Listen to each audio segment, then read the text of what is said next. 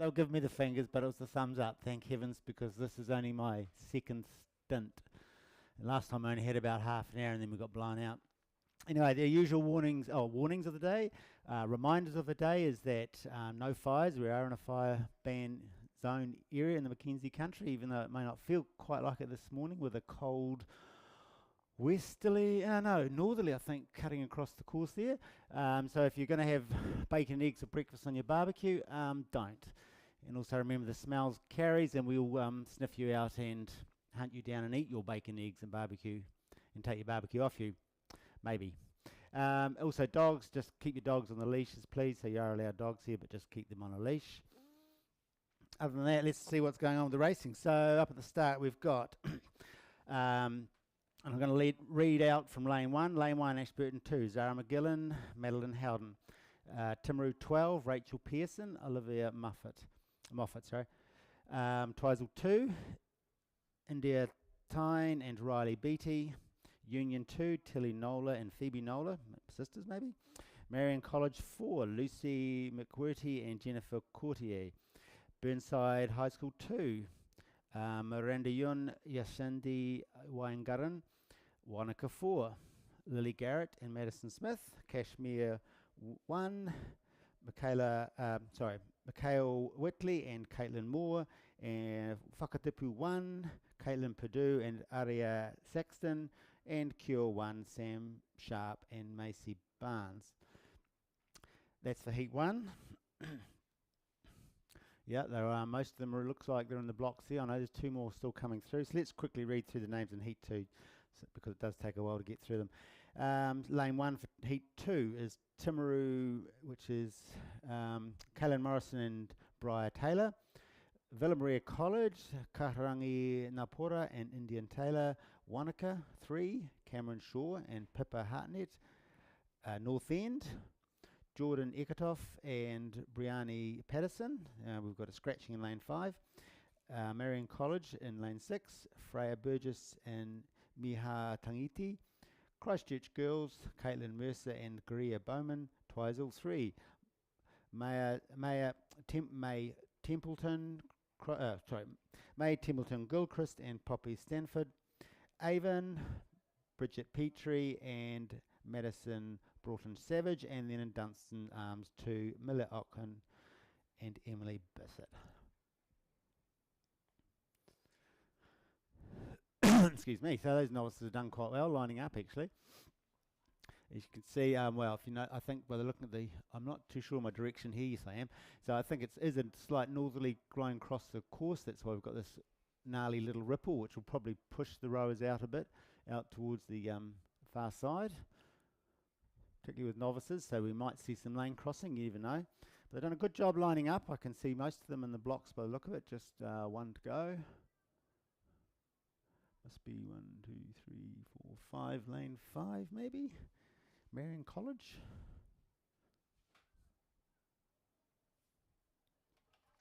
And apologies when I'm calling them down the course. I do struggle with recognising all these colours. I don't know most of them, to be honest. I mostly know the Southland and some of the Otago area colours. So if I get it wrong, yeah, I'll get it wrong.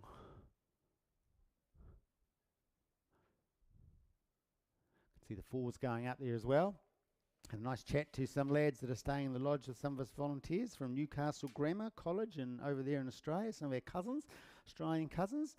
These lads were telling me their preferred race is the quads. They don't normally row the sweep race. This, by the way, is race 6, I think. No, race 5, is it? This will be race 5 I'm talking about, boys under 17 Cox 4.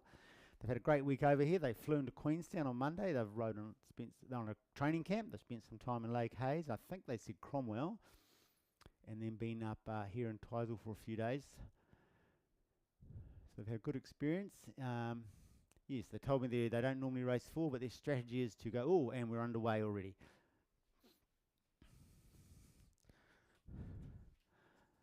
So the race has started. It looks like we've got 1, 2, 3, 4, 5, 6. Looks like Burnside, lane 6, had a really good start there. They took off. Got some steering issues already. We've got a lane... Lane 7 is starting to cross over into lane 8.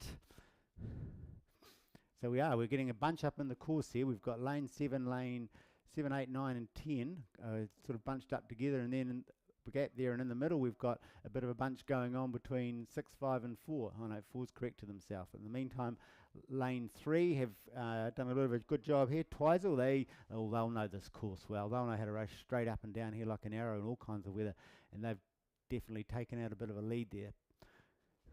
Back to, I reckon, lane 2 and Timaru, who do a bit of training up here as well, I understand, so they'll probably be onto it as well. But in this stage, it looks like it's Twizel coming up to the island there. Back to lane 2, Timaru, maybe lane 1, Ashburton. There's 3 crews that train up here. They'll, as I said, they'll know it quite well. And then maybe over onto the far side, lane 7. Who was that? Wanaka? Or maybe lane 8. But at this stage, I'm picking that Timaru and lane 3 have got it under control. Try the old binoculars now. It's a bit hard with the old sun reflecting off the water. Yeah, it's hard to see these inside lanes. But from here, it does look like lane 8, Cashmere, maybe. Taking a bit of a lead here, not far, because earlier on Timaru were probably about a boat length ahead of everyone else, I reckon. They had a really good start. They went nice and straight. They carried on. Got a good quick 10s in there, I reckon, to get themselves pulled ahead. Keep it pretty simple for novices in terms of that kind of tactic, I reckon. Yeah, I can just see them coming into view now, so I reckon that's Timaru.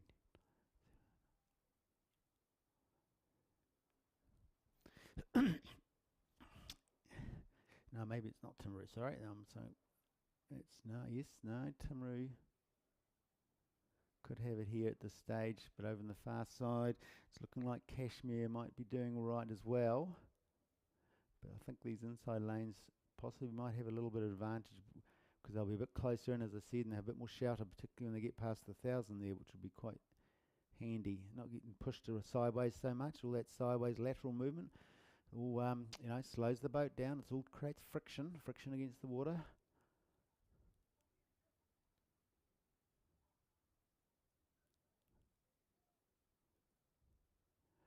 I actually can't see lane 2 through my binoculars, so what I'm actually looking at is lane 4, which is Union. So Union look like they're in quite a handy position here, but once I'm sure I get better sight, I reckon Timaru will still be in their position.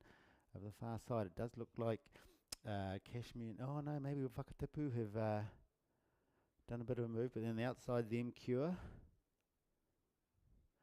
From this angle overall, it does look fairly, other than a couple on the front, looks fairly evenly spread out across the course. Reasonably in a line.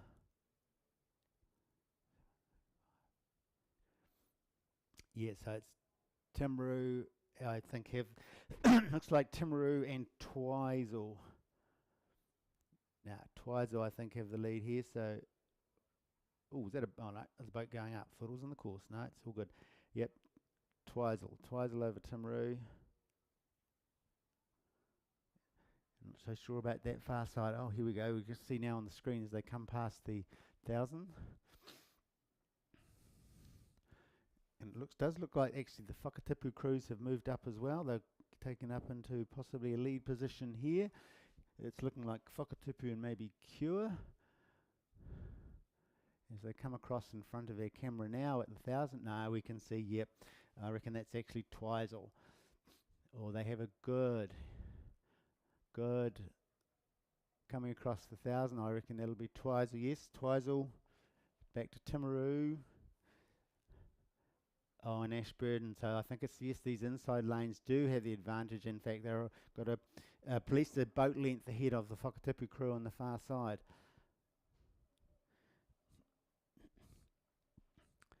This Twizel crew, they seem to have it well under control. As I said, they'll know these waters well. This is their home waters. How's that for home waters, eh? South Island rowing, the great Lake Ruataniwha, and that's where you train and you get to do all the major races.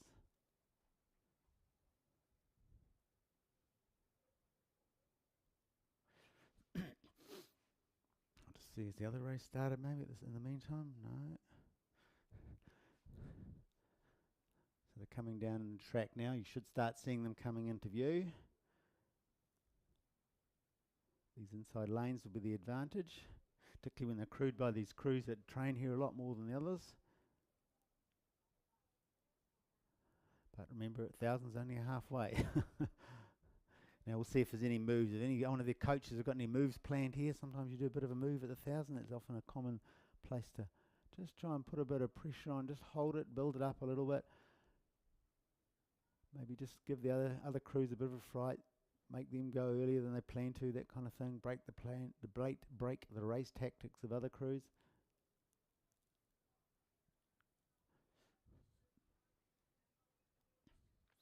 And it does look like that Heat 2 is also underway.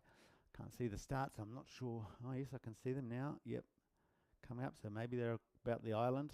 But let's just focus on these ones here coming down at the moment. Just keep an eye on those other ones if I see anything worth saying, but this angle I can't see the inside lanes, which I said probably have the advantage. Otherwise it does look like, in this case, that it's Avon 1 and lane 9 potentially are in the lead, probably back to Christchurch Girls in lane 7.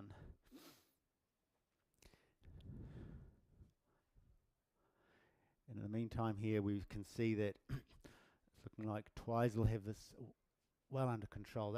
I reckon they may be 2 boat lengths over the Ashburton crew maybe. And the Timaru crews drop back. In fact, the Timaru crew is potentially, looks like the far side crews there are now making their move. This is where the fitness and endurance starts coming in.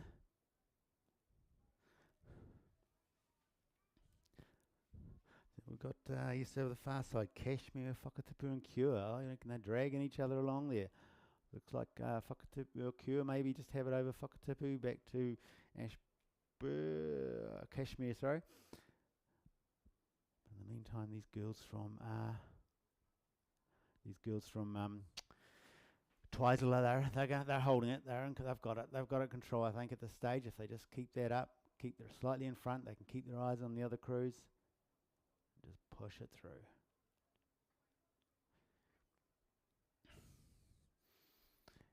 And they've already passed the 500 now. We're coming up to the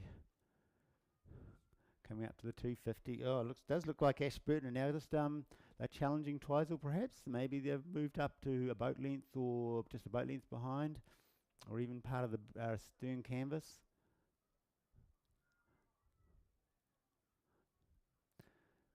I think it might be just a little bit too late.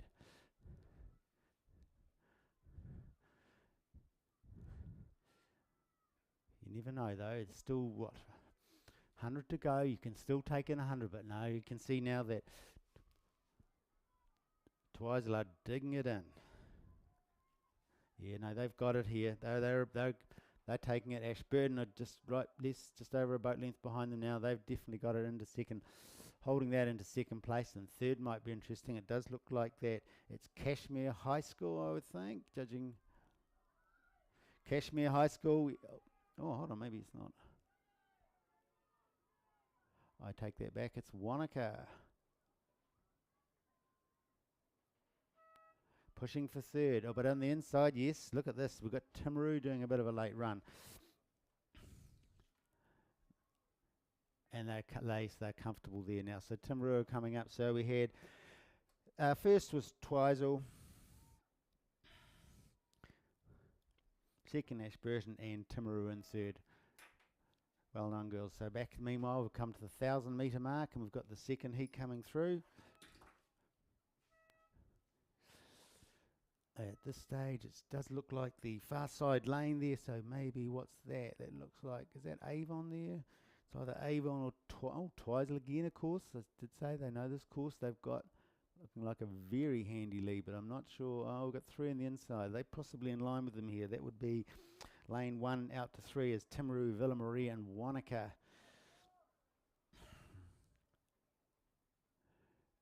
Although I think it's probably lane 2, Villa Maria and Wanaka. So at this stage I'm thinking we've got Villa Maria, Wanaka and is that Twizel? Twizel over the far side. Well done, girls, as they cross the line. The final ones come through on the heat 1, the women's novice double scull.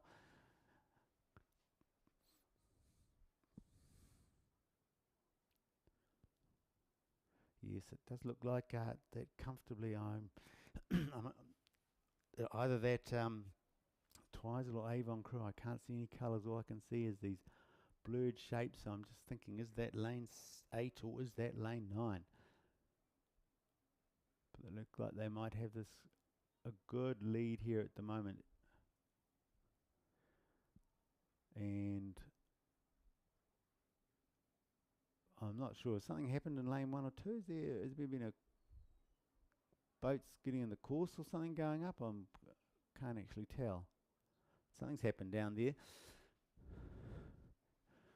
Oh, we can see a boat going up. Has there something happened in the inside lanes there? Were there boats running into each other? Whatever happened, it's of course made a difference, because this far side, this boat, this Avon or Twizel crew over the far side have definitely got a good lead now. The inside lanes, yeah, something happened there. They were held up. I can see there must have been a boat tangled in. Boats crossing the course, a bit of confusion going on there. And I was taught in racing that as soon as you see a crew in trouble is when you actually take that moment to put your foot down and just make sure you you can build a bit of distance to make them work hard if they're going to have to try and catch up on you again. But at this stage, it's this crew, and see if I can see some blades.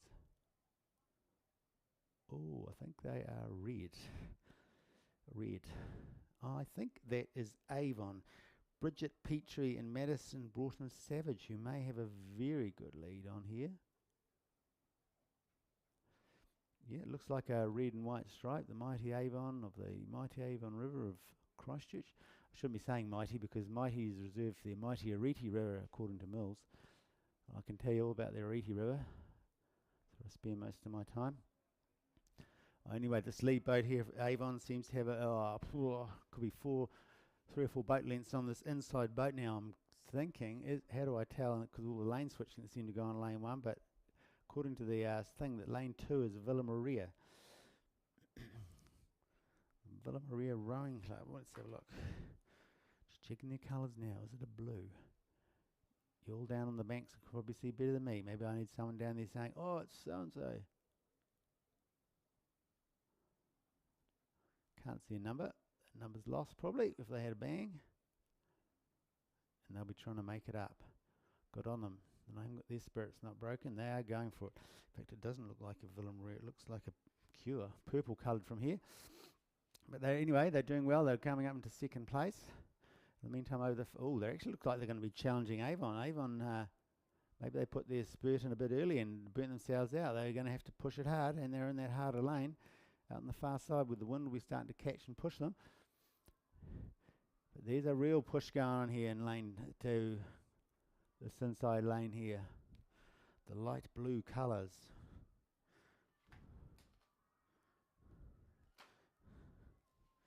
Doesn't help with my, I'm not even colourblind.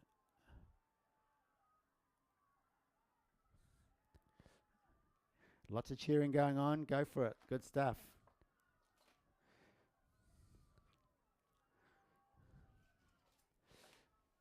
No, Avon's got it across the line here, and I'm not sure which crew that is, but well done anyway. Looking at my chart here, and I don't see a name that looks like the same as the colours of their shirts. So anyway, here you go. Give me a few years and I'll get that stuff sussed, not stuffed. And then over there's even a battle for third going on here. Just this crew inside lane 7, Christchurch Girls, well inside the coming up lane. They were well off course, and I think they just took third over the far side, which was Dunstan Arms. In the meantime, we're back to heat. Like I've lost my connection, so I can't give you any scores on those previous events. Sometimes happens with computers of today, you know what I mean? So anyway, we're back down to heat 3 is coming down the path, and they're coming up to the 1,000. So I'm going to see if I can look on the old camera to see how they're getting on.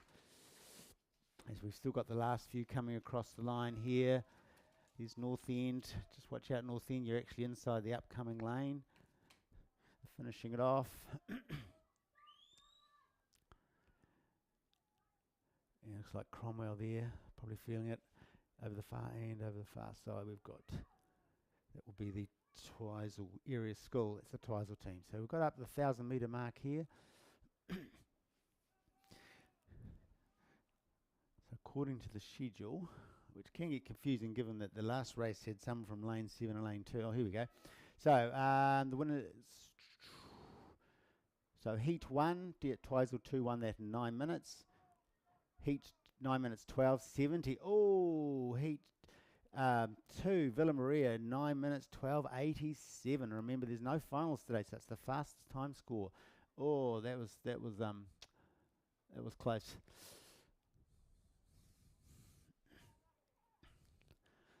So let's see who we got coming down here.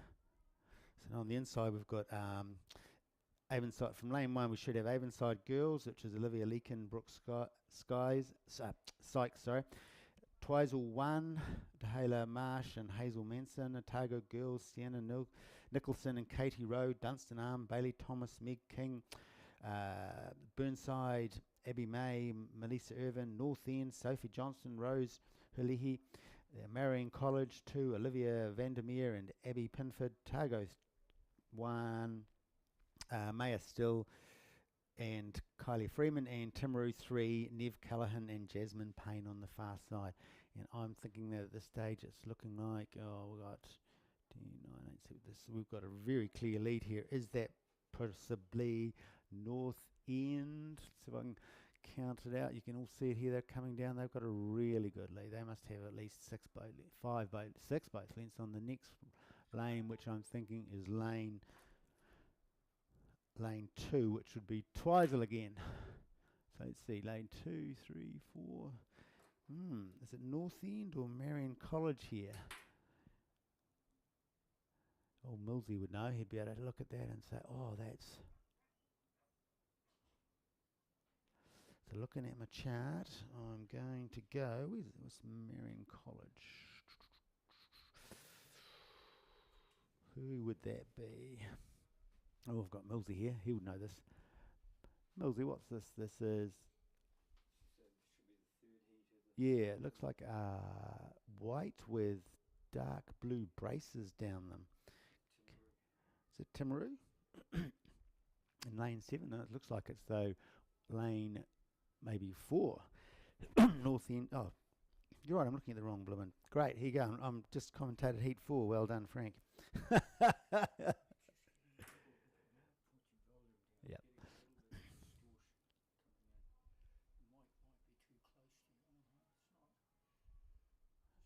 These girls have got it well in control, but they'll be hopefully thinking we've really got to push this because this is Burnside High School. Yep, I've picked the colours now. Burnside High School, Abby May and Melissa Irvine.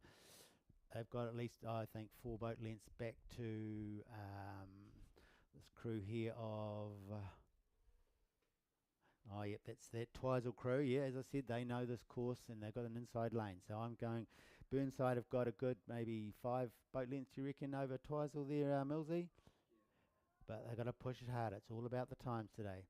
And then I would think we're going back to the far side, which is North End. North End in 3rd place. Sophie and Rose. Although they could be getting challenged here if they really put it on by these girls coming up the inside. What are they? Blue check. That must be a Otago Girls High. Yes, Otago Girls High. But I think the order looks pretty set now. We've got Burnside. They're 10 strokes away maybe from crossing the line, followed by the Twizel crew. And then North End, who have been challenged by Otago Girls High. They're really throwing everything at it. But I don't think they're going to take it. And then there's a good fair gap back to the remaining 4 crews, which are in a quite nice even line here. So yes, that looked like Burnside College, followed by Twizel in 3rd, and we'll see what happens in a minute with North End and Otago Girls, but I would think it's North End. and the other four are racing back, racing still continuing up. Racing's just line on us. In the meantime, we've got back to coming up to the 1,000 is heat 4, and I'll get the right heat this time. Who we got? So we got Inside Aim. We've got Wanaka 1, Carolyn Smith, Meg Ritchie. Then it's Avonside Girls, Sadie McFadden and Elisa Ufton. Avon 2, Izzy Brooks, Rachel Budget, North End, Charlie Sumner and Brooke Royal. Marion College, Petra Everleith and Charlotte Richards. Ashburton, Georgie Scammell and Isla Moffat. Timaru, Daisy Campbell and Skylar Seymour. Union, Tanisha Chinnery and Sienna Keneal. Dunstan Arms, Amelia Sutherland Harris, Charlotte Crosby and Villa Maria, Ruby Lee Holmes and Izzy Mott. Have passed the 1,000-metre mark, and I would think as the final 4 crews cross the line here and back at the 1,000. So who we got here? We've got oh, yes, because there's a bit of a spread out field. Got a couple of clear runners here. I would say it is that lane 9, Dunstan Arms, maybe, but just ahead of them could be Timaru. Dunstan Arms, Union, Timaru. I'm thinking it's Timaru or Ashburton. So it looks like there could be 2 crews there are battling for the first place at the moment. And just to let you know, in that Heat 3, that was won by, let's have a look. Race 16, yes, Heat 3 was won by Burnside in 8:52. 8:52.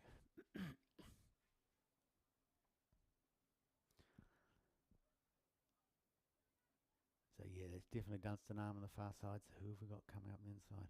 I find these darker colours are hard to see, but I'm thinking that would be Timaru.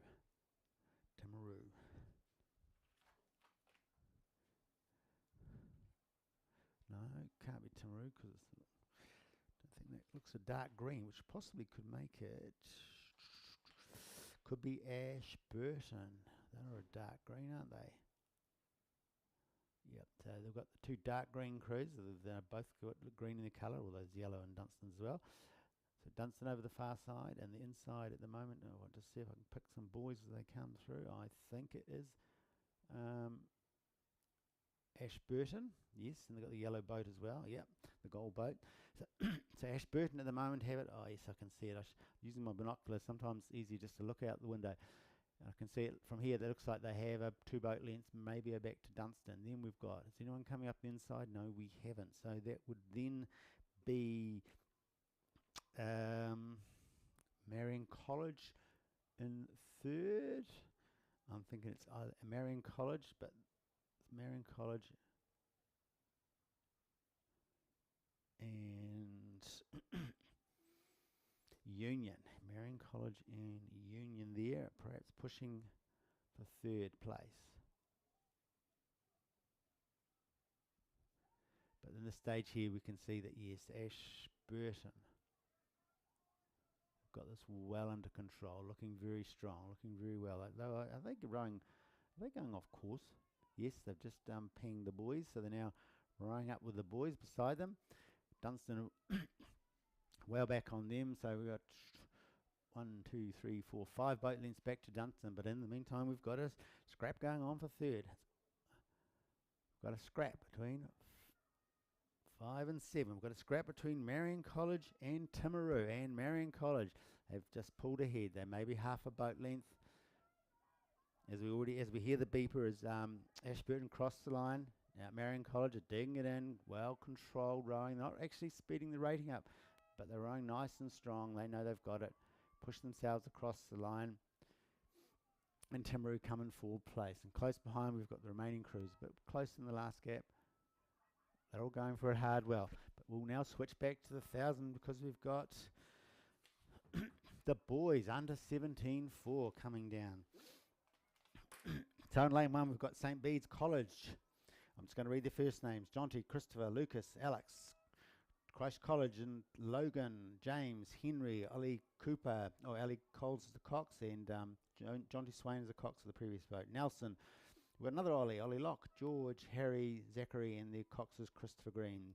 Newcastle Grammar from Australia, Lucas, Edward, Mitchell, Ronan, and their coxes Vincent. St Bede's College, Jake and Quinn O'Sutherland, Harry, Bruno, and Liam is the cox. Wairo, Aidan, Oliver, Toby, Drew, Blake is their cox. I don't know, I missed someone, didn't I? Oh no, two Blakes. No, there's not. Aidan, Oliver, Toby, Drew. That's right. Blake's the cox. St Andrew College, John, Bryn, Theodore, Jackson, and James is the cox. Christchurch High School 2, Benson, Riley, William, Harvey, and Lachlan. Christchurch Boys High 1, Jack, Sean, Harry, and Vilimu, and Liam McPherson is their cox. So coming up to the 750. Sorry, not yes. And it looks like we've got in lane 1, 2. Oh yes. What's we got? How many lanes we got in this race? We've got 9, 8, 7, 6. So it looks like it's possibly Wairo. The Wairo crew have the lead here, maybe. 1, 2. Or is it 9, 8, 9, 8, 7, 6, 5? Oh no. Could be the Newcastle boys, actually. So I'll see if I can see what their colours were. I couldn't remember what they showed me yesterday. But the boat's rowing strong. They've got a good position here, but there's some crews challenging on this side. And over the far side, we've got Christchurch Boys High having a go at them. But these boys here in a red boat have got this well under control, rowing really strongly. Nice sweep. I do like sweep boats. Mind you, I like all boats. And they've got a tandem rig by the look of it. Lane 5. There we go. St Bede's. My apologies, St Bede's. So St Bede's got this well under control. Back over to Christchurch Boys High School on the far side. Everyone's starting to dig it up and challenge. They know they've only got maybe 20 strokes to go if they really push it in. St Bede's are rowing strongly away, but they've definitely picked up the rating. But third place is going to be interesting. So we've got looks like St Andrew College is trying to go for third, but in the meantime we've got Christ College are coming them, challenging them for third. And there we go. St Bede's has just crossed the line. Well done, St Bede's. Christchurch Boys High School, but then Christ College looks like they're going to take third. I'm just going to stand in my line here so I can see. Second was Christchurch Boys, and third was Christ College. Well done, crews. But a beeping at the end there, quite a close finish for those third, fourth, and fifth. So come back to the final crews there, still putting it in. They're driving themselves through the end and finishing off strong. Always good to finish off strong. And meanwhile, we go back to the women's under 19 Cox Quad Sculls, Heat 1. There's 8 crews in this. We've got Union, Michaela in lane 1. Union, Michaela, Abella, Rose, Jamie, Cox by Peter, Wanaka, Kate, Lola, Anika, Anna, and Lauren is the Cox. Waihopai, Caitlin Hamilton, Caitlin Whitaker, Thea, Holly, and Sophie Kundal is the Cox. St Andrews College, Libby, Jasmine, Alice, Abby, Ella McBride's the Cox. Columba College, Anya, Oliver, Poppy, Sarah, and Kate. Then we've got Nelson, Emma J, Diane Fabach, Casey, Amelia, Juno, and Erin is the coxswain. And then we have Marion College, Faye, Miller, Tessa, Francisca, and Jessie is their cox. And they're also coming up to the 1,000 metre mark. Remember, we're releasing races about every 4 minutes here, so they're just flowing down. Incidentally, that last race was, yes, it was won by St Bede's College in 7 minutes 10. Newcastle boys were down in 7th, but good effort. They said it wasn't their favourite boat. They'll be a look. We'll watch out for them in the quads.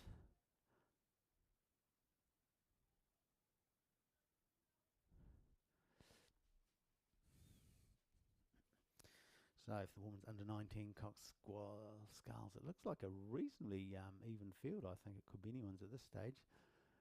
Definitely looks like we've got who's in the middle lane there? Middle lane looks like second lane 2, perhaps Wanaka.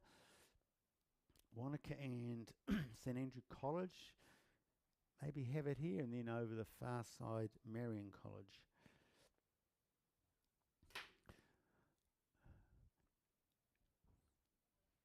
Just seeing here, we've got, yeah, there's definitely Wanaka in the lane too there. I think though, it looks like the far side there, which was, as I said, Meridian College have just put their foot down a little. This is the girls under 19, so these guys are generally pretty experienced. They've been rowing for some time now. Looks like the water's calmed down a bit as well. I'm just looking at the old wind vane. She's not spinning around as hard as it was, so it takes away some of the advantage on the inside lane. So it's Meridian College here. But then I think they've dropped back. Oh no, we can see in this. We can see in lane. What lane is that? We can see this middle lane here have moved up. So that's St Andrew College, is it? We'll have a quick look. Hello, Milsey.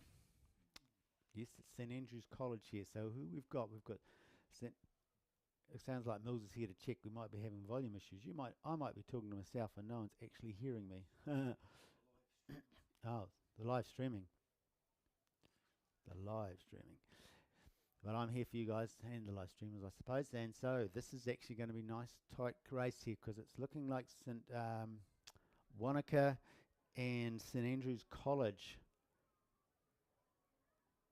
I think Wanaka is now putting the heat on. It looks like they might be going to get past St Andrew's College here. Now we're going to see them really start to drive it. Yes, here we go. So was that their race tactic? Are they rabbits? Or are they rabbits that sprint at the end? And yes, here we go. We can see now Wanaka controlled. Good. Oh, nice timing for both teams actually. But I can see that looks like St Andrews is just up there rating a bit, but there's Wanaka here have a nice strong drive through the water. A bit skying of the oars there, but you know, they've taken this very nicely over St Andrews College. And then over on the far side, it's St Marian's into third, closely followed by, who is that? Might be Waihopai, one of my local clubs. Waihopai just crossing now, and then we're coming back to this last crew. Right, so now we're going to race 20. He's already past the 1,000. This is the women's. This is also the women's under 19 Cox quad. There's 8 in this race. No, there's not. 1, 2, 3, 4, 5, 6. There's 6. Sorry, 6. Kashmir, Eliza, Abby, Thea and Poppy, Cox by Lucy O'Connell, Villa Maria, Lexi, Molly, Gabriella, Jess, Cox by Ruby, Whakatapu, Pippa, Madeline, Emma, Anika, Cox by Amelia, Burnside, 1, Emily, Megan, Jessica and Poppy, Cox by Georgia, Nelson, Gracie, Chloe, Mia, Fern, Cox by Kira, and Otago girls, Emma, Sophie, Danielle, Maggie and Cox, also by a Ruby. And at this stage we're looking like, we have in the lead here, I think we've got this inside lane, is that? Which would be Kashmir. Oh yeah, it definitely looks like yellow with purple stripes. So we've got Kashmir, I think we've got on the inside lane here, and then maybe in lane, the second outside lane, Nelson there in second place, although it could be up against the Whakatipu crew there, and then on the far side Otago. So it actually looks like this is a reasonably close race, though I believe that Kashmir potentially has a length on the next crew, which would be Nelson. Got it right. Got Millsy sorting out the stuff here. He says he's not a technician, but he knows far more than he lets on, I reckon. I'm a very modest man.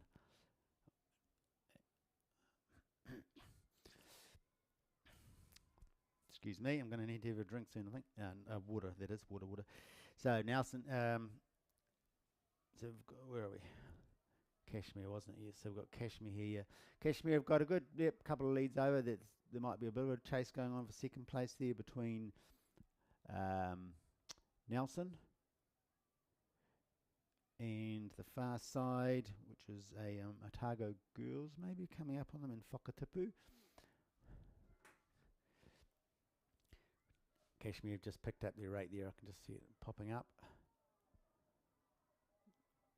But they're not like they know they've got this race. But I hope they realise they know it's times. So I hope they're really driving in their best. But they're running very nice and smooth. Very nice all placement, all time, all together. Nice low. I don't see much missing angles. It's great. Back to Nelson, who also rowing strong. Putting in a last burst there just to make sure they hold that second position over Whakatipu and Otago Girls, who are challenging them. But it looks like Whakatipu have it into third, and they do. Back to Otago Girls.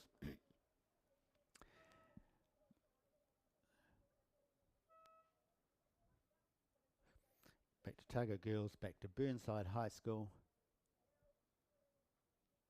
And then completing this race is Villa Maria College. And that race, the previous race, that was Heat 1, Wanaka 1, took that in 7:48. So coming down, we've now got the men's novice Cox 4. So they are at the 1,000-metre mark.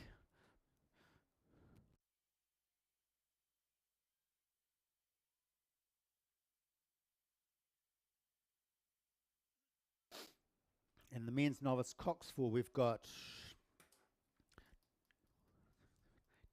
9 boats. So we've got St. Bede's 3 in lane 1. So reading outwards, Ryan, Zhonghuo, excuse me, Ashton, Daryl and Theodore is the Cox, and Nelson 1, Lucas, Harrison, Harry, Raphael, and Ollie is the Cox. Shirley Boys 2, Domingo, Hamish, Arika, I can't see the comment, JC and Olivia. Oliver's the Cox. Timaru, Harry, Ruben, Luke, George, and Toby is the Cox. Avon, Izzy, Elliot, Ashley, Isaac, Annabelle is the Cox.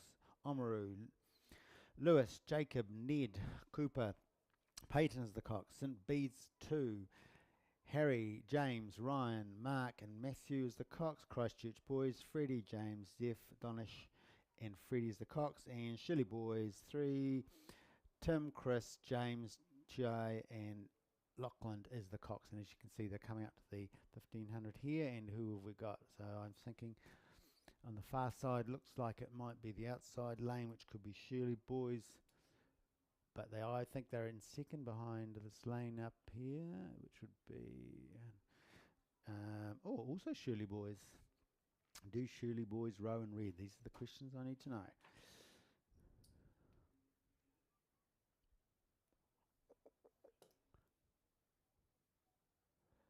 Or was that lane 4? Red tops. Sorry, St. Bede's. Looks like St. Bede's have the... Oh, no, if they are, they're in the odd place. I noticed before that some of these numbers have been shifted around.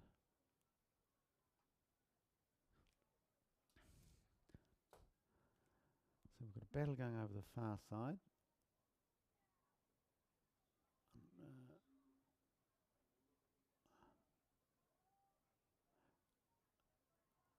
Sorry, I'm just trying to suss out these crews. Inside lane, it says Timaru, but that colour does not look like Timaru.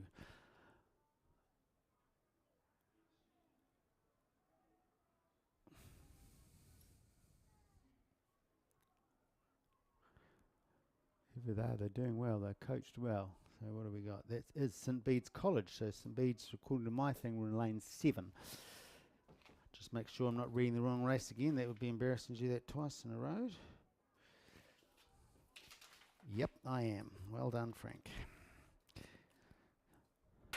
So not much commentary on that race, but as you can see, it's St. Bede's rowing strongly. St. Bede's novices rowing strongly to take the first position. And we've got a challenging here going on from St. Thomas to see if they can take second place over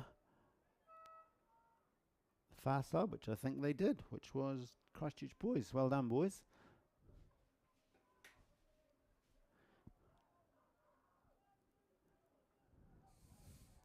Coming back to Shirley boys. Shirley boys 1. Looks like we've got another St Bede's crew here. Novices. Oh, just missed a stroke there. They're giving it their best. They're tuning it all.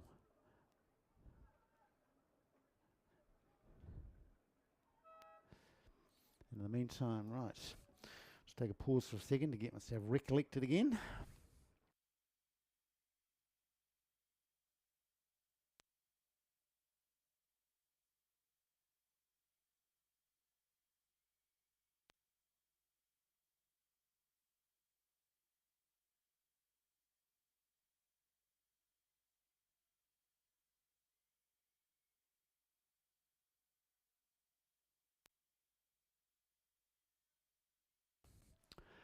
Right, so now we're back to Heat 2 of the Men's Novice Cox 4 Race 22. This is the one. We've got 9 crews in this race. So a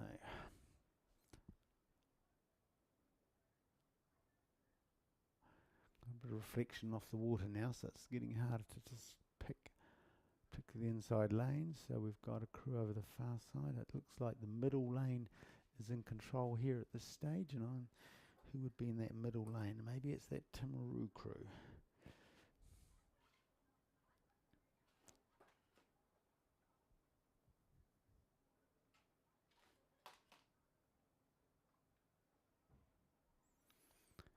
See if I can pick it out. Looks like there's 3 middle lanes here in the middle. So we've got 1, 2, 3. 1, 2, 3. So maybe that's lane 4, which would be lane 4, then possibly lane 5. Is it Avon? Maybe St Bede's. So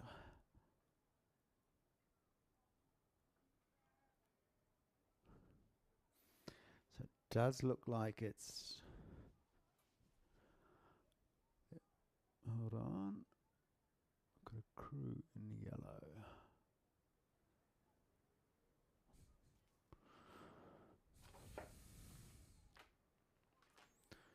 It could be Oamaru actually. Oamaru 1. Is that Oamaru 1? Which would be lane 6. No, that wouldn't be right. Sorry about this. Struggling a bit to pick which the crews, but it does seem to me that it is Oamaru 1 who are leading this at the moment, although according to my schedule they should be in lane 6, unless they've been moving the boats around again, or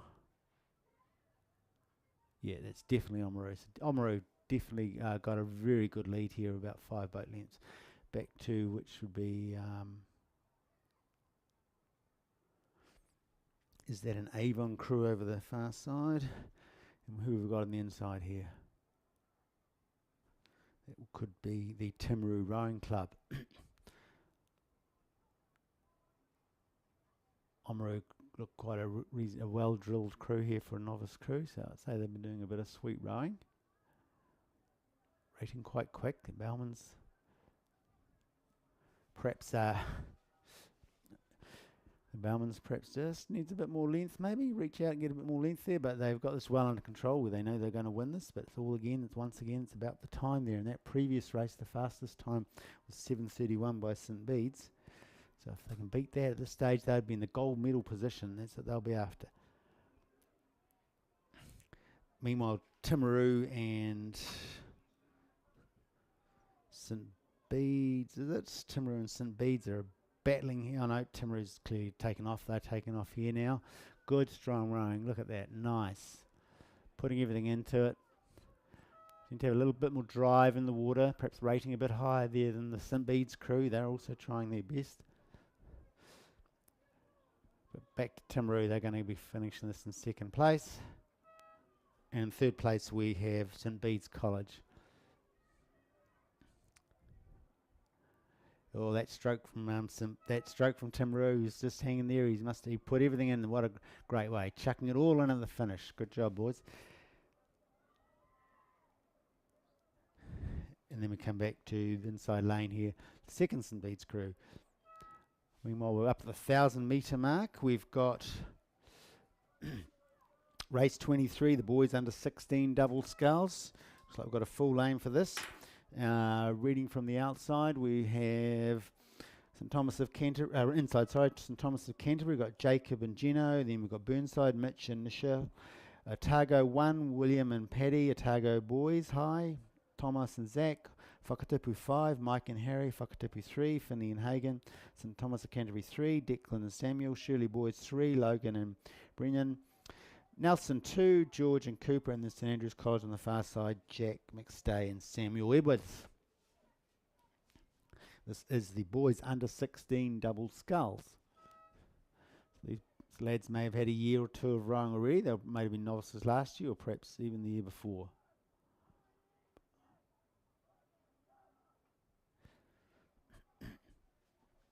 It looks like those centre lanes at the moment have it. What could they be? That be the two Whakatipu clubs maybe?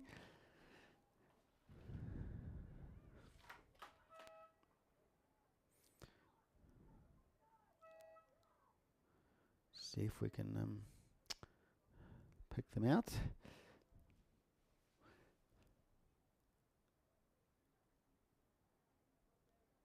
There's two crews that look like they're side by side there, almost. What do we got here? 10, 9, 8. Could be Shirley Boys and St Thomas actually, because Whakatipu in lane 5 and 6. So if we're going 10, 9, 8, 7. Oh, yes, that Whakatipu 5 could be also in that top 3. And then we've got a little bit of a distance back, maybe to Nelson and St Andrews.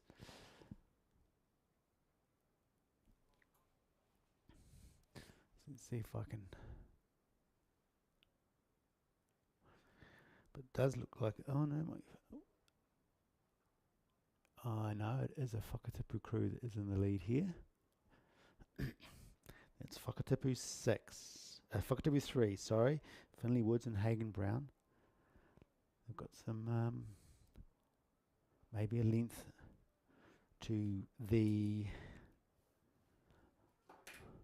St Thomas of Canterbury crew, but then on the inside here we've got another boat challenging for third, the Otago Rowing Club, Otago 1. But at this stage, yes, it's the Whakatipu 3 crew that have this. They're keeping their eyes on that other boat though. They're not going to let St Thomas of Canterbury take them. They've got their eyes on them, but they've got their boat length over them.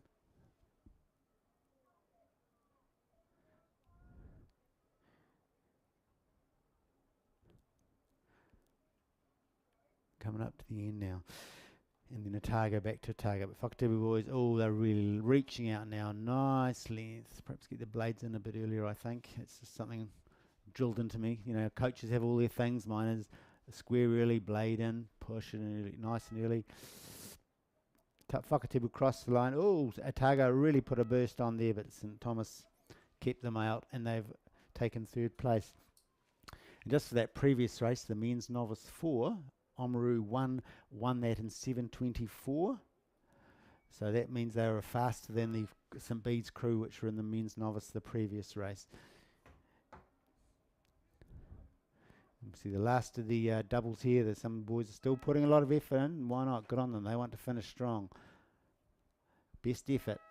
And now we're cutting over to the next race, which is also the boys under 16 double sculls, Heat 2. Another full race.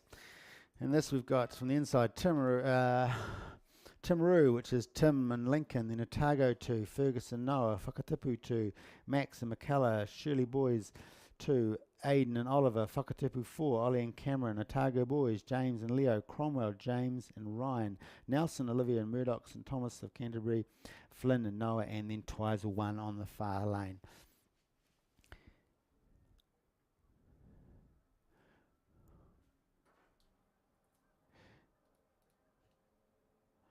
And looking like it's the far lanes that currently have this race in hand. It's potentially, I would think, maybe it's St Thomas again. They did well in the last race. I think they got third, didn't they? No, their colours are a bit dark to be them, I think. Going back to Shirley Boys, we've got some crews creeping up on the inside here, perhaps lane 3, which is Twizel 2. But in the meantime, we've got this boat over the far side. Struggling to see what colours they are. I'm thinking they might be that St Thomas crew, which would be their top one, if their numbers are any indication. And just behind them would be Cromwell. I don't think it's Cromwell, looks like Nelson. Have we got a Nelson? Yes, we have in lane 3. Yes, we have in lane 3, 8. So that's Nelson and 2. I'm thinking at this stage it's Nelson 2, St Thomas in 1,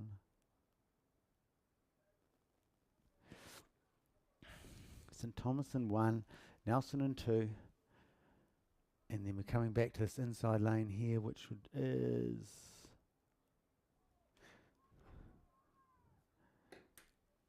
lane a gold boat, which is Whakatipu 2. Whakatipu 2, strong club these days, are doing really well. But these boys up in front here, St Thomas and Nelson have got this. St Thomas have got this well under control. Yes, it is St Thomas.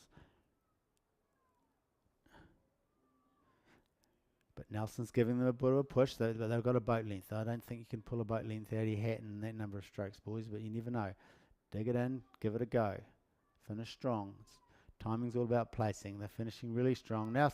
St Thomas is holding them off. St Thomas of Canterbury 2. Flynn and Noah took first place, followed by Nelson, and then we're going back to the Whakatipu crew, who are ending very strongly. Nice powerful drive there. Whakatipu crew 2.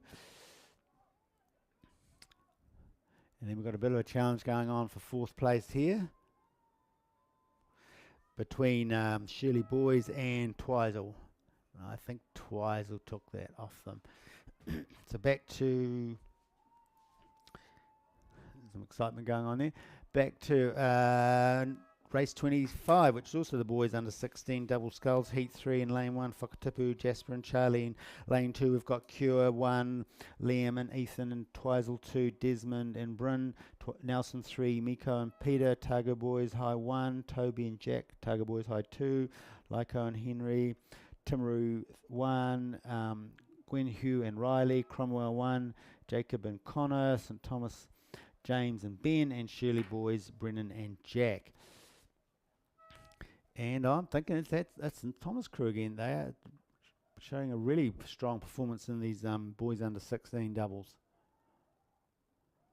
Picking that's them on the lane 9 there. Have a good lead again. Gosh, they're doing well.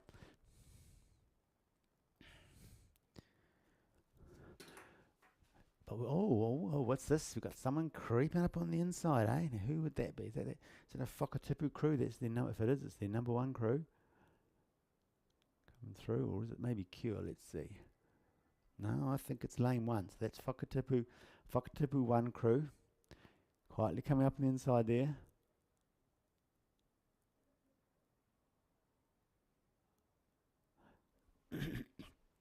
I think, but meanwhile, it looks like St Thomas over the far side have this really good distance over the other side. But if they're not keeping their eyes on the inside lane, if you're not careful, you can be pipped.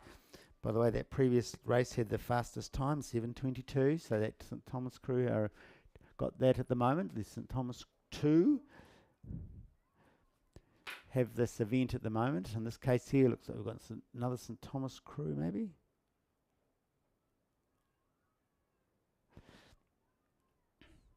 Oh, is it? Yep, so we've got the St Thomas 1 crew are now in the lead, but it's actually hard to tell because this Whakatipu crew on the inside are really putting the heat on. They really want to take it, and they can still do it. They've still maybe they've crept up to half a boat on them. Angles are really hard here. I can't see. I think they could take it. They've definitely got control over everyone else in this race. And I'm thinking Whakatipu are going to take it. So watch out, St Thomas. They have got you. Whakatipu here are now really driving. They've picked up the rate. Nice strokes. Nice even power on that stroke. They've now got a boat length over it, and well done, Whakatipu won. Took that over St Thomas of Canterbury. And then we're coming back to this crew here from Otago Boys High. And the far side back into Shirley Boys High.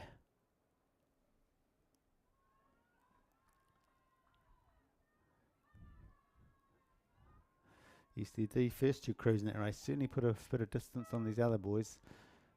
But they're rowing strong and they've finished. They'll be relieved about that. Now they need to get ready, get in, recover and get ready for the next race. And have we got another race coming down the track here? The boys under 16 double. Who have we got? No. Oh, it's the Masters race. Oh, yes, it's the Masters race. The men's Masters double scull. See if one of our fellow commentator Ian is in this race. No, I don't see his name.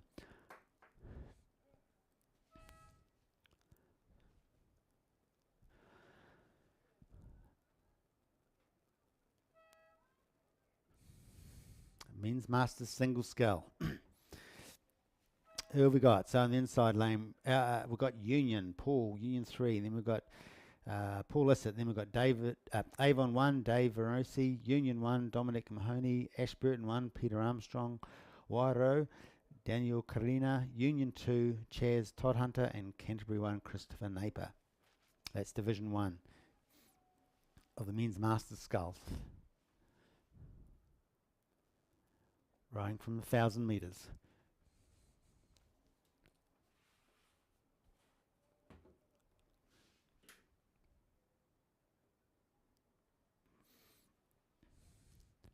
And in that previous race, the boys under 16 double scull, Whakatipu took that in 7:20. Oh, 7:22 as well. Now I didn't notice the actual microseconds, so I'm not sure. Because the previous race was 7:22 as well, so there you go. Very close. We'll wonder. I'm not sure which one actually won that overall. Won the event for the day. We'll find out. These men's masters are coming down. They're reasonably spread out. It looks like the lane is it lane 3? Avon Dave Vernosi 46. Now these races are all because of different ages. They're in grades and they're handicapped. So, for example, Union 3 was a D grade. Paul, he went at the start. Lane 2 was a C grade. He went 4 seconds later. The guy on the outside in Canterbury, Christopher, is A grade. He would have gone 8 seconds after the start guy left.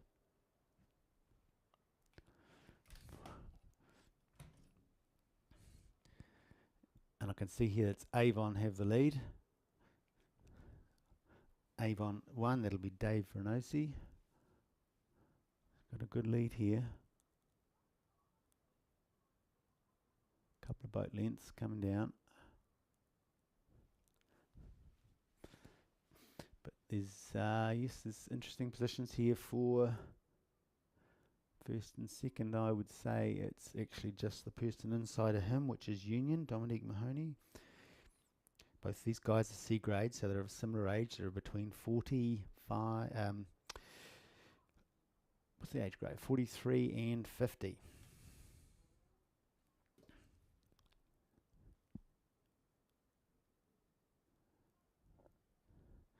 Then we go back to third place, which would be Wairo, who was B grade. So Daniel there from Wairo, he would have started 7 seconds behind these guys, or 3 seconds behind these guys, who would have started 4 seconds behind the D grade rowers.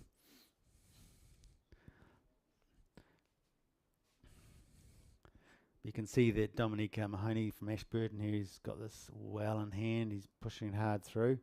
It's all about the times, mate, so just dig it in, push it through. Most masters, experienced rowers, not always, there's novice masters, a lot more novice masters around these days, which is really exciting, as we want to grow the sport in many ways.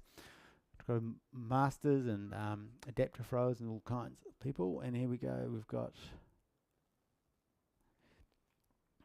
Union there with no number coming into second place. Rowing nice and easy. Back to Wairo, who's got third.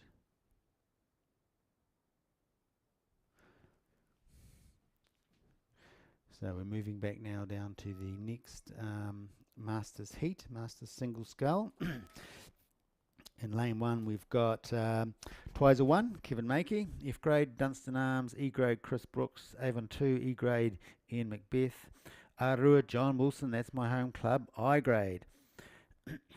Union 4, E grade, Andrew Thompson, Dunstan Arms, F grade, Quinton Annan, and Avon 3, E grade, Ian Cartwright. Ian Cartwright, the commentator. Sorry, Ian. I'm not allowed to be one-eyed and support you or my club.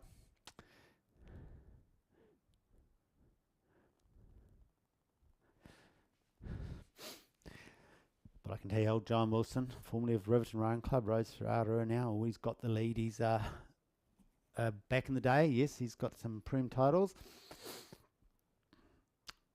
Wily old rower. Rowed with him last weekend in the double. Thoroughly enjoyed it. He knows how to row. And he has the lead. He said to me, that yep, he gets what? Well, for example, Ian Cartwright's E grade is 30, follows him 39 seconds. In fact, everyone's 39 seconds after him. He reckons he can do that. He can hold them off for 39 seconds. He's got a bit of pressure coming from on the far side there, John. Who's that? Looks like Dunstan Arms. That would be Quinton Annan, F grade.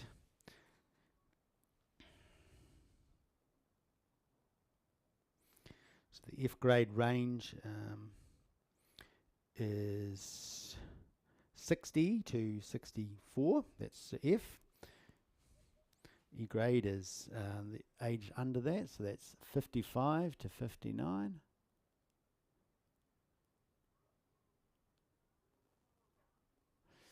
In fact, both the Dunstan Arm rowers are doing quite well there. We can see on the inside lane, Chris Brooks.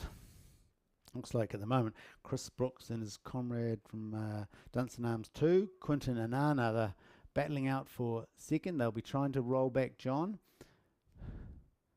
John will be doing his darndest to hold them off. He's, as I said, he's a wily old rower, so he'll know what to do. Although on the inside here, we've got someone putting on a bit of heat on the Dunstan Arm rower. It looks like Twizel, Kevin Maker Twizel.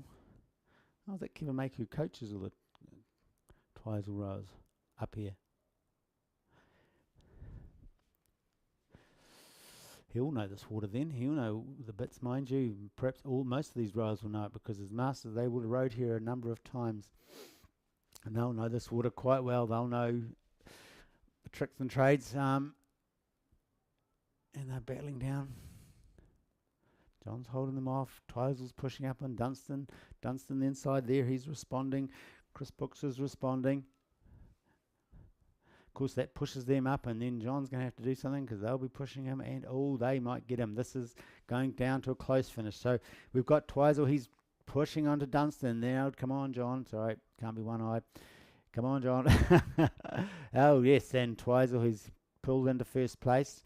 Dunstan Arms, Chris Brooks is pulled into second, and John Wilson from Arua is in third, followed by Dunstan's Arms on the far side. So going back to their previous men's masters, that was won in 4:07, Avon won. 4:07.74. I'll make sure I get these microseconds now. And that race hasn't completed yet.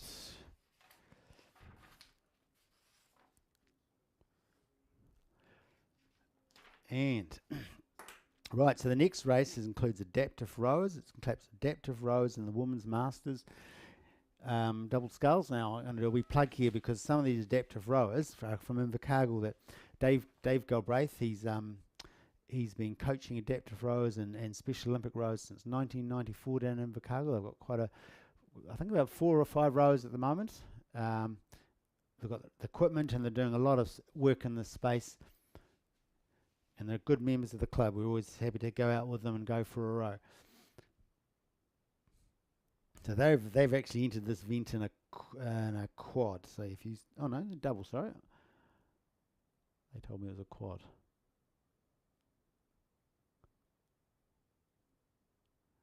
Oh yes, I can see it. Yeah, they're in a quad in the inside lane there. So we've got Nathan and Aaron, Grant and Lynette from Invercargill Rowing Club, coached by Dave Galbraith. It's called a regular entry. These guys do most of their training in a quad with probably got the wee floats on as well. And then we've got rowing up against the Women's Masters. So we've got Port Chalmers, always a strong club in Women's Masters for a number of years. Port Chalmers, United 1, Anouk and Karina. Union 3, Michelle and Anne. Union 1, Christy and Rebecca. Port Chalmers 2, Judith and Judette. Nelson Cromwell Composite, Maud from Cromwell and Erin from Nelson. Union 2, Catherine and Tanya. Port Chalmers 3, Cheryl and Alison. Avon 1, Megan and Johnson. And Union 1, Deb and Kirsty on lane 10. And it looks like, oh, man, I was losing track of that, is it? I used to on the far side there, gosh. Looks like they've almost finished. So we've got Avon on the far side there. I know they've stopped. So they'll go out of lane or something. And actually, it's a bit of confusion up here. That's a pier. Ignore that boat. So we'll go back to, it looks like we've got this outside Union crew, which would be Deb and Kirsty. E grade, so they went on the go mark. Got the lead over at the moment, but they've been challenged here by an inside crew of, what blue, light blue is that? Nelson. The Union, no, I don't think it's Union. Challenged by an inside crew here anyway of lane 4. It is Union. Sorry, I thought Union was dark blue. There you go.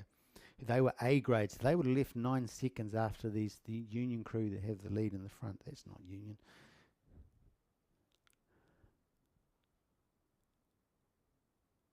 Maybe we've got something over this thing. So we're coming back to, and then we've got back to tussle going on. Who have we got here? Lane 5, is that Port Chalmers United? No, it doesn't look like their colours. No, that's the composite crew. Nelson and Cromwell there, I can recognise those colours coming into third place. There's a bit of battle going on here on the finish. These two Union crews, and it looks like the outside Union crew took that. Back to the second one, back to this composite crew who are just holding off the Port Chalmers crew, back to another Union crew, and in the meantime, the inside here, we've got a Port Chalmers crew coming up on them.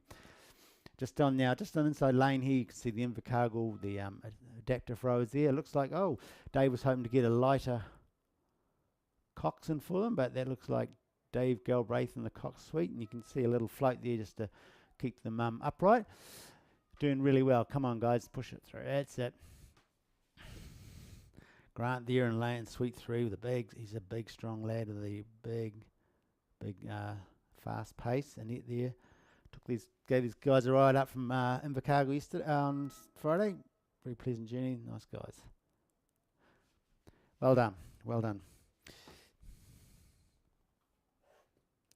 Just back to that previous men's masters race. The second one was won by Twiseland 4:47.96. So we've got the men's premier coxless pair oars coming down now.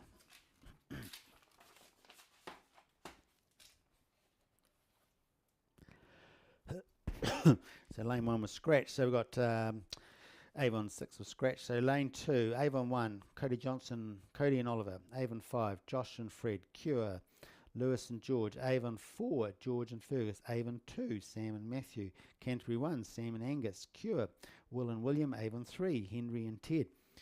So there's going to be a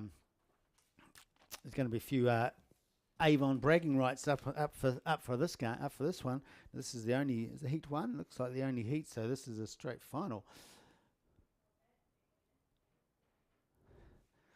So yes, there's 1, 2, 3, 4, 5 Avon crews. So half the field is Avon. They will be wanting to take some kind of honours and then lord it over their fellow rowers perhaps. And in the meantime, it does look like it's an Avon crew. It looks like Avon 1 in the inside here, rowing very nicely, but they're not that far ahead of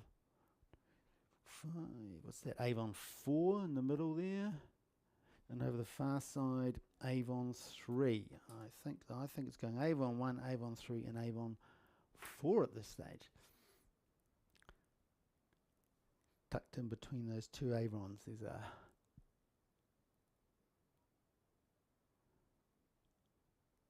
Canterbury crew, is it? No. Or is it Cure? So in the meantime, Avon 1 putting on a bit of a burst here. You can definitely see them picking up their rating there very strongly. That's quite an early pickup actually when you think about it. Well, it is for an old master like me. Driving it nice strong. They've really picked up their rate, wanting to hold off their Avon 4 mates who are rising to the challenge, as is the far side Avon crew.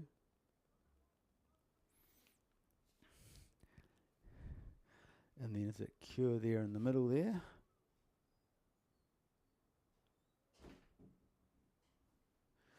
Yep, Cure there, back into 4th place. But yes, Avon 1 are going to take this by the look of it quite nicely. Oh, watch out, there's a single there. He needs to get off the course.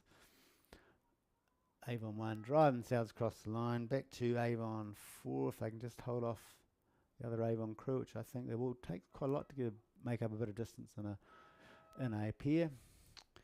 So that was an all Avon 1st, 2nd and 3rd. Back to a Cure team, Avon 4th. In the meantime, who we've got? We've got the just having a quick look at the Women's Masters. That was 1 in 4:16 by Union 1, Deb and Kirsty. Meantime, we're going back to the men's senior pair oars. So we've got the men's senior pair oars. We've got 8. No, we haven't. We've got 8 lanes being 1, 2, 3, 4, 5, 6 lanes 3 to 8 being used, and we've got 6 crews and only 1 Avon crew. So we've got Shirley Boys, lane 1, Hamish and Noah, Nelson 1, Ricky and Sam, Avon 1, Ollie and William, Cure 1, Louis and Lucas, Whakatipu 1, Ashton and Xavier, and in the outside lane, Dunstan, Matthew and Jed. And looking from here just through the naked eye, it looks like it could be Dunstan, Avon maybe, and Nelson have the leads. The lead 3 boats. Oh yeah, definitely an Avon crew there, but Dunstan I think have got this in place here. They'll be side eyeing just to make, because they're on the far side, side eyeing to bow to make sure that they've maintaining their lead perhaps, if that's their strategy. And then I'll be picking that it's Timaru. Not Timaru, there's no Timaru, is there? So that wouldn't be very handy. And Avon, and I'm thinking that's Nelson. Nelson and Avon there. Could be fighting for 2nd and 3rd. Yeah, it is Nelson and Avon.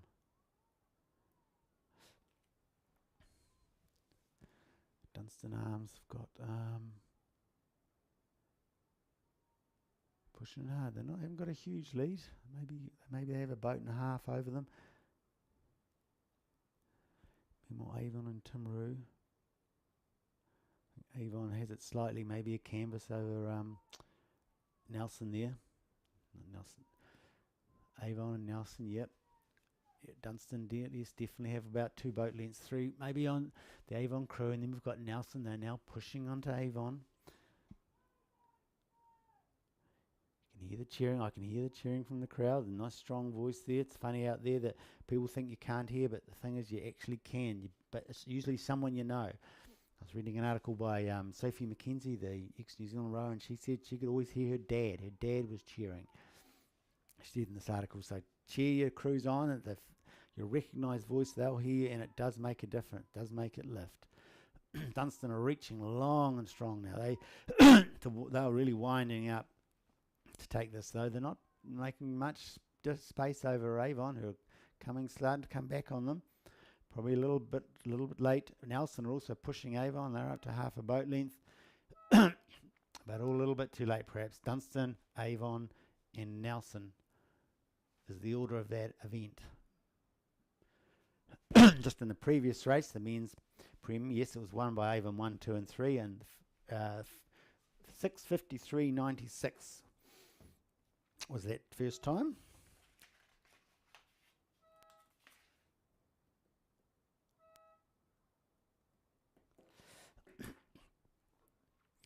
So, as all the senior Cox's peers cross the line, we're looking back to the girls under 16 Cox quads, heat 1.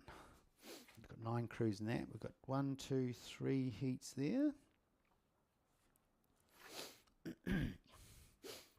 Looks like they're coming up to the 1,000-metre mark. I'm just going to take a break.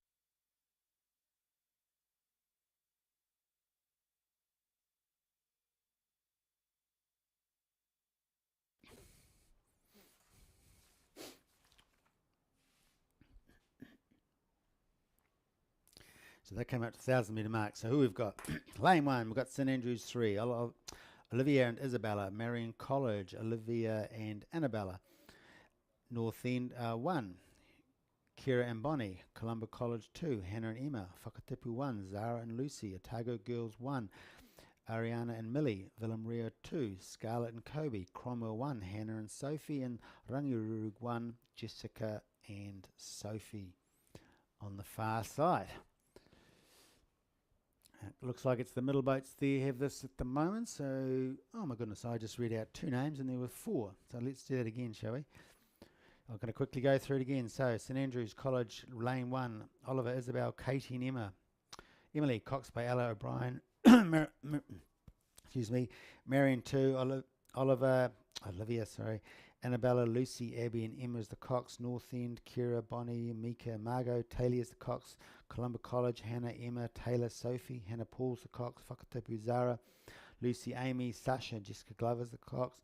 Targo Girls, Ariana, Millie, Eva and Francis. Meg is the Cox. Villa Maria, Scarlett, Kobe, Aspen, Maggie and Caitlin is the Cox.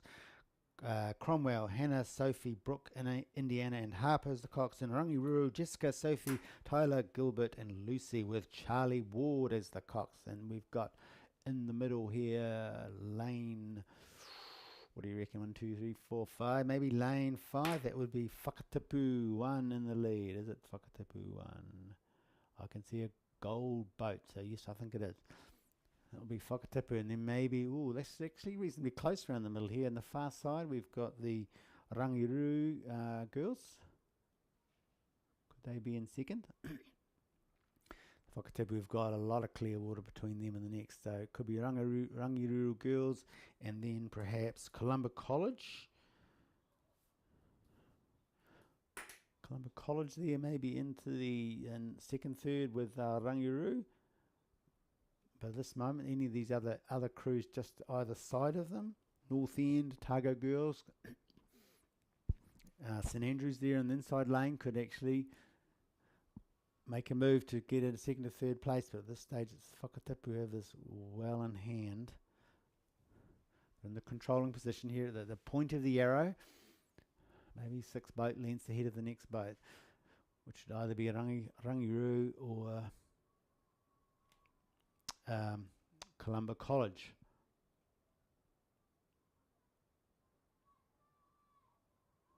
Yep, hear the sounds of the coxswain voices encouraging them coming across the water there, pushing them along. It's like Rangiruru and Columba College are pulling it clear of the other boats. Yeah, Whakatipu, well, look at this, rowing very nicely, nice and strong, good length. Under 16, so they could be novices, but probably had a year at least under their belt. Bit of skying all their Whakatipu, but good timing in the water. Good drive. They picked up the rating already. Rangiruru and Columba College are now starting to tussle it out for the second there.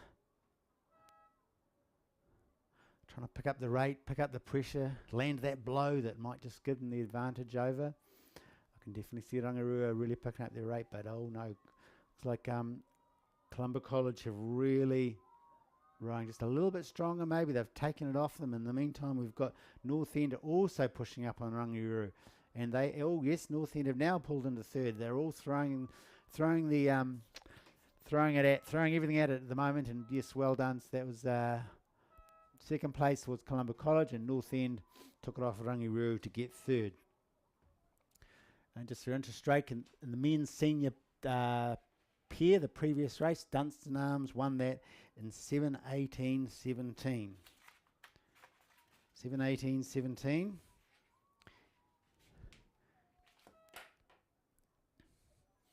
Back to the second heat of the girls under 16 Cox quadruple sculls coming down the excuse me, the course now. They're also around at the 1,000, so I'm going to quickly go through these names. Got Villa Maria 3 from the inside, Erin, Alicia, India, Jessica, coxed by Elisa Clark. Burnside 1, Julia, Olivia, Jessica, Millie and Georgia. Wairo 1, Trinity, Anna, Elisa, Georgetta and Molly. Meridian College, Petra, Charlotte, Naomi, Olive and Paige is the cox. Timaru 1, Briar, Kaylee, Scout, Maisie Jane, Harrison is the cox. St Margaret's, Mackenzie, Leonie, Bella, Josie and Neve is the cox. Kashmir 2, Annabelle, Karishma, Millie, Rose and Oliver is the cox. Columba College 1, Nova, Georgia, Anika, Matilda and Kate Baskerville is the cox. And then St Andrews on the far side 2. Yanth, Alana, Lucia, Abby and Emily Dajour is the cox. And at this stage, as you can see, it looks like that's a Columba College team. They have a really handy lead here over the other crews. So incidentally, Whakatipu won that last race in 7:46:75. And it looks like at this stage that Columba College might win this race, but we never know. So back from them, we have on the far side, we've got St Andrews College, but I think it's maybe this inside lane 2, Burnside High School, that have snuck into second place here. And I'm just checking my colours here. Burnside High School, yes, it's definitely a green with a green-white striped braces on their tops, coming down into second, and I think they're going to be challenging the far side crew, who aren't rating that high actually. The far side crew of St Andrew College for second. Meanwhile, the crew here from Columba College have this well in control and coming across the line very nicely, but they need to be thinking, get that time. You want that time if you want first place. It's best dressed wins in this case, or best time. But on the inside here, yes, we've definitely got Burnside. They've put on them gas here. You can hear the coxswain yelling away. Nice timing. They've pushed themselves ahead of the St Andrews crew on the far side, and then the St Andrews crew on the far side. Now, of course, they've been challenged by this crew, the Wairo from Marlborough there, the Wairo River. Just did some research around that area recently in the data space, and they've managed to just push it in for third. Oh, Columba College stopped early, and St Andrew College, I don't think they were across the line, but I'll wait till the thing comes up and we'll find out what happens there. And back to the final cruise. Gosh, there's some nice rowing there for under 16-year-olds. It's a credit to the coaching that's available in New Zealand now. It's good. And we're going back to race 33, which is the girls under 16 quadruple sculls. Right, lane 1, Avonside Girls 1, Gabby, Brooke, Jamie, Lydia, Cox by Ruby, Villa Maria 1, Kaharangi, Maisie, Lily and Nicole, Cox by Ella, Timaru 1, Libby, Abby, Lily, Isla, Cox by Tessie Westgaith, Cure, Macy, Hannah, Jojo, Annabelle, Cox by Hannah Thompson, Wanaka 1, Catty, Hannah, Ebony, Lucy, Cox by Lauren Benjamin, Christchurch Girls 1, I should say. Lily, Abby, Mighty, Jessica, Cox by Constant Milligan, Cox, Kashmir 1, Regan, Alira, Charlotte, Thea, Michaela, Whitley, There's the Cox. St Andrews 1, Molly, Chloe, Saya, Sophie, Cox for Robbie Miller, and Nelson 1. Zoe, Charlotte, Maria, Padria, and Maddie Taylor is their coxswain, and as you can see, they're already at the 1500. It's getting a bit much to get through all these names. I might have to sharpen it up a bit. So what do we got here? Looks like to me the leading boat is perhaps in lane 7. Is that Cashmere, I think? Cashmere, let's look. I'm looking at these colours here. I've just had Clive join me. He'll be taking over from me, and you'll have his dulcet tones to enjoy. You're probably sick of mine. Yes, it's Cashmere College here. Running quite nicely. Perhaps got a boat length over the inside of them, which would be St Andrews College. And then maybe I'm thinking perhaps lane 3, which would be Timaru. Let's see if I can pick the colours. I think that is Timaru. Maybe not. So I better check I've got the right race, because as you know, twice I've been commentating the wrong race. Yes, it's Timaru.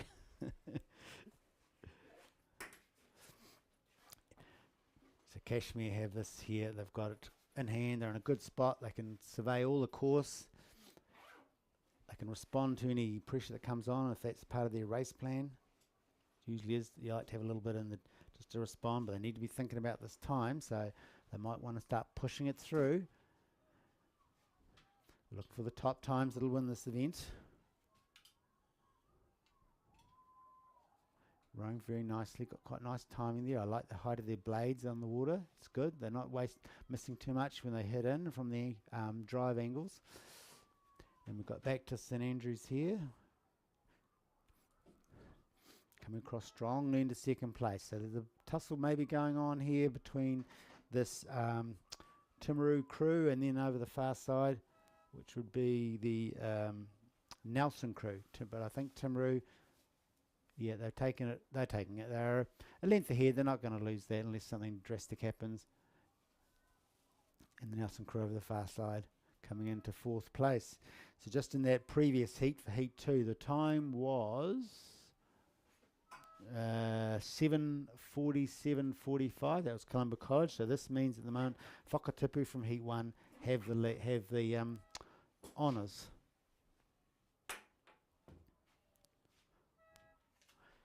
Back to the women's Premier Coxless pairs. There's only 3 boats in this race, and they're all from Avon. So once again, they'll be, arguing over who should win it, perhaps, unless they've been picked into their crews of Avon 1, 2, and 3.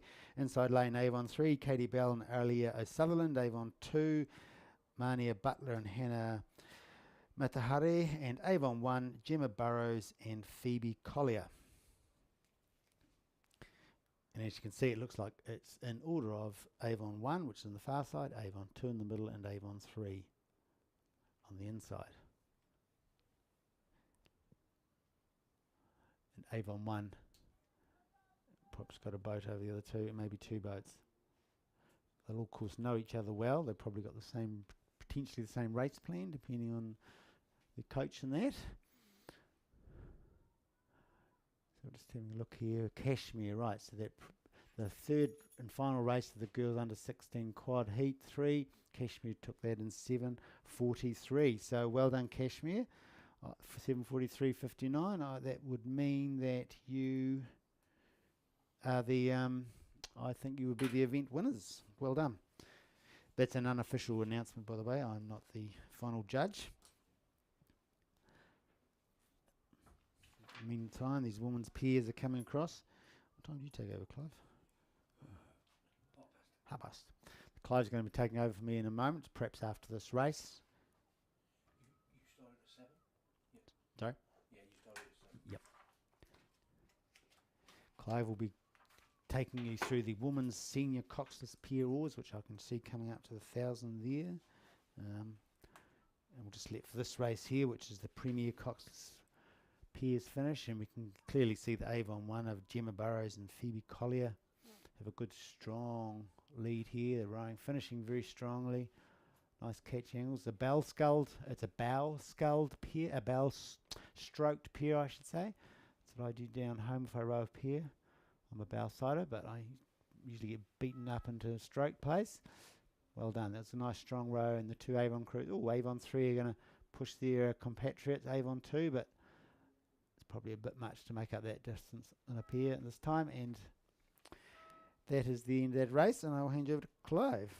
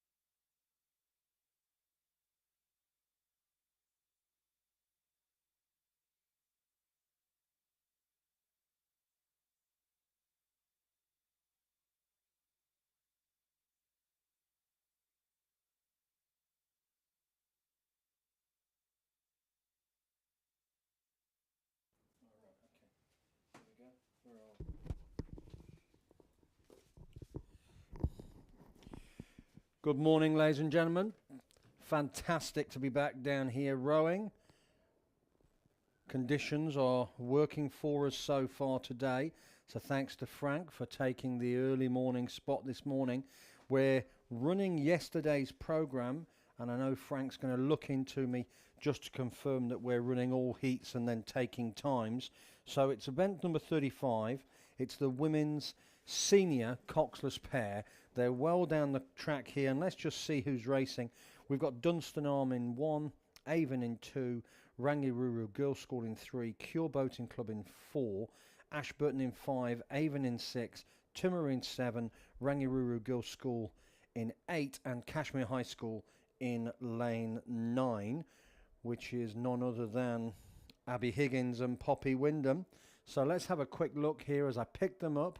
They're still in the red boys here, and it's a great race, looking really nice. Rangi out on the far side there. That's Sophie Payne and Sophie Kuziel. They're going along nicely. They've gone away from the Kashmir crews. Down in the middle here, there's another Rangi crew, another Rangi pair. And they're having a great battle with the crew from Dunstan down on the inside. That's Millie Scott and Stina Steffen. They're absolutely going toe-to-toe. Bit of a splash there from Dunstan, but they have come up on this Rangi crew. So, Dunstan, Millie and Stina up against Lucy Vance and Alice Ferguson. They have just been pushed back. It is Dunstan with a big finish.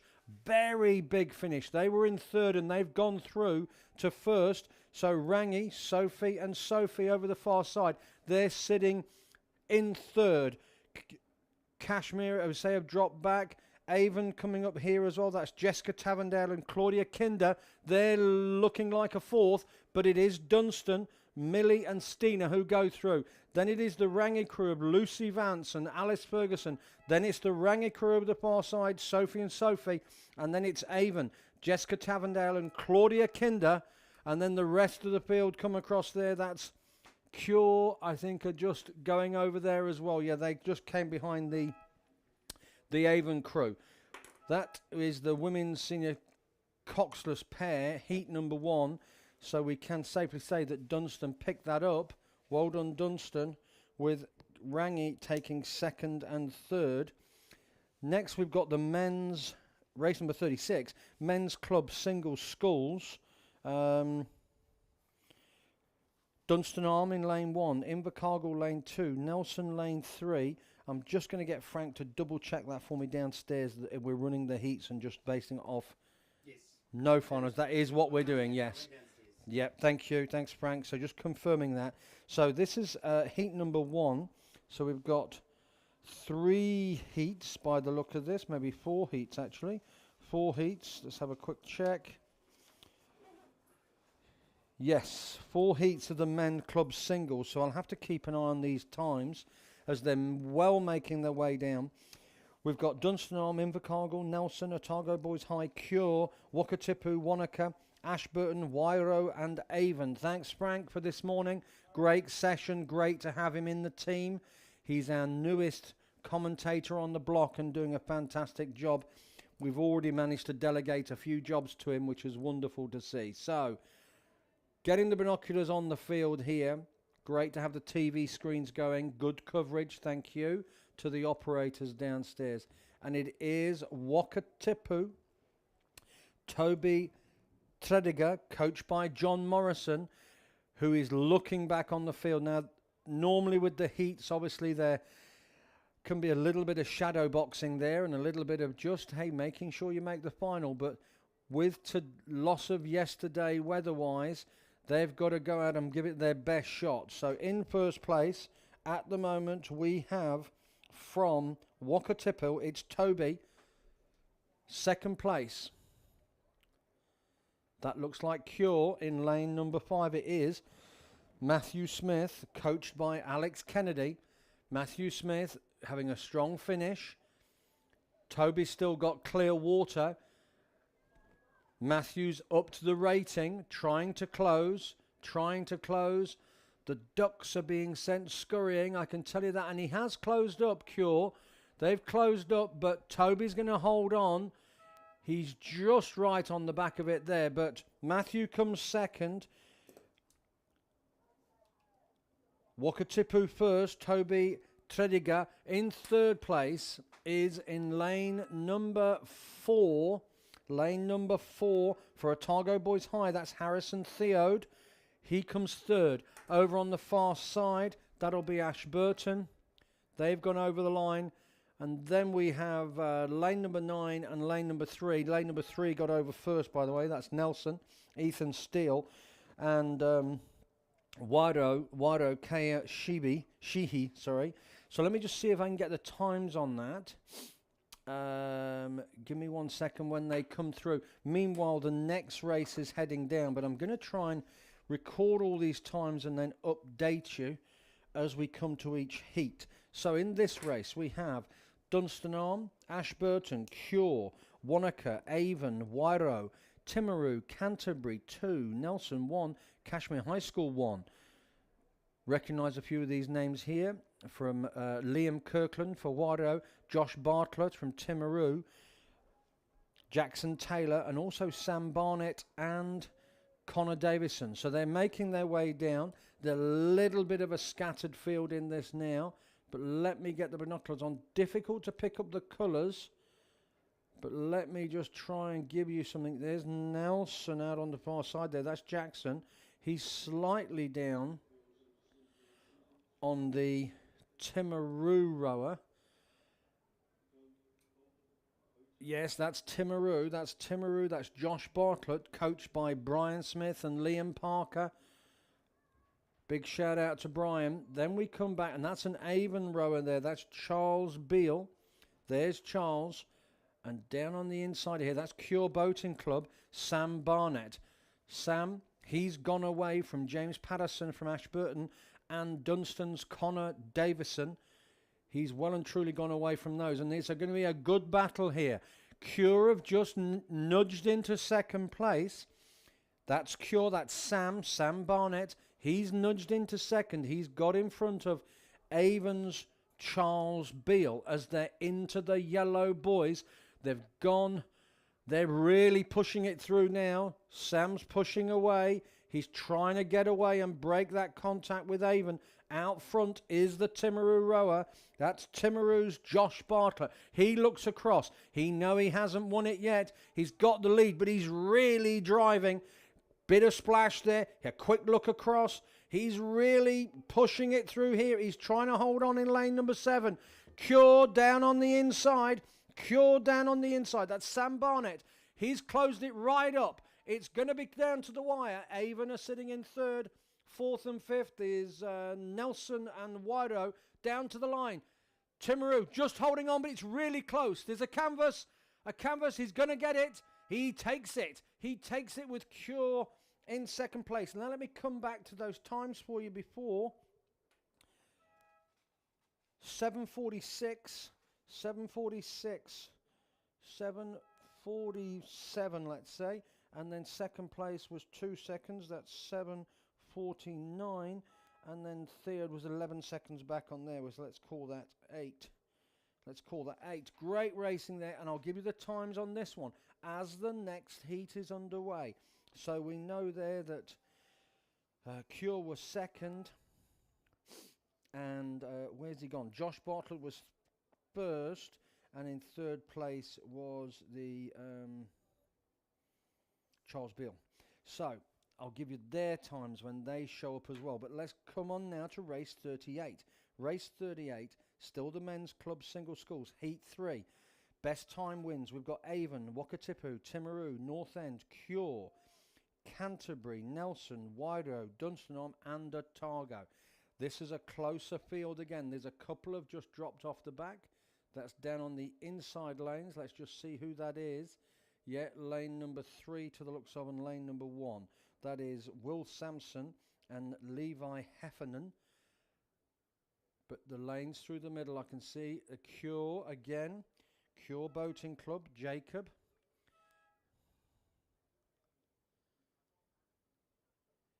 Yeah, Jacob has gone away from North End's Alex McKeever and Canterbury's Mark McDermott. Over the far side, there's a good row happening over there. That looks to be Otago. That's Angus Lowe. Angus Lowe is, he's still in the red boys at the moment. I'll try and pick them as I come across. Angus Lowe out in that lane number 8. Lane number 10. Lane number 10. No wonder he's so far out there. I thought he was in a different race. Lane number 10, Otago. They've got the lead. Second place down through the middle here is the Cure Boating Club, Jacob Wadley. He's sitting in second. Let's see if I've got those times from the last one. And I've got 7:46. 7:46 and then 7:46 and a half.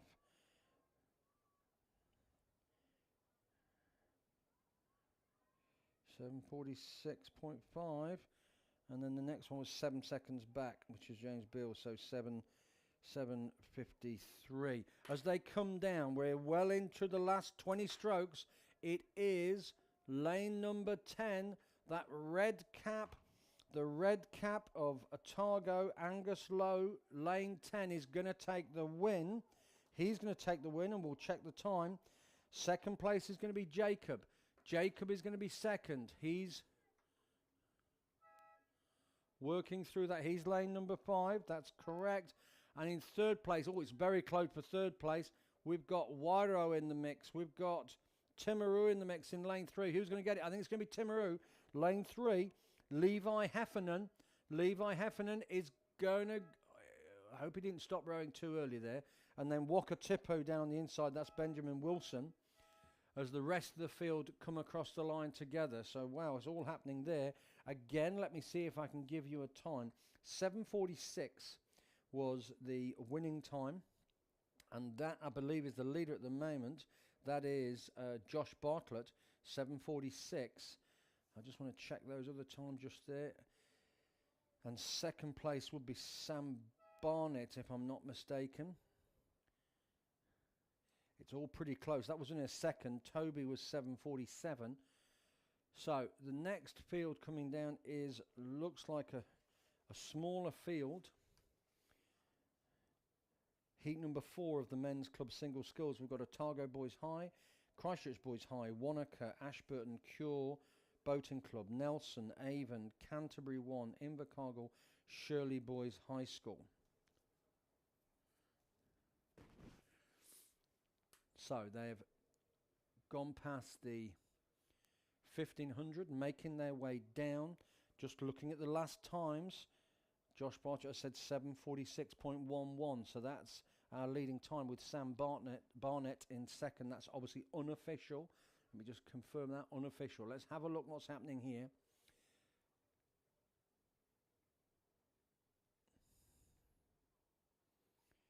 Tane Wilson has just dropped back a couple of lengths from Tim Chapman from Canterbury. In the middle, we have Cure Boating Club going up against Nelson and Ashburton, all pretty close. But let me just check down on that sleeper lane down here. That's Wanaka. They're a couple of lengths back, but it is indeed the lane number 5 of Cure. That's Theodore. Gianna Kogorokagus. I've completely mispronounced that, so apologies, Theodore. I think we'll just refer to you as Theodore G from now on. And Ashburton's Tim Connolly White. They are keeping each other very honest there. Theodore has a quick look across, the white cap. Big drive there from Ashburton. He looks across. He knows he's in this. They're all pretty close. Out on the far side there, that's lane number 8. That'll be Canterbury's Tim Chapman. He's sitting in 3rd. It's 1, 2, 3 here. Very close. Cure have just got, literally not even by a canvas. But I tell you what, Ashburton have really, he's gone long there. He's really gone long. It's neck and neck. The lead is changing with every stroke, but Ashburton have just got their noses in front, literally by a nose. He's gone away. He's gone away from the Cure rower there. He's going to take the win. He's going to take it. Cure Boating Club comes second, Ashburton first. Then over to Canterbury, Tim Chapman in lane number 8, who's going to come third. But as we know, it's the time that matters. So we come back to Angus Lowe. Angus Lowe in that previous heat.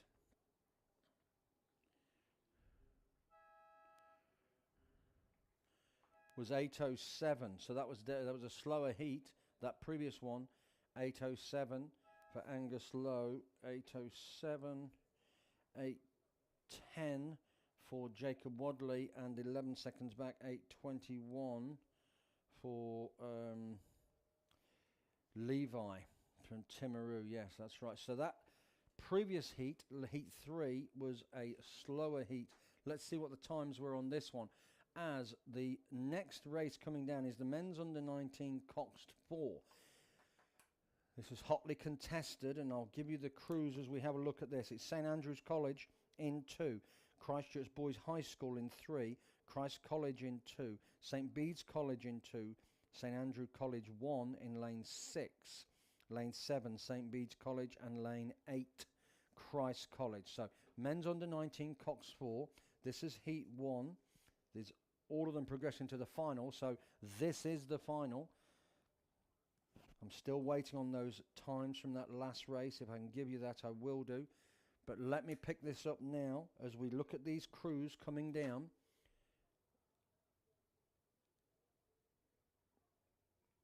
Okay, so down on the inside, I can call it quite early. One of the St Andrews crews just dropped a couple of lengths back. Outside of them is Christchurch Boys High School 1. They're going along nicely. They, in turn, have gone away from the Christ College crew in lane 3, who are having their own race with the St Bede's College 2 crew. So, over the other side, in the middle, St Andrews are just trailing. They're trailing St Bede's College. That's Alex Cowan, Lucas Corcoran, Callum Moore, Harrison Staples, and Luca Dredge is coxing, coached by Dale Marr. Great to catch up with Dale yesterday. Over on the far side. So it is the St Bede's crew who have just got it over by about a boat length, but not much in it. Still plenty to row for here.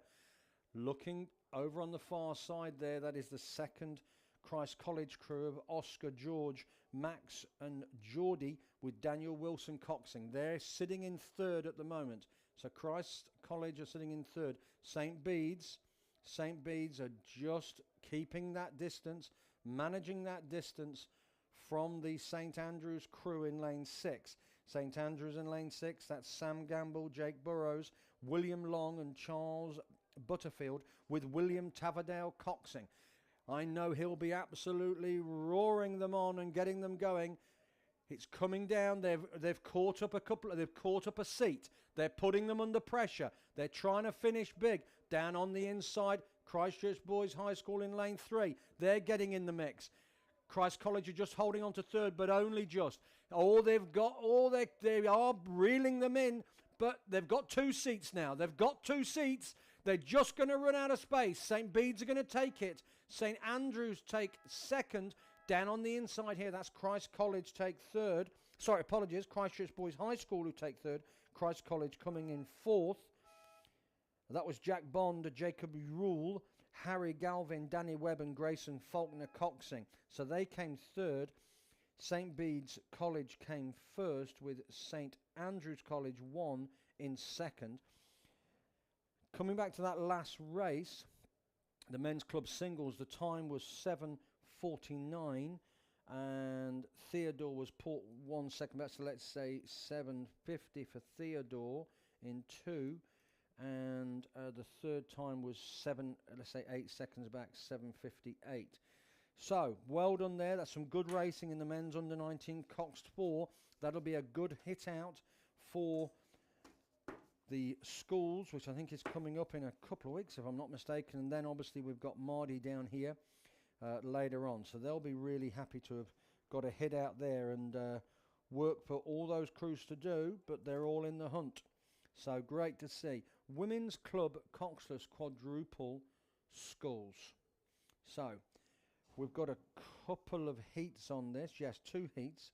So, again, we're going with the best time. I don't know. They might have even merged them all together in this because of the numbers, if there's been any dropping out. But I can't see anyone scratched as yet. So, the day's getting better. We can see a little bit of blue sky up there now. There is barely any wind at all, which is great. And it's great to see the green flag just outside. The green flag there laying against the mast, which is means it's not blowing a gale, which is a change for this season. And that means green for go, we are racing. So, Women's Club, Coxless, Quadruple Schools. See who's got in here. We've got in lane 2, Canterbury 1, Nelson 2 in lane 2, Avon 2 in lane 4, Dunstan Arm 4 in lane 5, Dunstan Arm 3 in lane 6, Ashburton 1 in lane 7, and Wido 1 in lane 8. This is the Women's Club Coxless Quadruple School. So they're making their way down. Let's pick them up. They're into the red boys. They're about hitting the 1,500 metre mark. They've actually gone past that 1,500 metre mark, and they're making their way down to the 1,750. So, good racing here as I pick it up on the binoculars. Dunstan with Wyro. So, Dunstan, let me get you the right lane for Dunstan. Oh, who's that down on the inside? Let's have a look down on the inside here. That looks like Canterbury Cashmere. Could be a little bit of composite crew there. Yeah, that's definitely a Cashmere top, but that's the Canterbury in lane number 2. Lane number 2, couple of lanes outside of them, that is the Avon crew.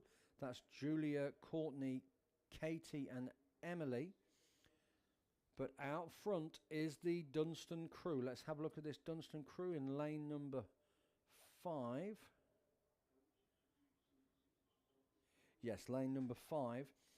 That is Lily Kane, Michaela Oliver, Tamara Gillingham, Summer Phillips, and obviously coached by Simon Smith. They've got this at the moment, and apologies, it's lane 6. Apologies, lane 6.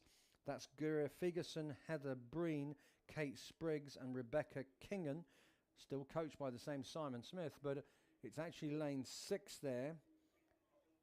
The Dunstan crew, they have got this over Wyro, which is Lexi, Emma, Charlotte, and Lily.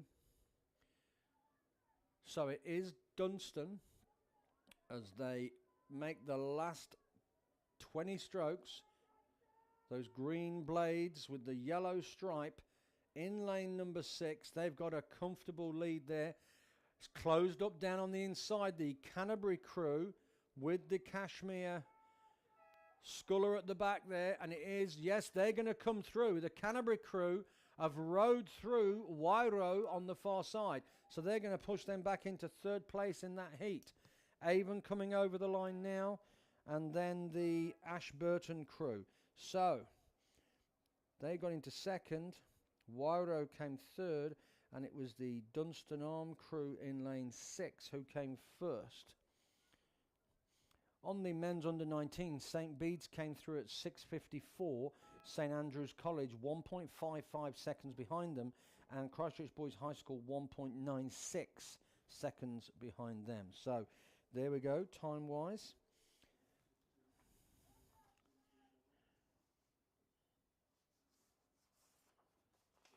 So putting those race sheets back in order.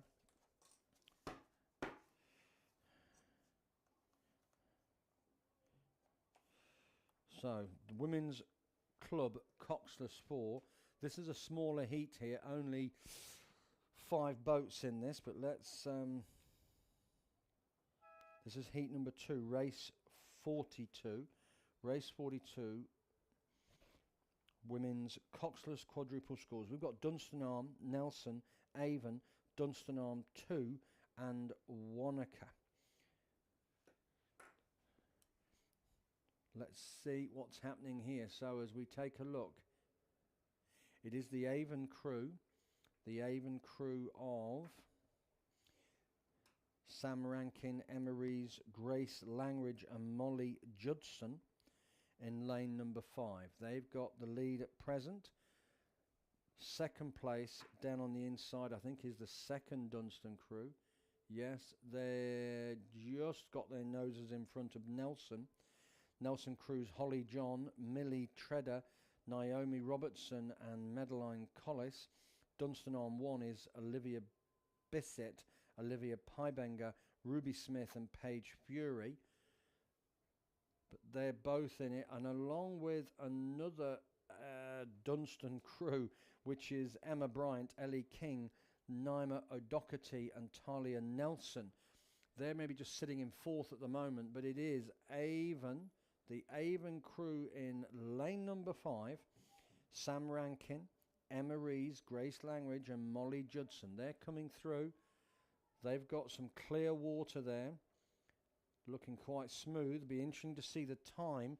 The last race was 7:36 and 5.6 seconds, so let's say 7:42. As they come down to the line, Dunstan in lane 3 are sitting a comfortable second. Avon have got half a boat length of clear water as they make the last couple of strokes. Going over the line, they're going to take the win. And then second place is going to be Dunstan with those Bill and Ben caps, or bucket hats, I should say. And then Nelson are going to take third in lane 4. And then over the far side in lane 6 is another Dunstan crew. And over the far side, just putting the last of the strokes in now, is that Wanaka crew.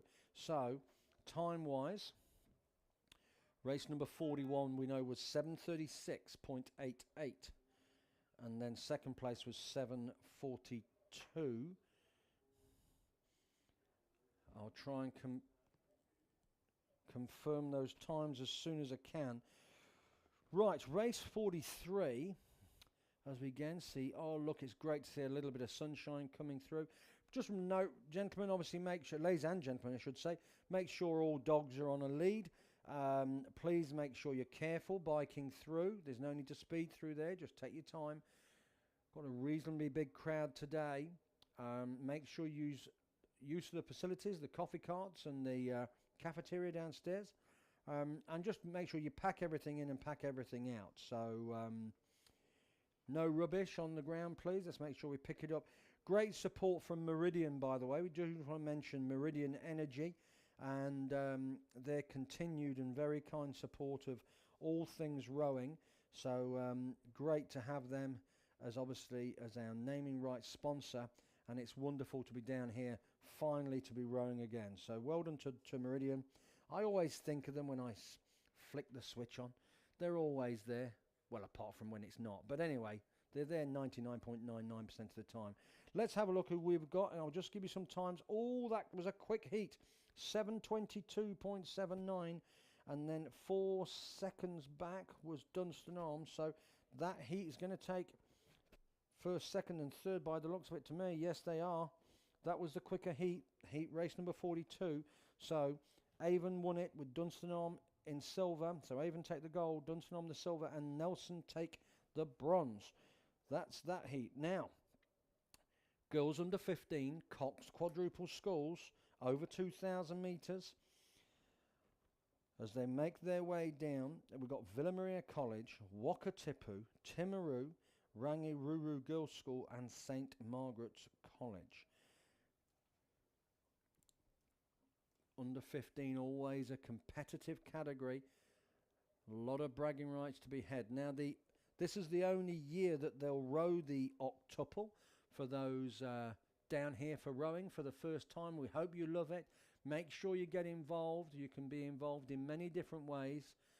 Certainly helping your school program with, whether it be the food or with the catering or with the logistics or even with the sponsorship. There's a role for everyone to play, whether you're involved in the actual ferrying of boats around or moving rowers around you. Every club and every school needs their supporters. This is looking like a great race as they're charging down. So as I say, with the under 15s, this is the only year that they row the octuple, which is an 8 with 2 oars each rower. After age 15, it basically gets a bit too quick and a bit too dangerous. So, making their way down now, I can see there's one crew's dropped off the back. That looks like it's the Wakatipu crew. Down on the inside, I can see Villa Maria College. They're in front of Wakatipu. But it's the middle 3 lanes we're going to show interest in here. It's Timaru, Rangi, and St Margaret's. And St Margaret's are just in front of Rangi Ruru. And sitting in 3rd place is that Timaru crew. So let's have a look and see who we've got rowing. For St Margaret's, we've got Chloe, Annabelle, Jada, Sophie, Isabella, Georgie, Molly, Millie, and Sarah Farrell Coxing. I think there's a Todd Hunter in there as well, which we know that name from rowing. It's all closing up. Rangi have come back. Let's have a look at the Rangi crew. Matilda, Toa, Alice, Olivia, Chloe, Sophia, Phoebe, India, and Charlie Ward Coxing. And for Timaru, Daisy, Skylar, Olivia, Rachel, Jasmine, Neve, Kate, Neve, that's Neve Gordon rather than Neve Kellahan. Bella Westgarth is coxing and coached by Dean Milne. This is going to be a belter there, just hitting the yellow boys now. St Margaret's, where's Wally Strip there? That green, white and red boat. They've got their noses in front, probably by about 4 seats. Timaru have got 3rd, but they're a little bit of clear water behind Rangi. Rangi, their universal, ubiquitous yellow caps, all moving along nicely. Are they closing it up? They are closing it up. They've backed down. They're still in 2nd, but they're only 3 seats. Now 2 seats. It's going to come right down to the wire. Can St Margaret's, the under 15 Coxstock Tuple schools, are they going to hold on there into the canvas now? It's right down to the wire. The strength of Rangi Ruru program is going to come through. They've just got their number in front. Just their number. Now it's so close. That was a great finish, and I'm going to call it, it's not official, Rangi Ruru Girls' School got up there in the last 50 metres and beat the St Margaret's College crew by literally 6 inches. Nothing in that at all. Great rowing. Well done, all of those crews. I should say that Timaru came through in 3rd there. And I'll give you the time when it comes through. That was a wonderfully close race. On the course now, race number 44 is the men's intermediate Coxed quadruple schools. There is 2 heats in this. 2 heats? Yes, 2 heats. Race 44. Oh, that was an exciting finish. And I hope everyone's making sure that they're still a little bit of a breeze here and a little bit of nip in the air, but I think we'd take this every day of the week, wouldn't we? Boats on the water, no back to the ranch and having a cup of tea and although I did have a beautiful blueberry muffin yesterday, has to be said, it was downstairs, and I just couldn't resist, and just a smidgen of butter, not too much. You don't want to drown it in too much butter, do you? No, you just want just a little drizzle there, and it was absolutely divine, packed with blueberries, succulent, juicy. Oh, the memories. Let's look at this race now. Let's see who we've got. Race 44. Men's Intermediate Cox Quadruple Schools, Otago Boys High School, Christchurch Boys High School, Otago 11, Canterbury Composite 1, Avon 2 and Dunstan Arm.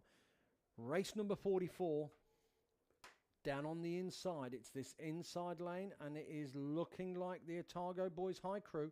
Nicholas, Harvey, Ben, Andre and Noah Clark Coxing down on the inside lane, and then right over on the far side it is Dunstan Arm. Let's have a look at Dunstan Arm. That's Liam Pyle, Khan, Christopher, Max and Holly Brooks Coxing. It's really the inside lane against the outside lane. The yellow caps of Dunstan. Otago, they're used to some rough water racing and down on the harbour there. But it's all pretty close. I'm going to say Otago have just got it on the moment.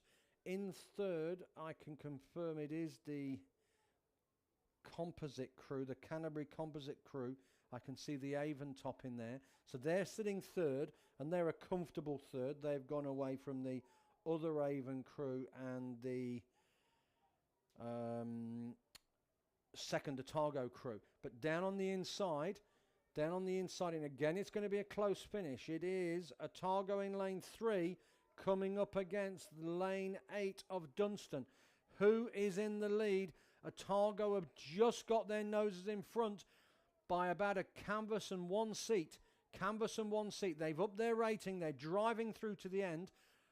Swinging along quite nicely there. Just a little bit of skying. Just a smidgen, but they've gone away. Otago are going to take it. Dunstan are going to take second place. And again, I'll need to check the time. Otago go over the line. Well done. Dunstan gets second. And the composite crew, probably about 5 lengths back in lane number 6, are going to come through now. And again, I'll give you those times. Just quickly, we've had it confirmed. Race 43, Rangiruru Girls' School. I was right. 7:33. They take that win. St Margaret's College, 0.16 behind. So less than a second, 0.16 was St Margaret's and Timaru in third. So well done to Rangiruru, well done to St Margaret's. That's going to be a great race to follow in the coming weeks and at Mardi. So all the crews coming over now. I'll see if I can give you the time of this last race, which was race number 44. And that was the men's intermediate Cox Quadruple Schools. We've got heat 2 of that coming down now.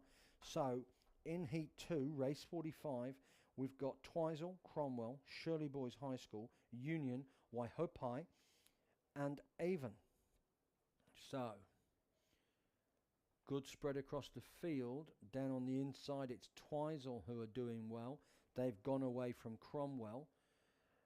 Then there's 3 boats in the middle, which I'm calling is Shirley Union and Waihopai. And then over on the far side there, it's Avon.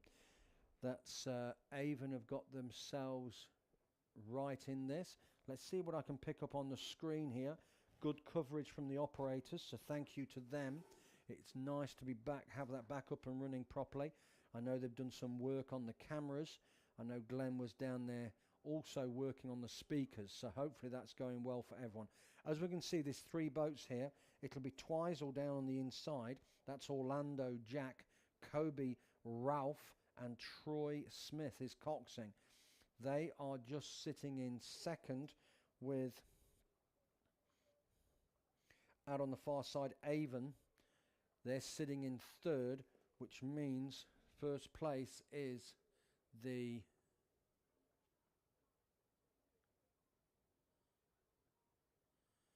is it that Avon crew? Yes, I think it must be that Avon crew. Let's have a look who's in that boat for Avon. Cameron, Eugene, Hunter and Michael with Isabella Hope Murray coxing that.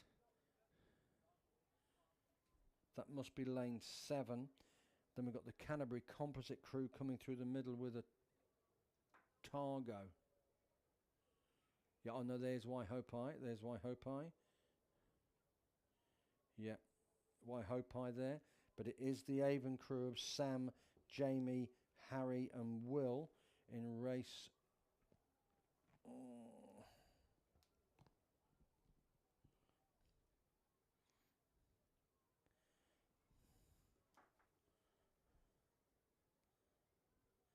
That's his Twizel down on the inside there. Race number 45. I've got Twizel in lane 3. That's Orlando, Jack, Kobe and Ralph with Troy Smith coxing. They're sitting in second place. In first is the Avon crew.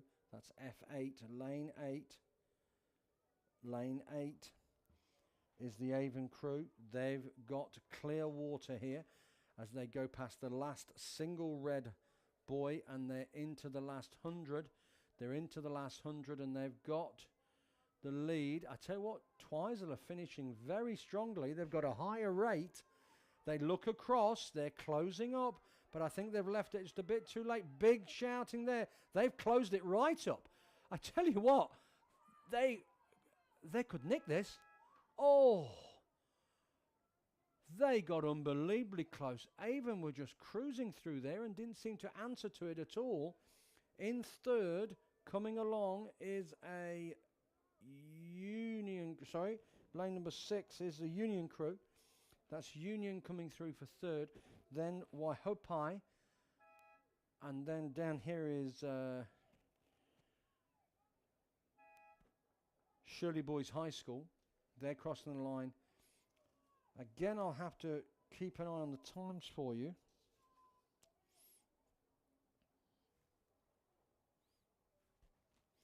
Race 44 was 6:59 and 7:02. And then another, 21 seconds behind that, so 7:24. Let's see if I can give you the times of this. This was heat number 2, race number 45.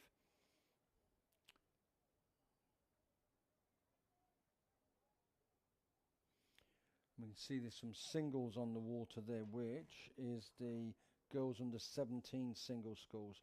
There'll be a few heats of that as well. 1, 2, 3. 3 heats of that. So I'll need to check the times as they go on through.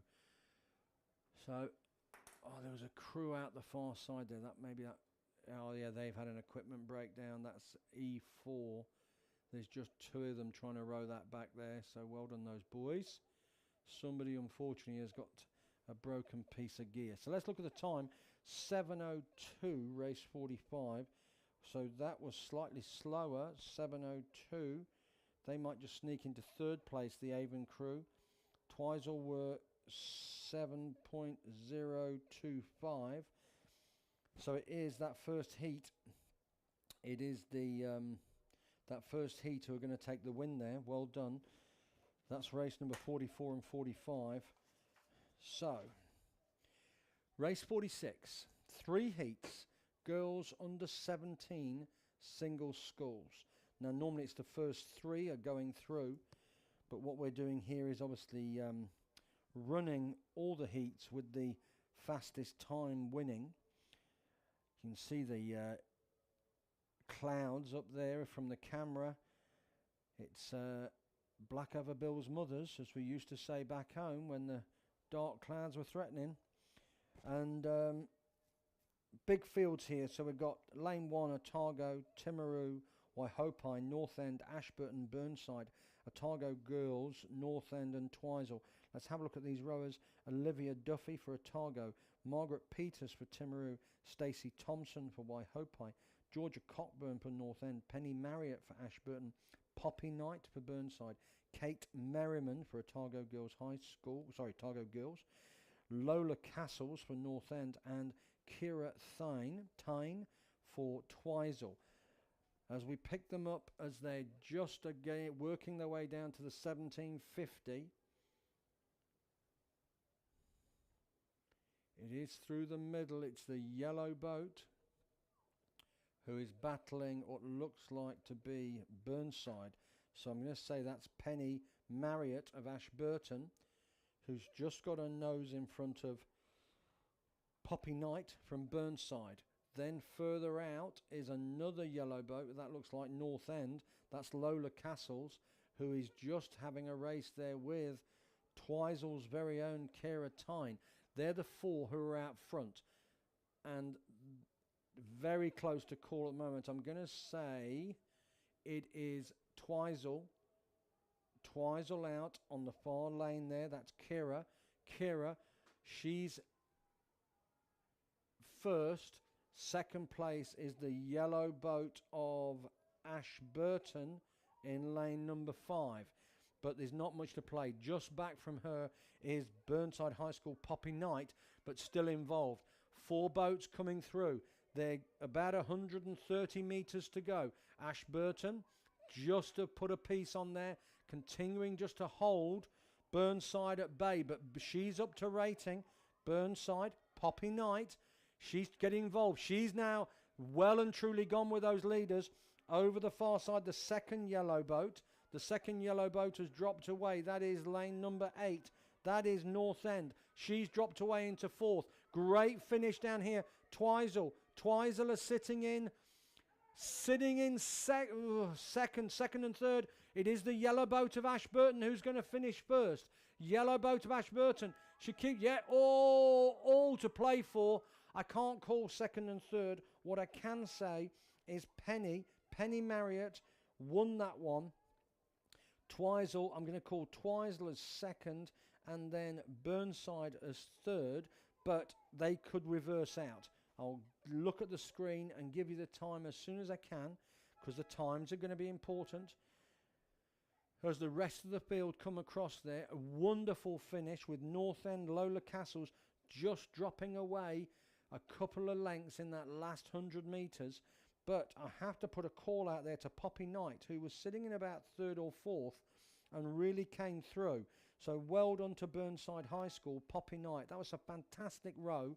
Unsure if you got 2nd or 3rd at the moment. Let's see what we have. That was race number 46. I'll keep an eye on the screen. We can see another race heat on the water and coming down. So let's look who's in that race. And I'll come back to the time as soon as it pops up. So, we've got Newcastle Grammar here. Well, big welcome to Newcastle Grammar. Must be a rower over from, I'm assuming, Australia. Molly Boyle. Big shout out to Molly and her coach, Brad Smith. Lane 2, Burnside High School. Fern Harrison. Lane 3, Avonside Girls. Sarah Webley. Lane 4, North End. Perry Hoare. Wanaka is Sienna Marsden. Omaru is Isabel Matern. Waihopai 3, Sophie Kundal. Ashburton 1 is Sophie Gibson. And in lane number 9, Twisel's very own Sade Mason. So great conditions now. It just seems to be calming down just even more. I know this overcast, but it's beautiful and we are rowing, so we're happy. Wow, again, let's have a look. Somebody's way out front here. That is a Twisel, an Ashburton rower, the green and gold of Ashburton. She's gone away from the Twisel rowing. I'm just looking across. Wow, let's see who this is. And again, do I have the times? I do have the times from the last heat. It was Ashburton 8:53. That's Penny Marriott. Second place was Twisel's Kira. Twisel did come in second by 0.58. So that's 8:54, let's say. And then after that was Burnside High School Poppy, who was 0.26 behind. So she's coming at 8:70, 8:80, let's say. Wow, fantastic rowing in that. As we come down, and it is Ashburton's Sophie Gibson, who's got a mile of a lead. Absolutely left them in her wake in lane number 8. Lane number 8, Sophie Gibson, coached by Justin Wall. She's got 5-6 lengths of clear water. She's in her own race as she makes it down now. Lane 8, there she goes for Ashburton. She takes the buzzer. That's a big win. Twisel sitting in second in lane 9, and likewise, she's got 5 or 6 lengths. That's Sade Mason. She's going to take second. Sophie takes first for Ashburton. Twizel come in second. In third, at the moment, is lane number 4. That's North End. That's Perry. She is in third. Perry Hoare, coached by Jazz McIntosh. She takes third with 4th place going to Wanaka, Sienna Marsden, and then it must be lane number 3, H3, that's Evenside Girls High School, Sarah Webley. She takes 4th. Again, the times are important. Remember the first heat, 8:53. This is the girls under 17 single schools, 3 heats. So the first heat went through in 8:53. Looking for those times.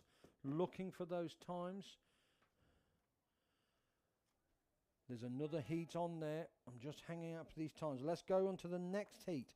Let's tell you who we've got now.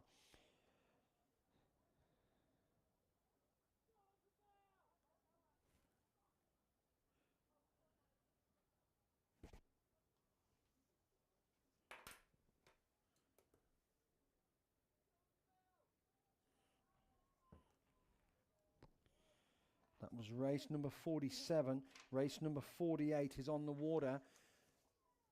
I'm just going to keep that page out so I can record the time as soon as it comes through. In this race, we've got Invercargill, Ruby Watkinson, North End, Georgia Graham, Columba College, Kira Patterson, Waihopai, Holly Keary, Otago Girls High School, Liesl Tolson, Waido, Grace Straker, Timaru, Ella Inch, and Waihopai, Charlotte Klein.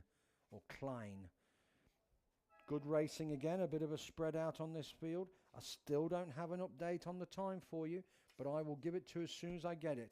In this heat, again I'm looking over on the far side, and that is Waihopai and Wairo, if I'm not mistaken. So that'll be Grace Straker, and Waihopai, Charlotte Klein. Charlotte Klein, she's just sitting half a boat length back on Wairo. Grace Straker, she's looking very strong. Down on the inside here, let's have a look. That looks like North End again. That'll be Georgia Graham, who's sitting in third. Just back in 4th is the Otago rower of Liesl Tolson in lane number 6, if I'm not mistaken. And then there's an orange cap of Columba. Columba, that'll be Kira Patterson. Down on the inside, that's Invercargill's Ruby Watkinson. She's a few lengths back. But coming down as they hit the yellow boys, lane number 7. Lane number 7, Grace Straker. She's got the lead on this. Do I have the time from the last heat? Yes, I do. Just come through. 8:23. Fast heat with Twizel 18 seconds back. That's 8:30, 8:41, 8:42. And then in third place, another 17 seconds is 8:50, 8:59. So let's look at these times as we come over the line here. It is the white and green of Wairo in line 7. Lane 7, Grace Straker. She's going to take the win. There it is. She's got the win over the far side. It is lane number 9. Lane number 9, that's Charlotte. She gets second place. Wairo in first. Third place down this end is lane 3. That's North End. That's Georgia Graham. So first, second and third in this heat. Then we have lane 4 coming over the line. That's Columba College. That's Kira Patterson. Well done. She comes 4th. And 5th was lane number 6. Lane number 6, that's Otago Girls, Liesl Tolson. Again, as soon as the time comes through for race 48, I'll let you know as the next race keeps on coming. But this is now the boys under 17 double schools, race number 49. I'm keeping an eye on those times for you. Race number 48, as soon as they come through. But boys, under 17, double schools. Race number 49, Newcastle Grammar, welcome again. Edward Baker and Mitchell Chung. Wairo, Blake Campbell, Louis Gerling. Christchurch Boys High School, Joseph Hassan and Ricky Turvet. Ashburton 1, Ashton Brook and Geordie McGillan. Otago Boys High School, Henry Lucas and Eddie Burgess. Shirley Boys High School, Jack Savage and Ollie Eden. Oamaru, Nye Jones Hogan and Patrick Spillane. Remember calling those last year. Otago Boys High, Judd Flannery and Jake Scott. Wakatipu is Sebastian Watson and Harry Lightfoot. And Nelson, Harry Booker and Zachary Irving. So they're making their way down. They're hitting the yellow boys. The leading crews certainly are in the yellow boys. Oamaru sitting in second. That's looking in lane number 9. That is Wakatipu, Sebastian and Harry. They've got the lead of this heat number 1. Heat number 1, it is lane number 9, Wakatipu, Sebastian and Harry. They're in the lead. They've got 3 lengths over the young Oamaru crew there in lane number 7. That's Nye Jones Hogan and Patrick Spillane. They're sitting in second. There's another yellow boat coming through. That looks like Ashburton to me. Yes, it is. Ashburton in lane 4. That's Ashton Brook and Geordie McGillan. They're sitting in third. They're coming under pressure from Otago Boys High, but it is Wakatipu who take the win. Wakatipu take the win. Oamaru are going to come second. That's Nye and Patrick. Ashburton are going to take third. That's Ashton and Geordie. Fourth is going to be lane number 5. Lane number 5. That's Henry and Eddie. They're going to take fourth. Down on the inside, Wairo coming over the line in a second, followed by Newcastle Grammar. Well done, Newcastle Grammar. Big shout out to Edward Baker and Mitchell Chung, coached by Brad Smith. Love those pink hats, by the way. Fantastic. Traditional Bill and Ben bucket hat, as we know. That was heat number 1. Let me come back to those times in race 48. 8:50. 8:50 and 8:57. And then after that we've got 9:02. So at first heat number 1 was definitely quicker in that heat number race 47 was definitely quicker. So be interesting to see who takes the medals out there as we go through. So this was the race 49 heat 1. Now on the water is heat 2. So again, keeping it ticking through race 50 as we get up towards 9:30. I hope everyone's got a bit of sunblock on. You do need it, particularly for any overseas visitors. Let's see who's racing here. Christchurch Boys High School, Bradley Hickford, Lackland Patterson. Otago Boys High, we've got Zion Wikio and Thomas Tisdale. St Andrews College, John Reedy and Bryn Hall. St Thomas of Canterbury, Darby Renata and Luca Damiani. Ashburton, Charlie Howden and Drew Gilbert. Wido, Oliver Wakelin and Hunter Marfell. Christ College has been scratched. Nelson 2 is Ollie Locke and Ollie Hawkins. Timaru is Luke Tompkins and Mac Brown. So 2 heats in the boys under 17 double schools. As I pick them up now, in the latter stages of the race, they're making their way down to the 1750. And over on the far side, it's a Timaru crew. That's Luke Tompkins and Mac Brown. Let's just make sure I've got that right lane. Yes, it is. That's the Timaru boat. They are just leading down Ashburton. The Ashburton crew of Charlie Howden and Drew Gilbert.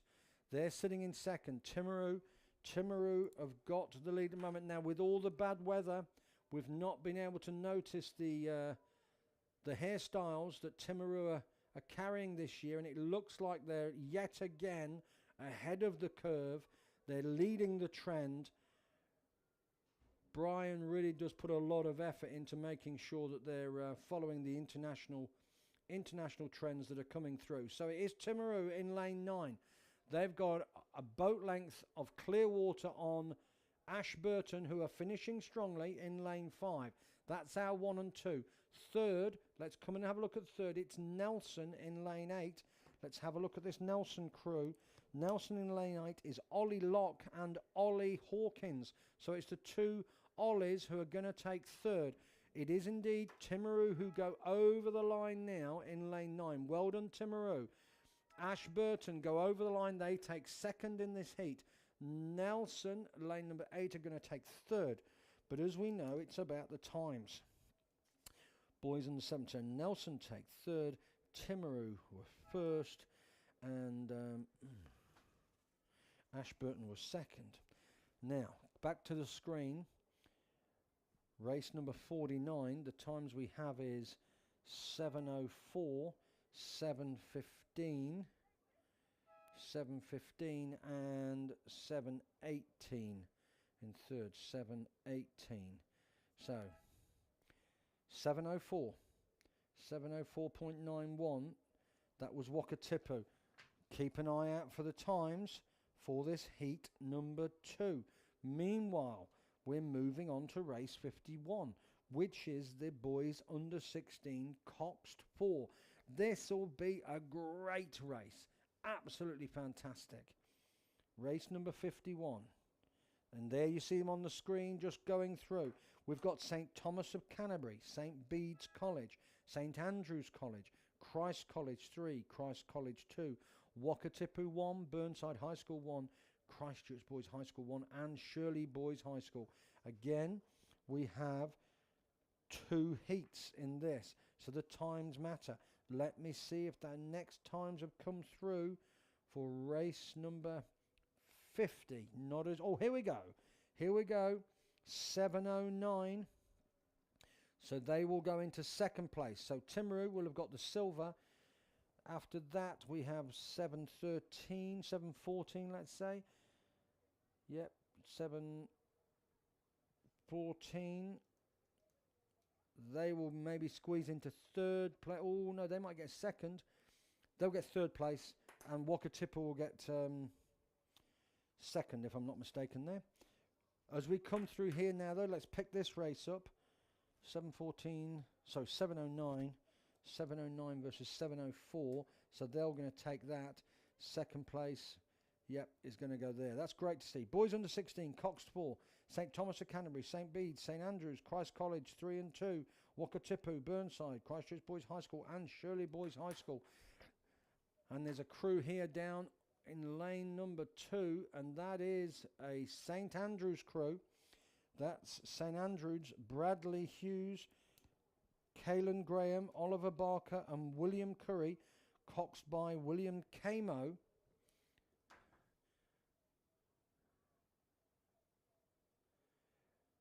Yep, they've gone away from St. Thomas of Canterbury and also St. Bede's. St. Bede's look like they've had an issue. Don't expect them to be down there. So it's St. Andrews. St. Andrews, they're still in the red boys. They've gone away from the Christ College crews and also the Wakatipu crew. So it is St. Andrews, as I pick them up here, Bradley, Caelan, Oliver and William, with William Camo coxing, whose father, if I'm not mistaken, played rugby for Canterbury or the Crusaders. I'll have to check up on that. I'll be going to my research assistant shortly and giving me some updates there. But it is in lane 3. Lane 3, St. Andrews College in lane 3. They've got good clear water. Good clear water over second place. So they're finishing strongly. They're finishing strongly there. Second place is going down on the inside here to St. Thomas of Canterbury. St. Thomas of Canterbury, that's Flynn, Grace, Ben Morrison, James Loader and Noah Leclerc with Harper Sidebottom coxing. So St. Andrews take the win. St. Thomas of Canterbury takes second. Third place over on the far side. There goes St. Thomas of Canterbury. That is lane number 8. That's Christchurch Boys High School. Ruben Fifield, Patrick O'Regan, Billy Gooch, and Hugo Parnham with Blake Robson coxing. There's our 1, 2, 3. In the middle, the crews from Christ College and Wakatipu go over the line, and then there's another Christ College crew coming over. Then we're further back down the field to Burnside and St. Bede's with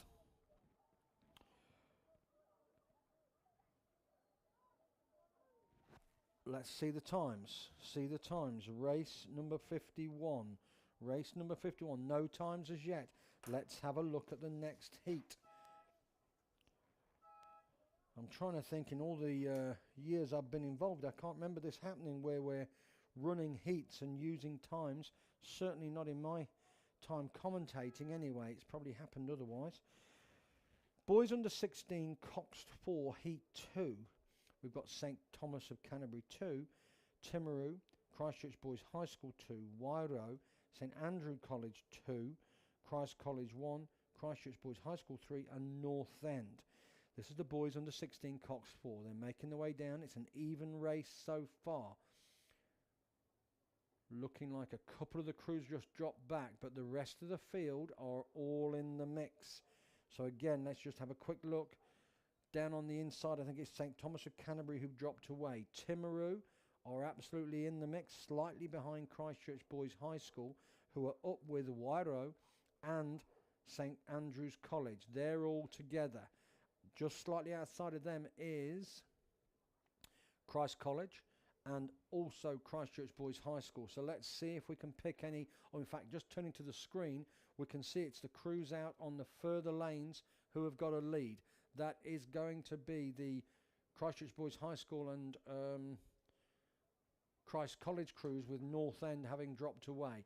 So, in this heat, it's Christ College who are going neck and neck with the Christchurch Boys High School crew. So Christ College, Zach James, Gus Moylan, Louis Fogarty, Max Osmers, and Gabriel Bevan is coxing, going against Christchurch Boys High School. Daniel Flazeski, Harvey Moyle, Jamie Carmo, Ryan Hong, and Sam Moffat is coxing. They are out and away from the other protagonists, and that is St. Andrew's College, Wairo, and Christchurch Boys High School number 2 crew. So they're having their own race for third place, but first and second, they're in the red boys, just about to hit the yellows. It is very close. Christ College in lane number 7 are just trailing Christchurch Boys High School 3. Daniel, Harvey, Jamie, Ryan, and Sam Moffat. They've got 4 seats on them. Christ College are just sitting in second in lane 7, but it is lane 8 who've got the wood on there. They're being driven to the line. They've now got 4 seats. Down on this other race for third place, it is the other Christchurch Boys crew in lane 4. That's Ben, Toby, Charlie, and Harry, with Toby Brook coxing. That is a great race for third place, but all Christ College are just pegging them back, but they've still got 4 seats, trying to peg them back. Christ College are going to go in second. It's going to be in lane 8, Christchurch Boys High School, who take the win. They take the win. Christ College stopped rowing before the line there. And it is the second Christchurch Boys High School crew in lane 4, lane number 4, who are going to come through for third place. St. Andrews coming 4th. So, great finish there. That's 1. They were 2. They were 3. They were 4. So, again, I'll give you the times as I see them. Race number 51. We had a time of 6:57. That was St. Andrew's College. 11 seconds back was St. Thomas of Canterbury. 11 seconds back. That's going to be 7:18. and then another 11 seconds. That's 7:21. So that's our 1, 2, 3 there from the first heat. As the rest of the crews come across the line, we've now got some girls under 16 double sculls, and again we've got a few heats. We've got 1, 2, 3 heats, 4 heats, 4 heats for me to follow through. So I hope you're all having a great day. Make sure you use the facilities. Don't drop any rubbish. Dogs on the leads. No running free. And obviously just be careful riding through the course on the path there. Lots of visitors. Quite a few people will be new to rowing. So just give them a little bit of space and distance and just cruise your way through.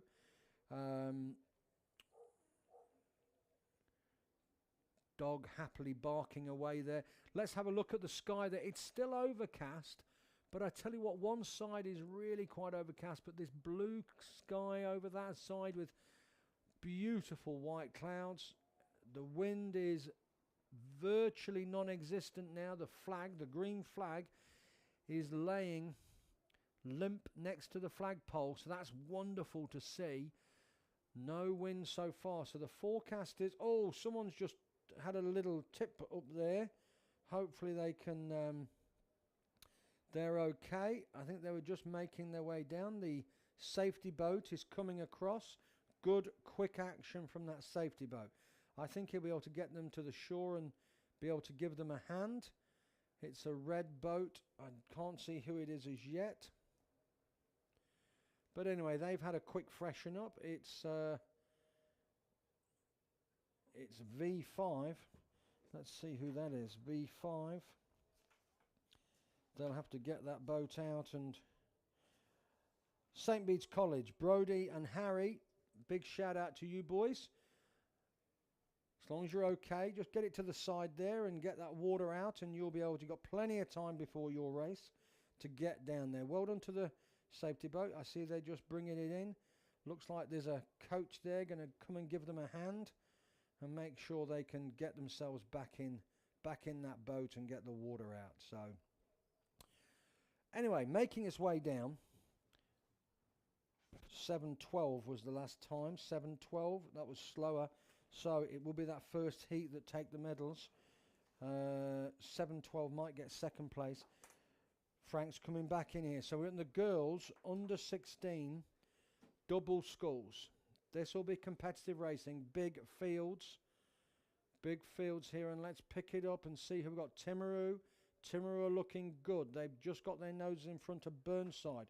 That's Timaru, that's Abby Hurst and Isla Crawford, who've got themselves in front of Jessica Rankin and Mila Wood. Over on the far side there, though, in this race is the Waihopai crew. Waihopai, Mackenzie Milne and Ella Norman, coached by Danny Young.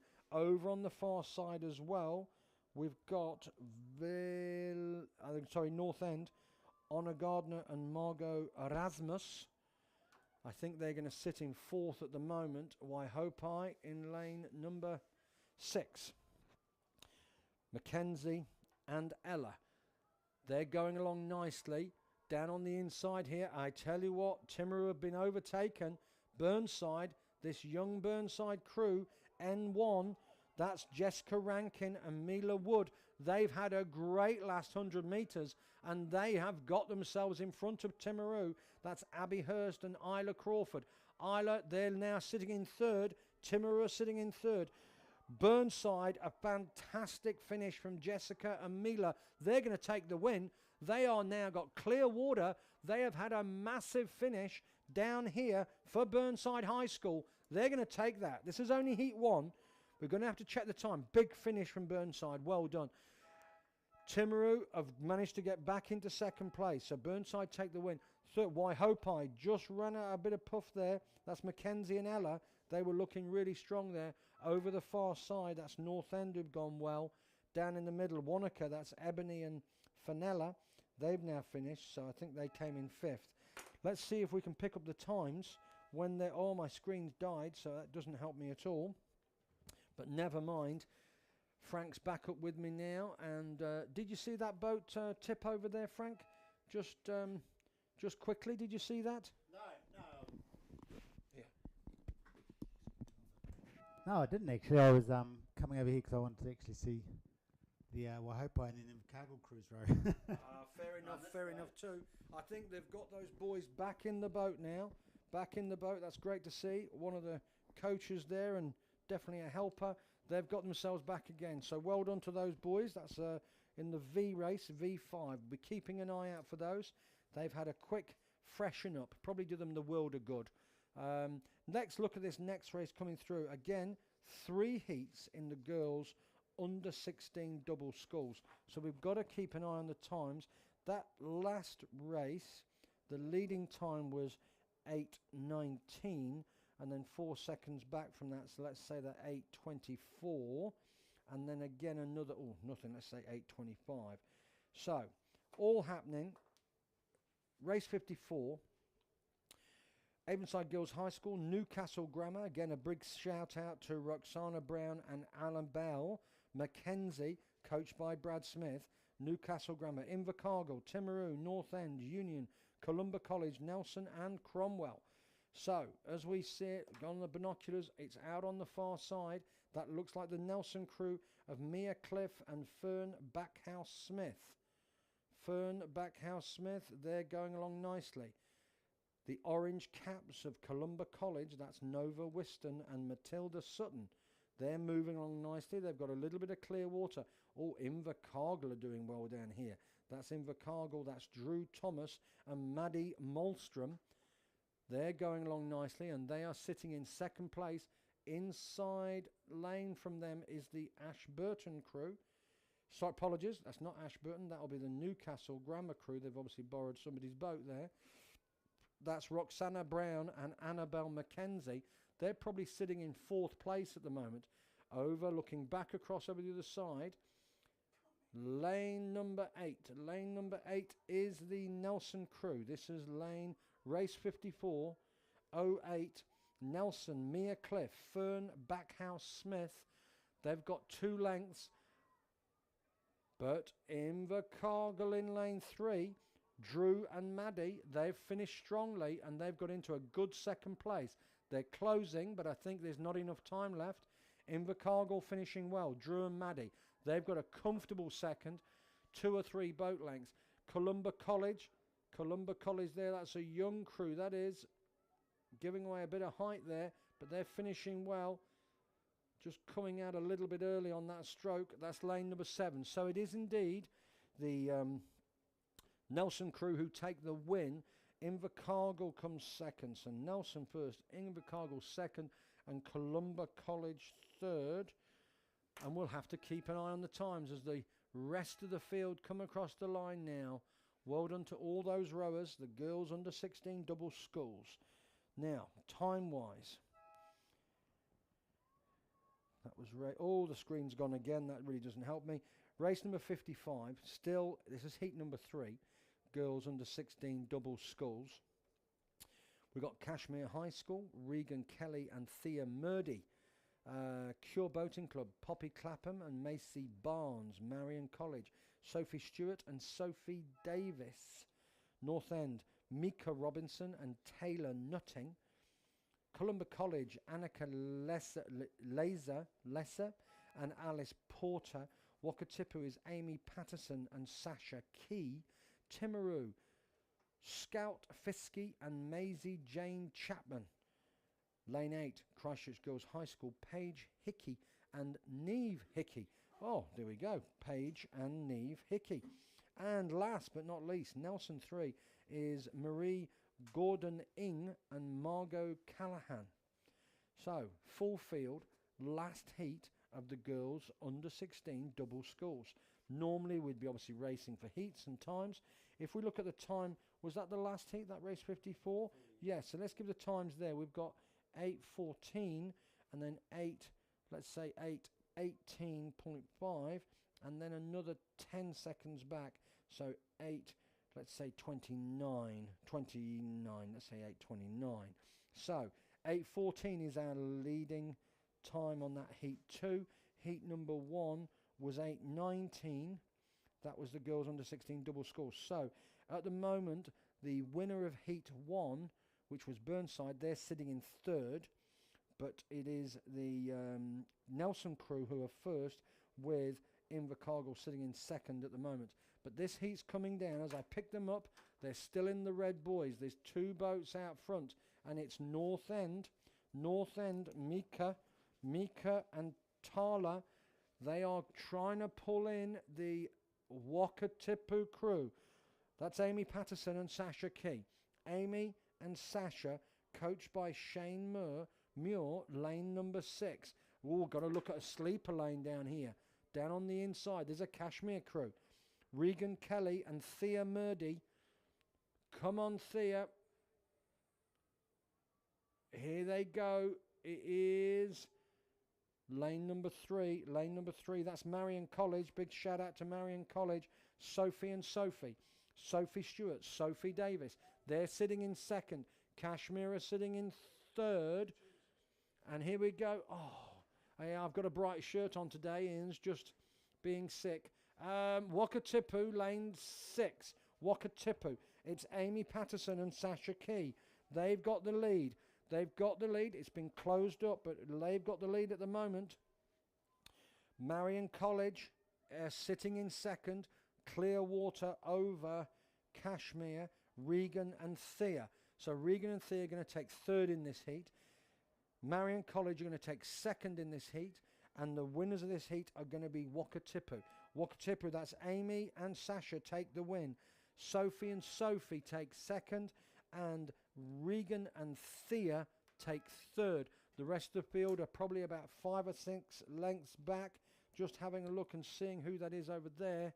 That looks like Timaru in lane number 7. Yes, it's Timaru in lane number 7. Outside them is Christchurch Girls High School. They're all finishing together. Then Columba College come down in as well. Ian's joined me in the tower now, which is fantastic. Did you have a race this morning? Oh, I had a nightmare. He had a wonderful race this morning. He's absolutely delighted with his result. What lane were you in? I was out in lane 8. I can tell you all the boys out there in marvellous condition. I think he was cleaning the buoys on his way down. It's part of an aggressive maintenance program that Ian's involved with to disturb the fungi and flora that's growing. So well done, Ian, for your work in maintenance on the course. Excellent work. Race number 56, girls under 16 double sculls. This is heat number 4. So we've had 3 heats. This is heat number 4. I don't have the times at the moment for that last heat. Heat 54. We've got the times as 8:14. So I'll give you the times for heat 3 shortly, and then we come into race number 4.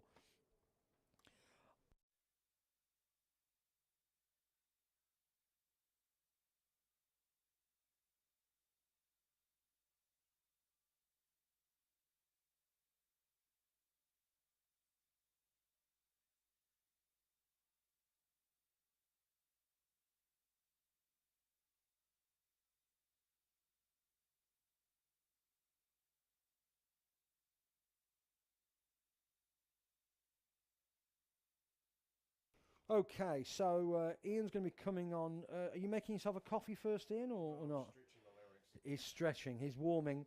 I do know he was doing some yoga this morning. He does like to do a little bit of hot yoga early in the morning, followed by a bike ride. So Just talk about the race. anyway, girls under 16 double sculls coming down. We've got Wanaka, Villa Maria, Otago, Kashmir, Union, Invercargill, Twizel and Cromwell. This is heat number 4.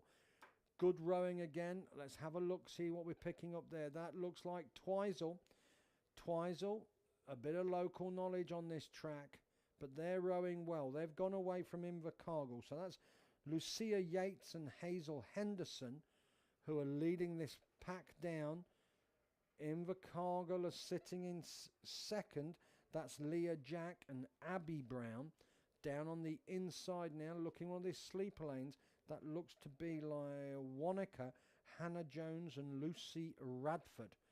So they are all in the mix here. Just a couple of lanes inside. That's the Otago girls crew of Eva Reynolds and Frances Donald. So they're probably sitting in 4th. They're sitting in 4th.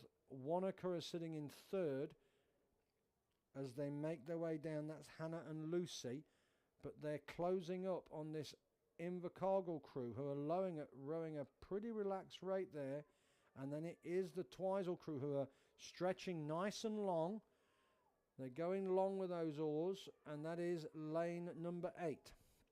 Lane number 8, Lucia Yates and Hazel Henderson, who have got the lead at the moment. They've got about a boat length, 2 boat lengths over this Invercargill crew, sitting in second currently, but coming under pressure from Wanaka, Hannah Jones and Lucy Radford. They should have enough, but they'll need to keep an eye out because Wanaka are finishing strongly and they're rating higher. Wanaka are really closing up here. I think they're going to nick second. Over on the far side, Twizel have got this. That's Lucia and Hazel. They've got a comfortable win, but I tell you what, this Wanaka crew, Hannah Jones and Lucy Radford, have finished strongly, and they are going to steal second place. Twizel go over the line. They take first. Wanaka down on the inside here have taken second. Wanaka have taken second, and then over the far side it is that Invercargill crew of Lila Jack and Abby Brown who take third. I'll give you the times as they come through. That was race number 56, the girls under 16 double sculls. I'll be handing over shortly. In fact, I might take this as an opportune time to hand over. I'll just give you those times first, and then I'll hand over to Ian, who's going to take you through for the next hour and a half, if I'm not mistaken. And then we'll be having Millsy come back on.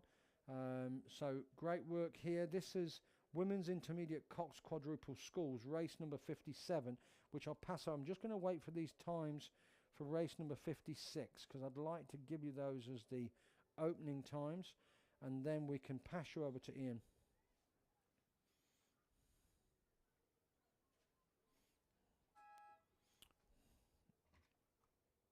Mate, you just take it from.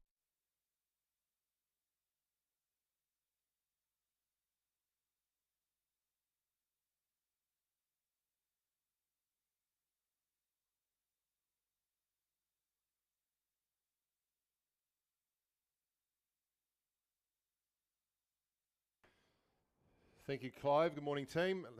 Nice effort there, Clive, and looking very bright this morning. That really does show the perils of getting dressed in the dark, doesn't it? Race 57, the Women's Intermediate Cox Quadruple Sculls is on its way down now. This is heat 1 of what will be 2 heats, so we'll be looking at the times.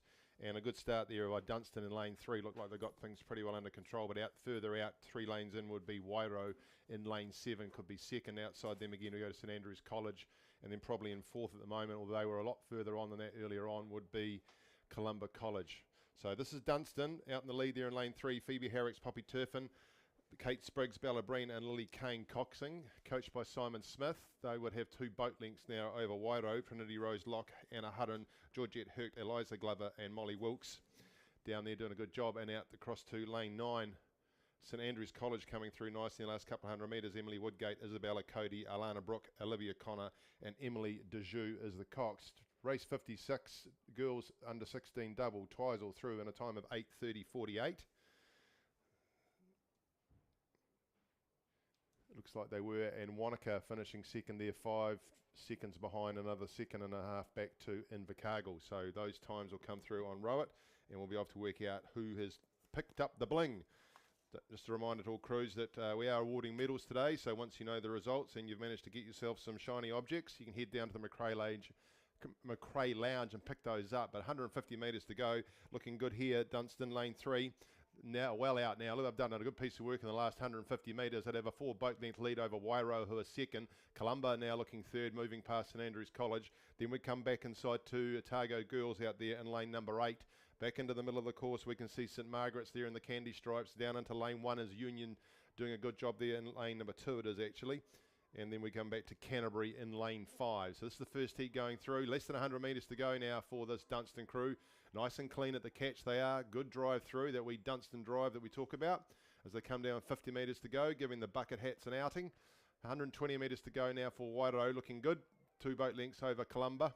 And then to St Andrews, who will be 4th. So down to take the buzzer now is Dunstan Arm finishing first in that first heat of the women's intermediate Cox quadruple sculls. 100 metres to go now for Wairau. Just starting to come again, St Andrews on the outside lane, moving up alongside Columba. They've just upped their rating. You can see them swinging a little bit quicker than Columba. Columba will have to swing too if they want to. They have to. They've gone up Columba trying to chase down St Andrews. Second will be Wairau as they come up now with a couple of strokes to go and take the buzzer. But the third money is going to be between St Andrews and Columba. Columba have kicked again. There's only half a canvas or a bow ball between. They come down the line. Oh, there's not much between those two. Oh, that'll be something for the photographer to have a look at. Not much between Columba and St Andrews at all. So we'll wait for some times on that first heat. Second heat well into the second half of the course in lane 2 Waihopai, lane 3 Nelson 1, lane 4 Cure Boating Club 1, lane 5 Burnside High School, lane 6 Whakatipu, in lane 7 will be Cromwell 1, and then in lane 8 is Avon. Looks like Avon out there in front. We'll just make sure I've got my lanes right. Yep, that's Avon leading all by 2 boat lengths. There would be in very little in between the inside crews there, which is Nelson, Cure and Burnside. A line up on those 3 crews, and then we go outside Burnside to Whakatipu, Cromwell, and back inside to Waihopai. Just waiting for a time on that first heat, which is effectively like semi-finals, aren't there, where there's 2 of them. Big lead here for Avon, just coming up alongside the safety boat there with about 500 metres to run. Nice viewing on the live stream. Welcome to all those at home that are watching that couldn't be with us. Good pictures right throughout the course. Easy to follow what's going on. And we can see just still coming down there now, just on the inside lane in the second heat. It is Nelson just ahead of Cure Boating Club. And then across on the outside in a line with Burnside. Still chasing down the Avon crew. Just waiting for times for that first one to see where we need to be with these ladies in the women's intermediate Cox quadruple sculls. So out in front we've got Avon, Emma Gardner, Emma Reeves, Francesca Armstrong, Jessica Boyd with Ashley Tark on the Cox. Then we come back to Nelson with Jessie Brown, Yavanka Clary, Sarah McNary, Kerry Williams and Hugo Fraser coxing. Across then it is to Burnside, Amy Muncaster, Evie Nathan, Abby May, Melissa Irvine and Ashini Oringa is the Cox. And then between the 2 of them it's Cure, Perry Stevenson, Jojo Baldwin, Ella Barnes, Annabelle Hurst and Hannah Thompson, the Cox. Hannah who does a lot of work helping us up here with the live stream, multitasking. So those 3 crews just starting to pull back Avon. Avon have got the lead, but they want to have a look down here in lane 3 at Nelson. Nelson starting to pick up now with 150 metres or 250 metres to run. They're still well in front, Avon, but they just need to keep an eye on things. The computer's just packed a wobbly, so I can't help you with any times the previous race. And Burnside just pushing in alongside Cure. So this is a school crew running in the intermediate Cox quadruple sculls there for Burnside. Pushing in on Cure. 100 metres to run now for Avon. They've done a great job out there. And I can tell it's quite lonely out there in lane 8, but they can see the rest of the course instead of nothing. Very clean. Great conditions now. My word, this is completely different from yesterday. And I've got that red skiff of Avon moving nicely with 50 metres to run. So Nelson now, they're holding on to second. They've got about... probably 1 seat over Burnside. Burnside really pushing Cure. Now Avon's gone over the line. They've finished. The battle down here is in the minor money. It's still with Nelson. Nelson have got a canvas over Burnside now. Burnside got half a canvas over Cure. So second at the moment is Nelson, but Burnside getting a run on the outside. And Nelson will take second. It's between Burnside and Cure for third and fourth. Over goes Nelson, and Cure just on the line have pushed ahead of Burnside. So second to Nelson, third to Cure, on the outside to Burnside. We come back into the middle of the course to see Whakatipu across the top to Cromwell, and then back down here in lane number 2 will be Waihopai. So 7:43 was the time for the first heat. And they were 22 seconds ahead of Wairau were Dunstan. We'll just wait till we get a time on that other one. In the meantime, the men's novice doubles, race 59. That's underway, and they're through 750 metres now, heading towards the end of the first half of the course. In lane 1, Nelson 1, Lucas Swarbrick and Max Martin. In lane 2, Avon 2, Izzy Razif and Ashley Gutteridge. In lane 3, Otago 3, Harrison Tonkin and Mackenzie Fiston. In lane 4, Burnside High School 1, Lucas Cochran and Jack Payne. In lane 5, Timaru 31, Wilf Robinson, Finn Gollins. In lane 6, Wanaka 3, Coast Moreland and William Pascoe. Lane 7 is Otago Boys High School 3, Crew Holland and Ben Glover. Oamaru 2 in lane 8, Jacob Rohrbach and Louis Belt. In lane 9, St Thomas's of Canterbury 1, Jack Dunn and Hunter Taylor. And completing a very full field out there in lane 10 is from Otago 1, Oliver Colling and Max Porter. It's Otago 1 and St Thomas's of Canterbury leading these other crews down the course. In fact, they're 2 boat lengths in front now. At the 1,000 would be Otago. We'll probably have a look on the screen and see when they come through there, but just inside of them is Oamaru 2 would be 3rd. Right next to them, Otago Boys High School. All the action's on the outside there. Looks like we come across to Timaru 31 after that as they head up through.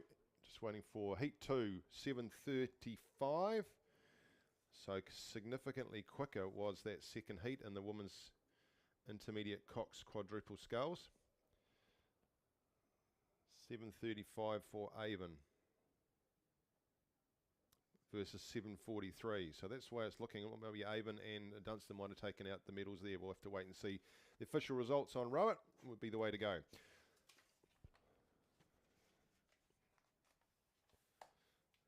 So men's novice double sculls. And still looking good out there is Otago inside to St Thomas's.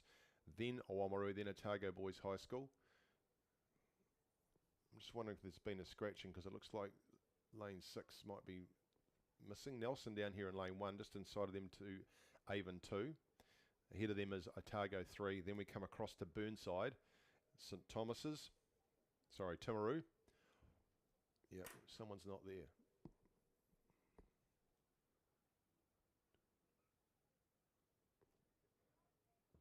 I'm not sure that Otago are there. I think we've got lane 1, 2 and 4.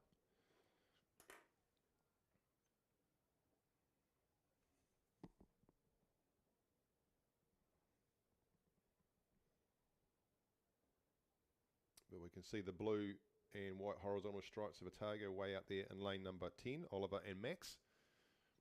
So this is the first heat of the men's novice double sculls. We've got 3 heats to keep an eye on. 2 boat lengths still they've got over St Thomas's.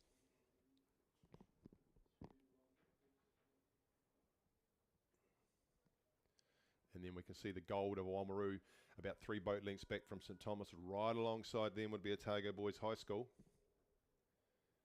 And then in the middle of the course, it's Timaru 31. So Timaru 31, the 3 tells us that it's from Timaru Boys High School. So where you see a club with multiple digits after it, it would indicate that it's different high schools rowing under the club banner. So under that Timaru Club banner, we have Timaru Club, and then there'll be Craighead, Ron Carley, Timaru Boys, and Timaru Girls, depending on the numeral. Just down here, you can see Nelson in the blue in lane 1, starting to push alongside as the field starts to close up a little bit, but still Otago 1 out there in lane 10, holding a handy lead over St Thomas's of Canterbury. That is still 3 boat lengths in front of Oamaru. Right alongside them now is Otago Boys High School. So it looks like Wanaka didn't make it to the start. It is in lane 5 is Timaru 31. And then we come across to, should be Burnside down there. Well, I'm not sure that I can see there. Oh yeah, Burnside are there.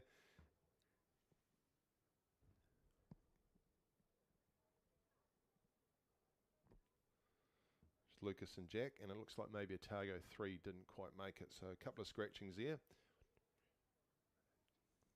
Still 8 in the field. Oliver and Max still doing a great job out there in lane number 10 as we see that the second heat is underway. I'll just give you the fields quickly while these guys make it through. Second heat is heading up towards the 1,000 metre mark now. Lane 1 is Wanaka 1. Lane 2, Otago Boys High School 2. Lane 3, Timaru 31. Lane 4, Christchurch Boys High School 1. Lane 5, Otago 4. Lane 6 is Cure Boating Club 1. Lane 7, St Bede's College 2. Lane 8 is North End 1. Lane 9 is Oamaru 3. And Whakatipu 2 are in lane 10. Nice row this though in front of us. We can see from these novice double sculls. Great technique, and they'll be delighted to be rowing in these conditions compared to what they were yesterday. 2 boat lengths in front now. They are Otago over St Thomas's. Nice finish starting to come here down from Timaru in lane 5. Look at the hand speed on those 2. Really starting to push up on the boys from Timaru, St Thomas's. They've got a wee way to go yet, but they're putting some pressure on them. They've moved into 3rd ahead of the Nelson crew. Across the top to Oamaru 2. Back inside we go, and we can see Otago Boys High School in 7. Oh, they're crabbed just on the outside there, Otago 1. That's opened the door for St Thomas's. St Thomas is still continuing the run on their boat. They'll have to keep going again. Otago, they might have enough left in the course. They've still got a boat length over St Thomas's. They've recovered. And over they go in first, do the Otago boys. Well done to Oliver and Max, but a good row there from Jack and Hunter from St Thomas's of Canterbury. 3 boat lengths ahead of a nice finishing Timaru, Wilf and Finn. And then look on the outside now. It's between Oamaru and Otago boys, and down on the inside here it's Nelson who's going to get the run out of those guys. It's still with Oamaru across the top. Inside them is Otago. They'll take it over. Otago back inside to Nelson. Still down here to Burnside. And then just down here in lane number 2 will be Avon 2. Keeping an eye on the times there for you. And just watching the crew from Oamaru 3. Oh no, it's Whakatipu 2. Louis Dela Cruz and Cameron Hall in the second heat. They look to have a handy lead out there alongside Otago Boys High School 2, which is Seth Affleck and Hawani Karawa. And lane 3 is Timaru 30, Ruben Brown and Luke Todd. Well, this is going to be a tidy finish down here. Lane 1 is Wanaka 1, Harry Hope and Hugo Sinclair. Then we'd look at Oamaru 3, Mano Fischelau and Thomas Ispista. Lane 8 out of Dunedin, Elijah Trounson and Max Lowry, North End 1. Just inside them, St Bede's College 2, Ashton Corcoran and Carter Connolly. I think those two gentlemen had a slight issue on the way up to the start, so they've recovered well. Back in their lane 6, Cure Boating Club 1, which is Liam Barrett and Ethan McGrath. Lane 5, Otago 4, Matthew Hall and Micah Hape.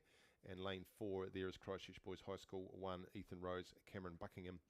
But we're looking right now at, it looks as if it is, oh, they've moved up in front, haven't they? Timaru, Christchurch Boys High School 1. Christchurch Boys, in fact, would be in front. I think then we're looking at Wanaka lane 1, then across the top to Whakatipu. Just starting to fall away a wee bit, but she's a long way out there in lane 10. Heat 1 went through in a time of 8 minutes flat. And that was the crew, of course, from Otago.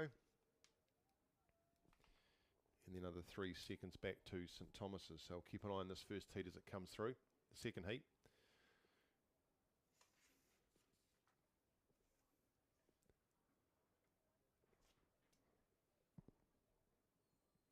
And Christchurch Boys High School there in the vertical stripes.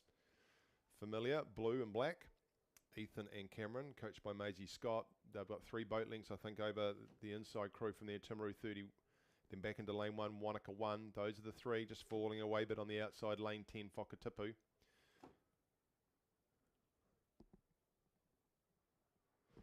The familiar purple of Cure off the Kaipoi River in lane 6 would be 5th.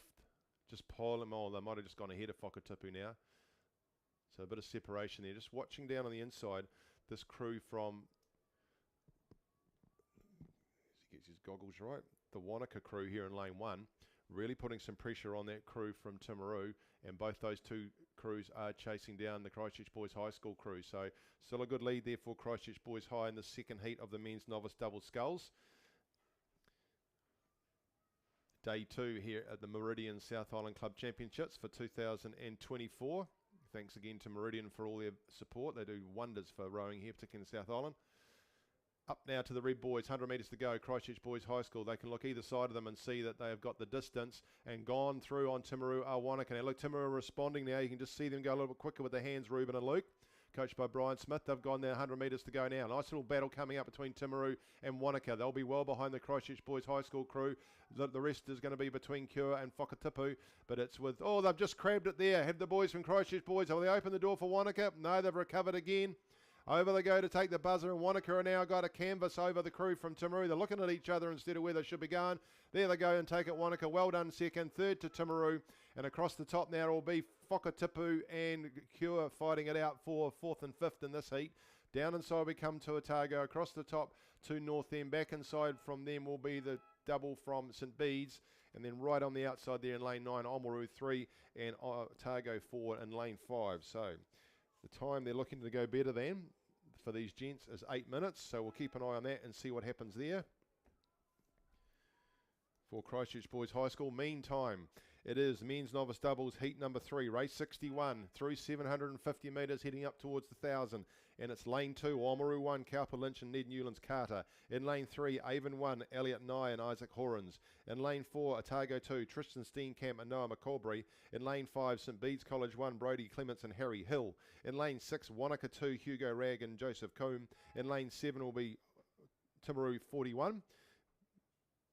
Harris Pillar and Harrison Searle. In lane 8 will be Whakatipu 3, Lucas Smith and Dos Santos. Twizel 1, Desmond Kahakura and David White will be out there in lane 9, and way out in lane 10 on this occasion will be Otago Boys High School 1 with Logan Miller and Toby Ollerenshaw. So that was heat 2. Haven't quite got a time yet. We're waiting for the time as heat 3 makes its way down. What's happening in heat 3? Oh, look at that. Gosh, they're flying out there in lane number 1. Is it Oamaru? Well in front. It's the gold of Oamaru 1 in lane 2. Look to be doing all the work. It looks like they're rowing in lane 2. So we'll have a look at it as it comes down. Then we go across to Avon and Otago 2. Otago 2 just back from Avon. Right on the outside, it's looking like, is it the local boys?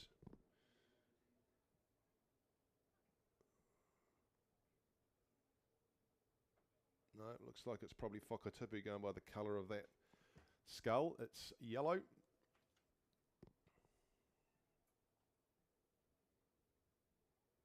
But definitely Oamaru doing the business. We'll keep an eye on the screen as it comes down. Heat 2 went through in 7:53, so that's quicker for Christchurch Boys High School. And 7:58, Wanaka 1 coming second. They still puts them quicker than the previous heat. So be interested to see what Oamaru doing here. They know what they've got to do, and they're doing it as quick as they can. Pretty simple game, really, rowing. Get from the start to the finish as quick as you can and don't fall in. So Oamaru well out in front, but plenty happening between them and Whakatipu. Whakatipu 3, Luca and Dos.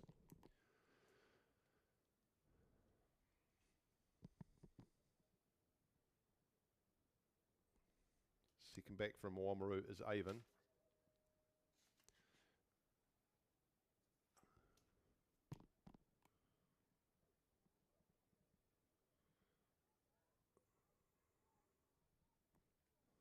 And then St Bees in lane 5, handily placed. 2 across there, Timaru 41, and between them and just a bit further back is Wanaka 2. Then we'll look at Whakatipu. Further back would be Twizel. Then on the outside, Otago Boys High School as they come up through 350 metres to run. Still fantastic water for these novice double sculls, and a great effort coming in here from Oamaru. Gosh, the Oamaru team coach unit will be very happy with them. 250 metres to run, so they are looking like they've got to try and beat 7:53 to get through. They're going to leave it all out there, just going a little bit sideways as the Avon crew having a few steering difficulties down there. It looks like they might be. A couple of the lanes have been changed around, I think. So Whakatipu right out there in lane number 8. St Bees in the middle of the course, just ahead of them is Avon. Then we go further back to Timaru. Behind them is Otago Boys. Right back to, it's a combined crew there, it looks like, with Twizel. Twizel and Wanaka putting a crew together, so maybe we've got a combination in there. There might be some illness, and down into lane, what should have been lane 1. It is Otago running out of there, which is Tristan and Noah. But look at this from well, less than 90 metres to run from this Oamaru double. Nice and clean together, aren't they? And in together at the splash, and they've got a nice long stroke too. That's really played well for them over this course. Plenty of length. The oars are staying in the water for a long time. 3 more strokes, gents. You can come down and take the buzzer. Congratulations. Well rowed. That's a great effort. Let's wait and see what the time does for you. But Avon have just moved ahead of Whakatipu into second, so they'll be working hard. Just a little bit more angled at the catch as they go and a bit more splash. But they're getting plenty of power in there to compensate for that. Working really hard, Elliot and Isaac. Whakatipu have just gone again on the outside. The yellow boat moving ahead of the red Avon boat. Just a little bit more forward in the catch are the crew from Whakatipu, and they just started to take it out. They're a boat length ahead of the Avon crew, so they'll finish second ahead of Avon. Magnificent headwear in the Avon crew, I'd have to say. They take third. Fourth will be the double from St Bees. Then it'll be Otago, and then working really hard to get through the finish with those gold oars from Roncalli is the Timaru crew. Giving it plenty of effort they are as they head down for the last few strokes for them.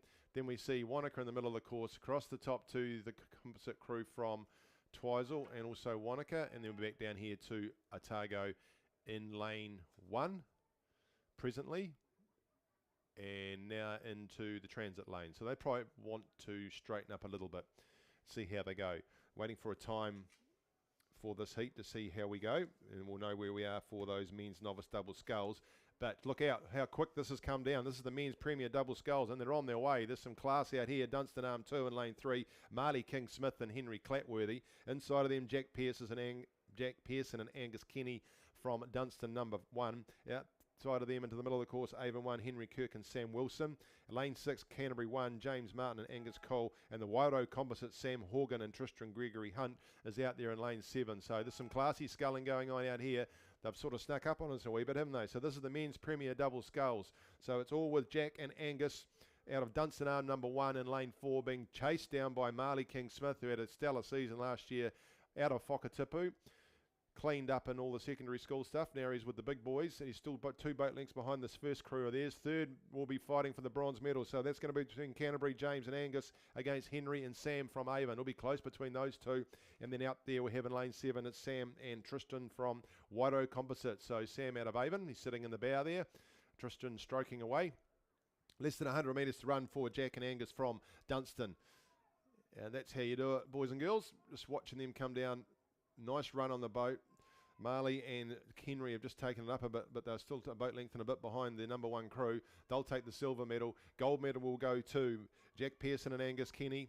So Simon Smith coaches the 1-2. And look at it on the Canterbury, just got half a boat length over the top of the Avon crew. So they'll be coming down to take the bronze medal. They do that now. There's the buzzer. And Avon will take a 4th. The composite crew finishing 5th. Crikey, that crept up, didn't it? So the time for the third heat, 7:43. So by my calculations, that means that is the quickest one. So Oamaru have done the business, 37 seconds ahead of Whakatipu. So Oamaru and Christchurch Boys High will be in the mix. All placings to be confirmed. The men's senior double sculls, heat 1. We have got, how many heats of that have we got? 2.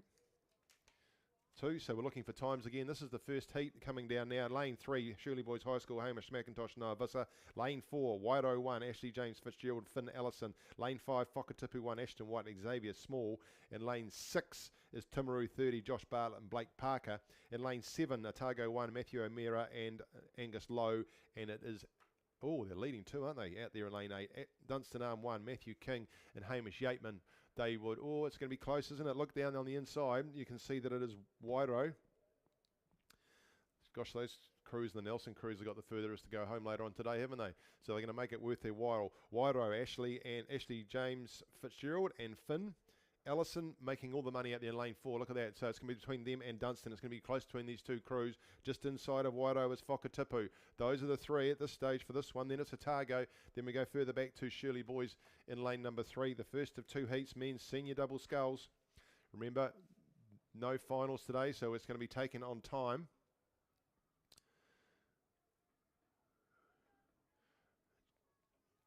I reckon Wairo have gone ahead of Dunstan.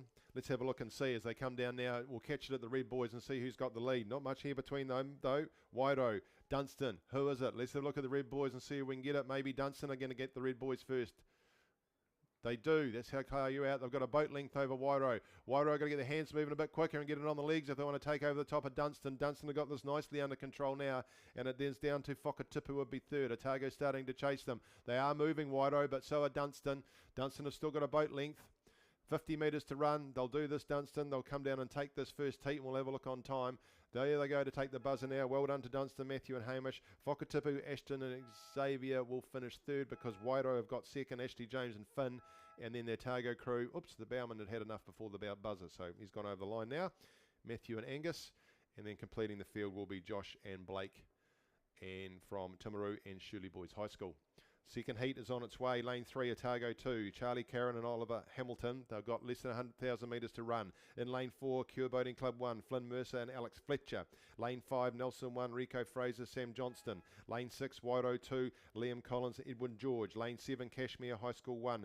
Angus McKenzie and Jimmy Middleditch. And lane 8, Shirley Boys High School 2. Flynn Hutchison Ray, Daniel Cara. Right in the middle of the course is where all the action is. So Wairo ahead of Cure between these 2. Very experienced Alex Fletcher. Alex, of course, did a lot of the comments and the commentary on the TV that we saw for Mardi Cup last year. So he knows what he's doing. These 2 crews have got it. It'll be interesting time-wise, see how they go against the first heat. So Wairo 2 and Cure between these 2 crews. Up across the top then to Cashmere High School. And we can see right on the outside lane, it is a crew who perhaps didn't make the start for a previous race, so they're just having a wee ticky tour down the outside. So back to where we were. Kashmir is third. Fourth would be Nelson, then Otago, then Shirley Boys High School. So it's all on between Wairo and Cure. Wairo off the Wairo River, out of Blenheim. The familiar green and white tops. And just look at the effort coming in from that bowman. Real drive once they get to the catch. A nice run on their boat, have Cure. Look like they might just be a wee bit ahead of the Wairo crew. And then we go back to Kashmir, who would be 3 boat lengths back. Targo putting pressure on them, and between the two of them is Nelson. Shirley Boys High School just a bit further out the back door. Let's see who gets to the Red Boys first. 150 metres to run in the second heat. The first heat went through in 6:53. So we'll wait and see where we are. 6:53, then another 3 seconds back. So 6:53 was Dunstan. Cure just putting pressure on Wairo. Wairo, Cure. Cure, look, the hand speeds have gone quicker from Finn and Alex. They've upped it, putting pressure back onto the Wairo. There's nothing between these two crews. Maybe Wairo now by a bow ball. They come down with three paces to run. Wairo, Cure, Wairo, Cure on the line. Cure on the line over the top of Wairo. 4 boat lengths back, 5 boat lengths back. Third will be Kashmir. Back to Otago Boys, then Nelson, and there will be Shirley Boys High School. Just on the line with the stroke, it was Cure over the top of Wairo. Let's wait and see the time. Remember the previous heat, Dunstan went through in 6:53.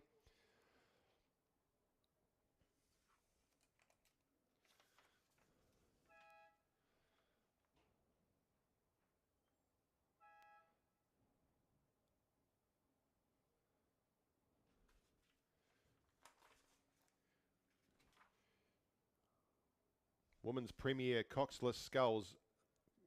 Coxless quadruple sculls on their way. Less than 1,000 metres to run for them now. Lane 4 is a Dunstan Arm composite with North End, Bridget Sutton, Harriet Thompson, Maddie Coburn, Millie Scott. In lane number 5, Avon 1, Tyler Stewart, Eliza Roxborough, Judd, Claudia Kinder and Tori Cox. In lane 6 is Dunstan Arm 1, leading them down. That's Elsie Talbot, ex out of Timaru, Tina Stephan, Olivia Key and Freddie Todd Hunter, who was rowing for St Andrews College last year. And in lane 7, it's Canterbury 1, Tasman O'Sullivan, Daisy B. Scrace, Stella Cook and the experienced Becky Chook. So it is the crew from Dunstan. Back inside to Avon. Then, very little between the outside flanks there between Dunstan Arm Composite and Canterbury 1. Just getting a time for you in that second heat. 7 minutes. So Dunstan Arm in the first heat looked like they might have taken it out. And in fact, we might even have 3 seconds back in that first heat were the second place getters. So that's, most of the medals might come into that first heat. All the results will be official on Rowett in due course. And if you have been taking out medals, please get yourselves down to the lounge and pick up your bling. It's going to be a long day, so as things get closer to the end, the backlog of medal collections gets greater, and the volunteers have done such a wonderful job do need to get away. But Dunstan, they've got away down here in lane 6. They've got away by 2 boat lengths over Avon. Outside to Dunstan Arm, composite number 2, actually down there in lane 4, and then Canterbury 1.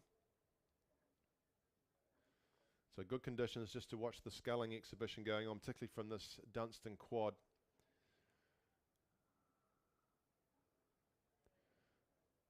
Getting their bodies over nicely together, and a good handy straight rate as they come through into 250 metres to run. They look to be extending on that Avon crew. Avon will see Canterbury on one side and Dunstan on the other. So holding second position at the moment. This is a straight final. Men's Club Coxless 4 is on the course.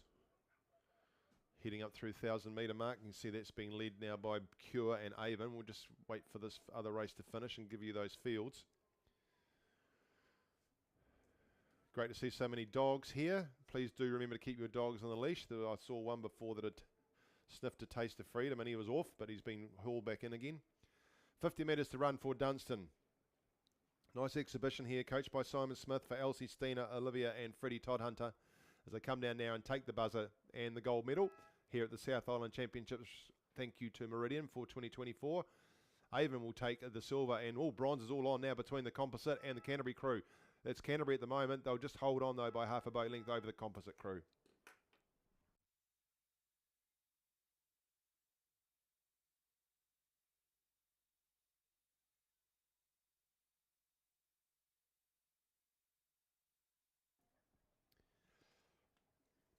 So lane 1 in the men's club Cox's 4, race 66. That you can see entering the last 750 metres. That's Oamaru 1, Jacob Harrison, Lachlan Wright, Jet Rogers and Cody Marshall. In lane 4, it's Avon 2, Sam Broomhall, Gus Higgy, Jacob Lorcan and Mason Capers. In lane 5, Avon 1, Sam Evans, Will Sampson, Lawrence Birch and Charles Beale. And in lane 6, leading them down, the Cure Boating Club 1, Sam Barnett, Charlie McIntosh, Ethan Bilo and Flynn Dykstra. And in lane 7, right alongside Cure, putting them under pressure, Timaru 30, Mac Brown, Luke Tompkins, Peo O'Sullivan and Ben Allen. Avon right in the mix too. So those three lining up. We could have a nice finish here. Bit of work to be done by Oamaru 1 down in lane 3 if they want to get in a contention. This is a straight final as well. And Avon 2 just a wee bit out the back door. In fact, they've just started going a little bit sideways. So they'll correct that, no doubt, and get themselves back into contention. Underway at race 67 down there, we can see they're just going along by the island there. We all call Alcatraz. Lane 2 there is Burnside High School 1. Fern Harrison, Olivia Wesley. Lane 3, Christchurch Girls High School 3, Holly Smith and Kate Smith. Lane 4, Ashburton 1, Isabel Wall and Sienna Skilling. Lane 5, Christchurch Girls High School 4, Kate Ryle and Sienna Godfrey Chatterton. Twizel 1 in lane 6, Sadie Mason and Kiara Thine. Lane 7, Waido 2, Millie Van Rensburg and Grace Straker. Lane 8 there is Avon 2, Katie Gardner, Claire Martin and Union Boating Club 1, which is Christy Udi and Rebecca Wilson. That is heat 1 of the Women's Club Cox's pair. First of 2 heats. They are through 500 metres and into the second quarter of the course. But just in the last 200 metres, the distance has gone on between Cure and the crew from Timaru. Between them and Avon holding third. So it's going to be a finish here between Timaru and Cure. Timaru have got the advantage though. Coached by Brian Smith and Liam Parker. They'd have a boat length over the Cure crew. Cure just working hard, trying to get back at them now. Alex Kennedy, the coach. Still a boat length for Timaru, looking good here. 2 boat lengths back to Avon after Cure. These are your 1, 2 and 3. As you can see then, back to Oamaru and back to Avon. But holding nicely here is the Timaru crew working hard out there. They've got about 70 metres to run. Still got a boat length over Cure. Heads down on the Cure boat, working hard. But they're going to fall behind. I think they'll finish second here. The purple boat from Cure, and over the line now goes Timaru. Congratulations, gents. Well done to Mac, Luke, Peo and Ben taking out the gold in the men's club Coxless 4. Silver medal there goes to the Cure crew, and completing now to take the third will be Avon 1.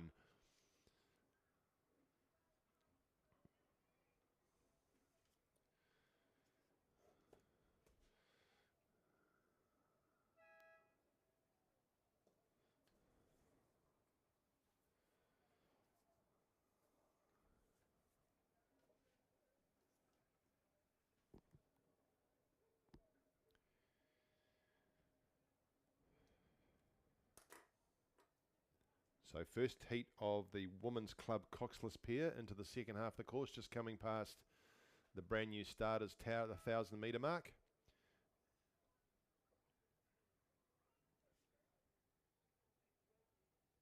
And looks like it is Avon 2. That's Katie Gardner and Claire Martin. They would have 2 boat lengths over Waido 2, Mila and Grace just inside of them. Then we come across to Christchurch Girls High School 4. And just in front of them, as you'd expect, is Ashburton 1, Isabel Wall and Sienna Skilling. Inside of them would be Christchurch Girls High School and then Burnside High School racing in a pair down there in lane 2, just a wee bit further back. So they've done a lot of work early on, had Avon. On the outside of them is Union, just a wee bit further back, probably just still ahead of Burnside though would be Union. And they have been leading and continue to do so, Avon, but you can just see that Ashburton and Christchurch Girls High School starting to build up alongside them. They've got Wairo just inside of them, and it's only twice a wee bit further back by the umpire's boat. Second heat has started. They're through 250 metres now. So they will have just finished fairly fast start rating, and they'll just be starting to lengthen out down in that second heat.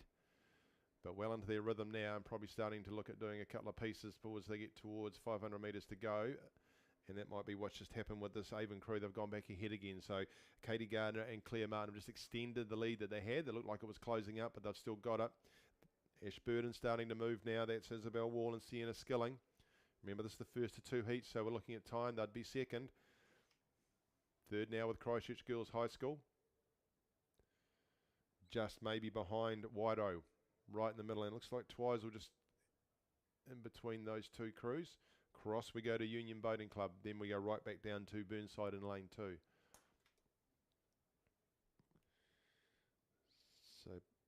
arguably the most difficult boat to row, the pair. They'll be enjoying these conditions.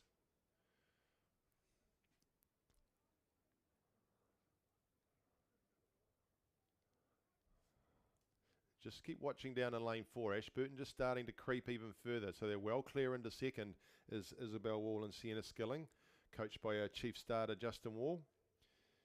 So it is now clearly Avon, and then Ashburton. Just inside of Ashburton is Christchurch Girls High School. So Ashburton based at Lake Hood. Great facilities, done wonders for rowing down there. When I was a lad at Ashburton College, all we had was the Tynwald Domain pool, which I think they're closing now, so you have to go to the Tynwald Domain pond.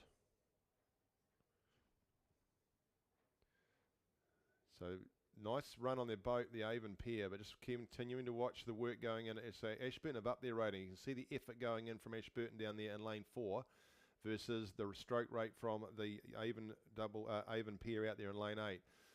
So the last 500 metres, they just kept pushing away Ashburton. So we'll see what Avon have got left, because they'll keep coming at them. It'll be a good finish here. Nice run, nice easy run. You would think they've got a little bit more left out there, the ladies from Avon, Katie and Claire. Third, though, sits now with Christchurch Girls High School just over the top of Wairau, so there could be a nice finish coming in there. They've actually done a good job in the last couple of metres, Christchurch Girls High School, to move ahead of Wairau, so they're clear into third. So Clearwater between second and third, and first and second. So it's Wairau who are now fourth, and just back inside, obviously Twizel have just hung tough with them. We come back down to Christchurch Girls High School number 3 down here in lane 3. But 100 metres to go now is Avon. They're just holding on that lead over Ashburton, who are second. So they've just looking nice and tidy out, and they've upped their rating. Look at them. Look how clean they are at the catch, those ladies from Avon with that pair. Good run on the boat. They're making it look easy. They've worked hard into second of Ashburton. They'll take the silver or they won't actually. We'll wait to see the timings. But fastest time first up, we'll go to Avon. So we'll see how that sits against the second heat, which is on its way. So well done to Avon. Ashburton will take second. Third will be Christchurch Girls High School number 4, Kate Ryle and Sienna Godfrey Chatterton. Then Twizel just moved ahead of Wairau at the end there. Nice for Twizel to get to there. And Christchurch Girls High School just coming alongside lane 3. We'll finish also over the top of Wairau. And on the outside we go to Union Boating Club. And then down to Burnside. So wait and see what the time is. Second heat on its way. And it's with Avon 1, Emily Ryle and Saskia Klinkenberg in lane 4. They would have the advantage by about a boat length. Out the outside to Christchurch Girls High School number 2. Yep, everybody's there. Down in lane 1 is Wairau 1. Just inside of them, Millie Gallagher and Ella Harris from Rangiruru Girls School 1.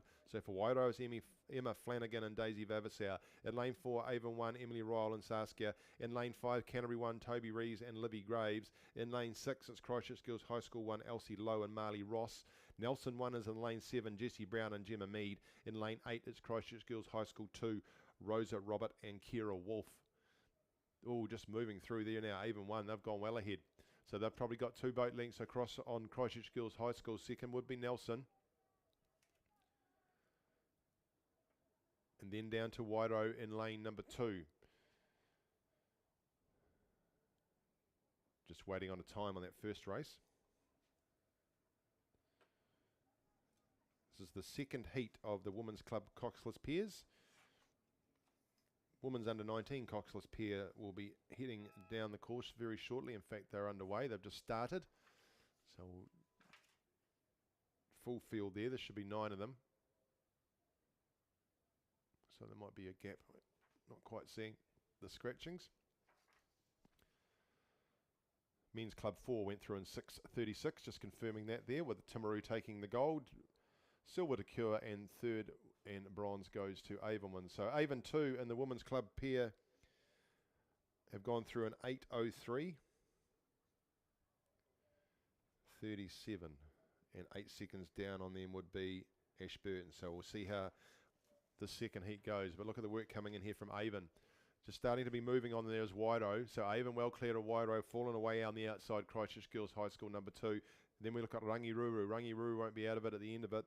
That's Millie and Ella. In the middle of the course is Canterbury. Just ahead of them is Christchurch Girls High School number 1. So they've got under control at this stage with 250 metres to run. Have Emily and Saskia from Avon.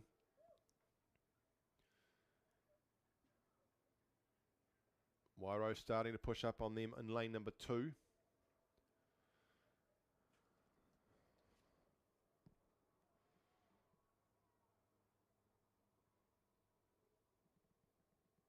Avon will see them. They'll just watch them coming alongside them now. So similar ratings from both these crews. Wairo are going to kick it up. Third will be Orangiruru. Doesn't look like they're going to be under too much pressure unless Christchurch girls can get going either side of them. Still Avon as they come down the 120 metres to run. They'd have 2 boat links on Wairo. The second heat, 8:03 is the time that this Avon crew are looking to beat as they head down through the 100 metre red buoys. That line of red buoys that goes across to tell them there's 100 metres to go. That's where Wairo are now. Clearwater back 3 boat lengths to Rangiruru on the outside of Christchurch Girls High School. But coming down in front of us now, Emily Ryle and Saskia Klinkenberg. Lane 4 they are. Just keep on pushing. They'll get down and get as quick as they can. Over and taking the buzzer they go now. So that's Avon taking the win in that heat. Second will be Wairo. Third will be Rangiruru across to Christchurch Girls High School. We'll wait and check a time, remembering that the winning time in the first heat was 8:03. Women's under-19 coxless pair. As you look down the course, you'll wonder what's going on. That's because the men's masters are starting to move across and behind, take up their position. Lane 1 in the women's under-19 coxless pair. Ashburton 1, Honor Bradford, Gemma Brandt. Lane 2 out of Dunedin, North End 1, and Georgia Graham, Perry Hoare. Lane 3, St Margaret's College 2, Evie Leeson, India Broomhall. Sam will have been rushing out of his 4 to get up and come watch this next race. Lane 4, welcome from Australia, Newcastle Grammar 1, Alex McCready and Jemima McKenzie, coached by Brad Smith. Great to have you guys here. Lane 5, Timaru 11, Emily Caird and Annabelle Talbot, out of Craighead, coached by Dean Milne. Lane 6, Cashmere High School 1, Abby Higgins and Poppy Wyndham had such a great season last year. Be keen to see how they go today. Lane 7, St Margaret's College 1, Phoebe Wilson and Leela Stallard. In Lane 8, it's Timaru 12, Lily Reichardt and Lily Grant, coached by Dean Milne. In Lane 9, Columba College 1, Isla Nicholson and Tiara Patterson. We look down the course, what can we see? I reckon that'll be Cashmere there or thereabouts in Lane 6. Just outside of them at St Margaret's, Phoebe and Lila. That's Leela. And then we go right next to Cashmere is Timaru. St Margaret's down there in lane number 2 doing a good job too. So we're looking for these guys to go. This is a straight final. So she's all on here. Straight final for the women's under-19 coxless pair for the 2024 Meridian South Island Club Championships. So St Margaret's it is.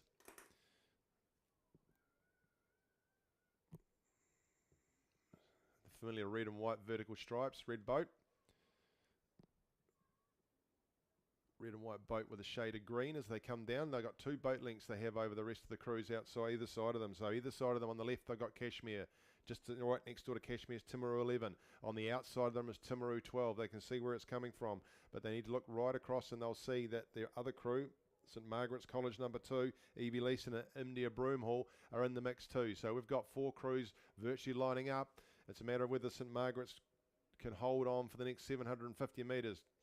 Heading into that area they go. 2 boat lengths ahead they would be of Cashmere, then Timaru.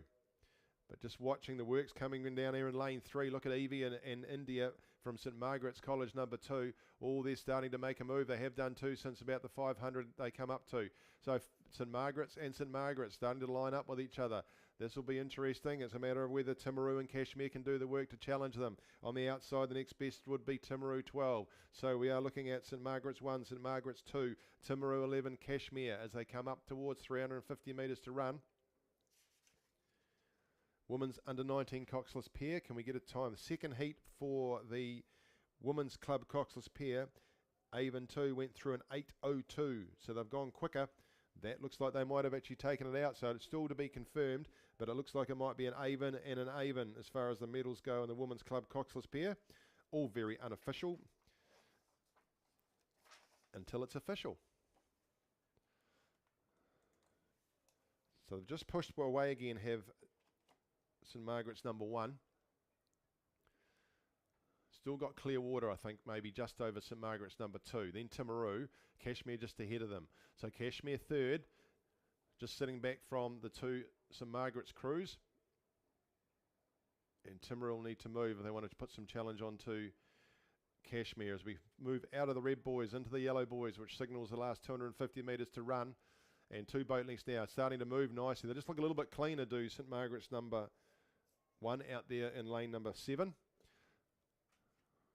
Moving clear of their second crew. Cashmere now have moved past Timaru, so Cashmere looking to go and see if they can put some pressure on the St Margaret's crew. for that silver medal. It's going to be gold medal for the St Margaret's #1 crew, which will be Phoebe and Layla as they head down now up to that red line of boys. Less than 100 metres to run, looking nice and smooth out there they are. Women's under-19 club pairs, Coxless pairs rather. And still pushing through. So Kashmir making a run at the St Margaret's crew. This will be interesting for second. They come up to the red boys. Oh, there's not much between it. It's still St Margaret's #2 just over Kashmir. But the St Margaret's #1 crew, they've got a couple of strokes to go. There they go over the line. They go. They take the gold medal. Well done, ladies. Well done to Phoebe Wilson and Lela Stallard. Look at us there. St Margaret's have gone again to take the silver. Have you got anything left, Kashmir? It's St Margaret's and Kashmir. Kashmir starting to move over the top. Is it going to be Kashmir? There's a bow ball with St Margaret's from Kashmir. Kashmir have gone through them. Kashmir will take silver over St Margaret's, who finished third. They're pretty happy with that, Kashmir. Nice finish. Fourth to Timaru. Across the top we go back to Timaru 12. Outside of them, Columba College 1. Back down here will be North End and Lane 2. And then in the middle of the course will be the Newcastle crew.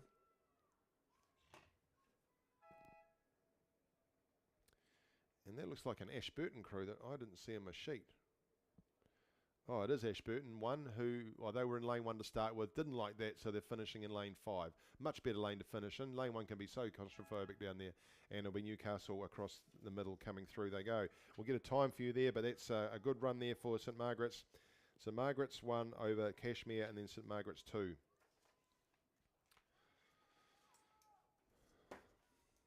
So men's Masters Coxed and Coxless quadruple sculls. What a lineup. In lane 1, Avon, Megan Johnson, Sarah Middleditch, Nikki McGuigan and Christina Blackford. I didn't know she'd snuck in there, the Burnside coach. In lane 2, Union, which is Tanya McDonald, Catherine Sullivan, Deb Hymers Ross and Kirsty Marnie. So there's a handicapping system in here. So Avon will be starting off 8 seconds, Union off 4 seconds. Port Chalmers United, out of Port Chalmers, funnily enough, Judith Turner, Corinne Sullivan, Alison Howlett, Judith Varady, they will be starting off 8 seconds. Then Avon 1, which is Stephen Kinder, Simon Taylor, Simon Carey, Paul Johnson, will be starting off 4 seconds. So there's the mixed masters in here and the not mixed ones.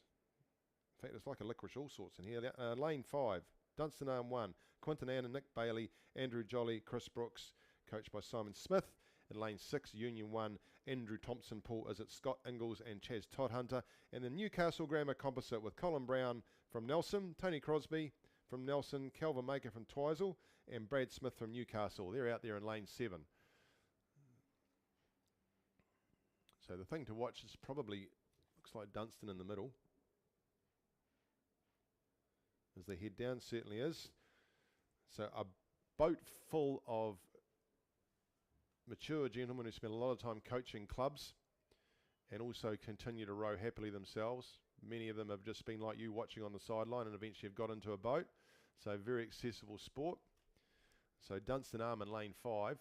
Race over 1,000 metres, do the Masters. 1,000 metre sprint. Newcastle down there in lane 7. The Union crew just in between those two. Then we come across into Union. The Union ladies, Tanya, Catherine, Deb and Kirsty. A lot of experience in that boat. They're in lane 2. Being chased down by the Avon gentlemen in lane 4. I do use that term very lightly. Lane 3, Port Chalmers United. They'll see them there. They'll be in the green and white quads, I guess the way you call it, on their row suits. Judith, Corinne, Hallison and Judith. And then down on the inside is the Avon ladies, Megan Johnson, Sarah Middleditch, Nikki and Christina.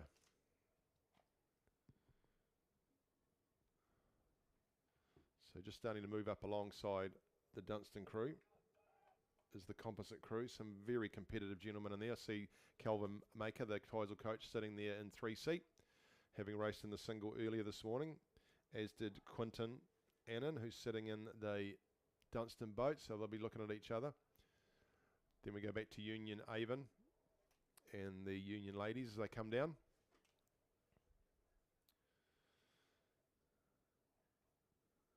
So Coxless, they'll be doing their own steering. That can often be interesting in a master's boat, depending who can shout the loudest. But coming right alongside each other, these two crews, they come down 250 metres to go. Won't be overrating. You just see the Dunstan crew in a nice drive at the catch.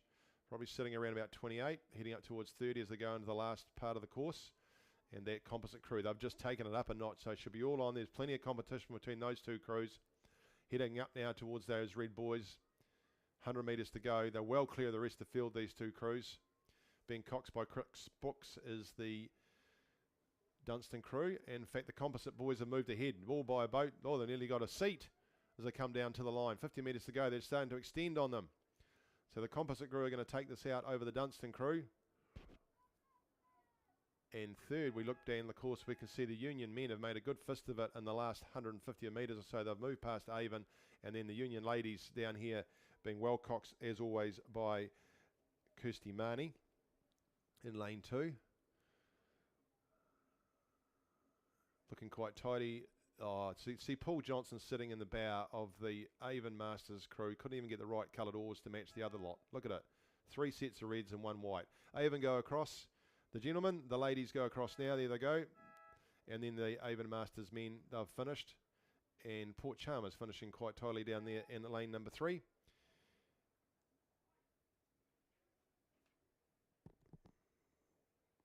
And then it's the Avon ladies heading down here into lane 1. Liz Ingalls found the bow, actually, not Christina. There they go, taking the buzzer they do. So that's the Masters mixed, unmixed, men's and ladies. Anyone else want to have a go? Final. Women's Novice Cox State on its way down. Lane 2, Nelson 1, Sienna Smith, Casey Newbury, Hannah Estridge, Amelia Marful, Frida Turnbull, Olive Forrester, Grace Palmer, Lauren O'Grady, Ciara Reynolds as the Cox. In lane 3 is St Margaret's College 2, Chloe Van Viernen, Yasmin Haddock, Georgie Todd Hunter, Isabella Winks, Annabelle Scott, Sophie Mitchell, Molly Tyler, Millie Bocock and Emily Fitzsimons as the Cox. In lane 4, Rangiruru Girls School number 2, Phoebe White, Toya Sheed, Mania Sheed, Marissa Regg, Chloe Malone, Olivia Long, Phoebe Ensor, Charlotte Oamaru 1, Indig Jones Horgan, Kaylee Lucy, Emily Wainwright, Tessa Wright, Mary Grebe, Hannah Strom, Bridget Spittle, Hannah Burke and Henry Robinson as the Cox. St Andrews College winner in lane 6, Nina Farah, Miriam McDonald, Lauren Bolton, Katie Taggart, Isabella Cody, Hannah Redford, Grace Smith, Allegra Voice and Olive Steele as the Cox. Whakatipu winner in lane 7, Eve Brewer, Micah Lamond, Amity Banford, Scarlett Kavanagh, Gemma Wood, Sophia Brown, Eva McGee, Aria Sexton, Bella Norton as the Cox. In lane 2, it's Wairo 2, Amelia Hardy, Imogen Armstrong, Paige Wentworth, Kate Hay, Young, Maisie Cornelius, Izzy McLaughlin, Charlie Bennett, Zoe Hawes, Hayley Sutherland as the Cox. Completing the field out there, not doing too badly either, Cashmere High School number 1, Zoe Perrin, Island Anderson, Lucy O'Connor, Abby Graham, Michael Whiteley, Caitlin Moore, Abby Pincus, and Marley Lloyd and Charlotte Clatworthy as the Cox. It looks like it's coming though out of Rangiruru, as you would expect, in the middle of the, lane 2, they're out of right next to them is Oamaru in the yellow, so real good run coming here from Oamaru. In the gold, right in the middle of the course in lane 5. Inside, they'd have maybe there's not much between them and Rangiruru, maybe a bow. Those two boats are well ahead of the rest. We go out to Cashmere into Whakatipu. Down there in lane number 2, you can see the nice bright blue boat of Nelson. Just inside of them is St Margaret's College number 2. This is the first heat. Second heat looks like they are probably heading into the starting blocks. They are. Oamaru and Rangiruru fighting it out. Again, being the heats will go on times.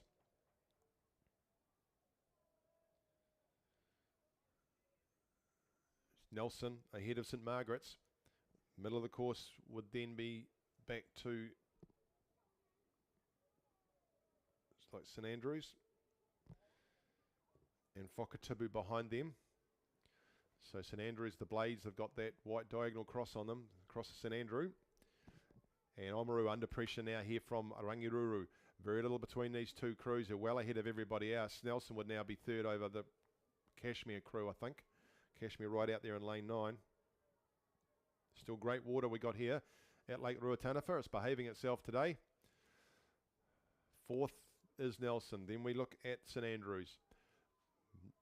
Look at this between Oamaru and the crew from Rangiruru. So Oamaru, it's all down to the Coxes now. Henry Robinson. He'll have his riding instructions. We can see Rangiruru. Cox there is Grace O'Connor. She's leaning forward. They'll be left on no uncertain terms knowing what she expects from them. She looks across at Henry. What do you got now, Rangiruru? I just think Rangiruru have got a bit more going about them now. They've just moved just ahead of Oamaru. Leaning right forward and telling them what to do is Grace. Looks across. Henry's going to have to give some orders out to that crew to get them going a little bit quicker. It's with a canvas now over Rangiruru as they come the last 100 metres to go. Are you going to go again, Oamaru? Rangiruru have timed this nicely coming through the last part of the course. They're just slightly ahead of Oamaru. They're drawing back up in front of drawing back closer to the Oamaru, but it's still with Rangiruru. They're out to a seat now to 2 seats. They've got the run on the boat as they come down the line, moving to 3 seats now, and on the line it'll be 4. Well done to Rangiruru to take this heat out over Oamaru. Then we go across the top to Kashmir, back down to Nelson. Then it will be St Margaret's, way over the other side to, looks like it is Whakatipu, Wairo, sorry. Wairo out there in lane 8. And then Whakatipu, so we'll get a time.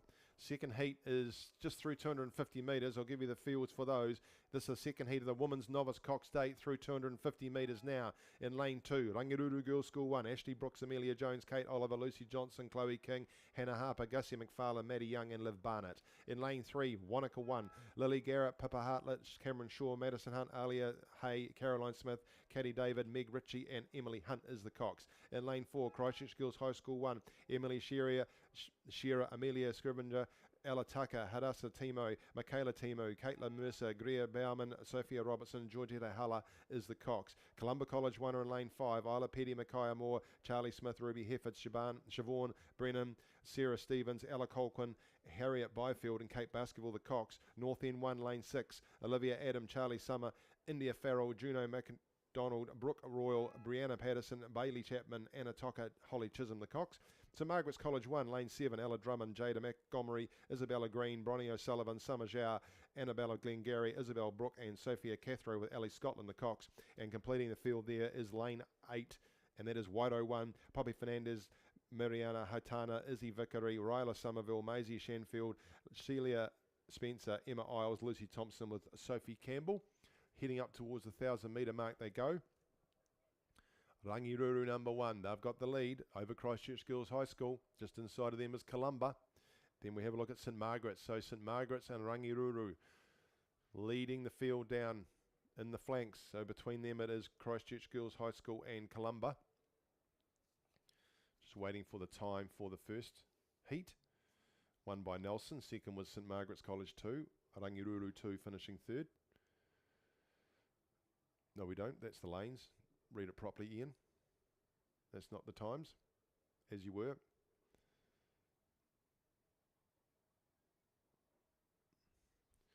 Just a reminder, as the sun continues to come out, unlike yesterday, don't be shy with the sunscreen. And we are slightly elevated here, about 500 metres above sea level, so you will need to hydrate sensibly. And with all your rubbish, we're limited on rubbish tins around the course, which means if you brought it in, you can take it back out again, please.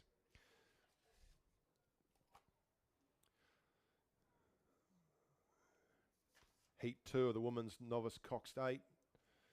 Continuing to lead them down as Rangiruru number 1 from St Margaret's number 1. Christchurch Girls High School 3rd. Then we look at Columba. Then not much between North End and Wairo and Wanaka 1.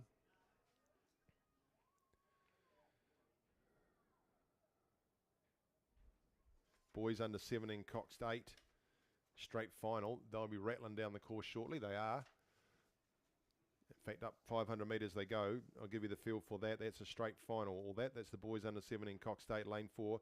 Christ College 1. Alex Rutherford, George Metcalf, Martin Brooks, Franco Gara, Henry Church, James Johnson, Logan Connolly, Ollie Cooper King with Ali Coles the Cox. Lane 5, St Bede's College 1. Jake O'Sullivan, Quinn O'Sullivan, Harry Cornane, Lucas Corker and Alex Cohen.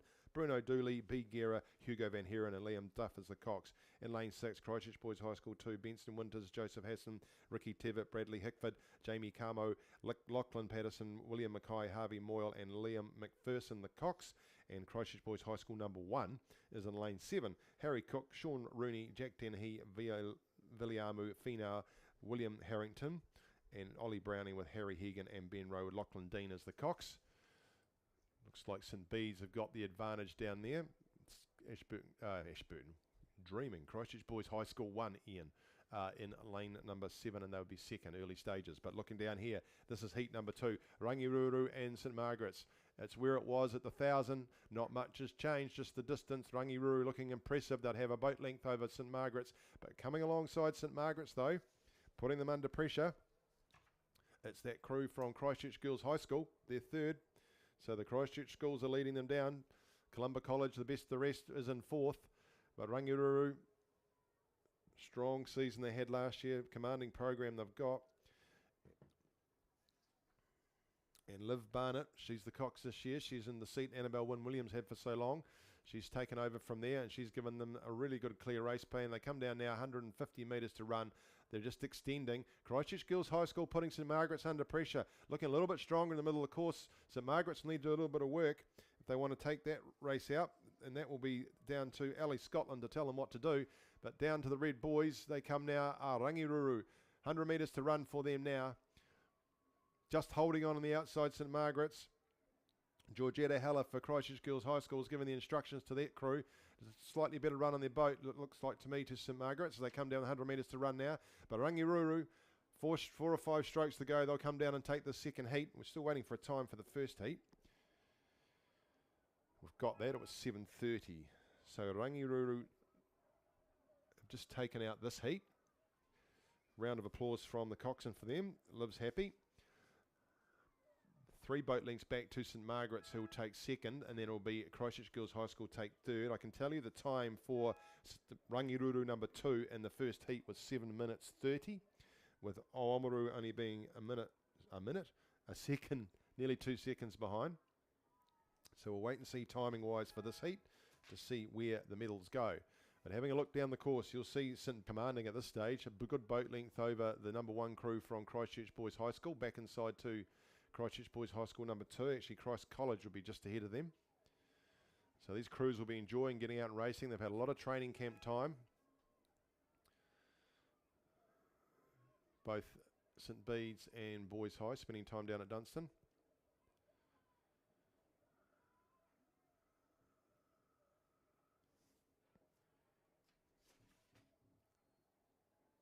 Just waiting on that second heat.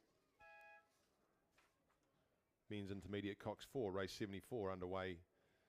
Just following down this under 17 Cox to 8.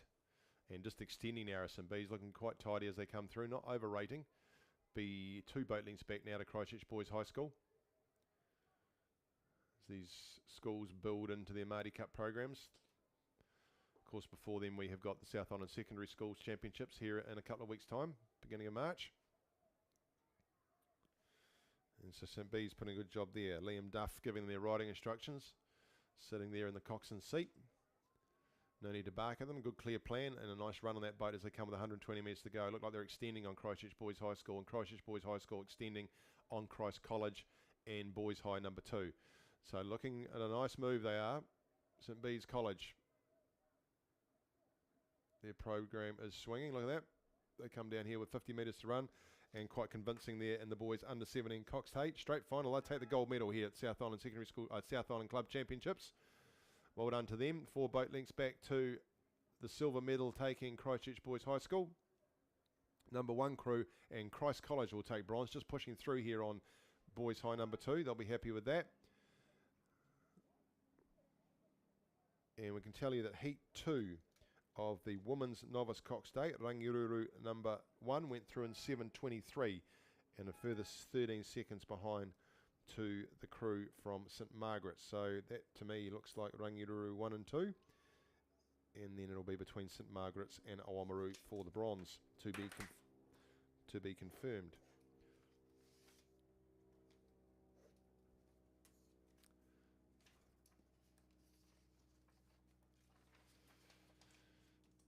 Still a nice queue at the coffee cart. Don't forget to help yourself to the coffee cart. And then out behind us, of course, you can help yourself to Mr. Whippy with Steve. And there's some lovely Belgian waffles.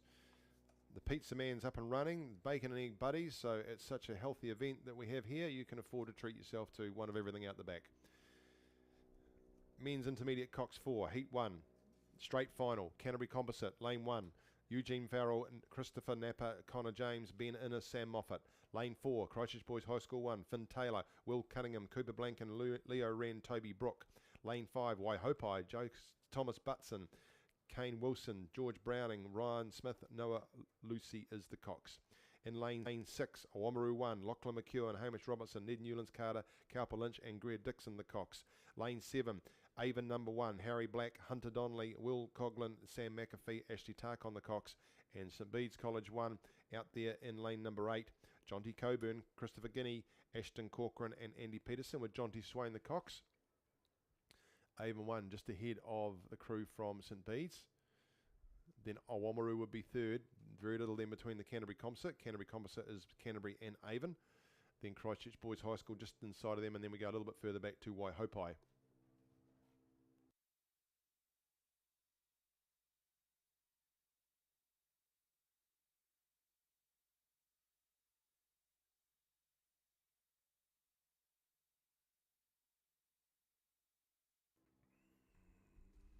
Just a shout out to our chief umpire, Nessie McIver, who's done a wonderful job being very patient, get through yesterday, her and her team of volunteers. Nessie, of course, is an internationally recognised umpire and tells me she's off to do the World Coastal Champs later this year as a standby for the Paris Olympics. So your regatta being brought to you today by a very experienced team here at South Island Rowing. Takes a lot to put these together, and of course a big shout out to all the volunteers at all the clubs and schools. Logistically, rowing is no easy feat to keep everybody fed and watered and up and running, so great to see everybody out there and getting their fair share of rowing today. And we're looking at now at the men's intermediate Cox 4 straight final, and just continuing to move away is the crew from Avon, Harry, Hunter, Will, Sam McAfee, making it easy for Ashley the Cox.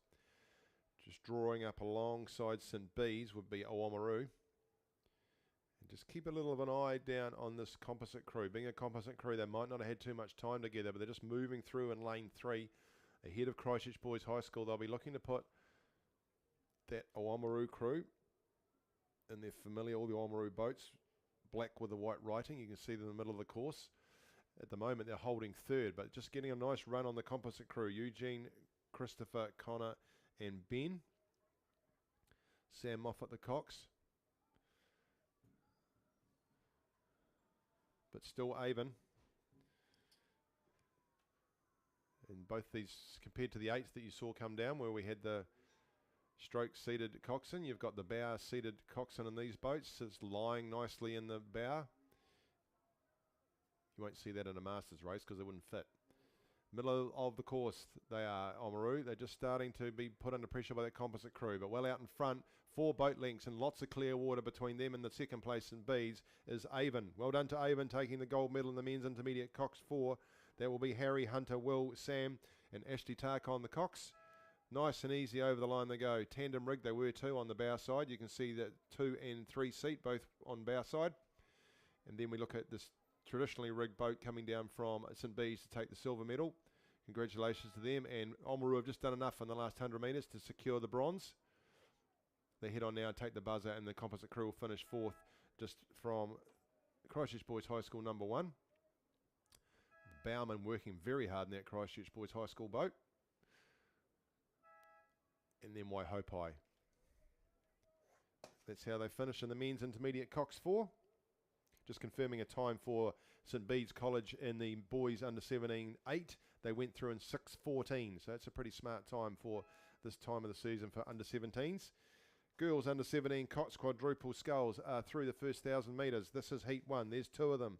So in lane 2, let's see what we've got. Avonside Girls High School 1. Ruby Keane, Annika Johnson, India Grace Leonard and Sarah Webley.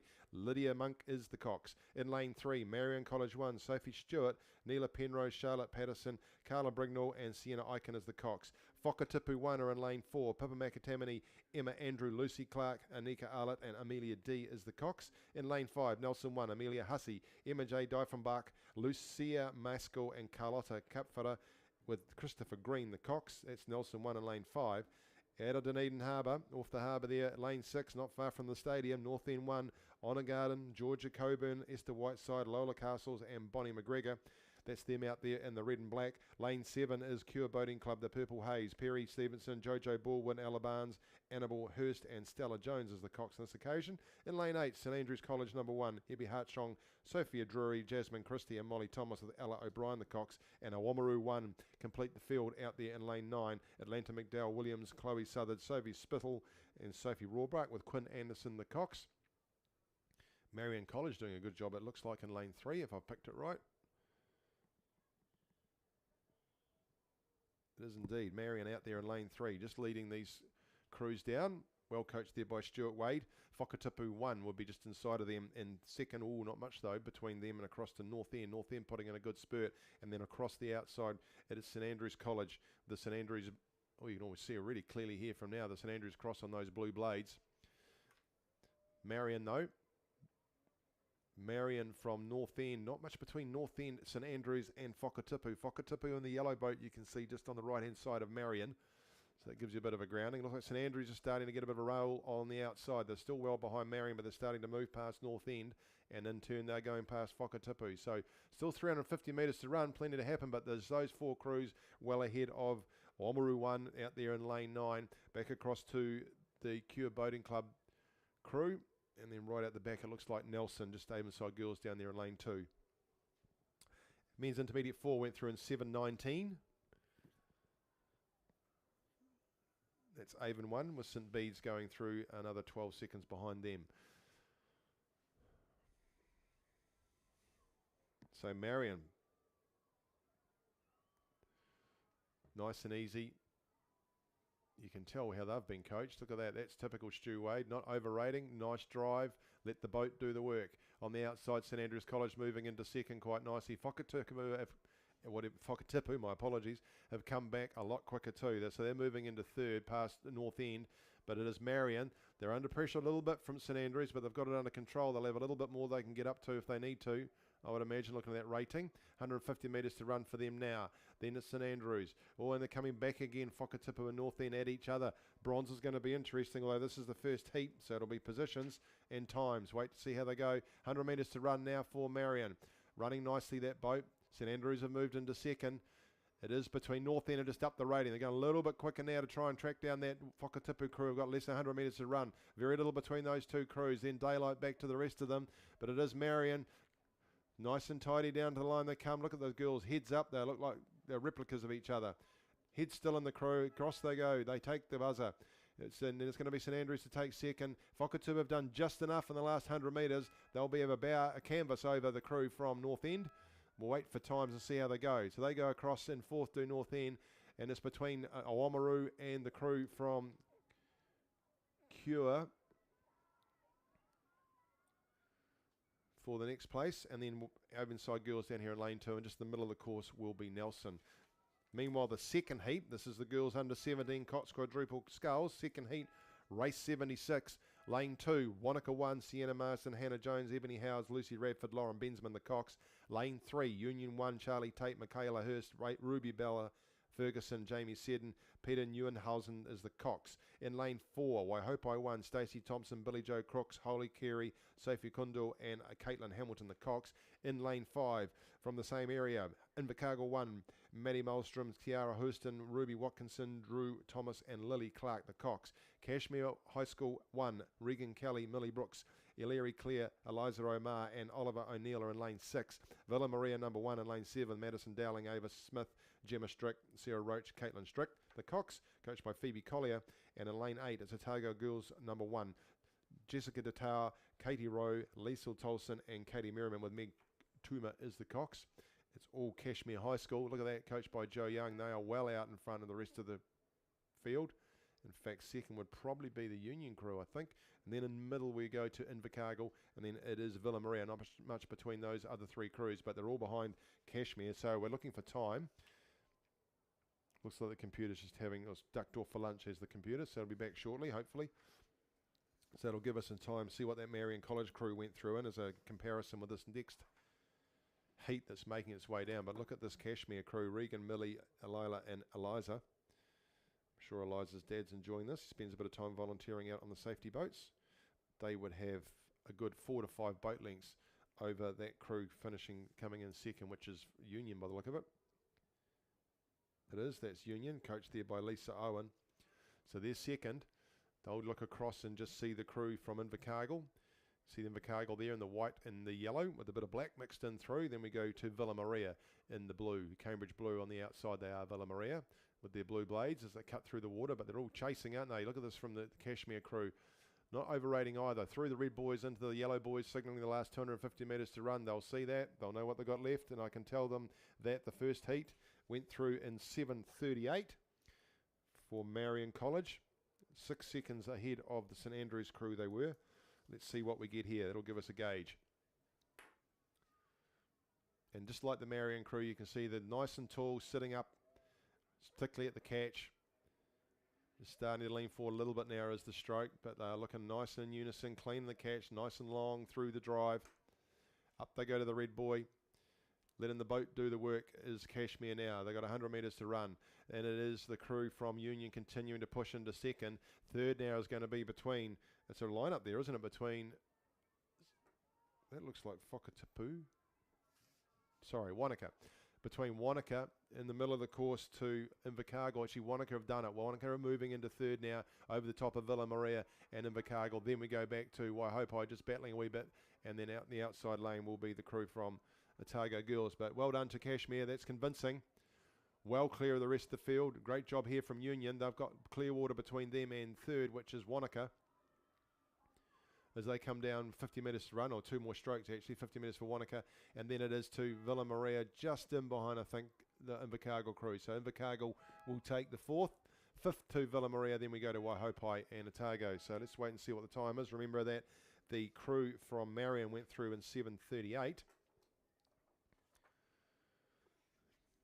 So while we're waiting for that, we can see, geez, they're not wasting any time here, the starters. This race that's coming down now, the boys under 15 double sculls, race 77 was due to go at 11:12, and it looks like they've done that. Well on time they are, which means the crews are doing a great job getting themselves down to the start. In lane 1, boys under 15 double sculls. Early days for these boys in their rowing career. Lane 1, Dunstan Arm 1, Christopher McIntosh, and Max Smith, son of Simon Smith, there giving himself a run, and Simon, of course, is the coach. Lane number 2, Wairo 12, Archie Saggers and Paddy Girling, coached by Daniel and Clayton. Lane 3, Otago Boys High School 1, Leo Garden and Tom Colley. In lane 4, Twizel 1, Desmond Kahakura and Orlando Naroon, my apologies. In lane 5, Wanaka 1, Edward Ives and Alex Pedersen. In lane 6, Burnside High School 1, Thomas Carey, Riley McMorrin. In lane 7, Cashmere High School 1, Jacob Harley and Cooper Laird. In lane 8, Timaru 31, Harry Shearer and Baxter Hooper Park. In lane 9 is Timaru 41, Harris Pillar and Harrison Searle. And in lane 10, St Thomas of Canterbury, number 2, Miller Taylor and Lucas Dowling. There's a wee bit of separation there. Who's right out in the middle? I've got a rough idea. I know it is. It's Burnside leading the course down there. Thomas and Riley out there in lane 6. So they are, they're under pressure, aren't they, from Dunstan Arm? Of course they are. So Dunstan Arm and Burnside. Dunstan, in fact, down there in lane 1 would have the advantage. They'll be a lane length in front of them. Then Otago Boys High School number 1. This is boys under 15 double sculls, so a lot can happen in a very short time. So keep an eye on this. So it is Dunstan from Burnside. Then Otago. I'm not sure that they're all there. There might be a scratching. Oh, no, there's not. Just a wee bit further back is the crew from Wanaka. Twizel, rather. Wanaka just inside Burnside. Then we go across to St Thomas's out there in lane 10. The 2 Timaru crews just a bit further back, and then it would be Twizel back there in lane 4. So still pushing through. Dunstan Arm 1. This is the first of 2 heats, so we'll be looking for times. Do we have a time for the girls under 17 Cox quadruple sculls? We do. Heat 2 time was for Cashmere High School 7:43. And you'll remember that Marion went through in the first heat in 7:38. So well done to Marion. Great effort there in the girls under 17 Cox quadruple sculls. As the boys make their way down. Oh, and just closing up a wee bit here between Burnside and Dunstan. Dunstan will be able to look across and see Burnside, not necessarily the other way around. These 2 crews well ahead of the rest of the field. Be about 5 boat lengths back to the 3rd place, which is the Otago Boys down there, Leo and Tom in lane 3. They'll look across, well, they shouldn't be, they should just be rowing, but in the middle of the course is Cashmere 4th. Then we go right on the outside to St Thomas of Canterbury 2. Back into Timaru 31, then Timaru 41. Then we come to Wairo down in lane 2 and back to Twizel in lane 4. So she's all on here between as they come through to 250 metres to run. Put your teeth in, Ian. The bucket hats of Dunstan have the advantage over Burnside by about a boat length, if not 2. Very cleanly for under 15 double sculls. These 2 have done a lot of rowing together.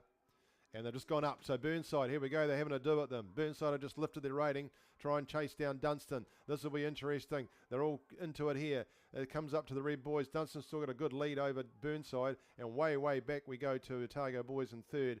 So it's still with Dunstan. Burnside working hard, but looking nice and easy out here, Dunstan. Look how clean they are at the finish. Nice feathering. They come out nice and cleanly. Then back up they go. Bowman for Burnside has a look across. Seems there's probably a little bit more work to do. So we'll wait and see what the time is for these Dunstan gentlemen. Christopher and Max, well done. You've taken first place in the heat. Keep working, Burnside. It's on time. Don't slow down. There they go. They go and take the buzzer now. We look back down the course. We can see Otago Boys heading down to 120 metres to go. Then Kashmir and across the top two St Thomas's. Back to the two Timaru crews. Just starting, still pushing through here in lane 2 is Waido. And just a little bit of a... Looks like Wanaka in the middle of the course there, just having a couple of wee issues, but they'll get there. Second heat is underway while we wait for a time on that first heat. Great conditions again for these boys under 15 double sculls. Much better to be rowing than surfing, which is what they would have been doing yesterday. In lane 1, Timaru 30, Cooper Gordon and Murphy Hopakak. In lane 2 is Timaru 32, Tim Bartlett, George Talbot. In lane 3, St Thomas of Canterbury 1, Seth Tranter and Cairo Horgan. In lane 4, Wairo 11, Jesse Inglefield, Matthew McLeod. In lane 5, Timaru Boys High School number 1 with Tokatahi Watini and Ruben Saggers. In lane 6, Nelson 1, Mateo Ardelis Hiller and Raphael Ardelis Hiller. They've got to be brothers. So the brotherly double. Let's see how they go in lane 6. In lane 7, Otago 1, Ryan Clearcourt and Toby Hebden. In lane 8, Burnside High School number 2, Lucas Cochran and Jack Payne. And out there in lane 9, Kashmir High School number 2, Matthew Stewart, Jack McDonald. It's a much more even field coming down the course now for that second heat. Have we got a time for the first heat? Not yet. I reckon it'll be pretty smart. So very even it is. It looks like Timaru 32, St Thomas's of Canterbury have got the advantage. Then on the outside, Kashmir High School number 2, right alongside Burnside. Not much between them and the rest inside of them. Otago, Nelson and Shirley Boys High School right in the mix. Probably just Timaru 30 at this early stage, just a little bit further back. This is heat 2 of the boys under 17 double sculls, race 78.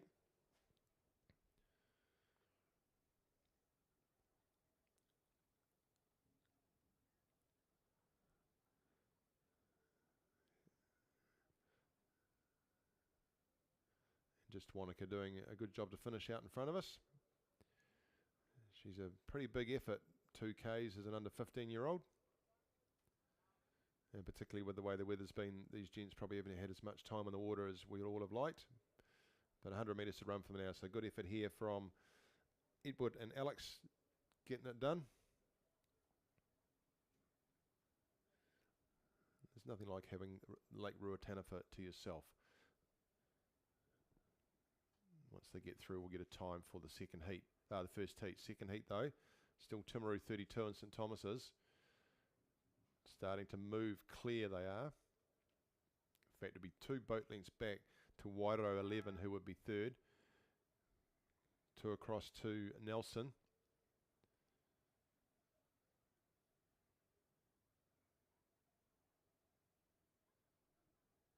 Back inside from Nelson, Otago. Ahead of them is a Burnside and Kashmir.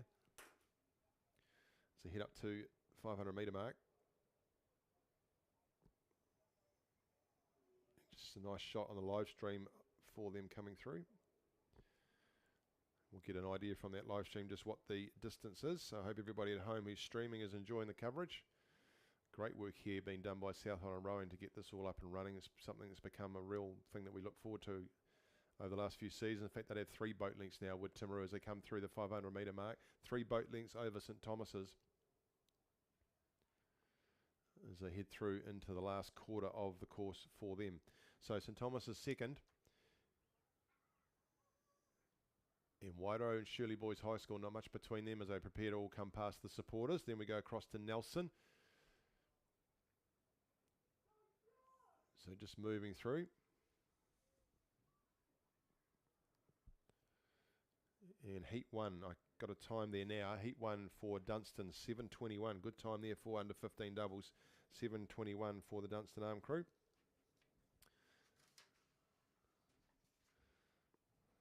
Here's our newly elected life member of South Island Rowing, Right Honourable Millsy, has arrived in the commentary position.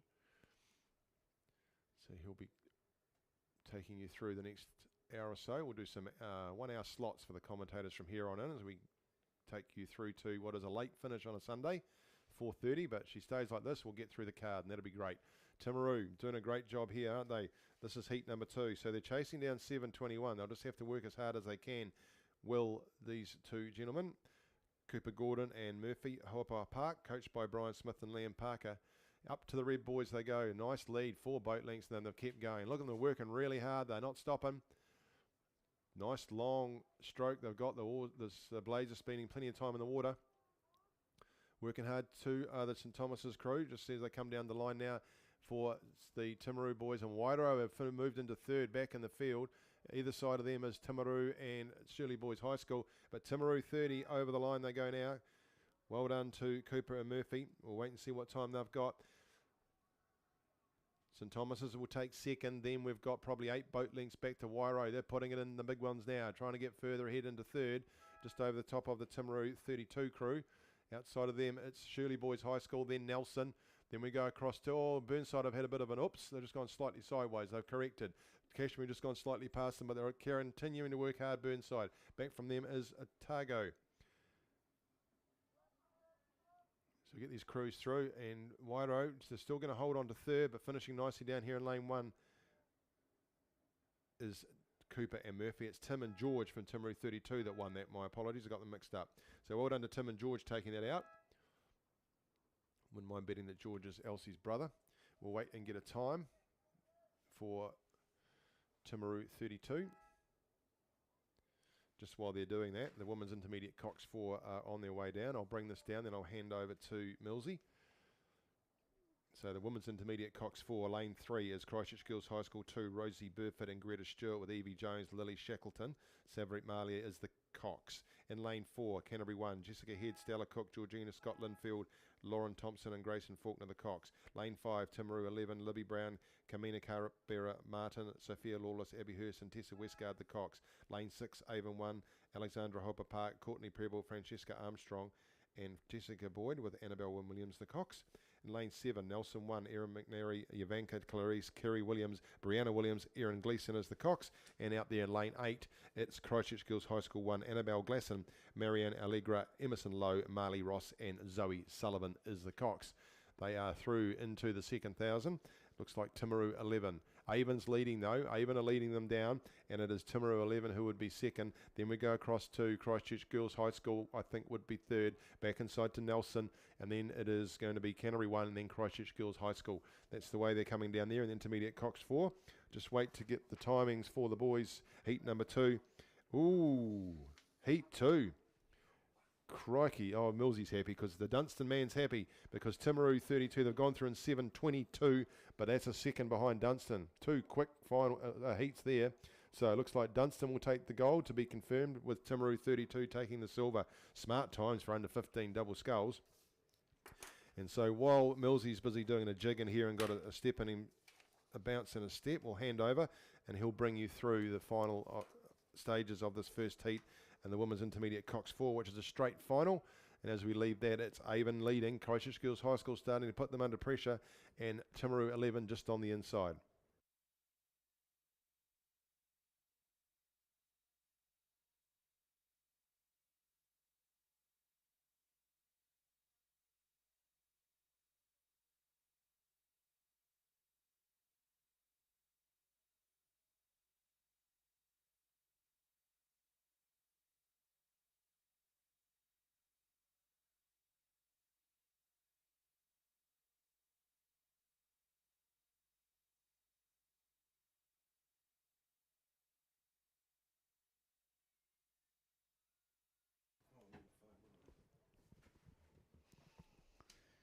Thanks, Ian.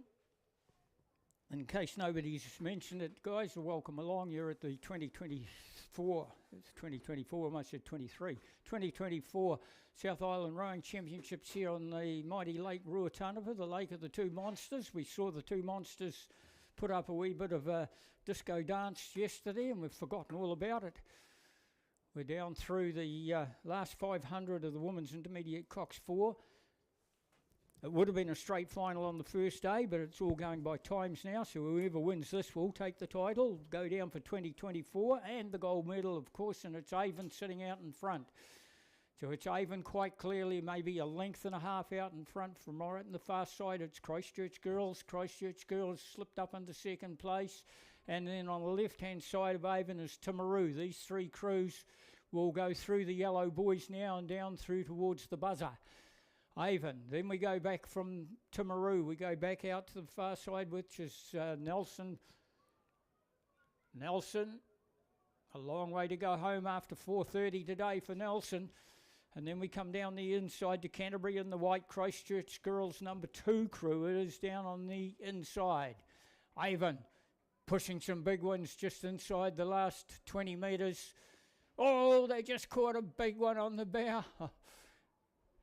Just caught a big one on the bow side. They managed to hold it all together. All of a sudden, on their right shoulder, came straight at them. Nelson came.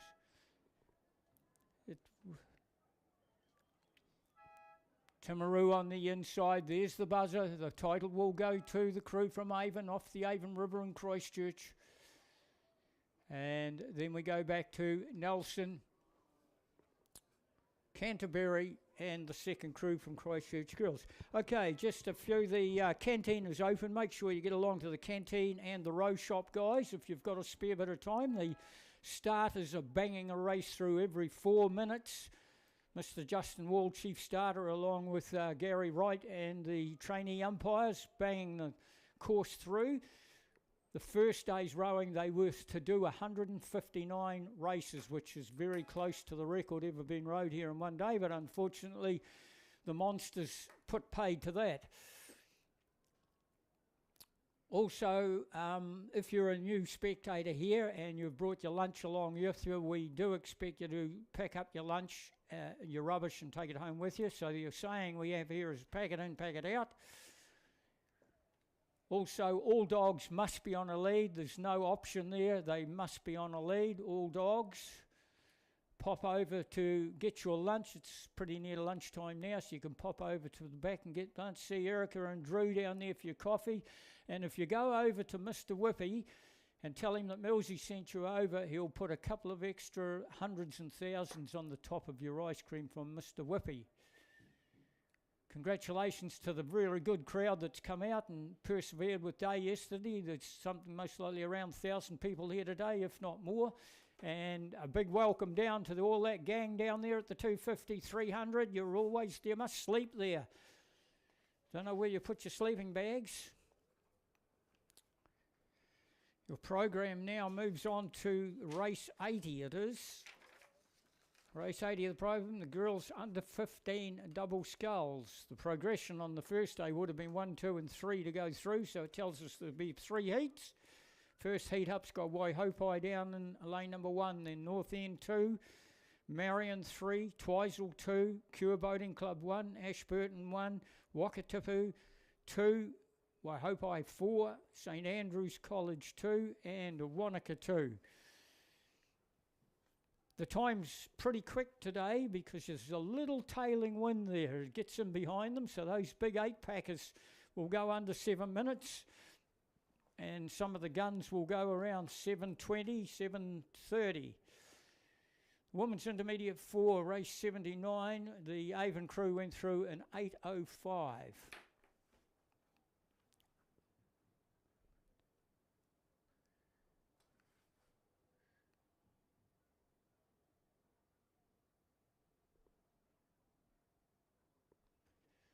Good to have Waihopai here. We haven't seen them at the Otago Championships. So welcome along, Waihopai, to you. A special welcome along to Newmarket or Newcastle Grammar. We hope that you enjoy your one day's racing here and that you have got some benefit out of it to go back to the Australian School Nationals, I would imagine. Yellow boat from 7. It's coming from lane number 4, which is Twizel, the hometown. They know the shortcuts on this course, straight 2,000 metres, and they know the shortcuts. That's why they're always out in front. Twizel have done a brilliant job. I mean, Calvin and the coaching panel out of the Twizel rowing sheds here on the course have done a brilliant job in getting a group of Twizel kids that really want to row because they look good and they are performing. I think they took their very second medal at Mardi Cup last year, I think it was.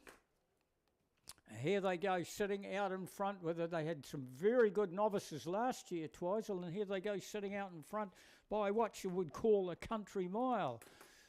Then we see the yellow boat of Wakatipu.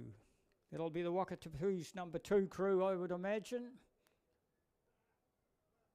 Wakatip, the bow girl from Wakatip, looks across into the middle of the course. That's where I go into the middle of the course with them.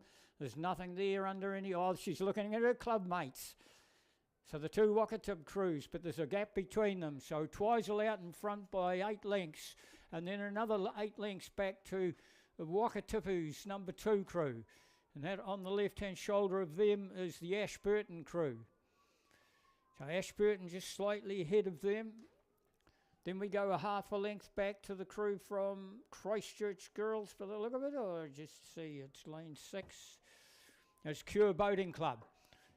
So Cure Boating Club got a chance of getting up into the first 3. They're putting a little bit of pressure on the crew from in the gold boat from Ashburton. The bow girl from Ashburton, as we gaze across, that's where the challenge is coming from. We can tell you, lady, don't have to look out. Well, I hope I across the far side. Twizel are way out in front, so it looks like they got themselves another good novice squad. Ashburton, 8 lengths back, going through the 100-metre buoy line. They've withheld that pressure coming from them from Cure Boating Club. Ashburton off Lake Hood, Cure Boating Club off the mighty Maiwak. The old Wackadoo. Then we go out the outside by Hopi off Burtman Rose River. That's the Aridi River down south where the pineapples grow. Down the inside, you go another couple of lengths back and you've got, should be Wakatipu. And it's North End. And then North End, Wakatipu just back off the pace a little bit. Right about the far side, we have the crew from St Andrews, and I can't see Wanaka.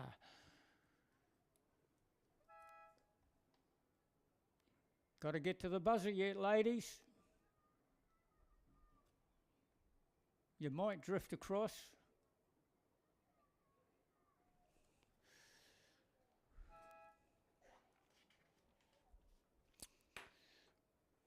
Right, the second heat has Burnside down on the inside, Christchurch Girls High School, Twizel, North End, Wakatipu, Waihopai 2, Marion College, Timaru 11, Otago Girls 2 and St Andrews. We'll get a time up for you as soon as we can.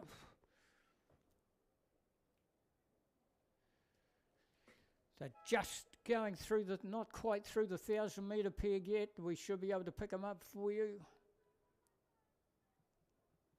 Coming out of 7 and 8. 7 and 8, which is Marion College and Timaru. Peyton Moss and Sophie Davis for Marion College. Izzy's doing the coaching. Katie Card and Nev Gordon for Timaru. And Dean, of course, doing the coaching. Those 2 crews. It doesn't look like on the right-hand shoulder of them, Otago Girls 2. They're back a wee way at this stage. And then right on the far side, St Andrews are in the firing line as well. Down on the inside of them, there's a North End Wakatip crews. And there should be a Waihopai crew in the middle of the course. Through the 1,000 metres they go. The 3 crews down on the inside. Just back off the pace a little bit. Lanes 4 going along sweetly out there, which is North End's number 1 crew. Lane 4, but well ahead of them is the crew from Wakatipu.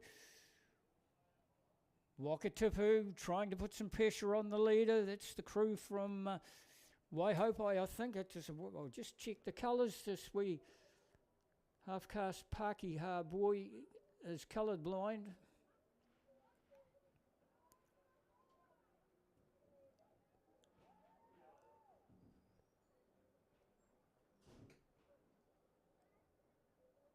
5 and then 7 by the look of it. Marion College. So it's Wakatipu. It's Wakatipu's number 1 crew.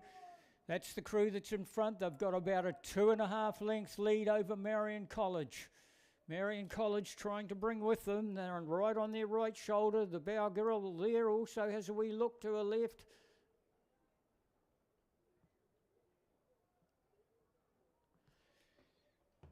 It's Timaru, Marion College in the middle still. Wakatipu, Marion College, all these crews have sorted themselves out for what you would call the medals, if that's what they're dishing out.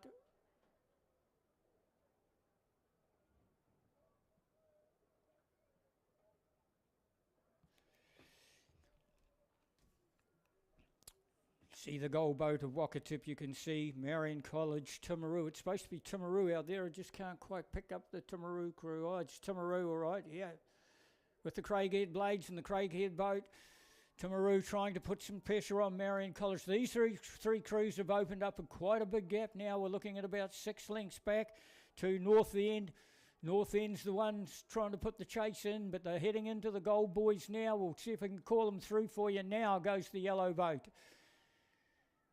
Now goes Marion. Now goes Timaru. So there's not much between Marion and Timaru. And there's a crew right out on the far side. I don't know whether they're... Oh, there is... that's Wakatip. They should have been in the first heat. So they either had gear problems and missed the start, or they done a tiki tour down through Bluff and back up through the channeling system. The yellow boat goes down towards the 100-metre buoy line. Wakatipu to all their kilometres up and down Lake Hayes, of course. They'll go down under no pressure whatsoever. The big challenge is coming from Timaru on to Marion College. The Timaru girls really have closed the gap up inside the last 300 and are going right up to Marion College. Now Marion College are pretty disciplined, and they really fairly well know that they are there without having to look around. The bow girl looks around just as they say so. Timaru's gone straight over the top of them and got it by about a foot. Marion College let them in the back door. Then we go back, Cure Boating Club. Across the far side is the crew from St Andrews. Wanaka should have been in the first heat, and the crews at the back.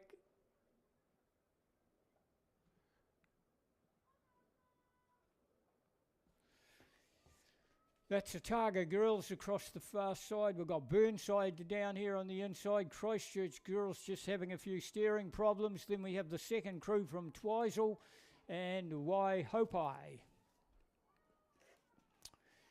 We can tell you that the girls under 15 double scull first heat went through in an 8:21. That's not a bad time either, so it just tells you that very, very slight tailwind is helping the times out a little bit. Great for the lightweight crews. The wee lightweight crews that crank it up to about 36, 37, 38 strokes per minute will love this. Your third heat has St Andrews College 3, North End 3, Oamaru 1, Wanaka 1, Otago Girls 1, Marion College 2, North End 4, Waihopai 1, Twizel 3, and Dunstan Arm 1. And they are also just gone through the 1,000-metre peg.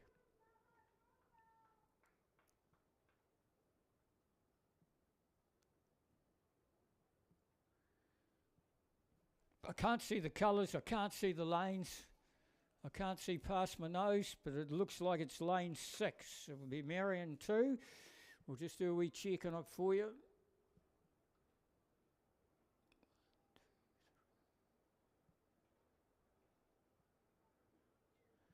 Looks like dark colours, so we'll go for Marion 2. If we've got it wrong, guys, we do apologise. We apologise to Marion College or any of the other crews behind them because they're really spread out.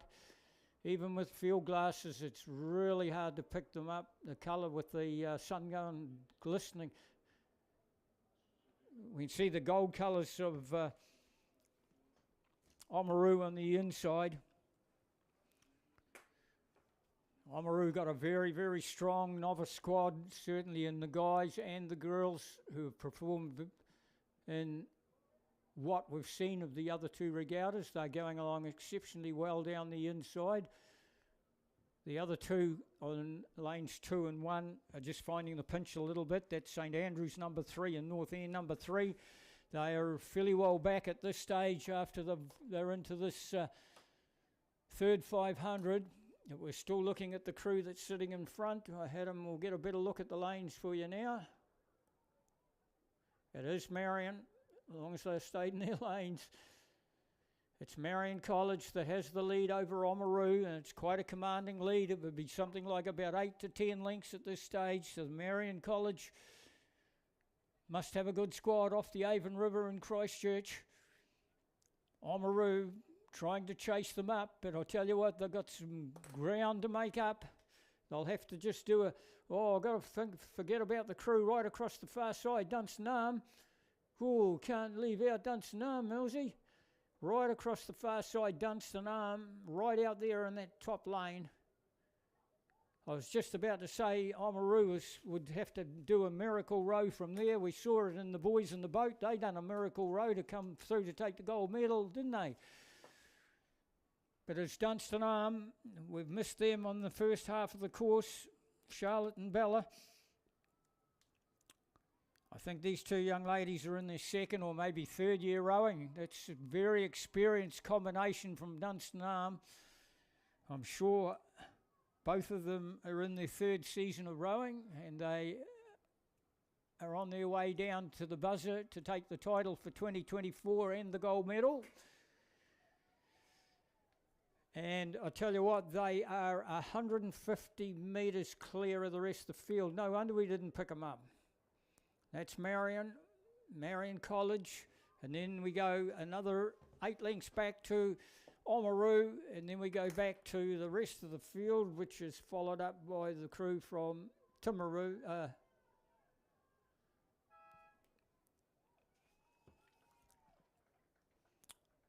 Otago Girls it is.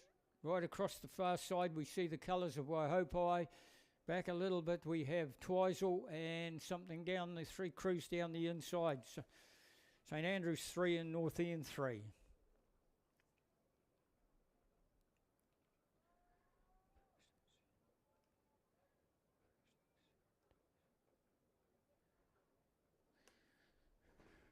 Okay, just can clarify that. It's only your second season for, I think, Bella, and first season for Charlotte for that Dunstan crew. Marion are pretty happy with their second. We're looking at times, of course, 8:19. The second heat went through in 8:19, and that's quicker than the first heat. So we'll immediately just go up. We're just waiting for these crews to come through, which is the crews on the inside, North End 3 and St Andrews College. They certainly look like it. They haven't had a great deal of rowing at this stage, mind you. The weather conditions have stopped an awful lot of the novices getting on the water. And St Andrews girls are just handling it exceptionally well. Well done, St Andrews girls. Give them a plug, Nina and all Igra. They've got themselves together again now. They'll go across and finish off the rest. In the meantime, pouring down on top of us is the boys under 16 Cox Quadruple Sculls. Christ College, Wakatipu, St Thomas of Canterbury, Twizel, Shirley Boys, Nelson, Otago Boys High School, Shirley Boys number 1, and St Andrews College number 1. And the 3 crews, or the 2 crews, locked together is the blue boat of Nelson and Shirley Boys. So it's Shirley Boys on the outside. We've got to favour them always in Nelson, and then trying to put some pressure on them coming through is the mighty Twizel. Twizel trying to put pressure on Nelson. Nelson trying to put pressure on Shirley Boys. This stage it's Nelson, only by about a canvas over Shirley Boys, another length, 3/4 of a length back to Twizel. And then from Twizel we go back, St Thomas of Canterbury, 2 lengths back. Then we go the yellow boat of Wakatipu, Christ College, I can't see them. we go out the outside to St Andrews and Shirley Boys, Targa Boys 2 it is. So Nelson now really just starting to crank the hand speed up a little bit, a few extra strokes per minute as they go down inside the last 10 strokes. And Nelson has opened up that gap to 3/4 of a length lead over Shirley Boys, and Twizel coming very, very fast on Shirley Boys. Down to a half length now, Twizel are on Shirley Boys. Shirley Boys, oh, and he got it down to a canvas. No wonder he's lying back on his seat. He cranked it up. St Thomas of Canterbury, they will go across now. The big yellow, Wakatipu's yellow boat. Targa Boys in the middle. On the far side we have the St Andrews and then the second Shirley Boys crew. Now there's another boat coming back along the outside. It tells me that there's been a couple of crews missed the start. There only can be two reasons that you come back and you haven't been in your race. Oh, don't say it was the Twizel girls. It's either gear failure or you've missed the start, so you've got to give yourself time. Well, they're calling them on down there. Maybe they can't hear the calls at the Twizel shed. So that's disappointing because the squad is going so well. There's the Christ College crew we were looking for. 8:17, the Dunstan Arm, Charlotte and Bella. 8:17, that's the third heat, so that is the quickest time. So I take it that's the title and the gold medal to Charlotte Crosby and Bella Breen. That's your girl out there, Sarah. She's going well by the look of it. And Bella and Heather, that must be your girl out there going very well as well. Right, the boys under 16 Coxed Quadruple Skulls will have heats of that race. It doesn't look like it. Yep, we've just had the first heat. Christ College 2, St Thomas of Canterbury 1, Cromwell 1, Targa 1, Wakatipu 1, Targa Boys High School 1, Timaru 30, Wairau 11, Shirley Boys 2. And they've come right down on top of us while we're sorting all that out, and it's down St Thomas of Canterbury. So St Thomas of Canterbury, but Wairau across the far side. That's the crew that's in front, only by a half a length over St Thomas of Canterbury. The two-man looks across, naughty stuff, two boy. They're right in the middle, up between the two of them. Out of lane number 5 is the crew from Wakatipu. So she's a three-way. It's down here, St Thomas of Canterbury. They have it by a half a length only over Wairau. Wakatip right through the middle of them like a little piece of tomato in this sandwich. Down towards the line, St Thomas of Canterbury. They're going to have to wait for time. Absolutely nothing. I can't pick it between those two. We'll have to go to the screen. Wakatip coming home very quickly between the two of them.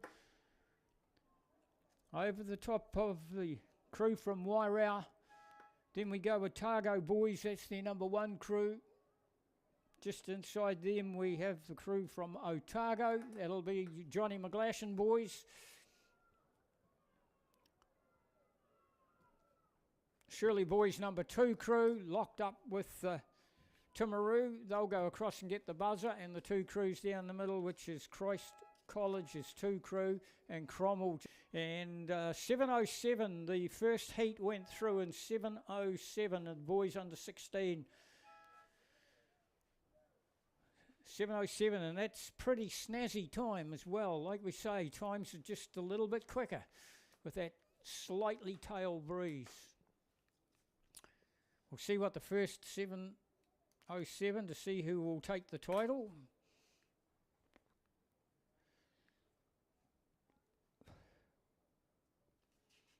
Will it go to St Thomas of Canterbury, or will it go to the first heat winner? Men's Premier Coxless 4, this is the elite class at South Island Rowing. It's the elite class at rowing. It's race 85 of 159.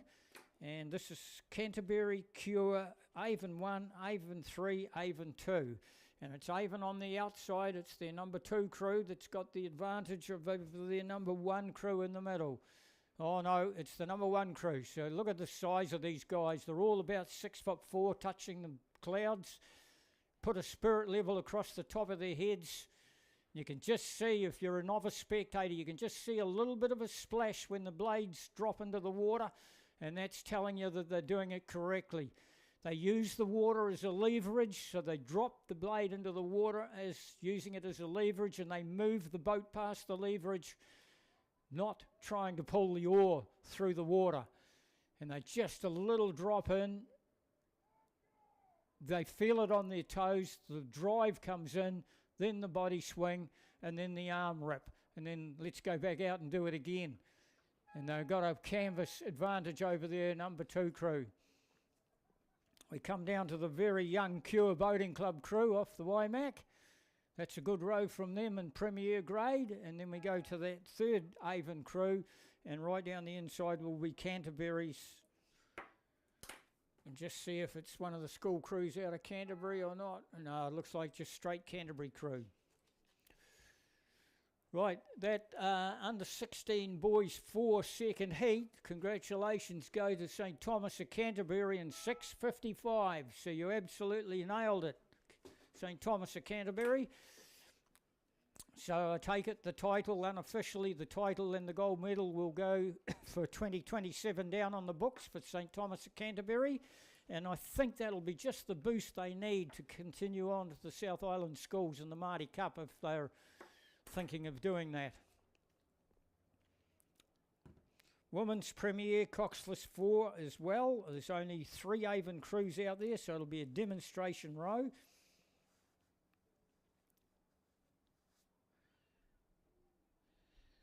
Mania Butler is in their number 1 crew. Hannah Matahari, I think she originally was out of Targa University last year. Phoebe Collier, Gemma Burrows. The number 3 crew is Elsa Roxburgh-Judd, Taylor Stewart, Jessica Treverdale, Hannah Wiley, and Holly Lill, Claudia Kinder, and Katie Bell, and Arleah O'Sullivan is in their number 2 crew.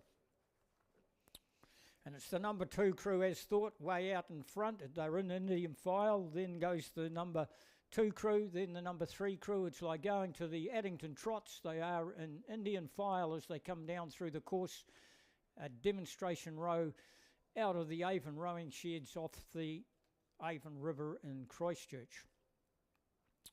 There's some fair heat in the sun out there, guys, so just let you know, pays to slip, slop and hat. If you have a hat, wear it. If you have a slip, slop it. Go along and get yourself an ice cream or a bit of coffee. Keep your clothes on. We don't want any strippers. We only do that at the cricket. Keep your dogs on a lead. Keep your brain in gear. Inside the yellow boys goes that number 1 crew. They are cruising. If you're a novice spectator, you'll see that it is a tandem rigged boat that they are rowing. So if you're wanting to know what Mills is talking about, you'll notice that the 2-seat and the 3-seat are both rowing together on the bow side, whereas normally that's split. One will be out to bow, 2 would be out to the right, 3 would be where it is there now, and 4 would be where it is now. So that's what they call tandem rigged. Many different theories on why they do it, but to my knowledge they do it because they find the 2 girls in the middle are most likely in training just a little bit stronger because they're coxless boats, and the boat will just turn a little bit. So they then put the person out at bow where you got the leverage out at the bow at number 1, and it will try to alleviate the power of the 2 girls in the middle. And they had their rating down on about 28 to 29, which is strokes per minute for the novice spectators. And generally a racing stroke rate sits round about the 32, anything between 32 and 37, depending on how powerful the crew is. If it's a strong crew, they can drop the rating and just use power. If it's not a stronger crew, they can bring the strokes per minute up a little bit and gives them the same sort of advantage. Be interesting to see what they go through in.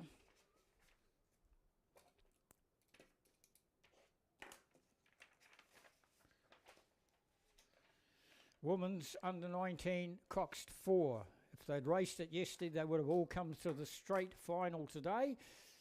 So they haven't been set up. They're all in the same lane as they drew for the race yesterday.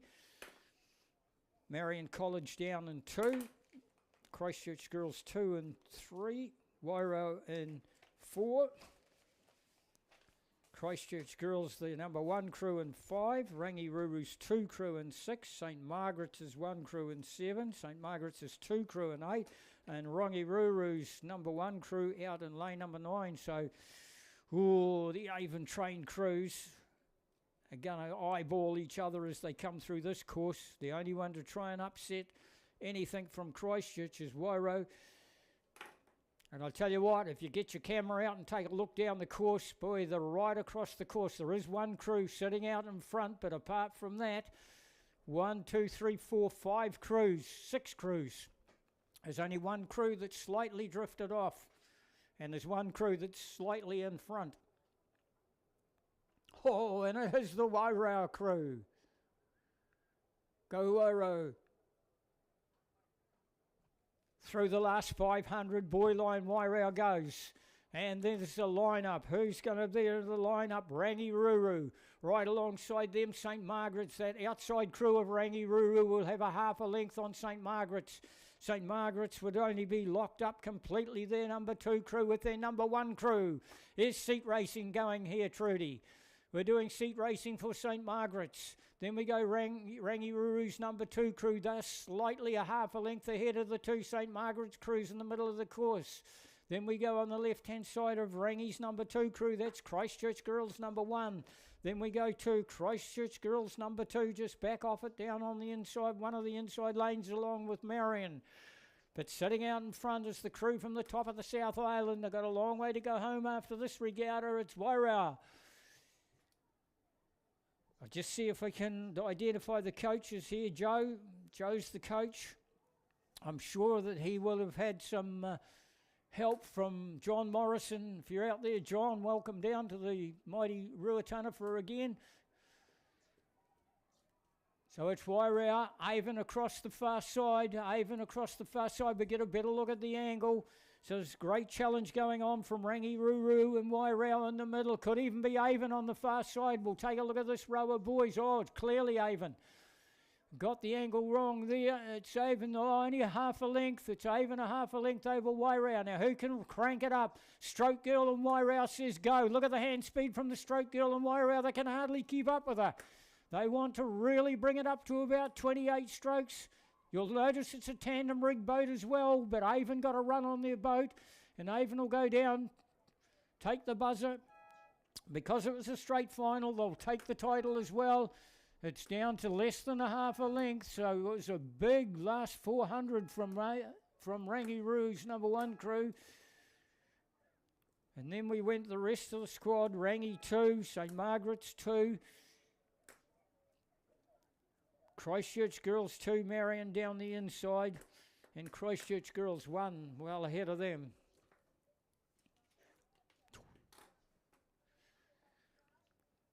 Now we've got the girls under 16 big 8-packer. Let's just see what they might go through in. There'll be about 6 minutes 15, I would imagine they'll go through with a wee tailwind. We've got St Margaret's in lane 2, Meridian in 3. Cashmere in 4, St Andrews 5, Christchurch Girls 6, Otago Girls 7, Columba College 8. They've put the 2 Otago crews on the outside. They've only just gone through Alcatraz now, which is the first 500 where the island is.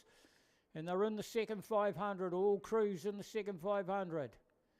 Just second in from the outside, and the Otago Girls have slipped off the pace in that first 500. Found it a little hard, so Columba College is well up in the firing line.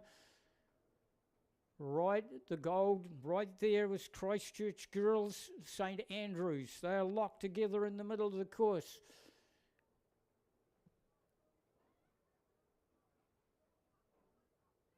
Cashmere, and then right down on the inside, a really good start in that first 600-700 metres goes to the crew from St Margaret's on the inside.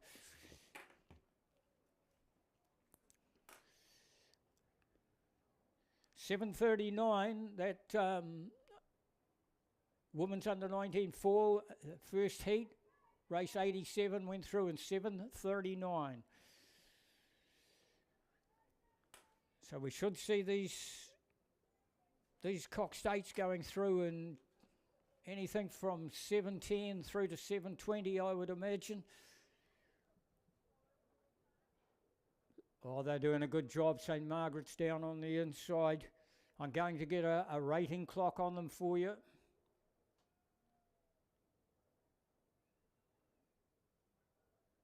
They're on 35.5, so they always say keep those big 8-packers up on top of the water. You need to be swinging them along and around the 36, so they're absolutely spot on. St. Margaret's, where's the challenge? It'll come from Rangiruru. Them right out very wide on the outside. We've got Columba College off the harbour in Dunedin. Oh, they're getting along really nicely out there, Columba College as well. Back down to the inside we go. Still St. Margaret's #1 crew. Then we go Columba College. We go a couple of lengths back to Rangiruru. Somebody squeezing, it could be St. Andrews squeezing in between them. And just on the left of St. Andrews is the crew from Kashmir. Where's Meridian? We've got to try and, Meridian unfortunately just back off the pace a little bit. But they're out there racing it, that's the main thing. Oh, the old saying we always say from the commentary tower, blessed are the losers, for they create the winners. St. Margaret's not one of those girls who've looked out of the boat. There's great discipline going on here, still swinging along on about 30. I think they've dropped it one. They look as if they might only be on about 34, 30, 35 maybe. And they're clearly in front by a good 2 lengths at this stage. Then we go on their right shoulder is Kashmir. Kashmir getting pressure on them, 1.5 lengths back to St. Andrews. Then St. Andrews are 1.5 lengths behind Christchurch Girls. And then we go Targa Girls not in the firing line at this stage. And then we go right out the far side to Columba College. Now, Columba College is about the only one that can put any pressure on them at all those kilometres on the harbour there in Dunedin. A big surge from Columba College over the last 5 years, thanks to Matt and his coaching panel. St. Margaret's do a lot of their work on the YMAC. If I've got that wrong, just tap me and tell me when I'm walking around. That's what I believe. But obviously from Christchurch, Columba College would only be 1.25 lengths down off them. In the middle, we've got Kashmir. St. Andrews a couple of lengths back, and ahead of St. Andrews is the crew from Christchurch Girls. The big 8-packers go down inside the last 250 metres. St. Margaret's, Columba College, 3/4 of a length between them. Now I think you'll see Kashmir starting to crank it up. They've looked as if they won't put a pressure on Christchurch Girls. St. Andrews are not going to be in the firing line now. Oh, Columba College, we're getting a better look at the angle. Oh, they are locked together. Columba College and St. Margaret's are absolutely locked together at that row of boys. Let's see here. I think Columba College might have the advantage over them through. They have. They've got about a canvas. It's Columba from Otago across the far side. They're going further ahead. They had a canvas in that row. They've almost gone out to a 1/2 length. What a big finish. Columba College, the girls are happy. The body language tells you, look at them.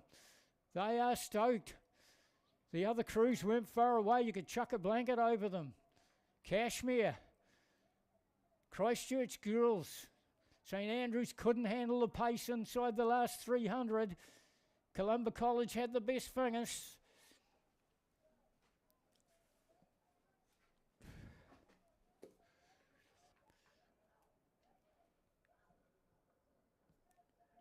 And then we see Meridian. I just can't pick up what happened to Otago Girls, but I think there's an 8 right back there at the 1,000-metre peg. So if you were waiting for Otago Girls to get the call, they're back at the 1,000-metre peg. So there's obviously something gone wrong. There's no umpire's boat. There's an umpire's boat by them, but not with them. Right, we'll see if we can pick up a time. The first heat of the under 9, we've given you that, 7:39. Oh gosh, I wasn't far wrong. Those Columba College's 8 under 16 girls 8 has gone through in 7:17.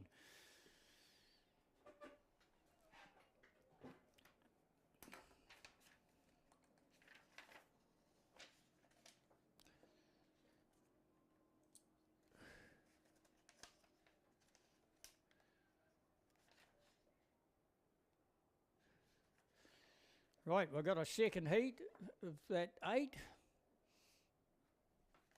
It's race 89. And I'll just see if there will be any difference in time. 7:15, I was talking around 7:15 to 7:20. I've gone through in 7:17. And I think you'll find we've got Rangiruru number 1 crew out there, St Margaret's 2, Nelson, Cromwell, Christchurch Girls 2, Villa Maria. So Rangiruru will go very close to around the same sort of time to rip the big 8-packers through the 2,000 metre course. If you've never been up to the start, you're a novice spectator, or even if you're a spectator that's been coming for years, you know, it pays to have a wee trip up to the start and just see what goes on up there. It is a silent area. You can't yell out or scream at your crews, so you'll see just what goes on in the out of the 2,000 metre blocks down at the eastern end of Lake Ruataniwha. And of course, if you're getting a wee bit seat bound and you want to have a little bit of a walk, pop down to the 1,000 metre peg and take a listen to the coxswains giving their calls at the 1,000 metre peg and see what goes on there. You'll see them go through the 1,000 metre peg. A lot of coaches will have a race plan, and the coxswains will push that into plan as they go through the 1,000. They'll be letting the crews know whether they want to put a piece on before the 1,000, after the 1,000, or right at the 1,000. It's worthwhile. It's a brilliant sport. Keep supporting your siblings as they continue on in the sport. Don't let them walk away from it.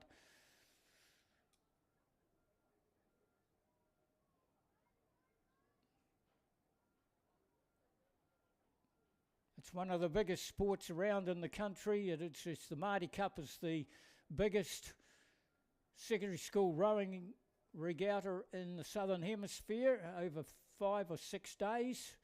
South Island schools rowing will be 2.5 days, almost 3 days this year.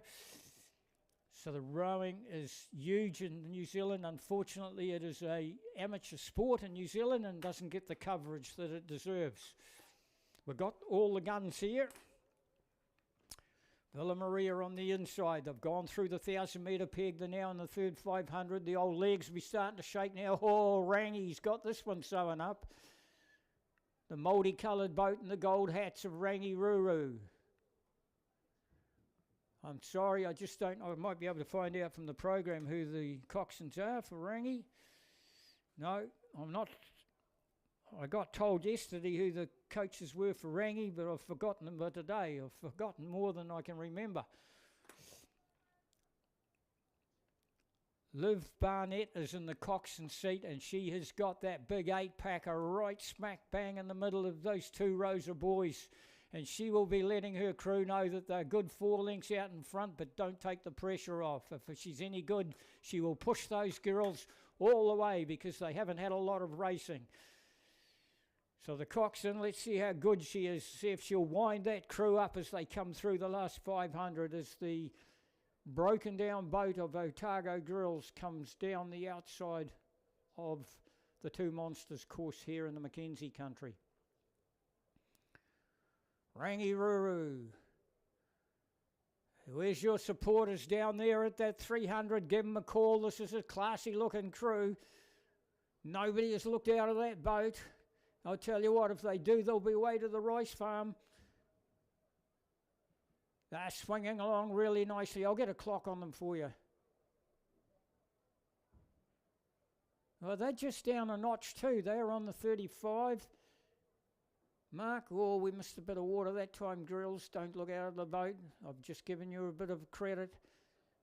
She's still got that boat smack bang in the middle between those 2 boys. She's not going to let them wind it up, though. They're inside the yellow boys.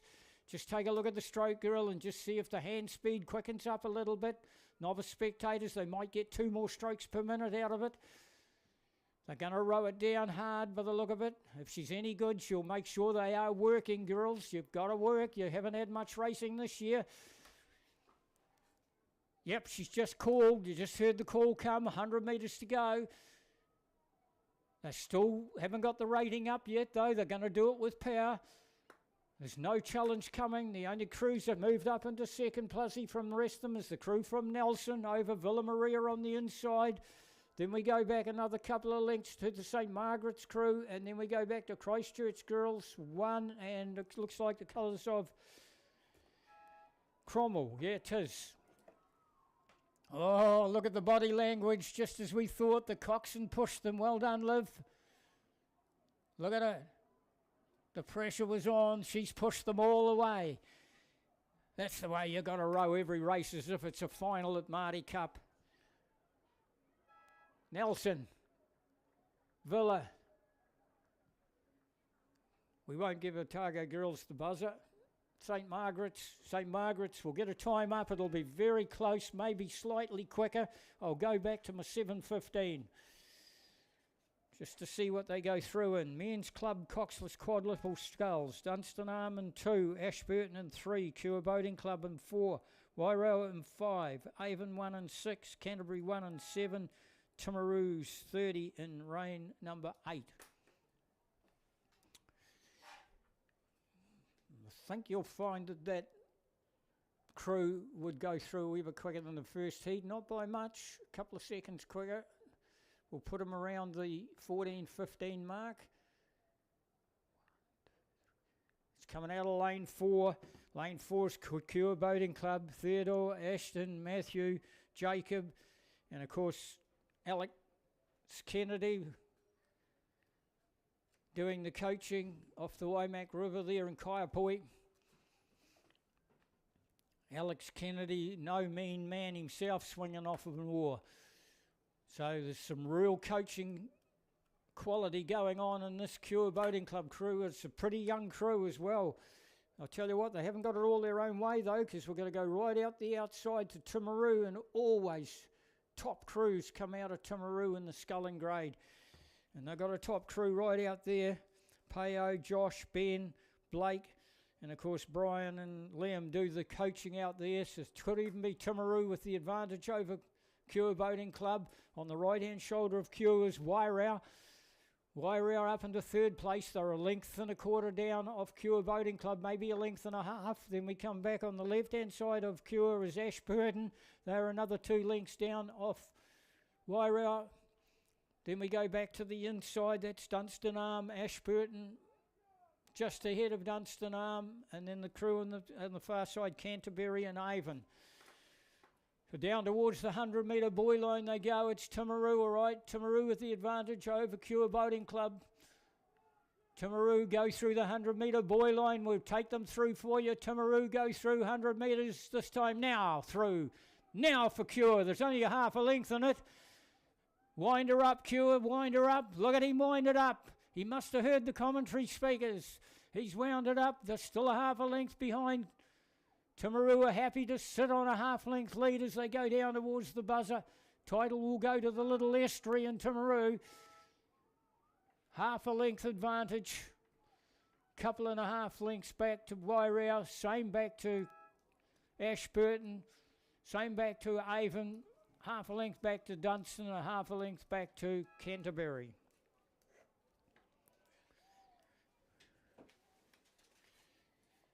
Couple more races, guys, and I've done my hour for the morning, and Frank's coming on. We're just waiting for that time to go. Oh, that Rangi Ruru girls crew, I was predicting around the 7:14, 7:15. They've gone through in 7:09. The first heat went through in 7:17. So they are ripping up the Ruataniwha course. Women's Club singles. 1, 2, 3, 4, depending how quick they get them down. We might get a handover as soon as I've done my shift, and Frank is coming on. The first heat through has got Burnside in 1, Otago Girls in 2, St Andrews 3 and 3, Timaru 41 and 4, Ashburton 1 and 5, Timaru 21 and 6, Union 1 and 7, Wairau 2 and 8, and Avon 3. Women's Club, they're most likely been rowing for 2 or 3 years. Some of them, they go from school to intermediate to club, depending on their performance the year beforehand. So it's the next grade up from intermediate and the school level. So they most likely had 2, 3, 4, 5 years rowing, depending on how good they are. They have no trouble handling the water conditions today. They've gone through the 1,000-metre peg. We'll see if we can pick them up for you. It's a bit easier counting the lanes now. It's coming out of lane number 5. It looks like Ashburton colours. Yep, it's Ashburton. It's Sophie Gibson. I think we've already seen her win a race earlier on this morning. Sophie Gibson, I'm sure she went across. She most likely was the intermediate single, I'd say, but she's clearly out in front by at least 2 to 2.5 lengths. On her right-hand shoulder is Alana Berry Rankin from Timaru. So these two crews have opened up a gap of the rest of the field. There could be a little bit of pressure come from the very, very far outside. Should be Avon 3, and it is Avon 3. So that's Emma Reese from Avon 3 right out on the far side. Now just on the right-hand shoulder of Timaru is Union as well. Arabella Sanders, Lisa Owen, your girl's going along pretty well. So they could be the first 3. The challenge is the outside and the inside. We go to Burnside. Megan McMurran from Burnside. That's Burnside High School in Christchurch, if you don't know where that is. It's like not knowing where the Aparima College is. Targa Girls just back off the pace ever so slightly. She's only about 3 lengths off the crew from the inside lane. Just slightly ahead of her is St Andrews. That's Alice Mears, Daniel Milne for Otago Girls. But we go back to the leader. There's one other one that's Wairau. That's Lexi Poddington from Wairau that we haven't mentioned on you. But back to the leader. She's got a clear-cut lead of 4 lengths over the rest of the field off the mighty Lake Hood in Canterbury, of course, under the guidance, of course, of Justin Wall, our chief starter, and Mary. Gosh, she's a strong girl, this girl. She's got a beautiful run on her boat. She's just dropping the blades in the water. She has a wee look out. She goes to the right. There's nothing out there, Sophie. She's just inside the yellow buoys now, clearly just sitting on that lead. She'll have to keep working because this is going to go by time. There are 4 heats, and it'll be the fastest 3 times that take gold, silver, and bronze. So she's got to push it all the way, and that's what she's doing. She's a strong girl. She's coming up the 100-metre buoy line. No challenge coming from Timaru. And no challenge coming from far out the far side from the Avon 3 sculler. And then we go to, in between them there's the Union sculler. We come back down to the inside with Andrews and Timaru.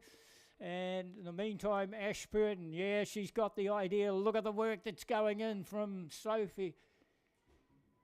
She'll get the buzzer. She knows very well she's got to have a good time. So I'm sure I'll give you the time for these two, and then Frank will come in and he'll give you the time to see who's got the quickest time and the title holder. Timaru, across the far side, goes Avon. In the middle, Union, down the inside, Burnside. She has a wee look round. And then the ones just on the back end, the Target Girls, St Andrews, the gold blades of Timaru.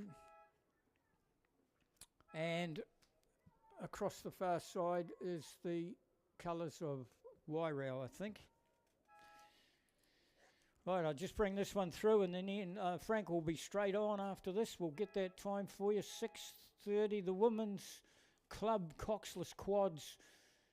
Timaru went through in 6:30, and Cure Boating Club 1.45 behind. So Timaru took that fast race finish out at race 90.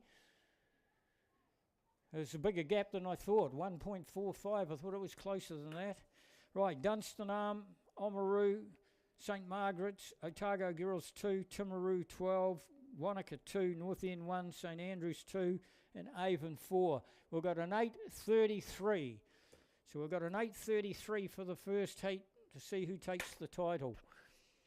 Right, it's all coming from down here on the inside, the Dunstan Arm Sculler. I know that's Oamaru.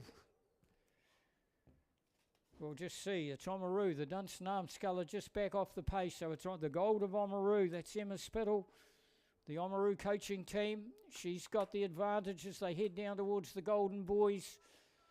Then we have to go out to 3 in from the outside. That looks like it should be North End colours. It is. It's North End colours out there. We'll see who's running. That's Maddie Cockburn from North End. Jazz McIntosh and Dave Hannon. Good work, Jazz. Your row is going well. And you're under good guidance with Dave. You've certainly got the knowledge there. Ex-New Zealand lightweight rower, Jazz. Treat him with respect. Good on you, mate. Timaru. Timaru girl looks out to the left. That's the first 3. We go out to the left as well. And we see the girl in the colours of St Margaret's. So down towards the line. They're inside the 100 metres. Oamaru clearly. So it's going to go Oamaru because I'll just hand this straight over for Frank to take the next 2 heats through. It'll be Oamaru. They'll get the buzzer. North End will come through. North End doing a good job out there. Timaru in the middle. St Margaret's. Then out the far side, the colours of St Andrews. Back a little bit further, we have the Wanaka Sculler, Avon Sculler, and the Dunstan Arm Sculler. And just back off the pace a little bit is Otago Girls. We'll try and get that time for you as soon as it comes up. It haven't told us. We'll hand you over to our apprentice for the next hour, guys. Don't forget the rules and regulations that are on. Don't forget the dogs in the lead. I haven't seen any loose dogs around today. I actually haven't seen any loose people around today.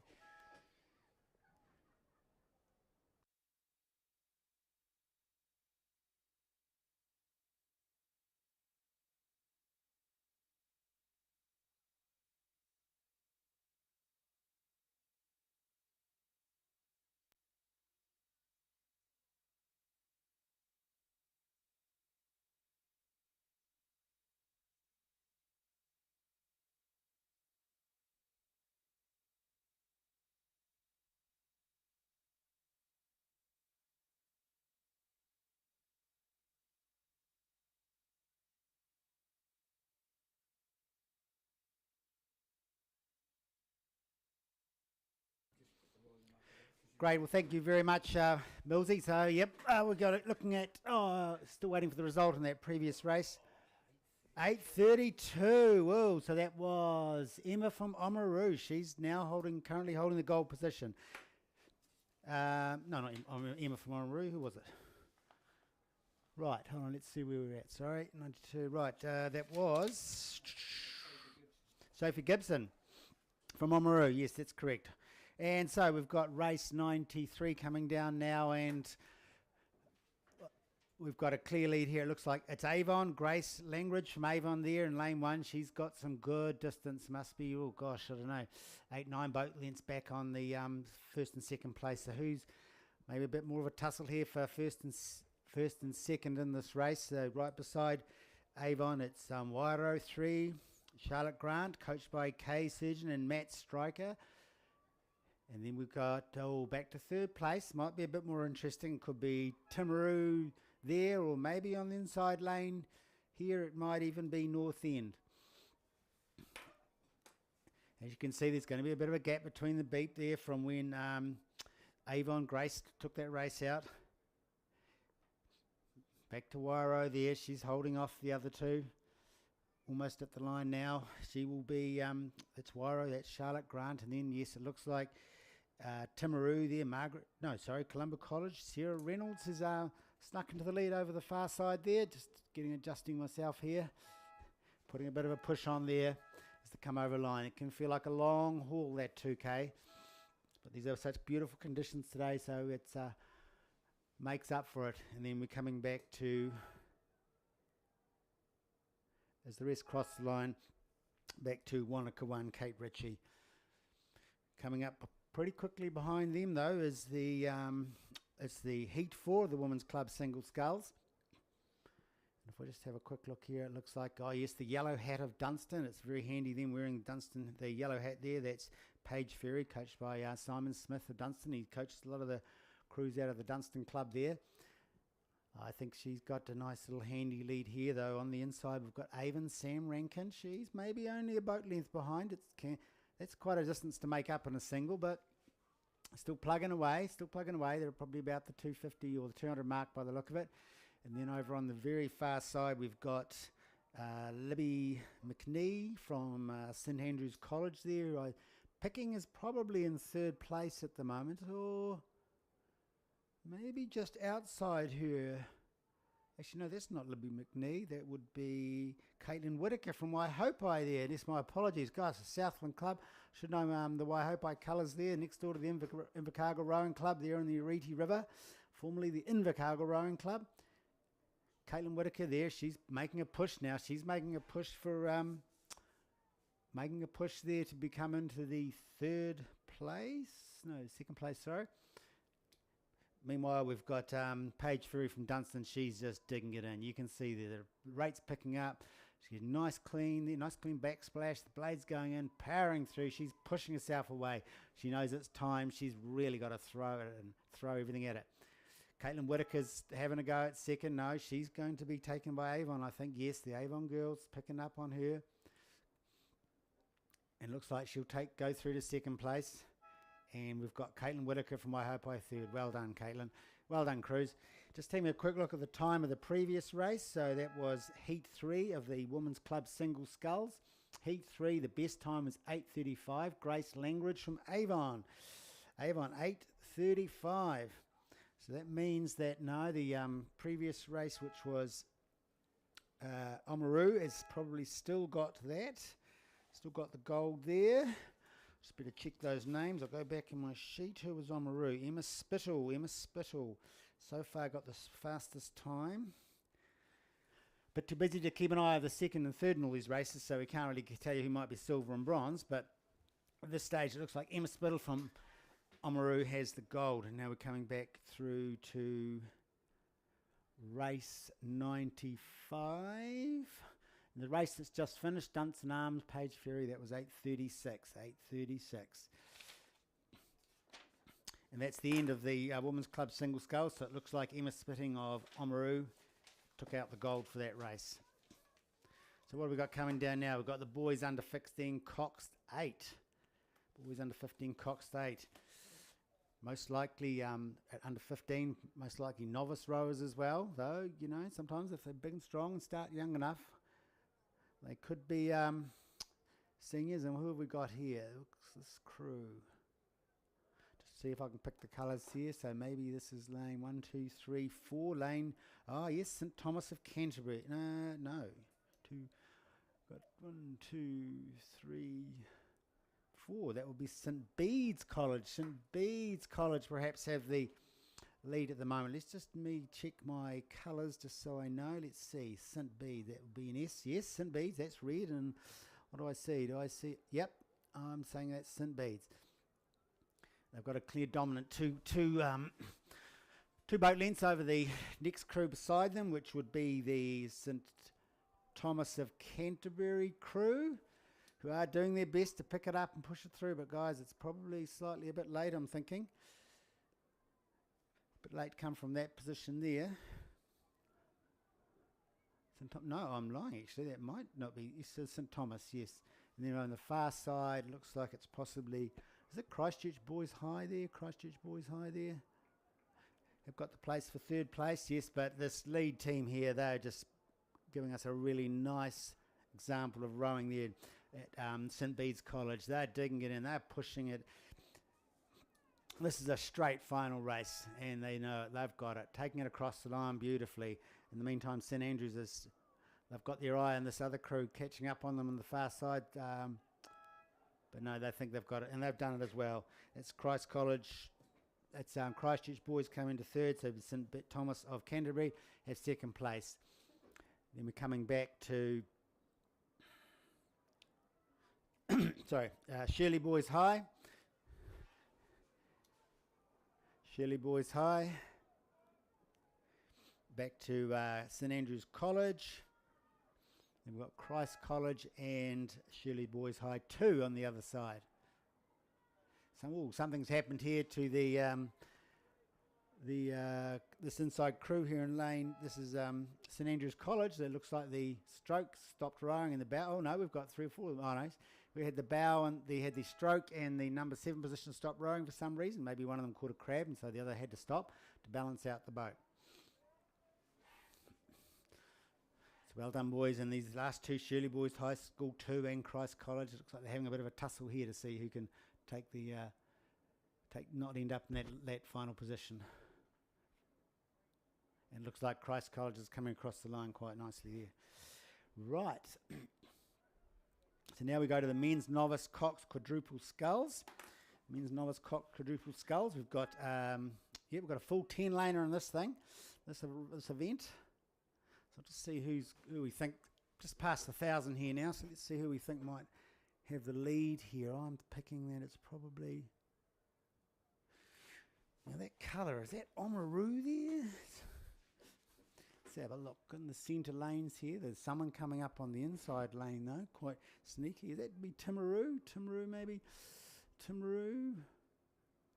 Yeah, I think it is Timaru. We'll just have a quick look at the old chart, make sure I've got my colours here. No, maybe not Timaru.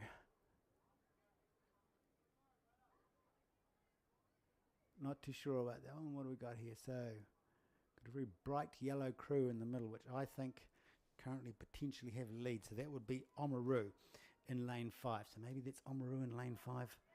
Got the lead, and just inside them, Otago Boys High 1, perhaps in 2. Oh no, there's definitely someone creeping up the inside lane here, which I think is the leading scullers, and that is Timaru. So yes, it's Timaru. Timaru there of coming up on the inside.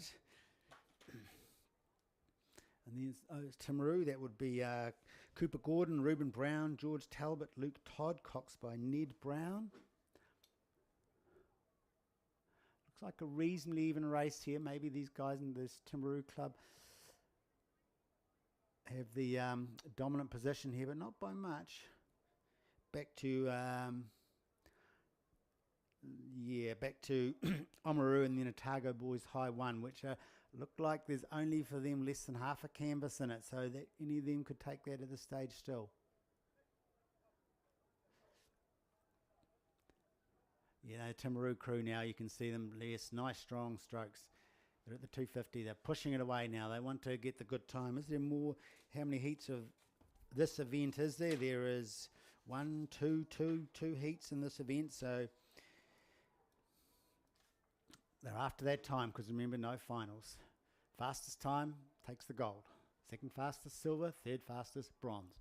Yep, makes sense, doesn't it? Oamaru, but in the meantime, Otago Boys High, they've challenged Oamaru, and they've definitely moved in front.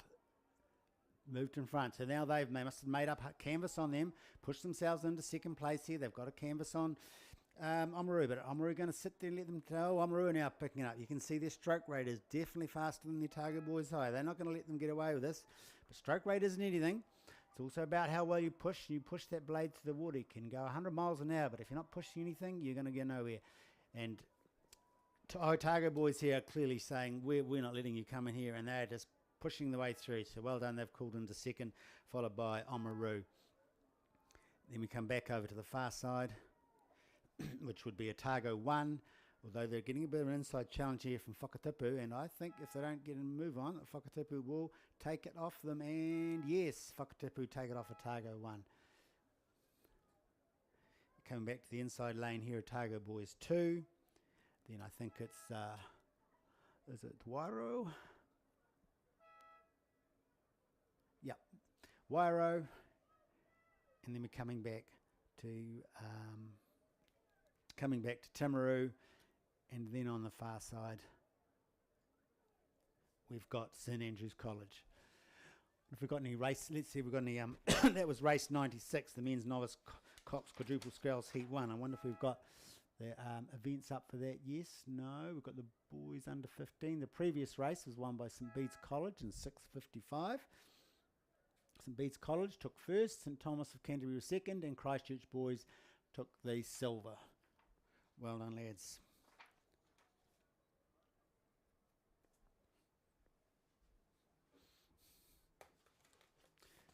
Just while I take a wee break here, I'm not shooting out to have one of Mr Whippy's nice, Mr Whippy's, I don't know what you call them, ice creams I guess, yes, run by Steve there. So if you're feeling like a bit of a boost after a race and get some, I would suggest you pop down and see him.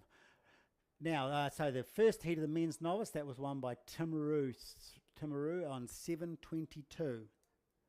Timaru at 7:22:45.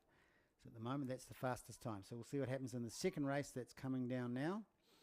That was Timaru of Cooper Gordon, Reuben Brown, George Talbot, Luke Todd, coached by Ned Brown, coaches Brian Smith and Liam Parker. So we've got Heat 2 coming down here for the men's novice Cox Quadruple Skulls. It's another full race with 10 events. We've got Avon 1 in lane 1, Christ College 2 in lane 2, St Bede's College in lane 3, Otago Boys High 4, Christ College 5, Otago 2 6, Canterbury 7, Composite Canterbury Crew, I might add, Wanaka 2, 8, St Bede's in 9, and Nelson in lane 1. And boy, does it look very even. It looks to me, we've got Avon 1 on the inside. They're in line with, I think that's Otago Boys High 3. 1, 2, 3, 4. Yes, I think Otago Boys High 3. Beside them, we've got Christ College 1. Perhaps back to Otago 2. Otago 2 and the Canterbury Composite Crew just outside them. I think the Canterbury Composite Crew is in the lead. But at the moment I'm reckoning it's Avon 1 here and potentially Otago Boys 3 that may just have the lead just over Christ College. So Otago Boys, that's George Westley, Garden, Ben Glover, Jackson Templeton, Archie Davidson is coxing, coached by Matt Thompson and Kelly Hageman. It looks like they have over this Avon crew of Izzy Razif, Ashley Gutleridge, Elliot Nyer, Isaac Horrens, Annabelle Wynne Williams is the cox. And is it panning out that way? So Otago 1, Avon 1, Otago Boys High. They're battling out, do you know? I think Otago Boys High have the wood over them at the moment. Actually, they may have shifted through to a length. They're coming up to the 100, and I can see them starting to dig it in, starting to push it. Avon are pushing it as well, but on the far side of Avon, I'm not discounting Christ College because they're up there as well. They actually may be in second place over Avon. Has Avon Boys run out of steam? Dig it in, lads. There's not far to go now, maybe 20 strokes. But Otago Boys High, they are firing, and they're just pushing it through. The bellman there, he's going very high, so he's missing a lot of water, mate. Come on, just lower those oars, keep those hands level, push it through. Meanwhile, Avon and Christ are battling it out. Christ College 1 and Avon, and I think it's Christ. Whoa, I'm standing here lining up, and Avon took it in Christ College 1 of Casper Talbot, Hunter Shallard, Alex Lasher, Harry Blakely and Jonah Simpson. The Cox came through into third place. Just have a quick look. No, they haven't got the time up for that. Remember, they need to beat 7:22:45 to take the gold.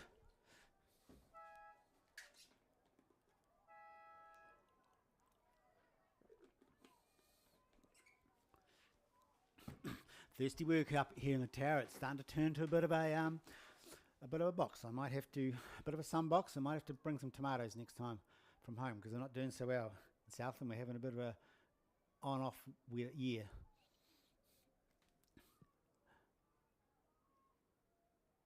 At the back here, we've got the Wanaka Boys, Wanaka 2, finishing off that event. Well done, lads. So, have we got a time up yet? No.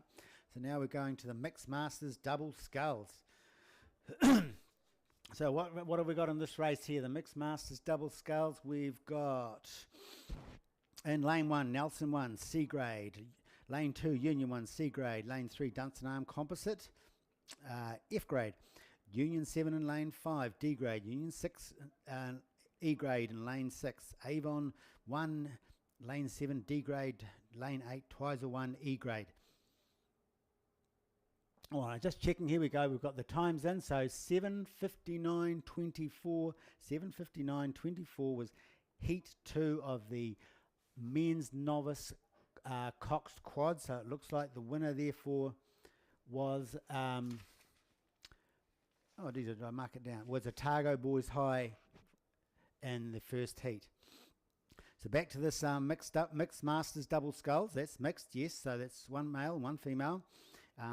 And when you have the age, the grade for them is the combined age of the two people divided by the number of people in the boat. So if you had two people with 50 and it's a double, that's 100 divided by 2 is 50. So their grade would be D grade. And we handicap these races. So the on-go was the F grade, which was the Dunstan Arm Composite crew. So have they been pulled back? They're in lane 4. I think they have been pulled back. It looks like at the moment in the lead is 1, 2 lane. No, that is that. No, they have still got it. The Dunstan Arm Composite crew. That's Dunstan Arm and Cromwell. So got Maud O'Connell from Cromwell. She's been rowing many years as a master experience. And Chris Brooks, 56 from Dunstan College. So they are holding to their lead. Their lead was over the most 14 seconds over lane 1, Nelson Union. They had 10 seconds start over lane 5, Union. 6 seconds over Union 6 and lane 6. But anyway, let's see how they're going. Have they been pulled back? No, they haven't. So they've got this well under control. But over the far, let's see, what do we go to the far side there? We've got Twizel 1, Sarah Henderson and Kevin Maker, who's well known here in Twizel and has done brilliant coaching with his crews and everything he's doing. He's well, and I remember him in the Masters single. He came tearing back to win it.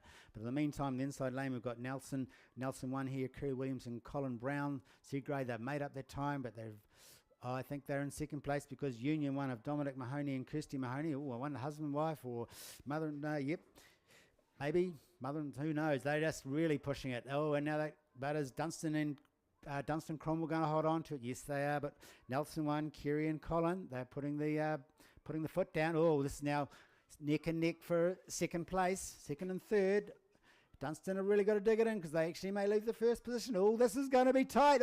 Yes, they did it. So we're looking at, I think that went to the Dunstan Arm Composite crew, Dunstan Cromwell, followed by the Nelson crew, and then the Union one. That would be my pick, but you can check it on Row It anyway. Have we got any times up for that? No, we haven't. Just move that aside. There were 2 heats. Oh man, I'll be looking at the times then, because the next heat is the the mixed masters double scull also, and we've got Invercargill 1 in lane 1. And this is made up by an irregular crew, because this is made up of the adaptive rowers Nathan Scorridge and Aaron Wild. I gave Nathan a ride up here on Friday, coached by Dave Galbraith. He does great things down here down in Southland with the adaptive rowers. And the Invercargill Rowing Club have got quite a number of equipment there, and special singles and floats and all kinds of things for all kind of adaptive rowing. So they're in lane 1. They're in lane 1 there, and Union 3 in lane 2, Avon 2 in lane 4, Port Chalmers United in lane 5, Union 2 in lane 6, Nelson 2 in lane 7, and Union 4 in lane 8. And on the go was Port Chalmers, so that would be lane 5. So they were the ones that went on the go. They didn't have the handicap on them. Have we? I'm not sure where they are actually. Oh no, they've been overtaken. Looks like this Avon. I reckon it's maybe this Avon crew here of Dave Venosi and Liz Ingalls. They're a C grade. They started 8 seconds behind the go team. Now I remember, I think Dave took out the single, did he? Or he came single masters, men's masters, the first heat of the single. He came well and truly took that out. So him and Liz have got this under. They're slightly ahead of lane of Nelson, Erin McNary and Tony Crosby there in lane 7. Looks like they've got it over them at the moment from Nelson. And they're rowing strongly. They've definitely started to put the foot down here. You can see them in the 100. They're putting a bit more, putting more grunt in there. It's quite interesting. You see mixed masters or just masters, the different styles of rowing, and you can see here that the stroke's got he's got nice long blades dropping it in. The bow person, she's a bit shorter, but the probably more important thing is to at least try and finish at the same time. If you can't go in at the same time, finishing at the same time is the better of the two evils of not finishing it at the same time in anything. Gosh, that was a mouthful.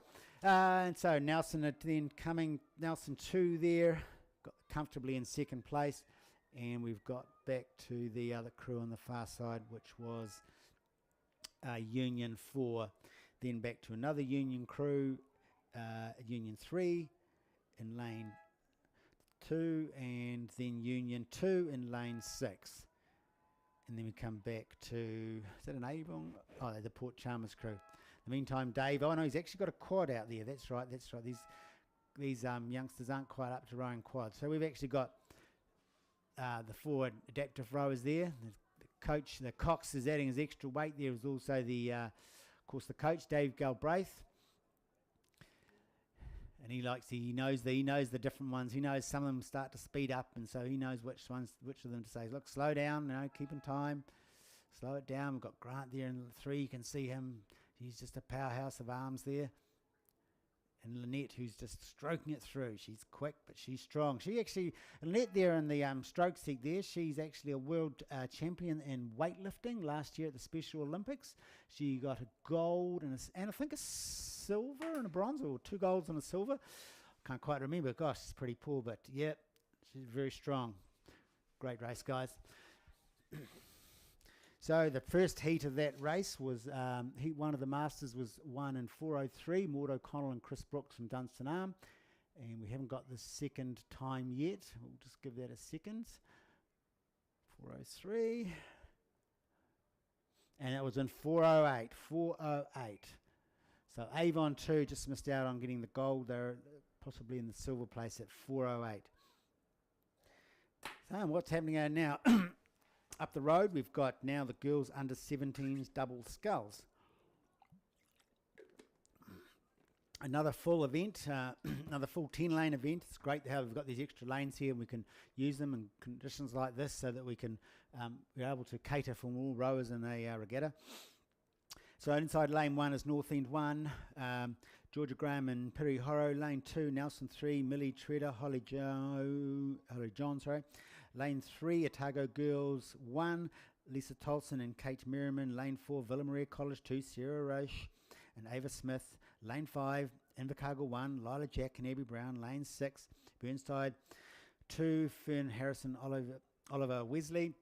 Lane 7, Twizer 1, Sadie Mason and Kira Time. Waihopai in lane 8, Ali McWilliam, Poppy Fraser Brown. Burnside in lane 9, Millie Wood and Poppy Knight. And Whakatipu in lane 4, Emma Andrew and Anika Arlett. And it looks like we've got a very clear winner here as well, I'm saying. And I reckon that's...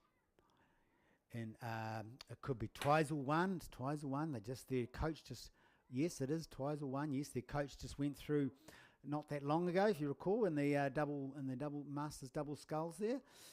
So they've got this race well in hand. They're in a good position.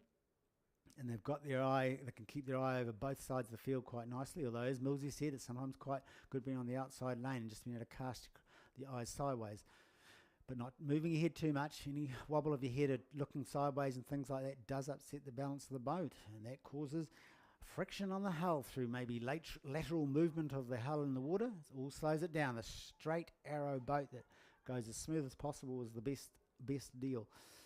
And in lane 1 here, we've got North End 2, who seem to be into second place there. And we're coming back to, it's either going to be Nelson 3 or maybe over the far side, Burnside 2. They're in third place. Now just remember, Twizel, it's a time regatta, so all of you crews, it's time-based winning. So really put the medal on. You've got how many heats? Heat 1, Heat 2. We've got 3 heats of the girls under 16 double scull. It looks like Sadie Mason and Kira Tyne are very comfortably in front, and just need to make sure they don't lighten off. Rowing very nicely. Got some nice level oars, nice synchronised timing with both the catch and the finish there. Nice time, giving us a very good example of under 17 of our double sculling. Meanwhile, we've got North End and on the far side, Burnside starting to fight it out, but I think the North End girls here have North End down there in Dunedin of Georgia Graham and Perry Hoare, coached by Jazz McIntosh, have this in hand also, and pushing it through comfortably. Followed in third place by Burnside, and then Whakatipu on the far side. Then we're coming back to the Otago girls, and then Invercargill 1. Invercargill 1 there, I know that Lila Jack and the stroke seed and Abby Brown, coached by Nigel Jack. That's the dad of Lila. Lila's actually a novice this year, and she's come along leaps and bounds. Her and Abby are forming a nice crew there. Very strong kid, rowing really well. Nigel himself, him and his brothers, they rowed. I believe they have some national titles as well. If I got that wrong, Nigel, you can you can just tell me later on. And we come back to Villa Maria. Got a time in that race yet? No, we haven't yet, so that's all good. Just get organised for the next one. So that's the double scull there. That was Twizel 1, took that race. And meanwhile, the girls under 17 double scull heat 2 is coming down the track. So we have in lane 1 Newcastle Grammar. These are the Australians. Well, that's Newcastle and Sydney. Yes, Newcastle Knights if you're a league fan. Have been over here. They flew into Wakatipu. They believe they trained in. Flew into Wakatipu. They flew into Queenstown, trained out with Wakatipu on Lake Hayes, and I think they may have trained in Cromwell and Dunstan before coming to this lake, Lake Rotana, early in the week, doing some training. They're staying in the lodge where some of our volunteers are staying, and I've had some really nice chats to them, and really interesting chats with the coach, who I believe got rostered into one of the Masters crews here this afternoon, or this morning. Really nice bunch of kids and good manners. It's really good to see. Just like all the kids out here that I've experienced in rowing. So no, that's Newcastle in lane 1. Roxana Brown, Annabelle McKenzie, coached by Brad Smith. In lane 2, we've got Cure, Sam Sharp and Sophie Rattray. In lane 3, Timaru 1, Margaret Peters, Ali Inch. Lane 4, Avonside Girls 2, Ruby Keane and India Grace Leonard. I'm going to quickly the names now. North End, Georgia and Lola. Whakatipu, Pippa and Lucy. Lane 7, Nelson, Gracie and Chloe. Lane 8, Waihopai, Caitlin Hamilton, Holly Goebel. Marion College in lane 9, Charlotte and Cara, and Villa Maria College 3, Lexi Dixon and Molly in lane 10. As we can see, it looks like it's, I was going to say it looks like Villa Maria, but I think it's Marion College actually who've got this. Yes, I believe it is Marion College. Oh, it's getting tangled in the cables. I believe that is Marion College have got a really good lead on here. Just check my colours. And apologies to Marion College if I'm saying your name wrong. You can come up to the box and tell me. Hopefully everyone can hear me, because I heard later on that I wasn't that loud. Perhaps I was speaking quietly so you wouldn't hear me out of nervousness. So it looks like Marion College on the far side of Charlotte Peterson and Cara Bignell, coached by Stuart Wade, have got this well under control. But girls, remember, time. Throw everything at it. Coming back to the golden boat of Whakatipu, I'm sure Pippi McAtamey and Lucy Clark, coached by Shane Muir, they are starting to pick it up as well. They're not going to pull back this other crew who have about 5 lengths on them. And then on the inside lane here, we've got, oh, that may be Newcastle Grammar. That's right. They must have possibly borrowed a Wakatipu boat by the look of it. Newcastle Grammar. So the Aussies have come over here and taken 3rd in this race. Good on them. Got some nice rowing here though. Let's see. So that, excuse me, that Marion College crew have just finished. They took a good lead there.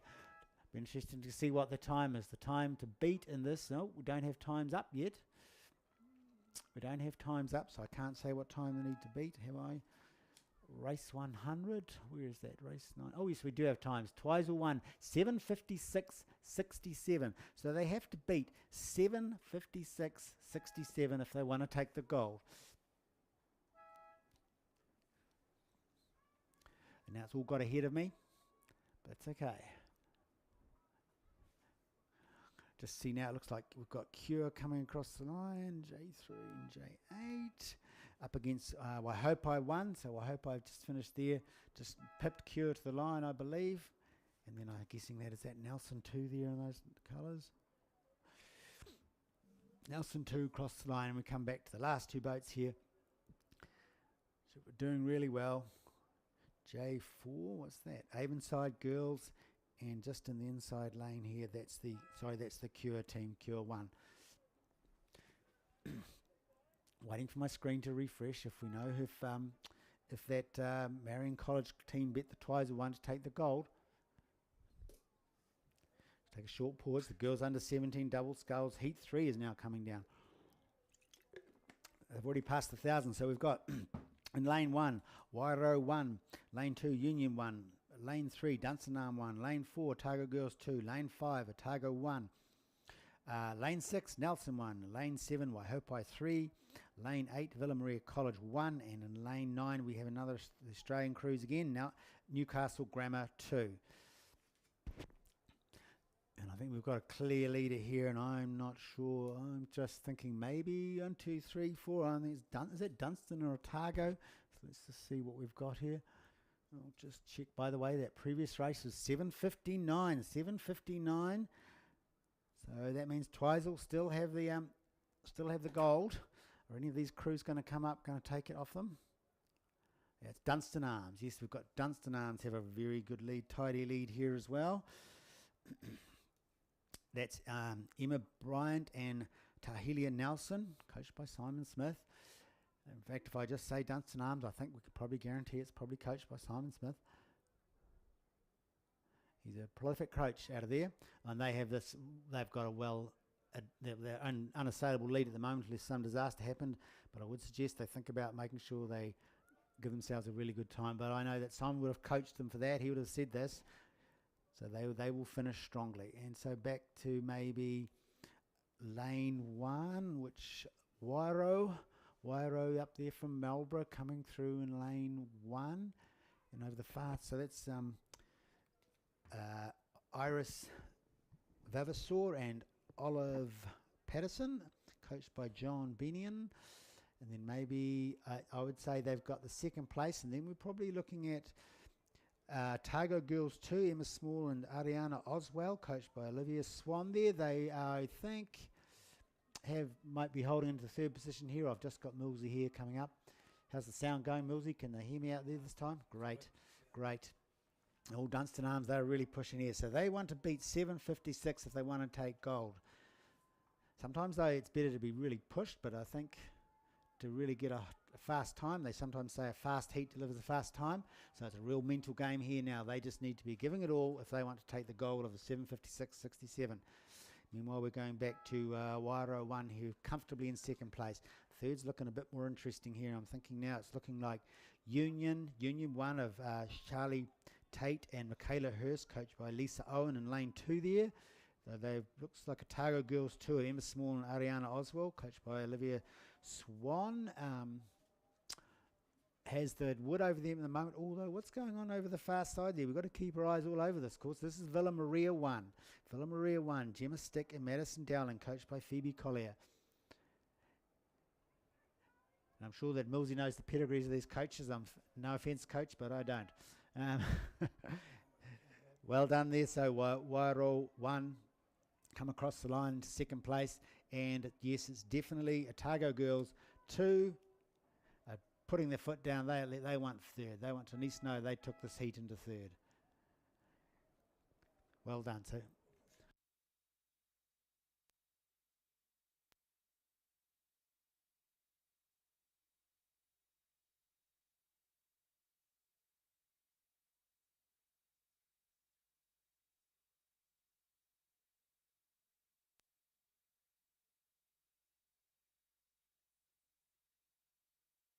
Right, thank you.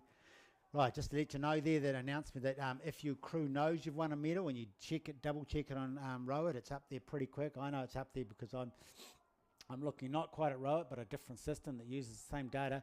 You come and collect your medal from the lounge. This is the lounge, which is, I'm in the control tower here, so it's just to the, further up the course, so it'll be, I'm going to say to the south of me. You'll see people sitting out on picnic tables. I believe that's where the lounge. So if you know you've won, you know you've got a medal, first, second, or third, then do it. Whoa, boy, here we go. I was busy talking and I didn't see these boys under 17, these quads. They're coming down so quick on me. So quick on me. They caught me out here. So in lane 6, it looks like it's Newcastle Grammar. Oh, the Australians. Their boat flew through me again, but of course they're probably rowing a Dunstan boat. And they took first. Oh, no, did they? They're still rowing. I think they did. I think they took first. Well, the Australians come over here and they took first off Wairo in lane 3 back to the red boat, which was St. Bede's College, I think. Wow, that all just came on so quick. I was totally unprepared for that. Well done. In fact, on the far side, they passed it. Looks like they might have passed a double. Wow. Okay, I'll just wait for the things on that. I'm waiting for the time on the. Oh bother! I missed the time, so I didn't see the time for the girls under 17 double sculls heat 102. No, it's not up yet. That's why. So we're just waiting for that. And I've got an issue here because I've got race 103. Oh no, it's better. Oh, that's very interesting. That race that just went through, I've got different names sitting up on my screen saying who's in that race. They're singles, and I don't think that was singles. They looked like quads to me. Cox quads, I might add. 4X plus Cox quads. In the meantime, we've got, and just a reminder, yes, if you know you've won a medal, check it on Row It. Go to the lounge just beside the tower here, which is almost opposite the dais. You'll see people sitting on tables. I believe that's the lounge to go in there. Just go in the front doors. If it's not, someone will point you to the right place. I was told the name, but I was trying to do too many things at once. Right, so the second heat of the boys under 17 quads coming down. We've got in lane 3 St Thomas, lane 4 Ashburton, and lane 5 Oamaru, and lane 6 Christ College, and lane 7 Otago. So it's a Canterbury Otago battle going on here. Or do we say South Canterbury and North Otago maybe? So in the meantime, we've got Oamaru on the far side looking strong. They're putting a bit of gas on. Oh no, we haven't, sorry. Oh, I lie. We've got Otago Boys High on the far side. Look like they've got the lead, and then maybe back to Oamaru 1. Oh, is that Ashburton? Let's see, St Thomas. No, Oamaru 1. No, Ashburton. Sorry, Ashburton. Ashburton have pulled into second place there. They're now Ashburton and Oamaru are having a bit of a ding-dong. In the meantime, Otago boys, they are really putting the pedal to the metal, gassing it down there at a great rate. Oh, but the action's in the middle there with the two yellow crews, let's call them the yellow Oamaru and the colours, and the yellow and green of Oamaru and yellow of Ashburton. And I think Oamaru have got it. Yeah, Oamaru are now pushing it away. They're not going to let these other boys take it off them. They're not going to get the first place, so they are pulling down on the first place crew, but no, they come into second. So well done. Otago boys 1, followed by Ashburton and Oamaru 1 in third place, and we've got St Thomas coming into 4th and back to Christ College. Well, that was all happening. So let's see the previous race. I haven't got any times up for that. That's the previous boys under 17 Coxed quad. I'm just waiting to see a time, so then we can advise you of who might be in place for gold. There were 2 heats in this event, 2 heats. I can see now the next race is not quite at the 1,000. That's the women's intermediate single scull. So that might take a little bit longer. I might just chuck in a kind word. So so if any of you guys, anyone wants to do a bit of rowing, a bit of extra rowing, I'm going to give you a bit of fun rowing that's happening over this month. Then there's a website you need to know about. It's called www.rowingforlife. That's rowing for life, all one word, .nz. So basically, Ian Hamilton from Invercargill, it's a charity row, but they're rowing the length of New Zealand. Before Christmas, they rowed from Stewart Island to Bluff. And in a couple of weeks' time, they row out of Bluff and partway up the Catlins, and then they're doing it in legs all the way up the east coast, and then up the west coast of the North Island. I think they're going to the west coast of North Island. That would make sense to get to the top. They're looking for rowers along the way. So I know that on the weekend of the 12th of February, I'm doing a leg there. It could be maybe 40 Ks a day, but you're not rowing the whole 40 Ks. So there's 8 of us. We'll swap in and out, so we get to row this coastal rowing boat. So you're rowing around out on the coast, this coastal rowing boat. I've had a row in it. It's like a tank through the trenches, the way it just cuts through the waves. You don't even feel them. It's a really good event. It's a good charity, and if you just feel like the challenge of enjoying rowing with some other rowers, enjoying rowing, it's sculling, by the way. It's a Coxed quad. Coastal boat, you enjoy a bit of rowing and sculling, then I recommend you do it. So race 104, we had a time for that of 6:51, but I'm sorry I didn't get one for race 6:51.88. I didn't get one for race 103. So that Otago Boys High won that race. Yep, and a time of 6:51. Ooh, I didn't think it was a Otago boys. Oh, yes, it did. 6:51. So just you have to check Rowett there because I need to have a quick look back here. So just last thing, just a reminder, www.rowingforlifenewzealand. That'll show you where you can join. We can see if you can be scheduled in to row part of the coastal, coast of New Zealand. It gives you an opportunity there. You can click to give a little page to donate to the 4 charities that have been donated to: Surf Life Saving, the Lions Charity Trust, Cancer Foundation, and Starship. So I recommend you give it a go. It'll actually be a lot of fun, even just from a rowing aspect. And of course, if you're doing some good for charity, that's always a worthwhile event. So we've got the women's intermediate single sculls heat 1 coming down here now. So I'm just going to go through this. So in lane 2, Waihopai won Thea Hoyle, coached by Danny Young and Scott Kundle. Yeah, 2 strong Waihopai coaches. Know them well. Race to Scott. Against Scott, lane 2, we've got Waihopai 3, Alan Norman, also coached by Danny Young and Scott Kundle. In lane 4, we've got Burnside 3, Jessica Rankin, coached by Christina Blackfoot and Rob Mertz. And lane 5, Timaru 4, Maisie Jane Campbell. Lane 6, Columba College, Anya Rhodes. And lane 7, Twizel 3, Sarah Henderson. And lane 4, Wanaka. And in lane 5, Dunstan Arms. Let's see if we can pick who's going on here. If I was one-eyed, I'd probably be shouting out for the Waihopai girls, but I'm not. Although last weekend at the Southland Champs, I was one-eyed. When I did a bit of commentating there, I was thinking there's something not quite right with my binoculars until someone pointed out that I actually had one of the lens caps on, the outside lens cap. So there we go, fool me. Fool me once, but not twice. And we've got, I think it may be Waihopai in the lead here, Thayer. That's Thayer Hoyer in lane 1. Yes, Thayer. But then over the far side, we've got Dunstan Arms. So I'm thinking maybe it's Thayer on lane 2, and in lane 9, Dunstan Arms, Dani Leishman. They may have the lead here.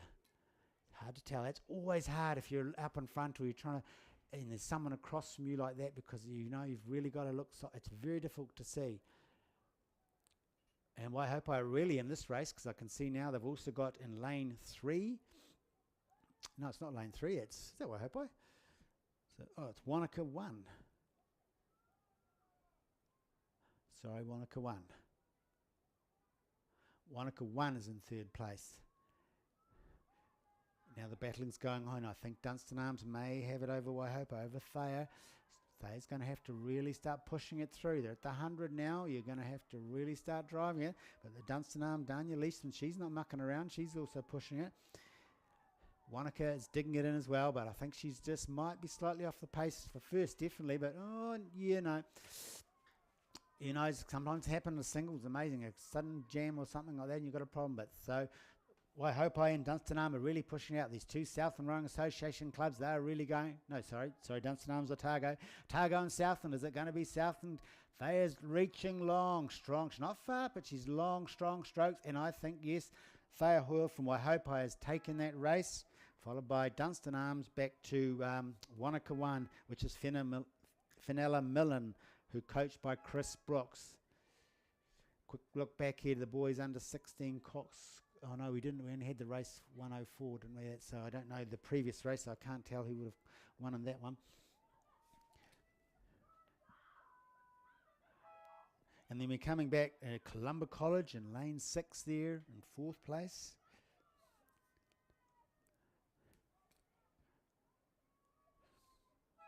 Burnside coming through in 5th. This is quite a spread out field.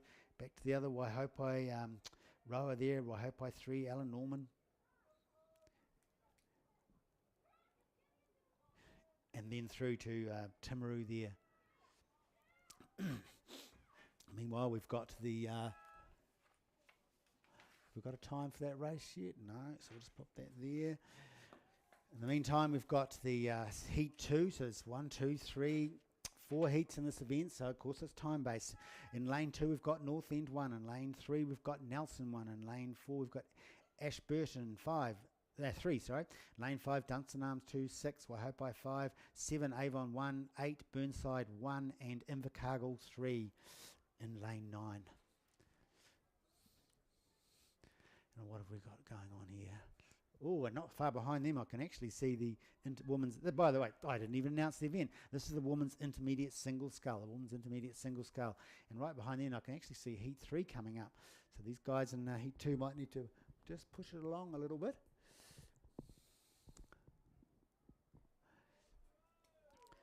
Looks like at the moment we've got, looks like Avon there. Avon 1, Emma Gardner. She's got a good lead on here. Of course, she wants to work on just driving it through nice and quick. Take your time. Looks like she's picking it up. It's funny, the angle here doesn't look like she's got a long stroke, but that's often deceptive from this sort of angle. Then we're going back to second, which I would say is probably Burnside. Burnside there. Burnside on the far side.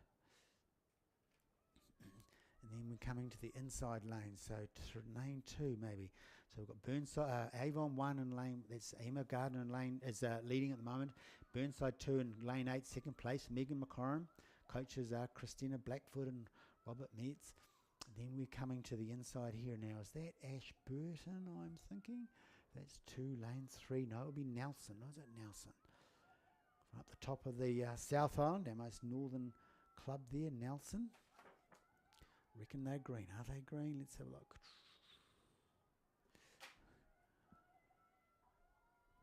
Yep, lane. Oh no, it's Ashburton. Sorry, Ashburton, lane 3. At the moment here, we've got Avon 1. Emma Gardner's making it look easy. She crosses the line. I hope she's thinking about that time. She doesn't want to wants to get her position there. 59. And the time to beat at the moment is 8:59.65, set by Waihopai, Thea Hoyle in Heat 1. So the race has just been taken out by Emma Gardner from Avon.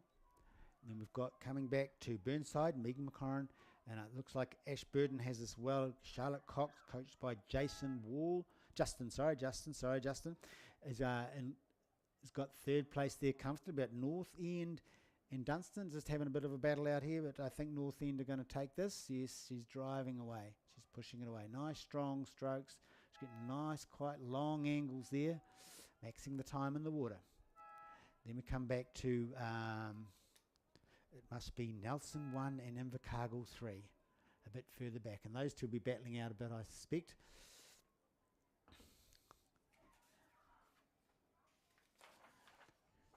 Doing well. They look like they're probably novice. I do know that the Invercargill is her first year racing, so she's a novice racer. So, and it's pretty tough at an intermediate level to be racing as a novice, because intermediates at least have usually done 1 year. But she's doing her best. So go on there, Jordan, and same with this. That's Jordan King on the outside, Coach Julie Dyer and Penny Barnsdale. And there's the Nelson 1 here on the inside, Amelia Hussle, coached by Tim Babbage and Phil Knight. And I think Amelia just might have it over Jordan. They're both rowing carefully. They're not high rate, but they're finishing it. It's a grueling race. And if you're not used to racing, it's a grueling race. So we're going back now to this is continuation of the women's intermediate single sculls, Heat 3. Heat 3. And who have we got here? To me, it looks like it's Canterbury 1 over the far side has this race at the moment in hand. Oh, no, that's actually Waihopai. Oh, no, it is Canterbury 1, sorry. I was going to say, the Canterbury 1's actually got such a lead, I couldn't actually see back to the Waihopai one. I was looking at the Waihopai one, and Canterbury is out of my binoculars. I'm saying that's Canterbury 1 there. She's got a good lead at the moment.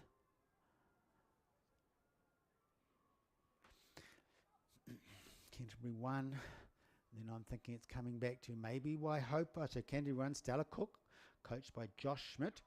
Waihopai 2, Charlotte Klein, coached by Danny Young and Scott Condell, I think is in potentially in second place there. I'm picking that it's what colour is that? Whakatipu 1 there maybe in third. Sasha Key, coached by Shane Muir. Is that the Whakatipu colours? They should paint. They painted their singles the same colour as their the gold singles, then I don't really know. Just inside her, that would be Ashburton 2, and we come back to North End. North End. Actually, these look a bit. out of order here actually.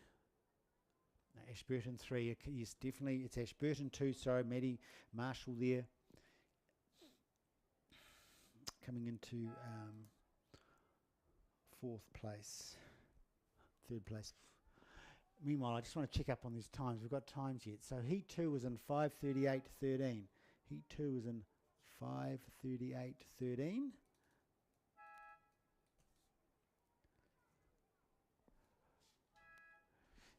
And that sounds weird. 5:38.13. That was very quick. Emma Gardner from Avon, 106. That was a very quick race. Just wondering if fortunately I can't go back, so I'm just wondering if I read the time wrong for that previous race.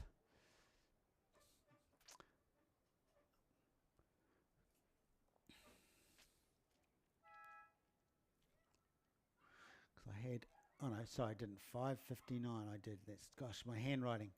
My wife tells me about it all the time. So at the moment, that means that Avon, Emma Gardner at 5:38 is the fastest time. She's got the first place based on the time at 5:38.13. We'll just find out what happens to these next results shortly. But in the meantime, we've got the 4th heat of the women's intermediate single sculls. Lane 2, Whakatipu 4, Lane 3, Avon 2, Lane 4, Twizel 1, Lane 5, Burnside 2, Lane 6, Invercargill 2, Lane 7, Meridian College 2, and Lane 8, Ashburton 1. Now we've got nobody in this race that's taken a clear lead like we did see in a couple of those other intermediate women's single scull races. It looks to me it's possibly Invercargill 2 there, Maddie Malmstrom, and maybe second place.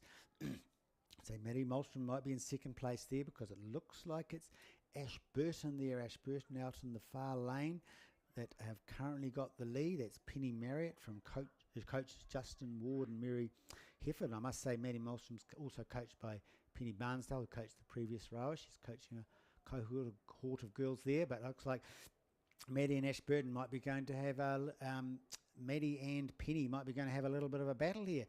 Let's quickly flick back to 3rd place. I would say it's Avon 2, Katie Mitchell. Avon 2, Katie Mitchell. So it's Maddie and Invercargill and Ashburton 1. They're going to duel it out here.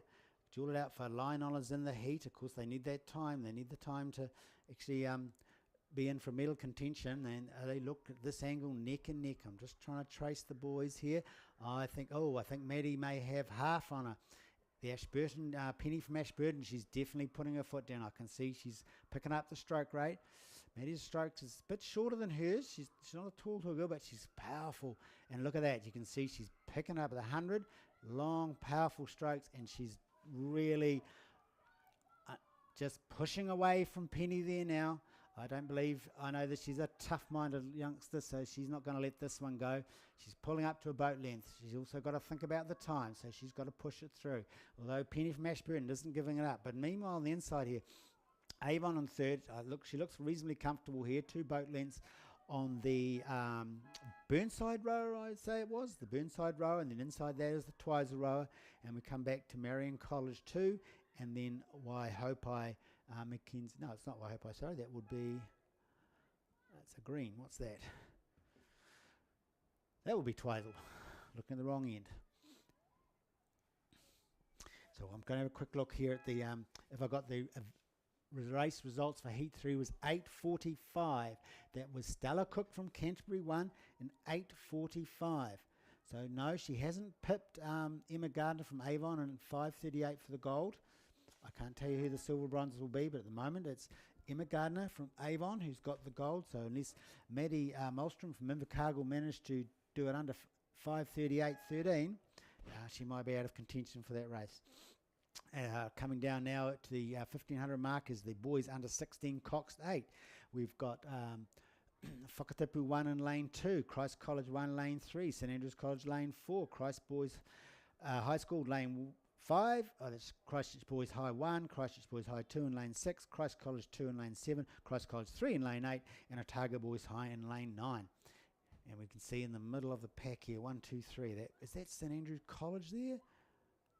No, that must be Christ College. No, it is Christ College. I'd say those colours aren't very good. Which means, ooh, looks like a bit of lane swapping going on, because I would say that's lane 3 or 1, well, which is lane 4, which is St Andrew College, but it's not. So it's definitely Christ College there. It'll probably be their 1 crew. 4, no, it's St Andrews. Sorry, it is St Andrews. Sorry, boys. I'm getting my Christchurch High School colours mixed up. It is St Andrews there, but they are being challenged by Christchurch. Christ College ones. They are being challenged, and they know it too. They have upped the rate. The stroke is up the rate. The crew is synchronising nicely. They're pushing it along. Christ College 1 is having a go at them, but they're holding them off. They're about quarter of a boat, third of a boat. Oh, Christ College are picking up on them. They're almost they had the bell ball on the bell seat, and then we come back to Christchurch Boys High, is it, into third place.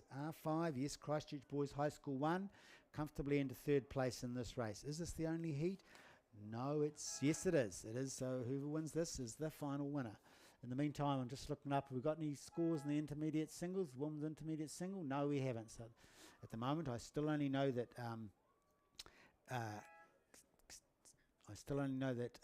what's her name?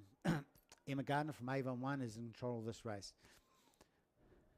Got a little battle going on here for minor leagues. They've got the 6 and 9. Who was that? That was the Christ Boys High School 2 and Otago Boys High School 1.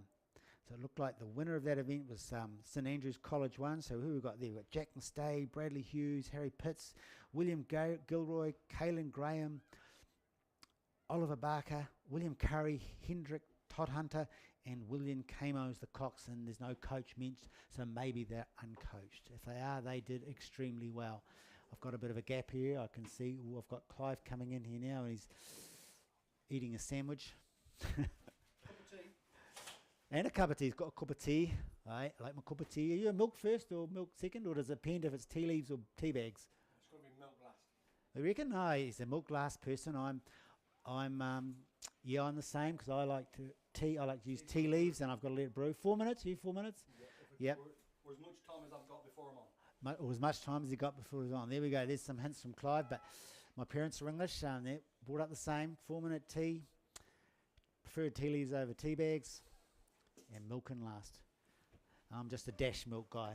Yeah, I'm a dasher. Yeah, we're dashers. We're dashers.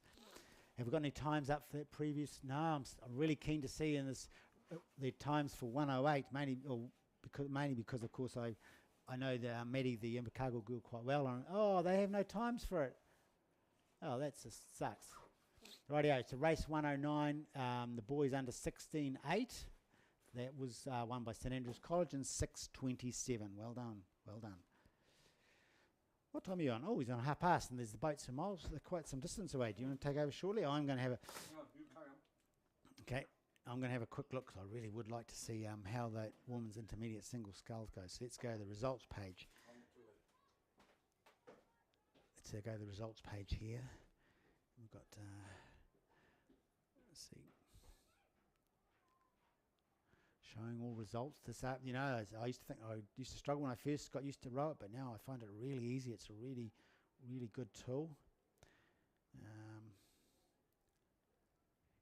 Girls under 15 event 1. No, we don't want that. I want the live results. So in the meantime, with the next race that's going to be coming up at some distance away is the Women's Novice Coxed 4. Women's Novice Coxed 4. And in terminology, I don't know what do you call it? It's the symbolism for that is a 4 and a plus. So a 4 and a plus means it's a coxed 4, and of course W means it's women's coxed 4. So we'll just see if we can find out what the results are for this race, because they're not quite at the 1,000 years, and I'll quickly go through, but I'm just curious here to share these results with you. See who won the women's intermediate single sculls. And just don't forget, reminder, if you know you've won a medal, and you can check it up on Rowit, if you're gold, silver or bronze, then make sure you come and collect your medal, please, in the lounge. It's in the lounge just opposite the dais there. You can see people sitting on the tables. I'm pretty sure that's the correct lounge. I did get told the lounge, but as I said before, I was busy trying to do 18 things at once. So I'm just still waiting here. Anyway, let's get on to this women's novice Cox 4. God, I think we need to have a wee talk to Telecom and me about improving their cell phone reception out here. But anyway, that aside, at the moment we've got the women's novice Cox 4 Heat 1. In lane 1 we've got St Andrews College. In lane 2 Avonside Girls 1. Lane 3 Burnside 1. Lane 4 Wairo 3. Lane 5 St Margaret's College 1. Lane 6 Rangiruru Girls 1. Lane 7 Wairo 4. Lane 8 Nelson 1. And lane 9 Colombo College. So we almost have the full pack. We've got 9 out of 10 biscuits in this tin. And I'll now take a wee gander and see if I can see who's coming down. I've got pieces of paper everywhere. Well, and now the wind's just blowing that piece off. Never mind. Don't need it. No. Right, so it looks like in the... and this looks actually reasonably close. This is novice stuff, so I'm reckoning that it's the crew... Who's that crew in the middle? Was there an Avon crew? Did I say Avon? No, I didn't. Let's count that back. So I reckon 9, 8, 7, 6. So I think that's 6. That would be Rangiruru Girls. That would make sense. They're a very strong club, as we know, particularly in 4. I noticed that particularly in the 8s and in the 4s. So I'm guessing it's Rangi. Yes, I can see the colours of the boat. That's Rangiruru. And inside them, it must be St Margaret's College. St Margaret's College. Have they got? What do you know about their boats? Are they Clive? Have they got those? They got those blue bow and white middle and yellow stern boat. Would that be? Oh, no, that's Rangiruru, isn't it? Oh no, now got it. Yep, got my order now. Got Rangiruru actually in second. It's St Margaret's. St Margaret's S5. Ella, Sophie, Bronny, Isabel, and Bella Harris as the Cox have actually currently got the lead. But we're going to see sneaking up. I reckon it could be. Who would that be? 1, 2, just counting through here. 1, 2, 3. I think Burnside there. Burnside are putting a bit of heat on St Margaret's, and so are Rangiruru. So there's actually not going to be no slacking off in this one. Of course, you don't want to anyway, because as you've heard repeatedly today, it's time. Sounds like a Pink Floyd song. And talking of time songs, the Rolling Stones did quite a good song as well. Where's that Burnside? I'm going to check my colours. I think I recognise the Burnside. No, I don't think that is Burnside. So it's definitely St Margaret's have the lead here. Rangiruru possibly in second place of Ashley Brooks, Lucy Johnson, Chloe King, Hannah Harper, coached by Grace O'Connell. Yep, I've just had the word here from Clive that it's Burnside and maybe 3, probably pushing away for 2. That will be Amy Manchester, Miranda Young, Abby May, Eva Nathan, Georgia Cohen is the Cox.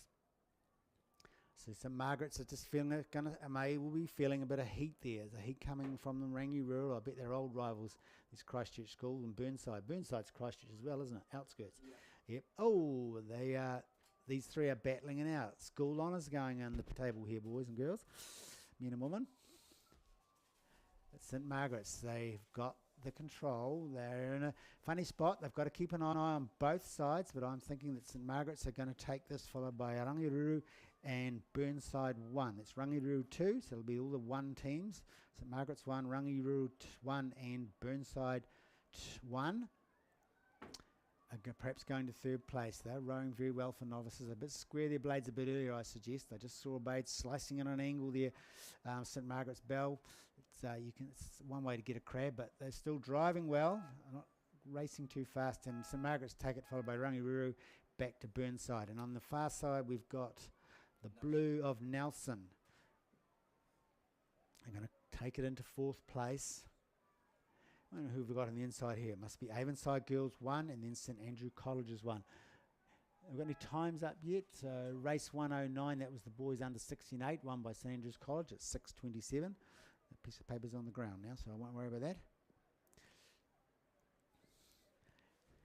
And finishing off here, Avonside Girls and then St Andrew College on the inside, and on the far side, that would be, that looks like a Rangiruru boat as well, but can't be. No, that's Columba. That's Columba. Right, that's Columba. Thanks there, Clive. And then we come back to, is that Nelson? No, we had Nelson. Wairo. And that looks like Wairo as well. Wairo as well. It was quite a spread out field, which is often what you expect in novices, because particularly sometimes novice 4, if they've been novice mainly rowing and say most of the rowing's been done in say the quads and maybe the doubles, and sometimes they just put in the 4 in the last minute, they might have less races. Some of them won't be experienced. While some of the other clubs, and I noticed this with Rangi Rural and some of those Christchurch schools, that they do a lot more sweep. Love sweep. Myself, I love them both actually. Yes. And there's some distance back, so I'll probably hand over for Heat 2 to the man beside me. Got a time yet? No, we haven't got a time yet, so we'll just leave that one. So that was 1, 2 and 3. So Clive, I will hand over to you. I'll just turn this off for a minute. Everyone take a breather.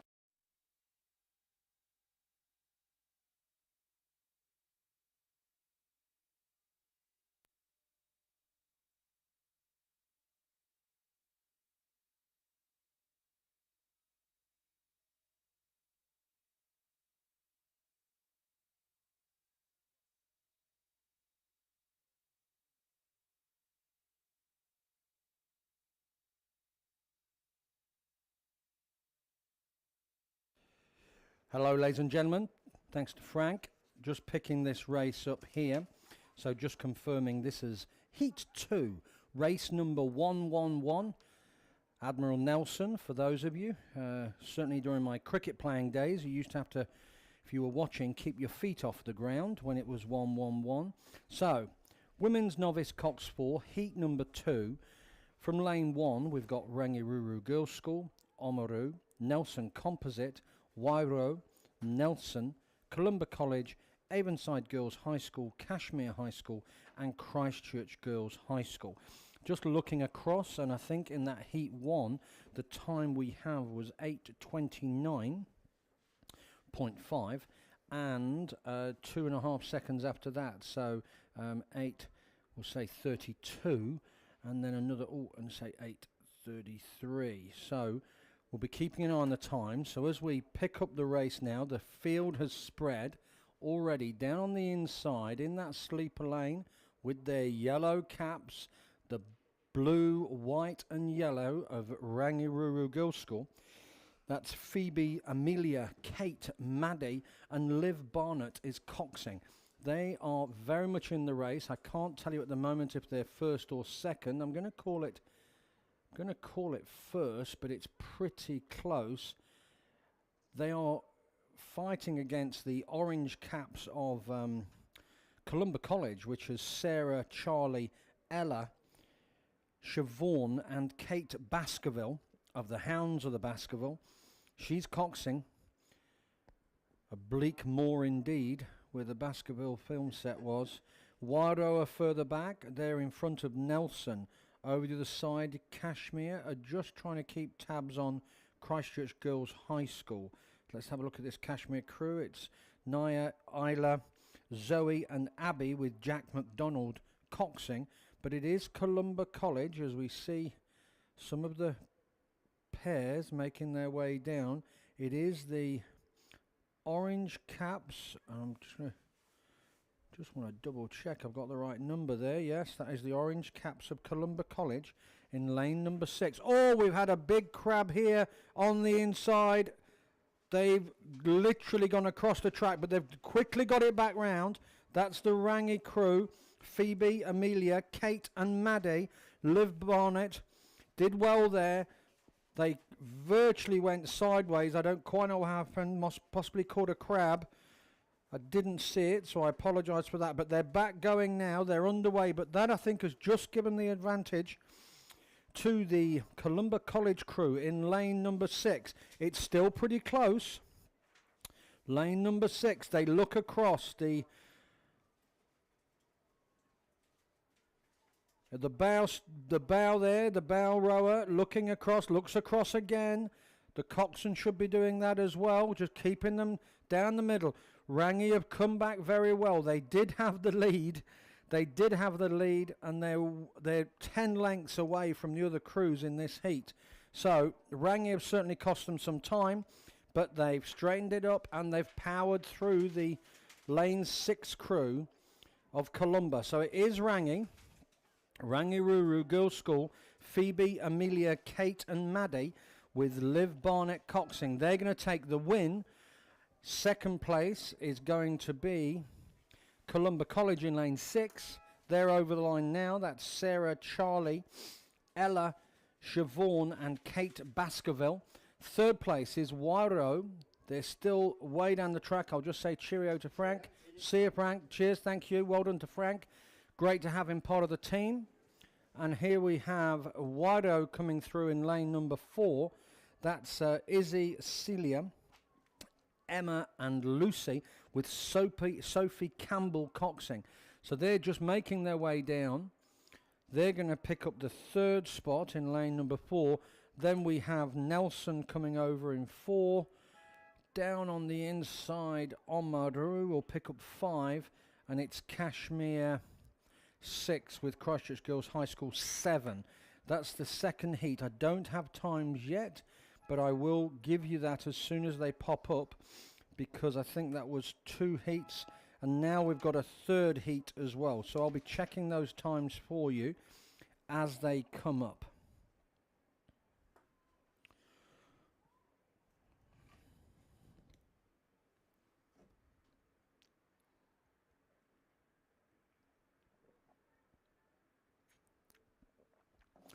Definitely a very spread field in the women's novice coxed 4.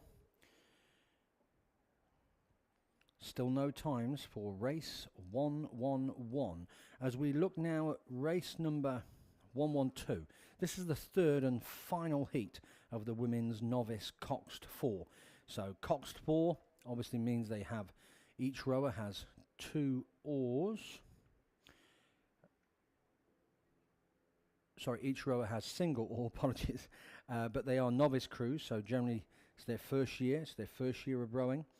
And it's heat number 3. Let's see who we've got going. It's Omaru 1, Wairo in lane 2. In 3 is Timaru, 4 Avon, 5 is Kashmir, 6 is Wakatipu, 7 St Margaret's College, 8 Rangiruru Girls' School.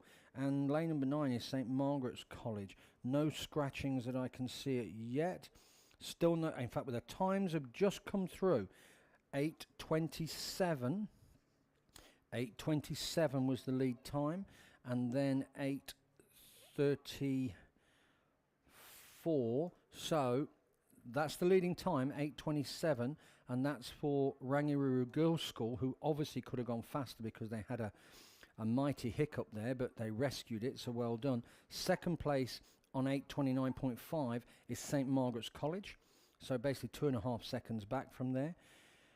So well done to those. And then there's, I won't even bother recording that one, that's like 9 minutes plus for who came 3rd. So as we pick this up, this is a closer run race. Again, we're seeing the yellow caps of Rangi. They've got a, over on the far side there, they've got a boat length over St Margaret's crew out on the far side.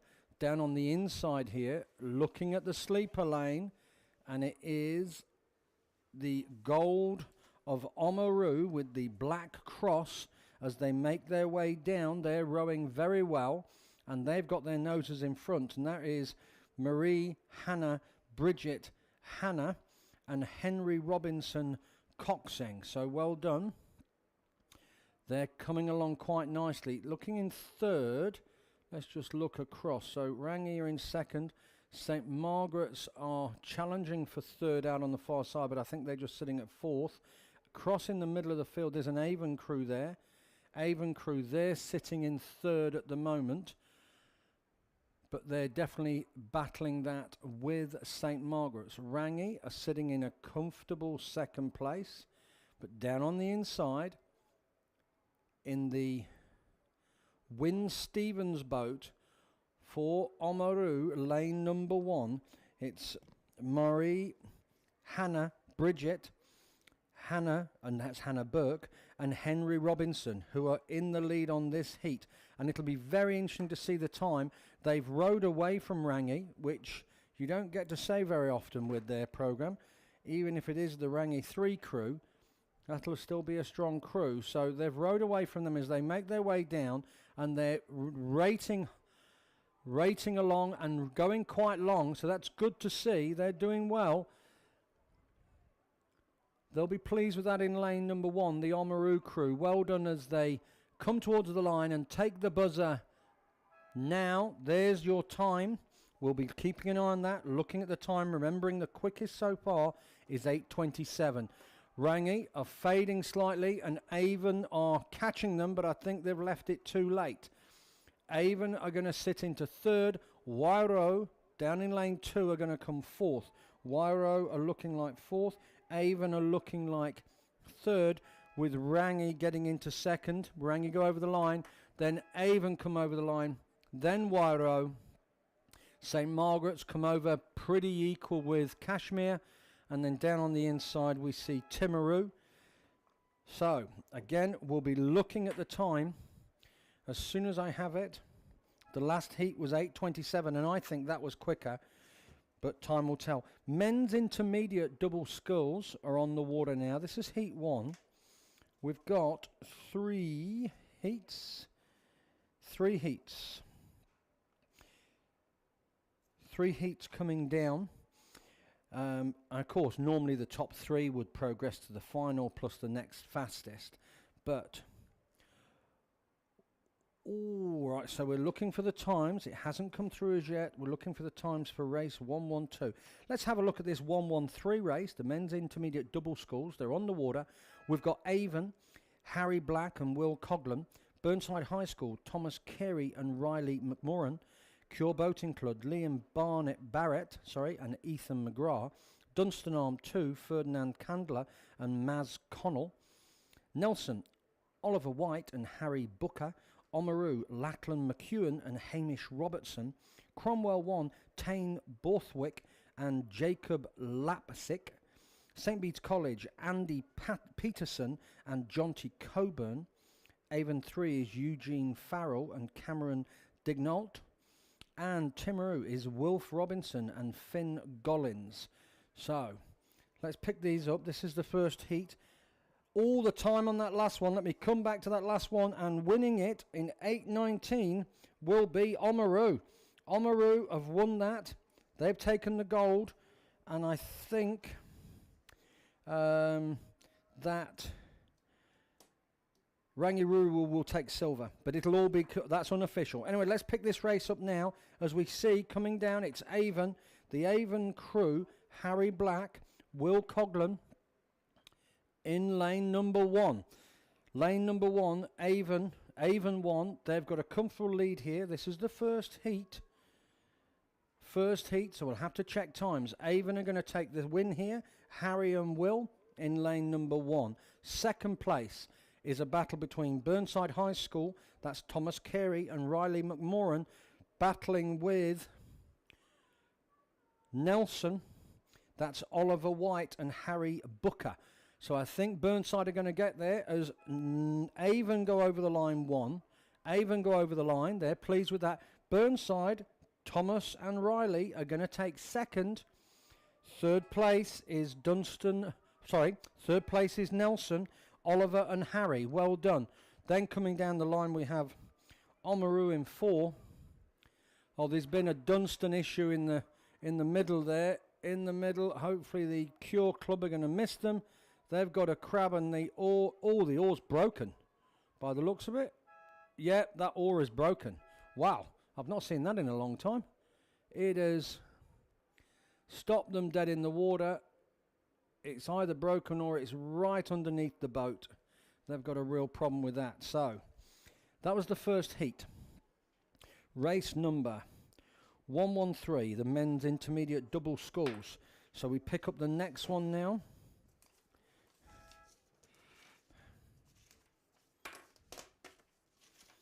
Just tidy some of these papers up. We pick up the next one to just try and keep a hold on this. The men's intermediate double sculls, race 114. No times yet for race 113. So race 114, Waihopai, Dunstan Arms, St. Thomas of Canterbury, or STC, as I heard them referred to earlier on today, Canterbury, Ashburton, Otago, Otago Boys High, Avon, Invercargill, and Twizel. So they've gone past 1,000. I can see the umpire boat tucked in behind them there. We've got one crew has dropped away. There's another crew on course over there, but they look like they're moving to the side. Yes, they are. So, as we make way down, it is the Twizel crew. Twizel crew who are pushed out very quickly. This is Kobe and Ralph, coached obviously by our very own Kelvin Maker and Sarah Henderson. They've pushed out to a big lead there. I just want to make sure that Timaru crew, yeah, they're off to the side. I'm sure they are. That's a different race. Yep, V. And we're on W. Great. So, Twizel, the green with the black hoop of Twizel, moving along nicely. They're in the red boys. They're just coming up towards the 1750 mark. The rest of the field is pretty even. Dunstan down on the inside. That's Liam and Khan. They're going well. They're sitting in second down on lane 1. They've got away from the St. Thomas of Canterbury crew and also the Canterbury crew. Canterbury are battling with Ashburton in the middle. Yep, there's the Ashburton crew, and just outside of Ashburton is Otago, and then Otago are just trying to stay with the Avon crew. That's Otago Boys High, just trying to stay with Avon, and Avon are just following Invercargill. So Invercargill are probably sitting in third, with Dunstan Arm, Liam and Khan, they're sitting in second place. But it is the fast crew in lane 10, Kobe and Ralph. As I look across, there it is. Yep, they're lane 0, which is lane 10. And they're moving along very nicely. Saw them row last year. They went up to Mardy and I think had a fantastic time up there and really did well. So it is still Dunstan sitting in second. Twizel have got 6 lengths, 7 lengths, clear water. 7 lengths of clear water as they come down. Great to see. Dunstan have managed to hold on to that second place. They're in lane 2. They're in lane 2. That's Liam and Khan. They're going to take second. Twizel take first. Invercargill over on that side. It is in lane 9. It's Invercargill, Alex Henderson, and Tane Wilson. They're going to take third over the Otago crew in lane number 7, which is Otago Boys High. They take fourth. Then Avon come in at 5th. And following down the line, we have Canterbury in 6th with a composite crew, it looks like, just outside. Oh, sorry, Ashburton just outside them in 7. So well done as they're getting over the line. And we got the crew that had the boat issue off the water there. So well done to the safety boat, moving that through. Let me see if I've got a time for you, and I have for race 113, and that is 7 minutes 37 for Avon and 7:48. That'll be second place. That's Burnside High. So that's Avon just there and Burnside High. Great. So there are quick times at the moment. Let's see what happens as we come to the next race. This is heat number 3, the last heat.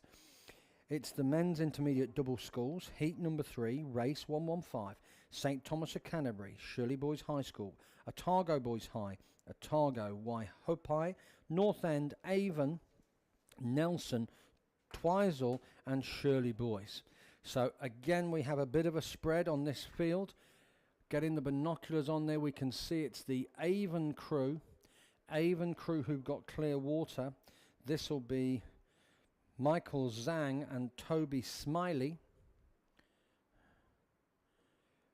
Surely a career spying is in need there. Smiley's people. You probably won't find him in the boat park. He'll just blend in. But anyway, in the middle is the Otago crew in lane number 4. Yeah, there's 2 Otago crews together. That's Archie and Tim and also Sebastian and Alexander. So they're going along nicely, but probably 5 or 6 lengths back from this Avon crew, who are looking quite relaxed really, just getting into their work, being consistent. They've not increased their rating. Twizel over on the far side as well. That's Kobe and... That's David, sorry, David and Jack.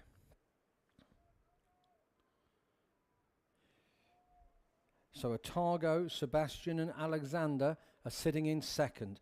Avon have got the lead. That's Michael and Toby. Michael and Toby in lane number 7.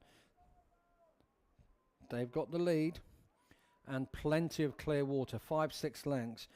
Lane number 4.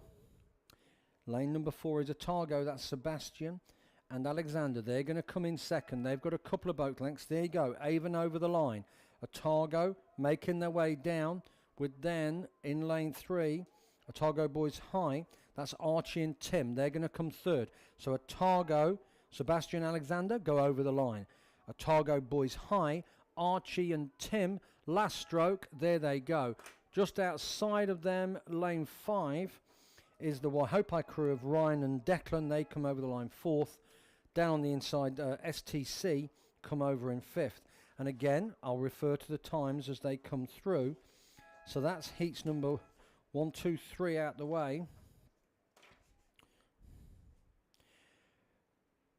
And I'll just wait till that time comes through so I can compare the 3 when they do.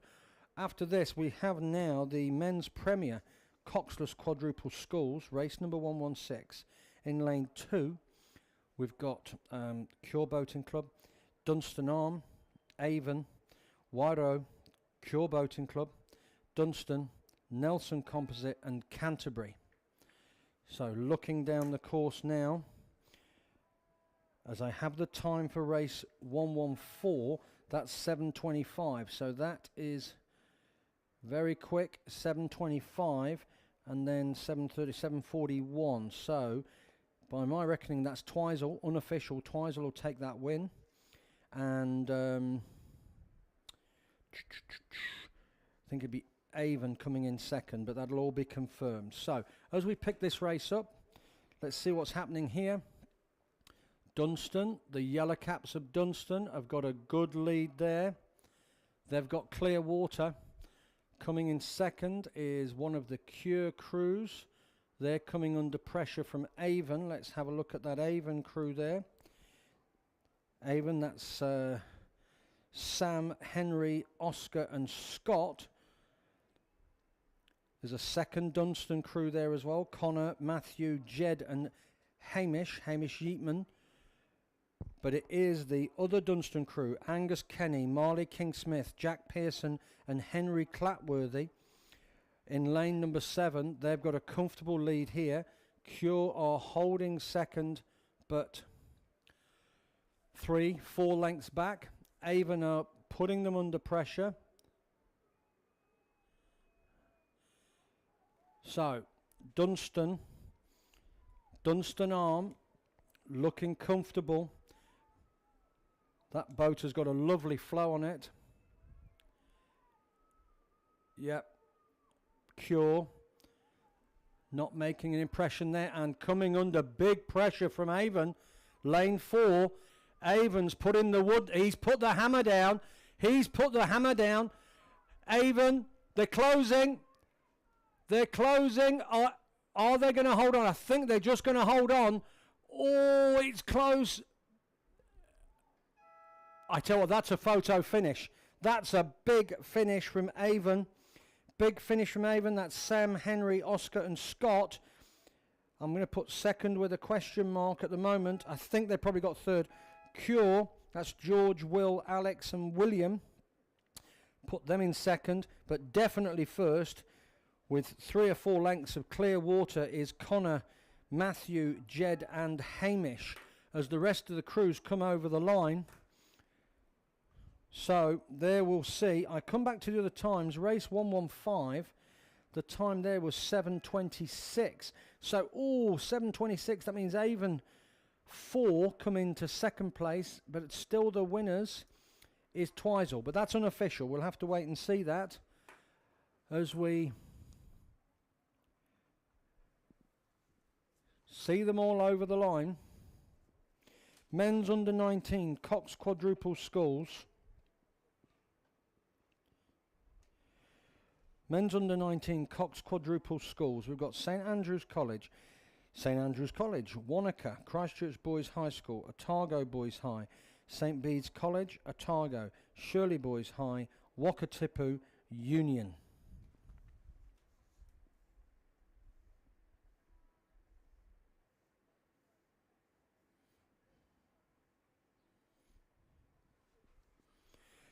So, picking this one up, they're past the 1,000-metre mark. Event number 117, the men's under 19 Cox Quadruple Schools.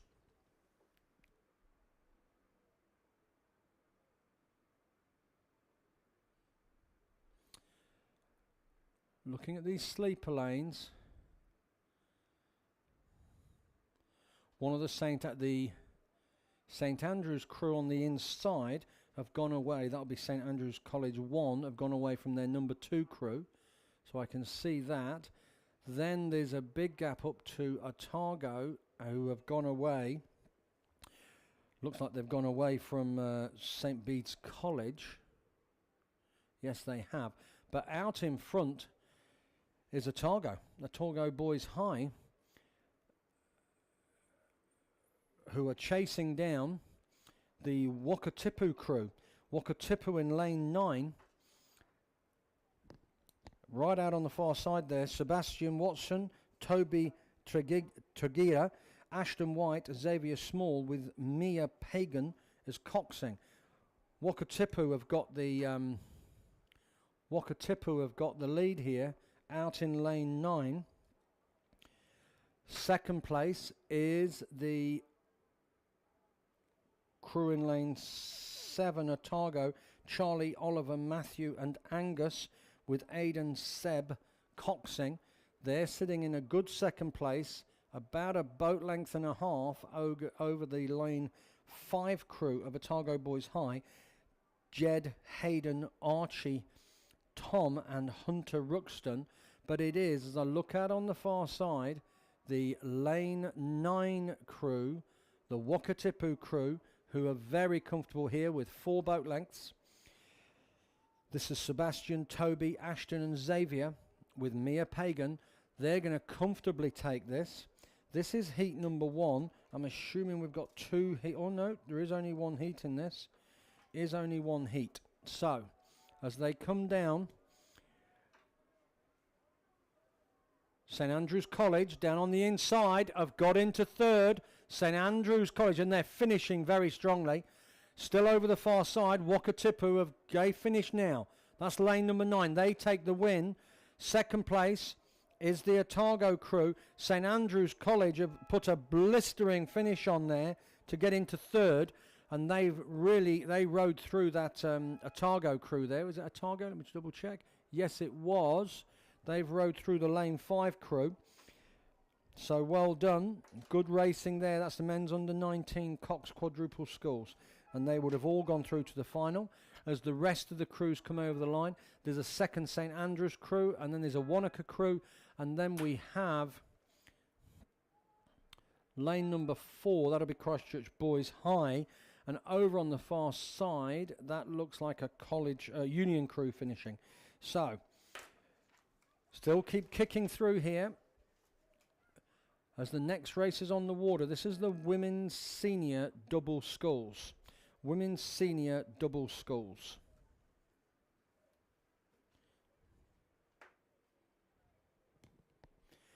See who got racing. Lane 1, Dunstan Arm, Bridget Sutton and Millie Scott. Avon in lane 2, Tori Cox and Tyler Stewart. Lane 3, Villa Maria College, Vienna Scott and Claire Martin. Lane 4, Canterbury, Tasman O'Sullivan and Becky Tuke. Lane 5, Otago Girls 1, Sophie Orchiston and Maggie Hepburn. Lane 6, Cashmere High School, Abby Higgins and Poppy Wyndham. They always row together. Lane 7, Dunstan Arm, Elsie Talbot and Freddie Todd Hunter. 2 good rowers there, they'll be very strong. Lane 8, North End, Maddie Cockburn and Harriet Thompson. Lane 9, Avon is Beth Dunbar and Eliza Roxburgh Judd. And Dunstan Arm 3 is Olivia Key and Stina Stefan. some young rowers there. So this is the women's senior double sculls, race number 118. The winning time for that under 19 men's, by the way, was 6:39,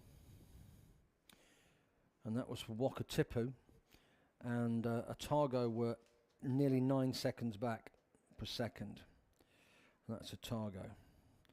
So picking this up then at the 1500, we can see them making their way down towards the gates, which are nice, thankfully open today, so the cyclists and the crowds can make their way through. That's where the commentary speakers run up to currently, and we have a look, and it is that these Dunstan crews, I tell you, there's something magic in the water. There's no doubt at all. So in the middle, it's the Dunstan crew, the wonderful colour uniforms, so clear to be able to see them with the green, gold and blue. It is lane number 7, Elsie and Freddie, who have got the lead here over the other Avon crew, Dunstan Arm 3, Olivia Key and Stina Stefan, out on the far side. Down on the inside, Avon, that's Tori Cox and Tyler Stewart, they've got their noses a couple of lengths in front of the other Dunstan Arm crew, which is Bridget Sutton and Millie Scott. So at the moment, Dunstan are 1 and 2. It's the crew in lane 7. They've got a boat length over they're from friends and compatriots rowing for Dunstan. They all seem to have the yellow beanies or bucket hats. So Dunstan Arm moving along nicely. This is heat number 1, and they're all to the final. So this is a straight final for them, and Dunstan have got this again. Good clear water on the rest of the field. Avon look like they're sitting in 3rd at the moment. Let's see who that Avon crew is. That is Tori and Tyler, if I'm not mistaken. Tori and Tyler.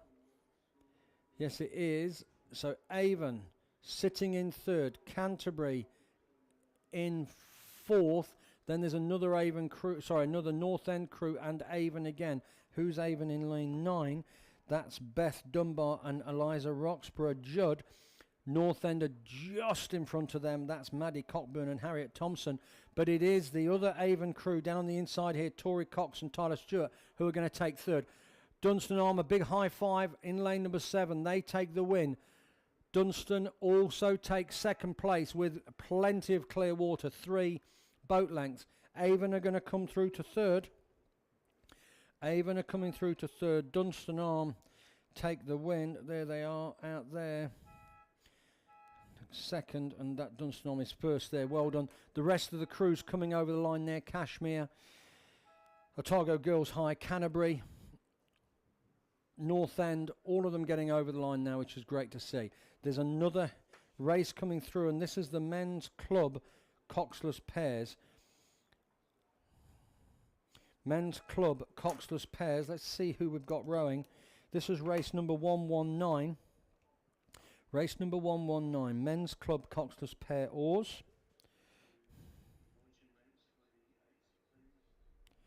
So at the moment, let's see what we've got. In lane number 1, Targo Boys High, Jack and Eddie. Lane 2, Ashburton, Isaac and Geordie. 3, Ted and Ethan. 4, Avon is Charles and Will. Lane 5, Avon 3 is Joshua and Sam. Cure in lane 6 is Ashton and Sam.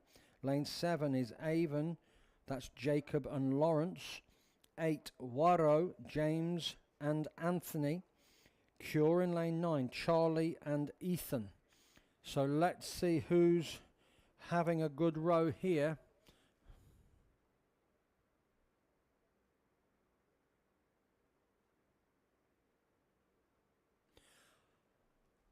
Over on the far side there, I just want to be right before I say it.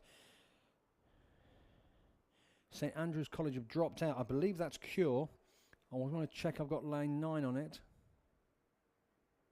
Yes, it's the Cure Boating Club, Charlie McIntosh and Ethan Bailu. They are over on lane 9 there. They're doing well. In the middle, it's the second Cure boat. Coming second, that'll be Ashton Corkery and Sam Barnett. They're sitting in second. They've got 2 lengths over an Avon crew in lane 7, which is Jacob and Lawrence. But it is Cure. This is Club in lane 9. In lane 9, Charlie and Ethan making their way down. They've got 2 lengths, 2 lengths over their club mates in lane 6. But well done, Cure. Lane 6 is going to take second. Lane 9 is going to take first. It's closed up now for Avon, have just been pushed back into fourth with a strong finish from lane 2 from Ashburton. That's Isaac and Geordie. They're going to get into third. There we go. They're going to get into third. Then the rest of them come over the line. We've got Nelson coming over the line now. Over in the middle there, Avon have gone over, we can see. There's Wyro in lane 8 coming over. Down on the inside, that looks like a Targo Boys High. So, that was the men's club coxless pair. Cure getting first and second. Charlie and Ethan and Ashton and Sam. So, that was race number 119.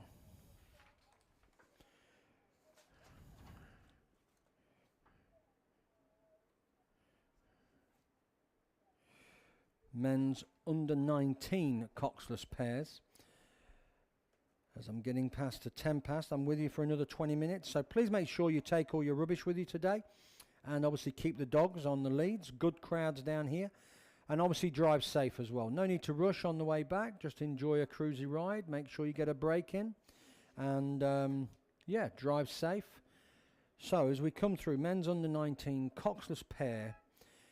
Lane 3, St. Bede's College, George and Thomas. George Kinder and Thomas Woodgate. Recognise that name. Lane 4, Timaru, Ben Allen and Blake Parker. 5, Wyro, Blake Campbell and Lewis Girling. Lane 6, St. Bede's College. 4, Harry Cornane and Brune Dooley. 7, Christ College, Finanan Chan Allen and Mark Reedy. And St Andrews College 1 is Jackson Evans and Theodore Thomas. This was race number 120.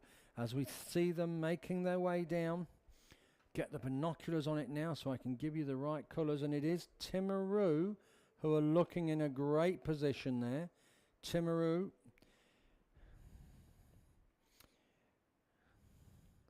Lane number 4, it looks like it's the middle of the field, but it's actually lane number 4 because there's no one in 1 and 2. That's Ben Allen and Blake Parker, coached by Brian Smith and Liam Parker. So they're moving along very nicely. Outside of them there, that is Christ College, Finnan and Mark, who have gone away from the St Andrews crew of Jackson and Theodore. So Christ College are sitting in second, but down on the inside there's the red and black of St Bede's College, George Kinder and Thomas Woodgate. They're not letting them have it all their own way, and they've got into a good third position. Will they put a big push on, a big charge to get into that second spot? It's all pretty close, but out front, without a doubt, we have the Timaru crew in lane 4. Timaru in lane 4, Ben and Blake. They've got a comfortable lead, 3 boat lengths over the St Bede's crew, who I think have pushed through into second. The St Bede's, George and Thomas, have pushed into second. They have indeed. They've rode through the Christ College crew of Finnan and Mark. They're now definitely in third. So, Timaru, Ben and Blake, they make the last couple of strokes. You're going to hear the buzzer soon. Here we go. They take the win. St Bede's College, George and Thomas come in second. They've got a little bit of clear water over the Christ College crew, Finnan and Mark, who come third. Neck and neck now is the second St Bede's College crew, who are just going to get ahead in front of Wyro who get into 5th. Over the far side, that's St Andrew's College coming in 6th. So, men's under 19 coxless pairs, race 120. They were all going to go through to the final. Now it's men's under 19 coxless pairs. So,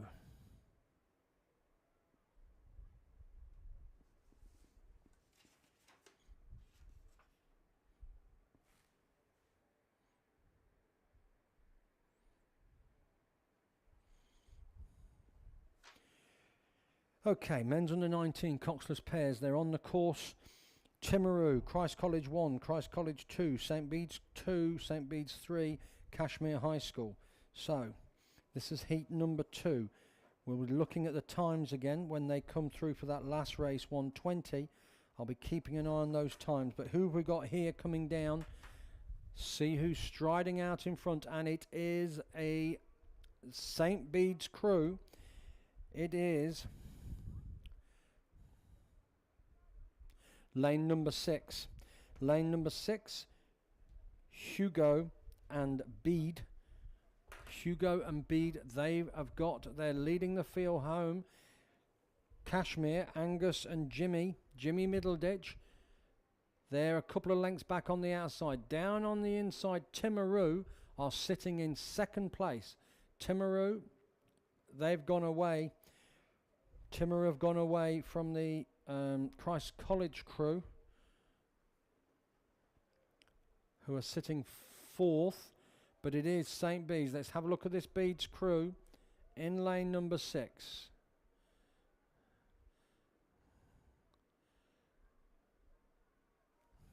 This weather's managed to hold for us, still overcast, but the sun's come through. Timaru have gone into 2nd. Timaru, lane number 3. That's Luke Tompkins and Peo O'Sullivan. They've got into 2nd. There's the duck just flying away now. But it is St Bede's in lane number 6. St Bede's in lane number 6. Hugo Van Hurl and Bede Guerra. They're going to take the win. Over the line they go. Timaru are going to come in 2nd. That's Luke Tompkins and Peo O'Sullivan. They come 2nd. 3rd place, Angus Mackenzie and Jimmy Middleditch are going to hold on to 3rd, but Christ College have come through there in lane number 4, if I'm not mistaken. Yes, so that would be Christ College. George Young and Max Airy, they come 4th.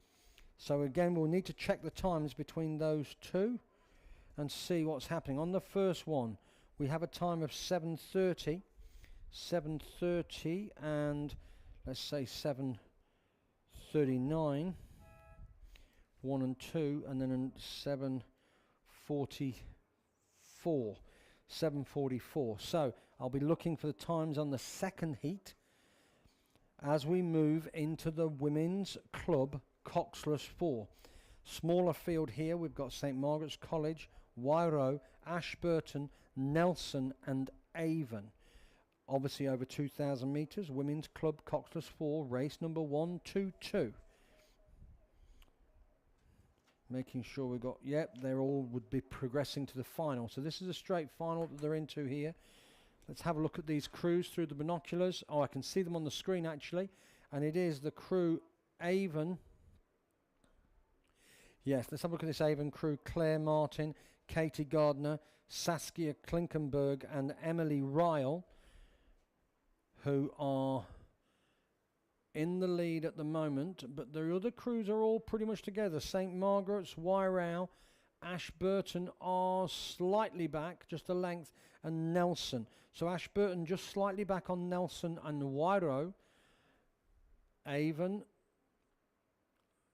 looking strong out there, and this is the club coxless 4. Wyrow battling with St Margaret's. That's Phoebe, Evie, Lila and India. They're making their way down. They're just edging.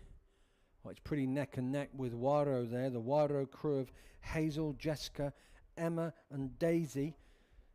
Vavassor, there's a name we hear quite often. Obviously rowing in the family there. St Margaret's. just a canvas in front from Wyro. Wyro are a length away from Ashburton. Outside of Ashburton is Nelson. They're in the hunt too. They're trying to get into third. St. Margaret's are sitting in second at the moment, but out in front, Imperious in lane number 7 is the Avon 1 crew. Claire Martin, Katie Gardner, Saskia Klinkenberg and Emily Ryle.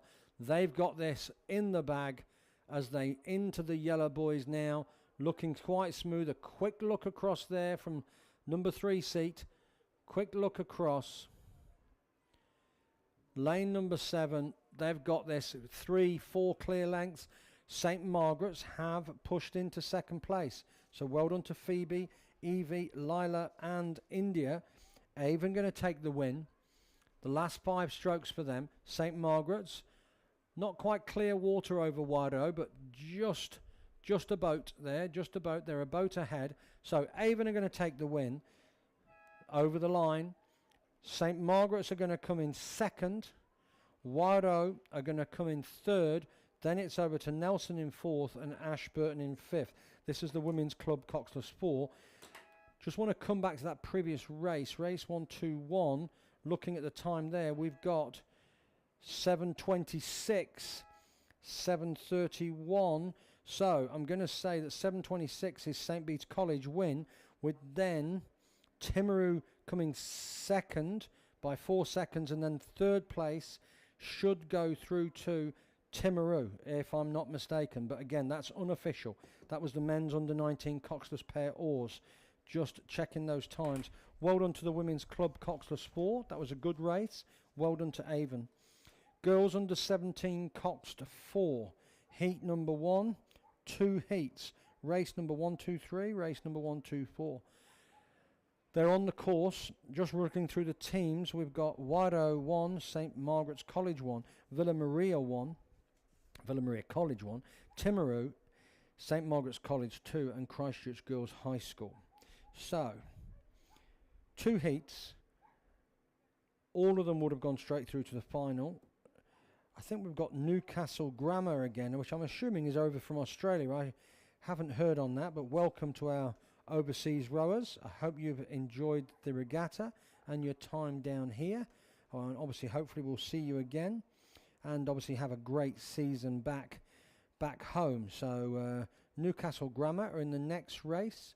We'll be keeping a close eye on them. So this heat coming down, we've got a couple of boats who've dropped off the back. If I'm looking at it from what I can see, it's Wyro, and over on the far side, Christchurch Girls High School. So we've got St. Margaret's, Villa Maria, Timaru, and a second St. Margaret's crew as they make the way down. The girls under 17 Coxed 4. Girls under 17 Coxed 4. Let's just pick up the field as I can see them making the way down. Yes, close racing here. It's the 2 St. Margaret's crews, and in the middle there is a Timaru crew. So St. Margaret's in lane 4 and St. Margaret's in lane 7. Down in lane 4, look like they've got their noses in front. So the lane 4 crew is Ava, Belize, Ain and Coco, with Neve Cassidy coxing in lane 4. They've gone away from the Wyro crew, and also out on the far side there is the Christchurch Girls High School. They've dropped back a couple of lengths as well. So St. Margaret's sitting in first and third, Timaru in the middle of them, not only on the course but also on the results sheet as they stand. But plenty of rowing left. They're still in the red. We make our way down to the 1750. A good crowd still here, which is great. And just a reminder, pick everything up that you have with you and make sure you take it home. Don't leave it on the ground as we come down. And well done, it is indeed the green, white and red of St. Margaret's. St. Margaret's in lane number 4. Ava, Belize, Ain and Coco with Neve Cassidy coxing. They've got their nose in front, but Timaru aren't letting them away. That's Emily, and Annabelle with Tessa Westgarth coxing. They're not letting them out their sights. They're just about 3-4 seats in front of them, but they're trying to put them under pressure. St. Margaret's, they're holding on at the moment, which is great to see. The second St. Margaret's crew has dropped back into third place. That's in lane 7, but it is the crew from St. Margaret's in lane 4 who've got a boat length now on this Timaru crew as they come through. That's lane number 6. So it is St. Margaret's who are going to take this. Timaru are going to go second in lane 6, and we must keep an eye on the time as they come through. So St. Margaret's going to take first. Last few strokes. There we go, and we'll give you the time as soon as we have it. Timaru takes second. Just not even, no clear water there, just a boat length. Then over the other side we have the second St. Margaret's crew in lane number 7. Let's just mark this up as I have it. I think Villa Maria didn't race in that. They were scratched. Wairo come over the line now, and over on the far side, as do Christchurch Girls High. So now the race 24, I think I'll be taking this one, and then I'll hand over to Ian. Been lovely to be with you this weekend. Great to be rowing again, and obviously hope to see you later in the year. I think we've got the South Island Schools coming up in 2 weeks' time. There's the Nationals coming up in the North Island, which looking forward to. And then also we've got Mardi down here later in the year. So a bit of rowing still to go yet. Girls under 17 Cox 4, race number 124, my last race before I head away. Marion College. We've got Newcastle Grammar, which I'm assuming are over from Australia. They are indeed, had it confirmed. So welcome to them. That's Heidi Mackenzie, Roxana Brown, Molly Boyle, Annabelle Mackenzie, and Jemima Mackenzie. There's a few Mackenzies in that boat, coached by Brad Smith. So welcome to Newcastle Grammar. We really hope you've enjoyed your time here, and sorry about the weather yesterday. So St. Margaret's are in lane 5, Christchurch Girls High School in lane 6, and in lane 7, Oamaru 1. So getting a quick look on it, and it's a good race developing here. We can see it is that Marion? That must be Marion College there. Where's the other one? Oh no, don't see them. There's Marion College. There's St. Margaret's. They've dropped off. They've dropped off the back slightly there. Over on the far side, that's Oamaru. So Oamaru are in the race here, as are the Christchurch Girls High School. I can't see Newcastle Grammar. Oh, down there. Okay, they've put them in a different lane. That's Newcastle Grammar down there. Hope they're having a good row up. And Oamaru here. That's Kyla, Molly, Sophie, and Brianna Kingan, who's coxing. It's all pretty close, but it is the Marion College crew. Marion College have got the lead. They're just in the reds, just in the last of the red boys, and they hit the yellows now. They're in front. They're hitting the yellows first. That's Sophie Stewart, Neela Penrose, Charlotte Peterson, Cara Brignall, and Sienna Aiken is coxing. They've got the lead over the Oamaru crew on lane number 7. They're looking good coming down. Marion College in lane 3. Marion College lane 3 have got this in the bag. They just need to keep control. Oamaru are going to take second place. Even they're coming under a bit of pressure now from the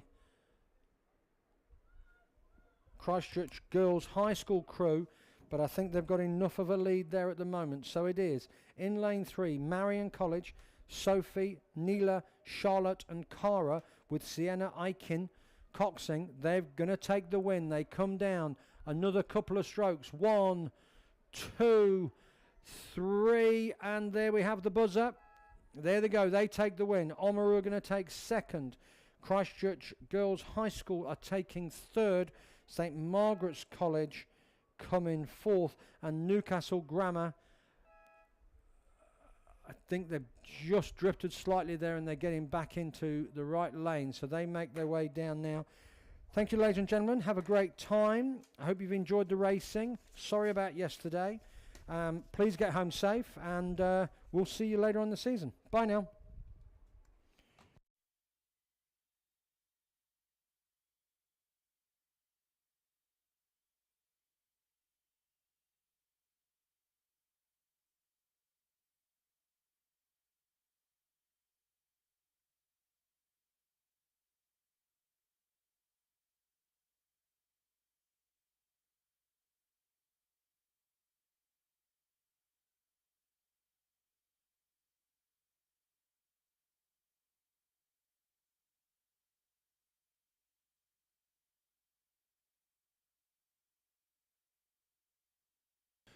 Thank you, Clive. Looking resplendent today. Brought back the 70s in his shirt. As a resplendent man in Paisley descending down the stairs. Couple of hours to go, team. How are we doing? Let's see if we can get this through and complete this regatta. Day 2, Meridian South Island Club Championships for 2024.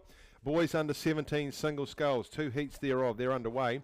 Just going through the final part of their start sequence, so I think now through 250 metres. They'll start to lengthen shortly. Lane 1, Shirley Boys High School, Jack Savage. Lane 2, Otago Boys High School 1, Henry Lucas. Lane 3, Twizel 1, Luca Mains Upson. In lane 4 from Newcastle Grammar, number 2, Lucas Burton. Lane 5, Otago Boys High School 2, Judd Flannery. In lane 6, Dunstan Arm 1, Remy Rufy. In lane 7, Whakatipu 2, Harry Lightfoot. In lane 8, it's Nelson 1, Murdoch Smith. In lane 9, Ashburton 1, Ashton Brook. And way out there in lane 10 from Timaru 30 is Levi Heffernan. Through past Alcatraz, the island at 500 we go. Great to see so little rubbish around the place. You guys done a fantastic job. And while we're still here for another couple of hours, plenty of time to pop out the back. Mr. Whippy's still there. Go and see Steve. And they've saw the Belgian waffles are there. There's coffee everywhere. There's pizzas everywhere. You can just sit on the bank and fester in food. Very even through here. Not much between these boys as they make their way down under 17 single sculls. 2 heats. Still looking for times. Time for heat 2 of the girls under 17-4, won by Marion and a time at 8:15.49. Oamaru 8 seconds behind them. Didn't quite catch the time of the previous heat, although I'm sure Clive has noted it down. Just a little bit of a zephyr starting to come through. That can just sod off for a bit while we get through to 4:30. And just starting to see a little bit of separation now. So Ashton Brook from Ashburton 1 off to a good start. Just inside of him, Nelson, then back inside further to Whakatipu. Otago Boys, Henry Lucas, there or thereabouts in lane 2. And then right in front of the umpire's boat, you won't see him, just because of the way the shadows are, is Luca from Twizel. Next to him from Newcastle Grammar, Lucas Burton. Then just on the outside of his right shoulder, Otago Boys High School, that's Judd Flannery. Second heat going into the blocks, getting ready to start. They might show that start on the live stream for those of you watching at home. Just a slight delay to the start of this race. They had a changeover for the umpires, so we need to make sure they had enough umpires down the end and the safety boats in place, particularly for the singles. So this is the last 250 metres. He's really done a little bit of work here, Ashton from Ashburton. And I think he's got a boat length. Luca from Twizel starting to push through a bit. Just outside of him, Lucas from Newcastle. Inside from Ashburton, we have Nelson and Whakatipu. Wouldn't count out Dunstan Arm in lane 6.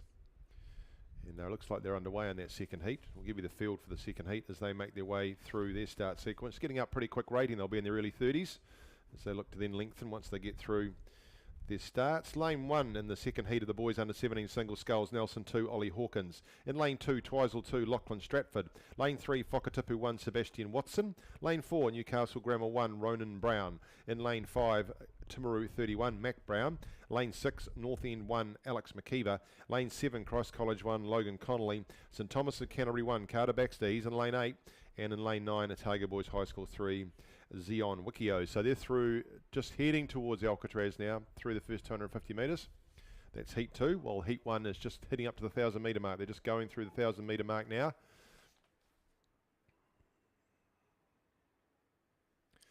Full field of 10. And it is Ashton Brook from Ashburton out there in the green and gold of Mid-Canterbury. Harry Lightfoot from Whakatipu in lane 7 just made a move and gone past Nelson, so he's heading up towards Ashton to see what he can do. And just watching again Luca from Twizel, moving steadily up towards 750 metres to go. Remy Rufy from Dunstan just making some movement in the middle. Harry Lightfoot from Whakatipu. Murdoch from Nelson just in behind him. Harry from Whakatipu starting to move up towards Ashton from Ashburton. He's led the whole way. He's going to have a little bit of work to do to hold some of these guys off, I think. Just watching Luca from Twizel. Luca from Twizel pulling alongside Harry from Whakatipu. then across to Ashton, back inside to Murdoch from Nelson. Then we'll be looking at Remy from Dunstan, across to Levi from Timaru. Back down to Jack Savage and Shirley Boys High School. Oh, he's just in there behind Henry from Otago Boys High School.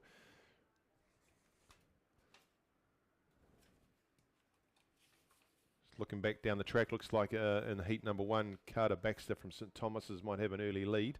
Not much though between him and Lachlan from Twizel, and Sebastian from Whakatipu in that second heat. Those are the 3 showing out very early on as they go through towards 750, heading up towards the 1,000 metre mark. But it is Ashton continuing to work hard out there in lane 9, taking Harry Lightfoot from Whakatipu with him. Oh, we've had someone's been a tip. Oh, that's no good. He's fallen in the water. That would be Murdoch Smith from Nelson, I think, if I've called it right. They're heading away there to the safety boat. I'll just double check that. I don't want to sell him short, but I think that might be the case. It is. So they'll get him out there pretty quickly. So anyway, Ashton is doing his job there from Ashburton out there in lane number 9. But this is Harry Lightfoot in lane 7. He's pushing right up alongside Ashton and putting the pressure on him. These two seem to have moved away now from down there in lane 3 is Luca from Twizel. Those are the 3. Remember, it's heat, so we'll be looking for times. Pushing their way through, they are. On the outside, we go to Timaru, Levi Heffernan. Then in the middle of the course would be Remy Rufy from Dunstan. Those are the 5.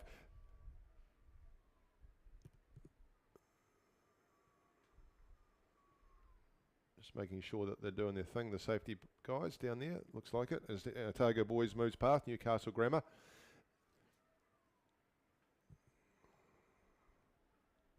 Just to get that boat out of the way. Nice finish here on the outside. They're still moving through those Golden Boys. He's up to it a wee bit, has Ashton, but he's worked very hard out there, coached by Justin Waller, Mary Hefford. He comes up now with 120 metres to go. Pushing right on him still is Harry Lightfoot from Whakatipu, coached by John Morrison. Down here on the inside now, he's going as he... Luca Mains Upson from Twizel, starting to up his rating. His hands are moving a bit quicker. He's got that boat moving nicely. 120 metres to go for him now. Still is with Ashton from Ashburton out there with 70 odd metres to run. He's got a boat length and a half over Harry Lightfoot from Whakatipu. Back down to 70 metres to go now from Twizel is Luca Upston. Then we look back across the top. We can see Levi from Timaru and back into Remy Rufy from Dunstan. Those are your finishers. Taking the buzzer now. That's a strong row out there from Ashton Brook from Ashburton to take the buzzer. There, across in second goes Harry Lightfoot from Whakatipu. And down here is Luca Mains Upson from the local club from Twizel. Timaru, Dunstan, and then we come down to Otago Boys High School. Across into the middle will be Newcastle Grammar. Shirley Boys down here in lane 1, and then we go across to Otago Boys number 2. Just making sure that they are getting things all sorted from the previous race. They are, and we'll wait for a time for you for that race as we look down to heat number 2. Making its way down the course now, right in the middle there, out in the lead from Nelson. It looks like.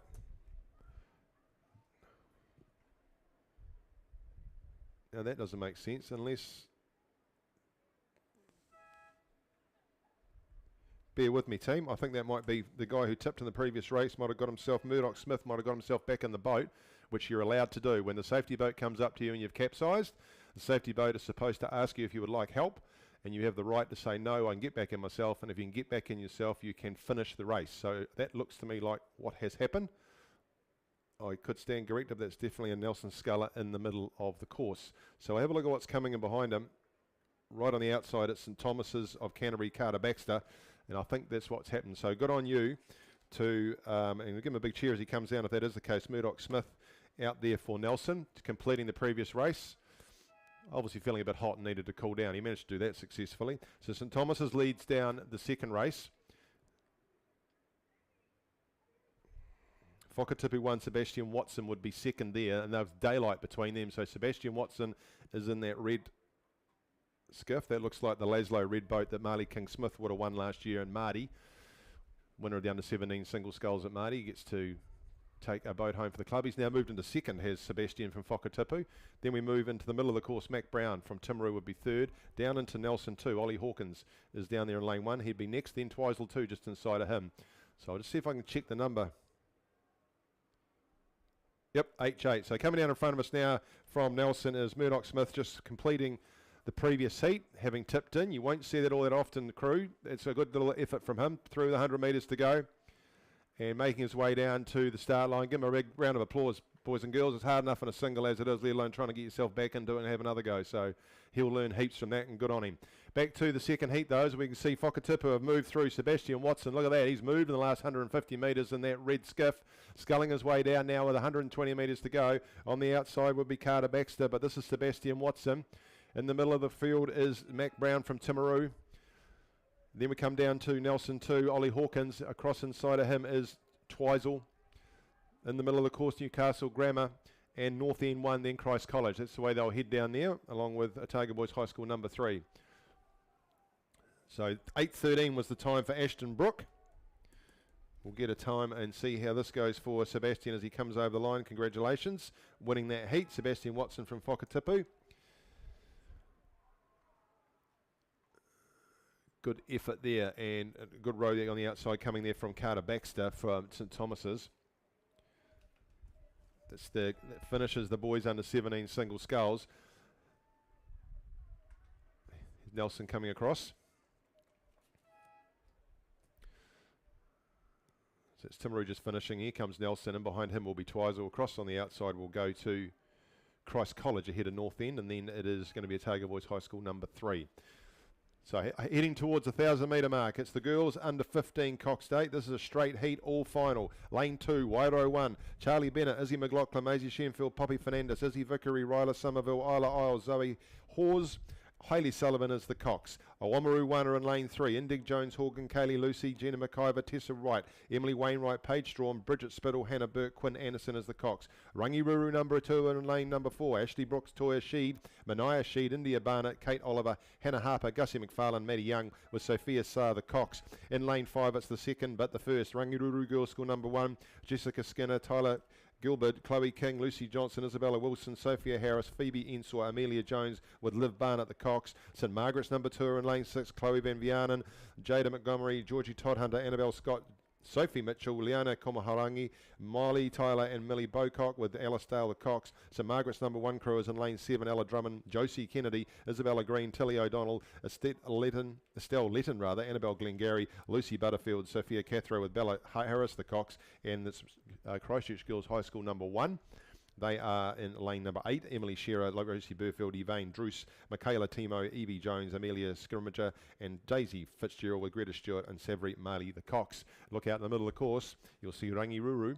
It looks like Rangiruru number 1 from St Margaret's number 1. That's your 1 and 2, across to Christchurch Girls High School. Then we come back, we'll be a boat length maybe back to Rangiruru number 2. Then we can look at St Margaret's number 1 and Awamaru, and then Wairo would be in behind them. Or they would be if that's... Oh, where are they? I don't think they're there.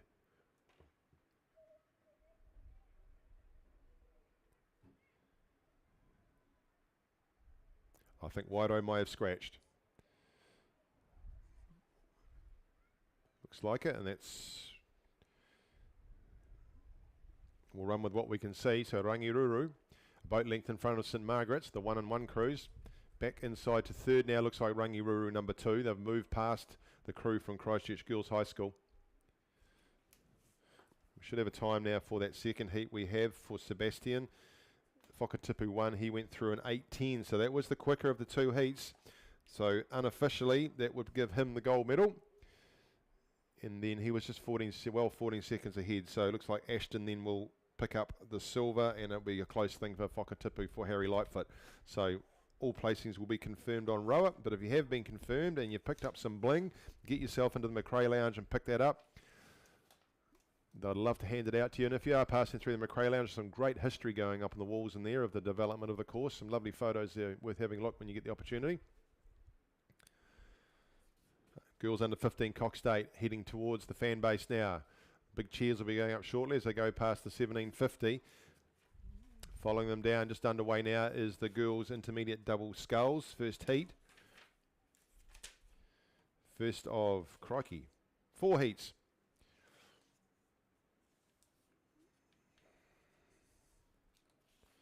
So that first heat is underway. That's in lane 1, Otago 11, Mela Still, Kayla Freeland.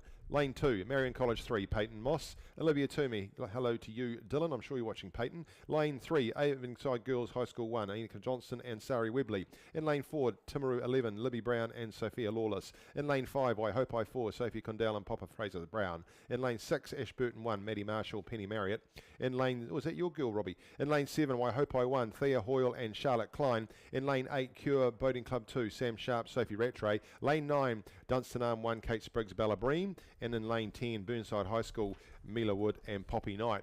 Through towards Alcatraz they go, past 500 metres. But have a look at this out in front of you, ladies and gents. So this is a well-schooled under 15 Cox State from Rangiruru, the number 1 crew. In lane 5 would have 3 boat lengths over their second crew, but there's a couple of boat lengths back to St Margaret's number 1 out there in lane 7. Sorry, St Margaret's number... Yep, in lane 7. Then back to Christchurch Girls High School out there in lane 8.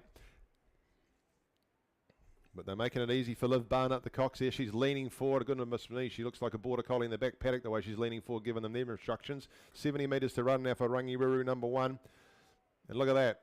Nice and clean and tight as they come down the line. Very cool for under 15s. Into second there goes St Margaret's College. They've got 100 metres to run with Bella Harris doing the coxing there. And through the 100 metres to go now is Rangiruru number 2.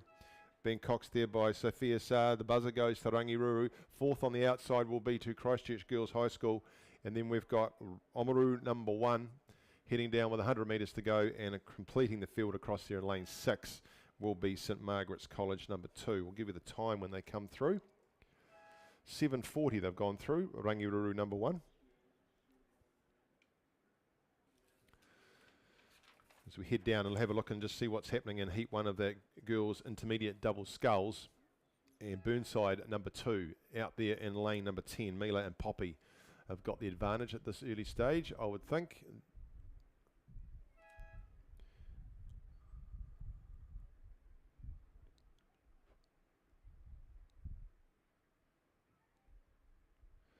A little bit of separation coming in.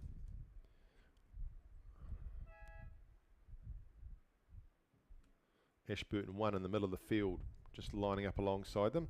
Dunstan Arm getting in amongst it as well. So Ashburton, Dunstan Arm and Burnside. Then Marion, I would think, at this stage. Outside, either side of them, Otago and Avonside Girls. Back into Timaru 11 and Waihopai 4. So 4 heats. We'll keep an eye on the fastest times. It'll give us a gauge of where the medals are going.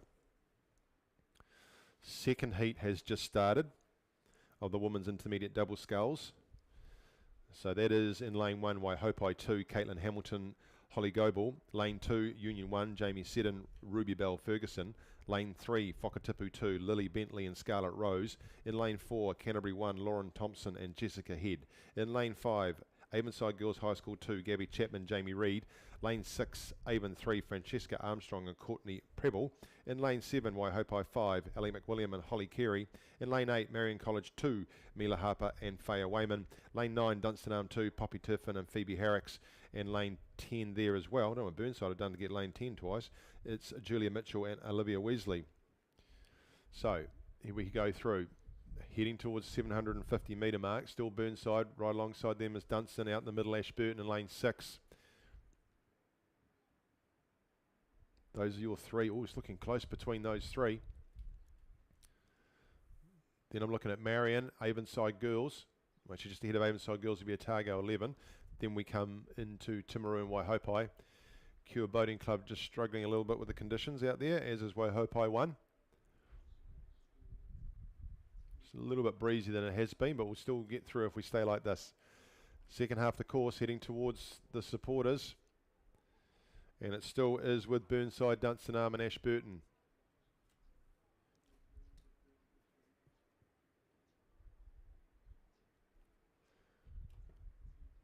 Marion and Avonside Girls moving up into the mix.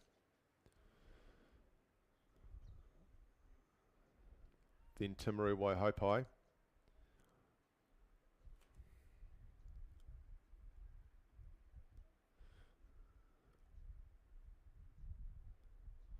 Avonside Girls, Canterbury and Avon looking good in the second heat as it makes its way through 500 metres, heading towards the 1,000 metre mark.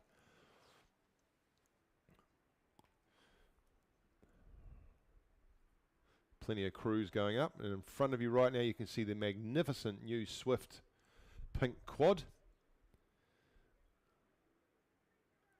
And that really is pink. That'll be easy to spot.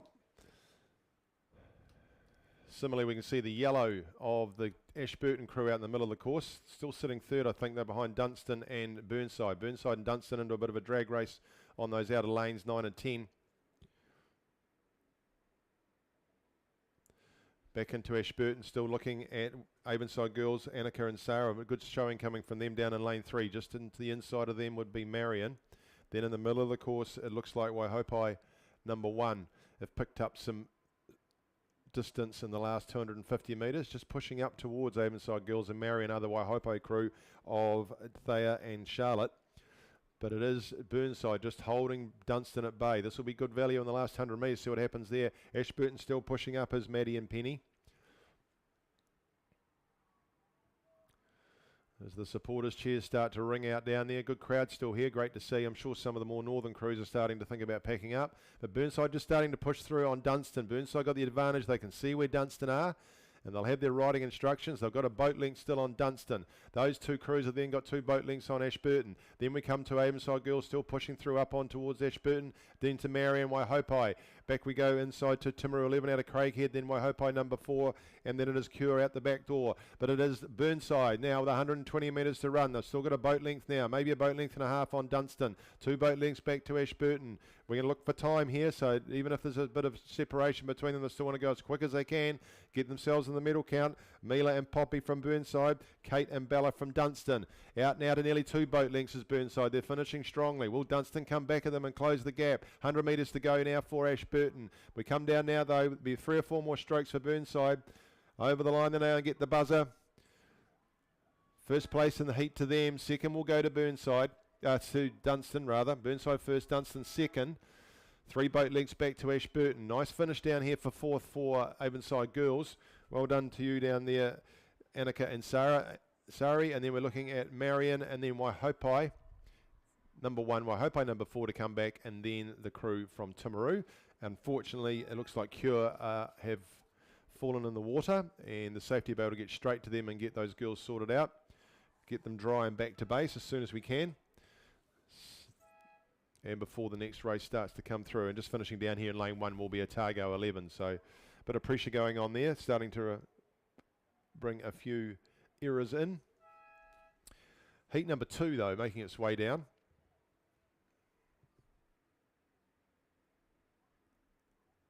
Avon doing well there, but it looks like it's Marion College out in lane 8 have got the advantage. So that is Mila and Faya.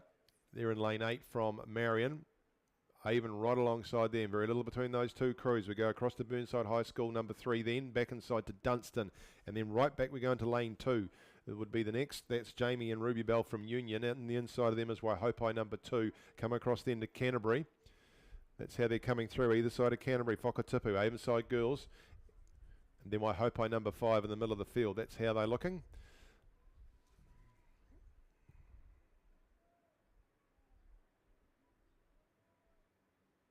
Safety boat doing a good job getting that crew out of the water before these other crews come down. The umpires will instruct the other crews to move if they have to. But look at this Marion. Nice and tidy, not overrating. Pulling right up alongside that Avon crew. Chasing them down Burnside. Dunstan. We get a time for that first heat. Not yet. We're just waiting on a time for race 128. It is there. 8:28 Burnside went through in. About 5 seconds ahead of Dunstan. So we'll just keep an eye on this race and see how that goes. But hopefully they'll go round.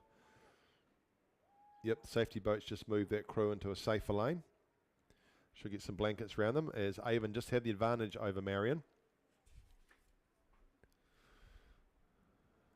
Francesca Armstrong in that Avon double is sometimes Cox's Masters cruise, so she's used to going in different directions. Trying to rein things in. She's got a boat length now over Marion, they do. Then 3 boat lengths back to Dunstan, who just got a boat length advantage over Burnside.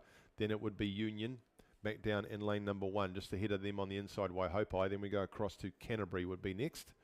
across again to I Hope I 5, back inside to, who's that in there? Whakatipu. That's how they're coming through. And I Hope I double out the back, just avoiding the safety boat nicely. So, bit of a rat race coming down here between Avon and Meridian. If Meridian can just get a bit of move on, they might be able to challenge this crew from Avon. Avon have got 110 metres to go. Meridian starting to put pressure on them now as they come to the Red Boys themselves now. There's very little between these two crews. Long way back to Dunstan and Burnside. It's up to you, Meridian. Can you get the hands moving a bit quicker? Or you just, no, it looks like they're just pretty comfortable where they are. So Avon doing a good job. They've got a boat length, or half a boat length now ahead of Meridian. Looks like they'll come down and they'll take the time. So I'll have a look at that. They've got to get past 8:28 to go past Burnside from the previous heat. They take it out to a boat length at the finish, taking the buzzer now, do Avon. Well done, Francesca and Courtney. Over goes Meridian. 4 boat lengths back to Dunstan. A couple of boat lengths back to Burnside. Then right down here into lane 2 will be Union, who will take 5th spot. 6th will go to Waihopai. So we'll just keep an eye on the time. Second race is on its way down. Third race, in fact. Third race, heat 3, race 130. Women's intermediate double sculls. In lane 1, Marion College 1, Tessa Jameson Timu and Francesca Tahoriki. In lane 2, Cromwell 2, Talitha Hess and Brooke Webb. In lane 3, Avon 1, Emma Gardner and Jessica Boyd. In lane 4, Cure Boating Club 3, Poppy Clapham and Hannah Shadbolt. In lane 5, Nelson 2, Pedra Smith, Zoe Dunstan. Lane 6, Twizel 1, Lucia Yates, Hazel Henderson. Lane 7, North End 1, Kira Alexandra, Mika Robinson. Lane 8, Invercargill 2, Rupi Watkinson, Tiara Horston. Lane 9, Waihopai 6. Gosh, there's a lot of Waihopai crews racing in these doubles. Fantastic. Billy Joe Crooks, Sally Thompson from there. And in lane 10, it's Cromwell 3, Elizabeth Engstrom and Indiana Cameron. Big lead here for Avon, Emma Gardner and Jessica Boyd. Back down to lane 1 would be Marion, would be next. Then across to Twizel in lane 6, I think. Let's see if we can get a time for heat 2. Heat 2 has gone through in 7:53, so a wee bit, quite a bit quicker than the previous heat. We'll keep you in the gold medal spot in a minute. It's just like on the downhill skiing, they do this. They move 3 people in the gold chair as they go quicker. Next person takes their spot. So what time can Avon do out here? Avon 1, Emma Gardner, Jessica Boyd. Again, it's Marion chasing Avon. Then we go to Twizel, across to Invercargill out there. That's Ruby and Kiara. Then right out there in lane number 10 is Cromwell number 3. That's how they look coming down there. Just back, next best back is North End. So we're just like rowing in Dunedin Harbour for them. North End. Oh, now there's a wave or something gone right through. The Avon have just got themselves into a swell, and they've done well to hold on to that. So whether that's wake or a rogue wave, they've recovered and managed that really well. That was a heck of a swell go through there for whatever reason. And they've recovered nicely. Emma Gardner and Jessica Boyd. Still ahead of Marion.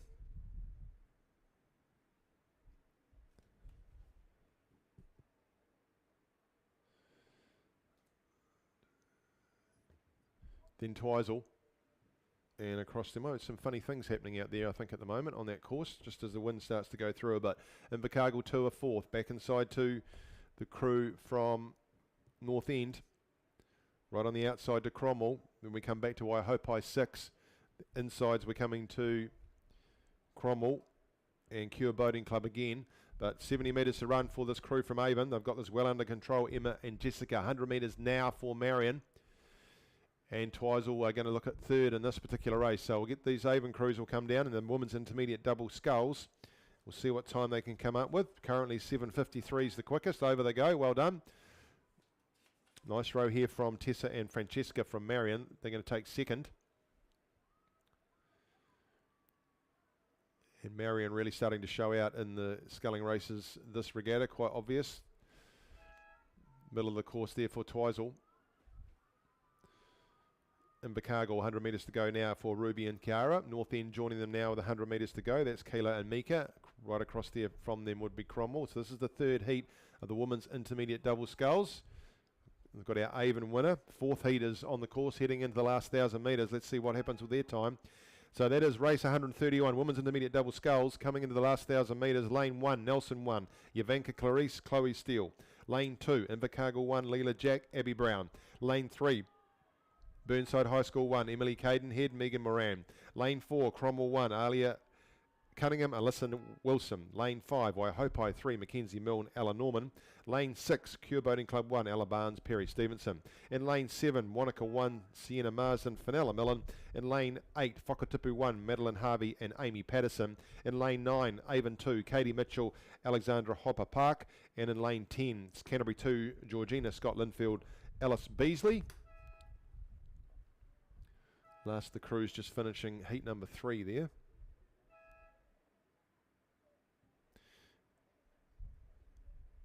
And it's Sienna and Fenella from Wanaka out there in lane 7 doing a great job in the fourth and final heat of the women's intermediate double sculls. Just over Whakatipu number 1 they are at the moment. So that's your 1 and 2.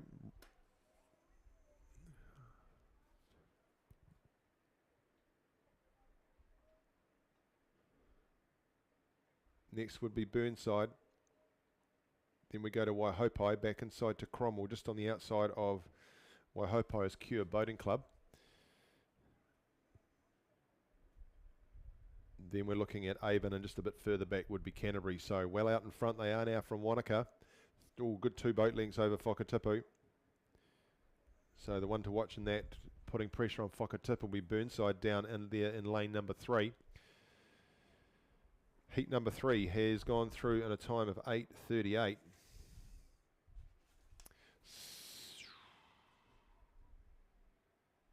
I'd want to double check that time for heat number 2 because it seems a heck of a lot quicker than the rest of them. Rowett will help you with that though, so that's great. So after this is the women's intermediate double sculls. We're into the men's novice Cox Day. You can see on the live stream they're all lined up. There's a field of 10. That'll be a cracker. Men's novice Cox Day just into position, getting ready to go. Christchurch Boys High School 2 just backing in. Let them get their positions.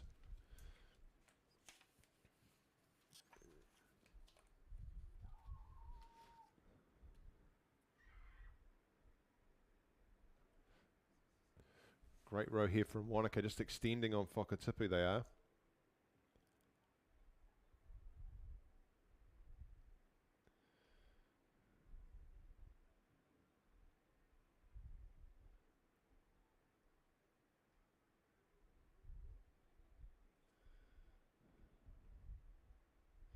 Yeah, I thought so. There was an issue with the initial time that came from the computer. So heat 2 of the women's intermediate double sculls, the time on that was 8:44.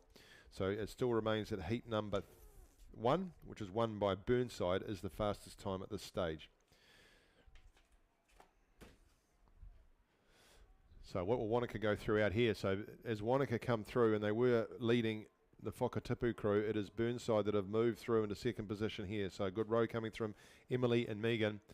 Gone past Whakatipu into second position. Right in the middle of the field, there's your 4th. That's Waihopai, just inside of them. Cromwell giving them a good run for their money. Back down inside we go to Invercargill down here in lane 2. Lane 1 there is Nelson. Then we go across the top to, well, it's Cure ahead of Avon 2. So Cure in lane 6 would be ahead of Avon number 2. And then just a wee way back, quite a wee way back actually, lane 10 would be Canterbury number 2. 70 metres to run for this good row here from Wanaka. Sina and Fenella. Chris Brooks doing a great job there coaching this crew. And then through into the 100 metre mark now and going well ahead of Whakatipu is the Burnside crew. Burnside showing out remarkably well this regatta. Seeing a lot of them. Whakatipu will be in second, so let's wait and see. Oh, they're well tied up, Wanaka. Let's see what your time is, ladies. You've got to go past 8:28. Big push from Burnside coming down, taking second. Cross the outside, Whakatipu. Race in a race is the Waihopai over the top of Cromwell. Waihopai got a half a boat length over Cromwell and going further ahead. Invercargill coming down behind Cromwell now and still Cure in the middle of the course.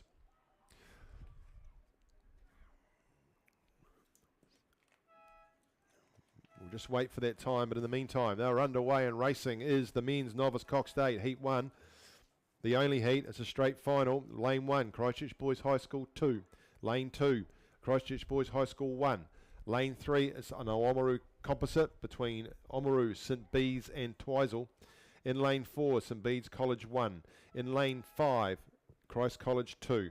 Lane 6, St Bees College 1. Lane 7, Otago Boys High School 1. And in lane 8, Christ College 1. Lane 9, Wanaka 1. And in lane 10, it's St Andrews College number 1.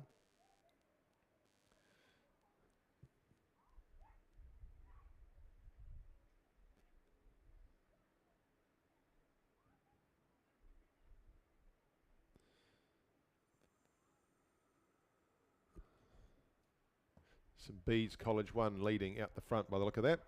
So St Bede's, that's Dara, Giongo, Ashton, Alex, Carter, Brody, Cooper, Ryan, Matt Casey, the Cox. In lane 4, they've got a handy lead. Looks like a bit of a boat length, really. And we go across to Christ College, number 2. It looks like they're out in front next to St Bede's.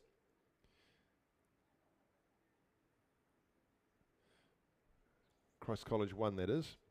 So Christ College 1 and St Bede's 1 drawing up alongside each other. Then we go back inside to the Oamaru Composite. Then it is Christchurch Boys High School 1. We go across the other side and it's very even between St Andrews College, back inside to Wanaka. Then just a little bit further back would be Christ College number 2, St Bede's College 2 just ahead of them. So Mixed Masters quadruple skulls are going across. That's the ones you can see in behind them. Just waiting for a time for heat number 4 for the last heat, the women's intermediate double sculls.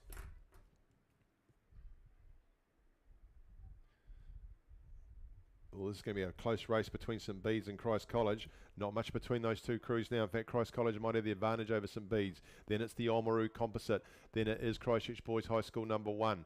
Then we would go back inside to, I think, St Andrews across the other, very little between St Andrews and Wanaka actually on the outside lanes. Christ College just in front of them. In fact, it's Otago Boys.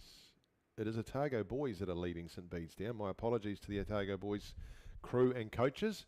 So Otago Boys and St Bede's making their way down. Up towards 750 metres to run. Just a little bit more splash starting to come off the blades.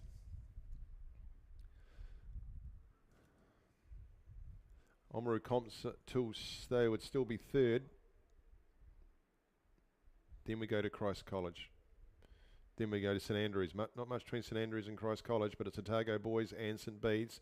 Otago Boys, St Bede's, Oamaru Composite, out the outside lane to St Andrews. You can see the St Andrews cross on those blue blades. 2 lanes across inside, we come to Christ College. Then we go to Wanaka. Then it's St Bede's number 2. Then it's Christchurch Boys High School number 1 and Christchurch Boys High School number 2 following along behind him. Very little between St Bede's and Otago Boys. Otago Boys, that's Ben, Jackson, Huani, Ollie, Jude, Carlos, Toby, Seth and Hunter. Ruxton is the Cox. Oh, it's a race between these two. Men's novice Coxed 8. Neck and neck, the two Coxes looking at each other. They're just starting to move away from the rest of the field. Oamaru Composite trying to go with them. Then Christ College. Move starting to come down from lane 2, Christchurch Boys High School number 1, Ollie, James, Zeph, Donaka, Fano, Matthew, Cameron, Aromi and Lachlan Dean is the Cox.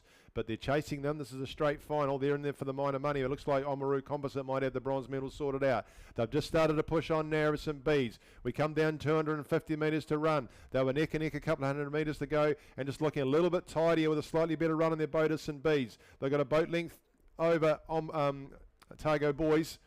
What will you do, Otago Boys? How are you going to respond? Up to you, Hunter. What are you going to tell them to do? They're still moving clear of the crew from Oamaru Composite. Then it is Christ College. Then it is St Andrews. St Bede's number 2 pushing in between those. And it's Christchurch Boys High School number 1. Out the back would be Wanaka and Christchurch Boys High number 2. And right out there is Christ College number 2. But it is St Bede's starting to pull away now from Otago Boys High School. They come down to the Red Boys. 100 metres to go. Are they going to get clear water on the line? They've got a good 3/4 of a boat length now. But Otago Boys are coming back at them. Oh, there's just a bit of splash coming into that St Bede's crew. Otago Boys starting to chase them down with 70 metres to run. They've still got 2 seats of St Bede's. Can they come back at them at Otago Boys? Or they might have gone against St Bede's. Out they go to 4 to 5 seats with 50 metres to run. 3 more strokes. In fact, over the line they go. St Bede's by a boat length on the line. Take out the gold medal in the men's novice Cox State. Second and well rowed is Otago Boys. Third will be this Oamaru Composite, which has got mainly Oamaru, and there's a Twizel fella and a St Bedian plonk right in the middle of the boat. They'll take the bronze medal. Then we come down to lane 2. It looks like Christchurch Boys High School. They've finished pretty well. They'll take 4th, or maybe just on the line from St Andrews. Christ College rather. So it's Christchurch Boys. Then we go to Christ College and St Bede's number 2 in the middle. Across the outside to St Andrews College. Back inside to Wanaka. And then just inside here lane number 1 would be Christchurch Boys High School number 2. And just in the middle of the field there in lane 5, Christ College 2. 8:31 was the time for the women's intermediate double sculls, which by my crude maths means that the gold medal in that one has more than likely gone to Burnside. Please check right for confirmation.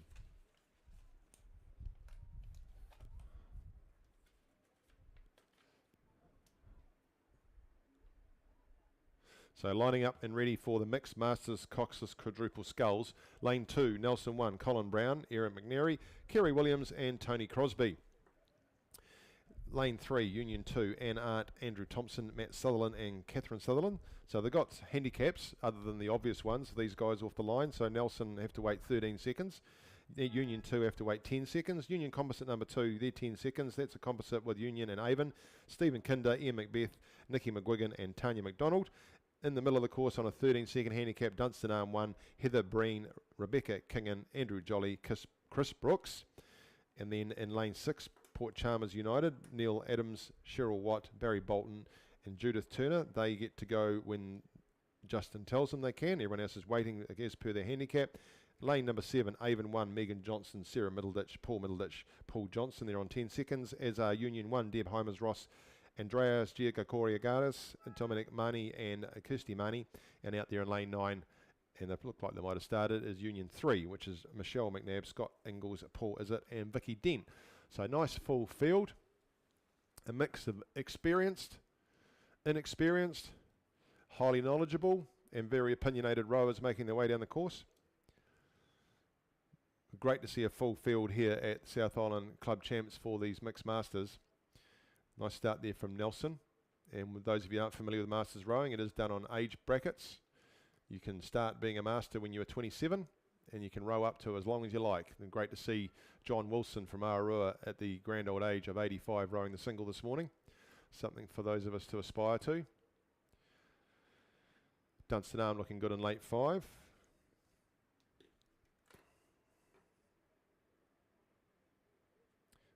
Just having to contend with a Union crew.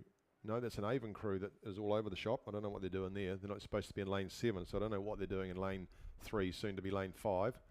Then we go across to Union 1, which is Deb, Andreas, Dom and Kirsty. They'd be my pick for this race. Lots of experience in there, many years of rowing. So it'll be between them and Dunstan. In the middle we've got Avon 1, which is the Johnston and Middleditch combined love boat. Union 3 on the outside. Down here in lane 1, just watch Nelson. Some good rowers in there. Colin, Aaron, Kerry and Tony. Just inside of them is Union 2, Matthew Sutherland. Matthew was explaining to me about all the layers that he's wearing before. He's got Spanx and all sorts of stuff on, so clearly he's been shopping online from Kim Kardashian. And Dunstan now starting to do a nice job out in the middle there. Heather, Rebecca, Andrew Jolly and Chris Brooks. Well coached by Simon. Port Chalmers United there in lane 6. So look at this lineup here now between Union and Dunstan and Nelson. Very similar in the way they're rowing. A little bit cleaner, that Dunstan crew. And you heard him talking before, Millsy, the Dunstan stalwart, about putting a spirit level across the top of the heads of any crew. And if you just watch these masters from Dunstan and from Union across the other side, standing up or sitting up nice and straight, not overrating. Let the boat do the work. And 100 metres to go now for Union. 100 metres to go now for Dunstan. These two just over Nelson. Nelson will have to make a run down the inside if they're going to take over these two. But working hard is Union on the outside, being stroked there by Kirsty Mani. Husband Dom in behind, then Andreas and Deb in the bow. They've got the advantage over Dunstan as they come down to the line now. Out 2-3 seats. Convincing win there for Union over Dunstan. Nice finish down here on the inside for Nelson. They'll take third. In the middle of the course, it is the Johnston and Middleditch cruise line in the red Avon boat. Just looking over the left, they'll see the composite boat from Avon. Over the line they go.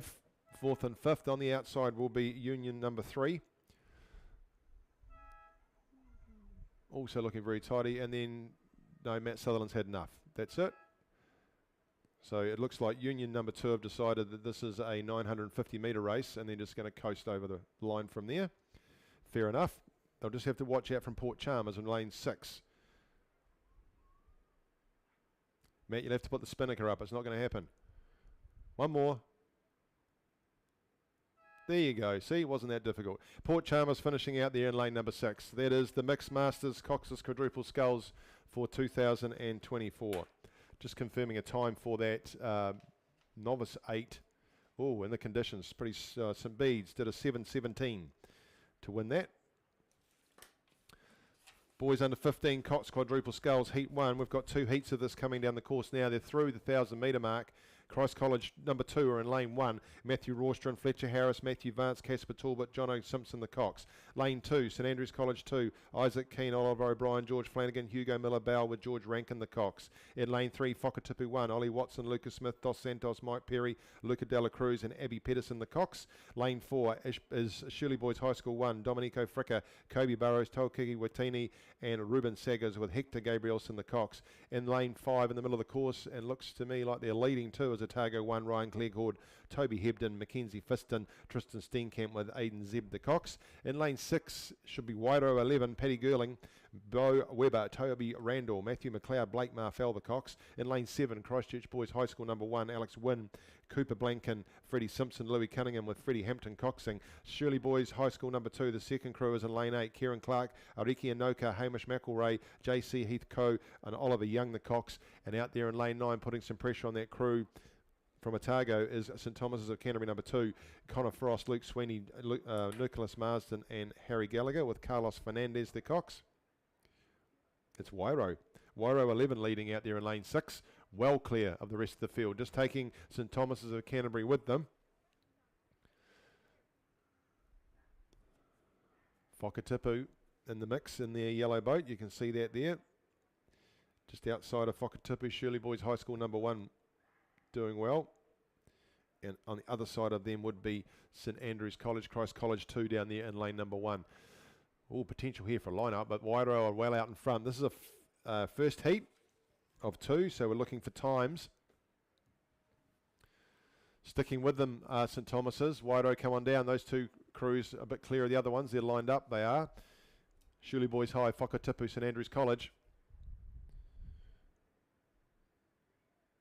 And just in behind, a couple of links behind Shirley Boys would be Otago.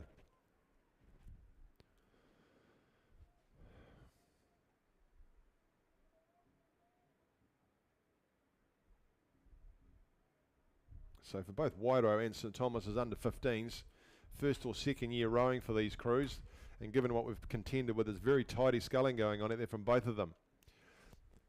See the lineup on the inside there, St Andrews, Whakatipu and Shirley Boys. It'll be a drag race for third. 2 boat links back to Otago. Then we go right back to Shirley Boys number 2. Sitting right side alongside Christchurch Boys High School number 1. And then it will be Christ College number 2. Second race is underway. That's the second heat. Race 135. Boys under 15 Cox Quadruple Skulls. So both heats on the course.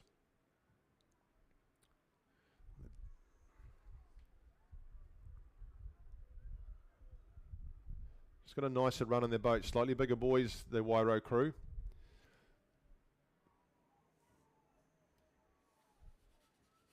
Coached by Daniel Carina and Glenn Marfell. They'd have a boat length now over St Thomas's. They come down to the Red Boys. Now they go. Nice and tidy. Working hard. Starting to come back in them a wee bit now, Shirley. St Thomas's, the stroke guys crabbed it. Oh dear. So they'll get themselves back in sync. They've still got plenty of time, have St Thomas. Well, that's a good quick recovery out there in lane 9. But it hands the advantage to Wairo, who are doing pretty well anyway. They'll come down and take the buzzer with Wairo to take out this first heat. Boat length back to St Thomas's. And now the best of the rest is Whakatipu that have poked their head in between. Looks like 4th will go to Shirley Boys. 5th will go to the crew from St Andrews. Over they go now to Whakatipu, then Shirley Boys, then St Andrews. They go a long way back to Otago Boys. Further back just on the inside now, they've come back at it quite nicely, have Christ College number 2. Then out to the middle of the course, we see Christchurch Boys High School and Shirley Boys. See if we can get a time on that one when it comes through. But I'll just give you the crews for the second heat. That's well on its way down. It's gone through 500 metres. So second heat of the race you've just seen in front of you. And race lane number 1, North End, Harry Lyons, Gabe Scott, William Hager and Sean Thompson with Max Lowry, the Cox. In lane 2 will be St Andrews College 1 with Hunter Mason, Logan Scott, Jack Topless, to Pless rather, Sam Wilton and Hamish Bray, the Cox. Lane 3 will be Shirley Boys High School number 3, Cody Parker, Patrick Hickey, James Watson, Chris Bignell, Lokeland Marriott is the Cox. Nelson 1 in lane 4. That is Max Martin, Raphael Ardiles-Heller, Harry Playford, Mateo Ardiles-Heller and Hugo Fraser, the Cox. In lane 5 will be Cashmere High School. That's Matthew Stewart, Cooper Laird, Jacob Haley, Jake McDonald, Oliver O'Neill. Murphy Hoapa Park, Baxter Hoapa Park, Harry Shearer, Tim Bartlett with a coxing from Ned Brown is the Timaru 30 crew in lane 6. Christ College 1, Jack Payne, Jay Ferguson, Marco Howe, Henry Botherway, Hayden Reed, the Cox for Christ College number 1 in lane 7. Scratching in lane 8, which would have been Otago Boys High School, and in lane 9 it's St Thomas of Canterbury 1, Lucas Dowling, Seth Tranter, Miller Taylor, Cairo Horgan and Sam McGuigan is the Cox.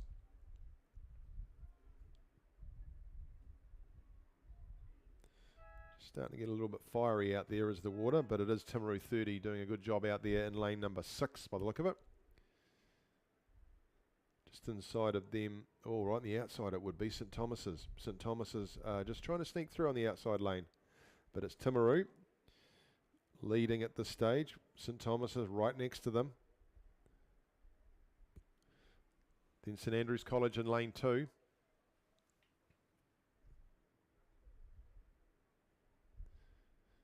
Just inside of Cashmere would be next, and Nelson. North End in lane 1 would be next out of that. Then Shirley Boys number 3. Heat 1 went through at a time of 7:59 there for Wairo 11. So just breaking the 8-minute mark, not a bad effort. Still plenty of time to get your last ice creams and pizzas as you head out the back, and no doubt some crews are starting to rig. So if you are short of a 10mm spanner or just want to have a look at what your next purchase might be, don't forget to pop out to behind the building here and have a chat to Sally from Swift Boats. Just some pretty flash looking boats out there before, so good to go and have a look and a chat with Sally, see what your next upgrade plans might be. St Thomas is maybe just pushing through now on Timaru. They'll have to go under 8 minutes if they want to take the gold medal. Based on what we saw, these two crews starting to pull away from those that are chasing. And St Andrews would be third. So St Thomas's, Timaru, St Andrews. Then Cashmere, just inside of Cashmere, Nelson.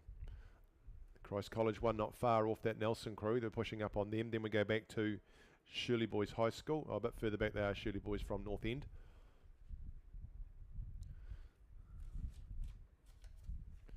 So this is heat number 2 of the boys under 15 Cox quadruple sculls. Next race on the course will be the girls under 16 Cox 4, of which we have got 2 heats. So Millsy will be with you shortly to bring those down, and will take us through to the completion of today's program, which all going well will be the 8th. So great effort by a big team of volunteers to get this regatta through today. Just an outer run, but looks like we do. I see a few medal photos taking place. So if you have been successful with your medals, please make sure that you get in and collect them. No doubt everyone will be looking to get away pretty quickly, and the volunteers are no different. Not much has changed here, although I think St Thomas's have pushed over the top of Timaru. Heading down with 250 metres to go in the second heat of the boys under 15 Cox quadruple sculls. Out they are there, St Thomas's. Lucas, Seth, Miller and Cairo.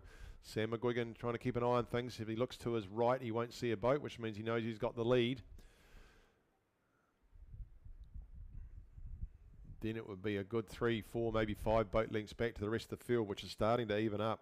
You can see St Andrews there just pushing up on Cashmere, and Christ College have done a great job in the last 250 metres. They're a lot further back than what they are now, and they're now pushing up into third. So great piece of sculling from Jack, Jai, Marco and Henry, with Hayden coxing them through. So they're right over the top of Cashmere now, and St Andrews just falling away out the back would be Nelson.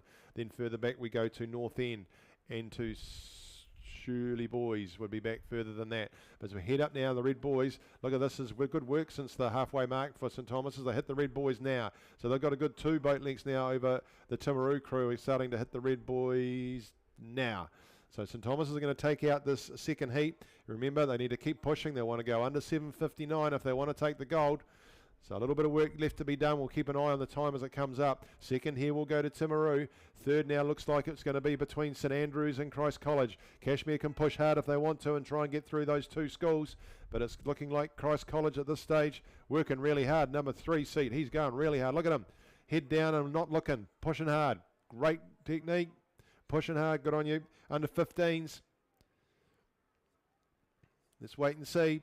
They've gone again of St Andrews. It's between St Andrews and Christ College. Christ College with a slight advantage over the top. Working hard. It's been a long 2K for them. Working hard still down here is St Andrews. I think Christ College have got the advantage. St Andrews pushing through. It's Christ College over the top for third. Will St Andrews do them on the line? They're getting closer and closer. It's down to a half a canvas, but it'll be Christ College over the top just. St Andrews finished fourth. Cashmere in the middle, still working hard to get across and take fifth. Then it will be Nelson. We come down to North End down here in lane number 1. And then back to Shirley Boys High in lane number 3. So waiting for a time. See how we go. And who's done what. But in the meantime, I can give you the girls under 16 Cox 4. 1, 2, 3, 4, 5, 6 crews out there. Should be 7. We'll work that out. I don't see a scratching.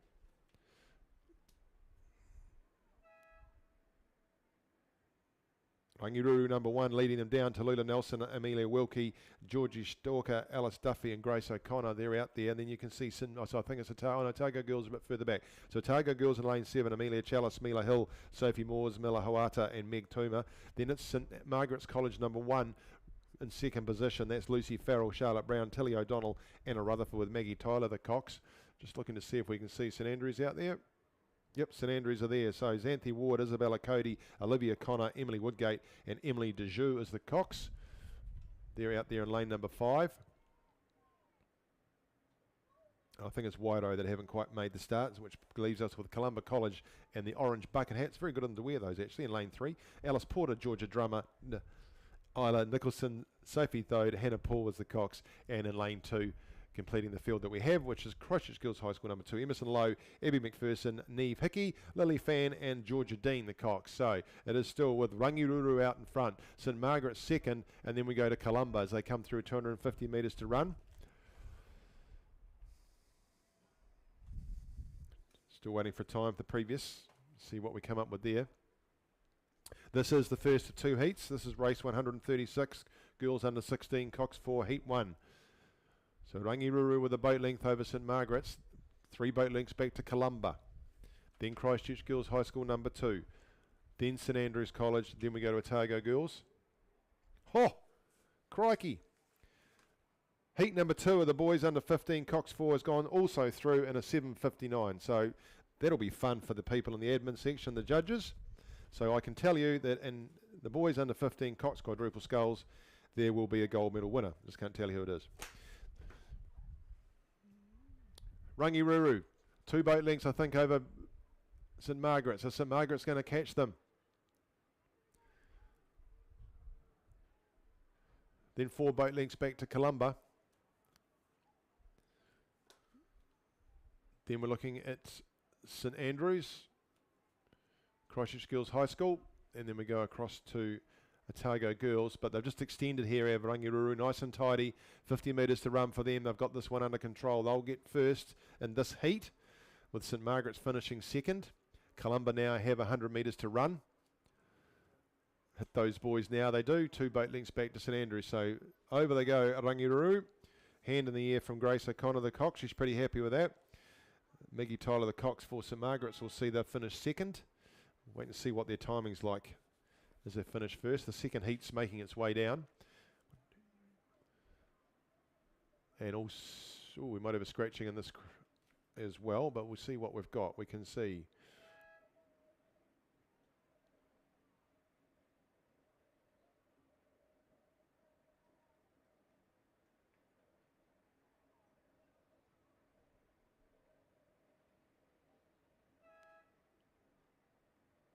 Might be Marion that aren't there.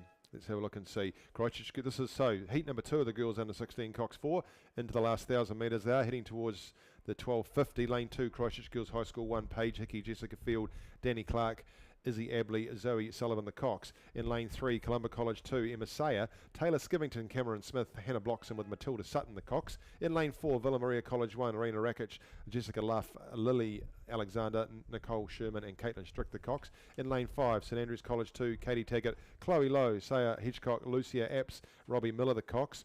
In lane 6 is Nelson 1 it is, Juno O'Connor, Francesca Miller, Mia Cliff, Fern Backhouse Smith, Ruby Southwark is the Cox.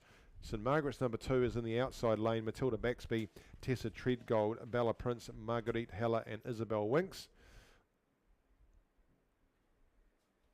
Yeah, I'm pretty confident Meridian have been scratched.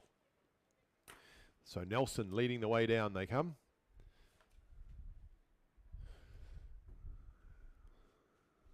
So we'll just see how Millsy will be able to bring you update with times on this. The next race to run is the Women's Novice Cots Quadruple Sculls. Race 138, they're through 250 metres they are in that race. Lane 2, Marion College 1. Lane 3, Twizel 1. Lane 4, Whakatipu 2. Lane 5, Christchurch Girls High School 1. Lane 6, Timaru 11. Lane 7, Wairoa Composite 3. Lane 8, St Andrews College 1. And lane 9 is Columba College 1.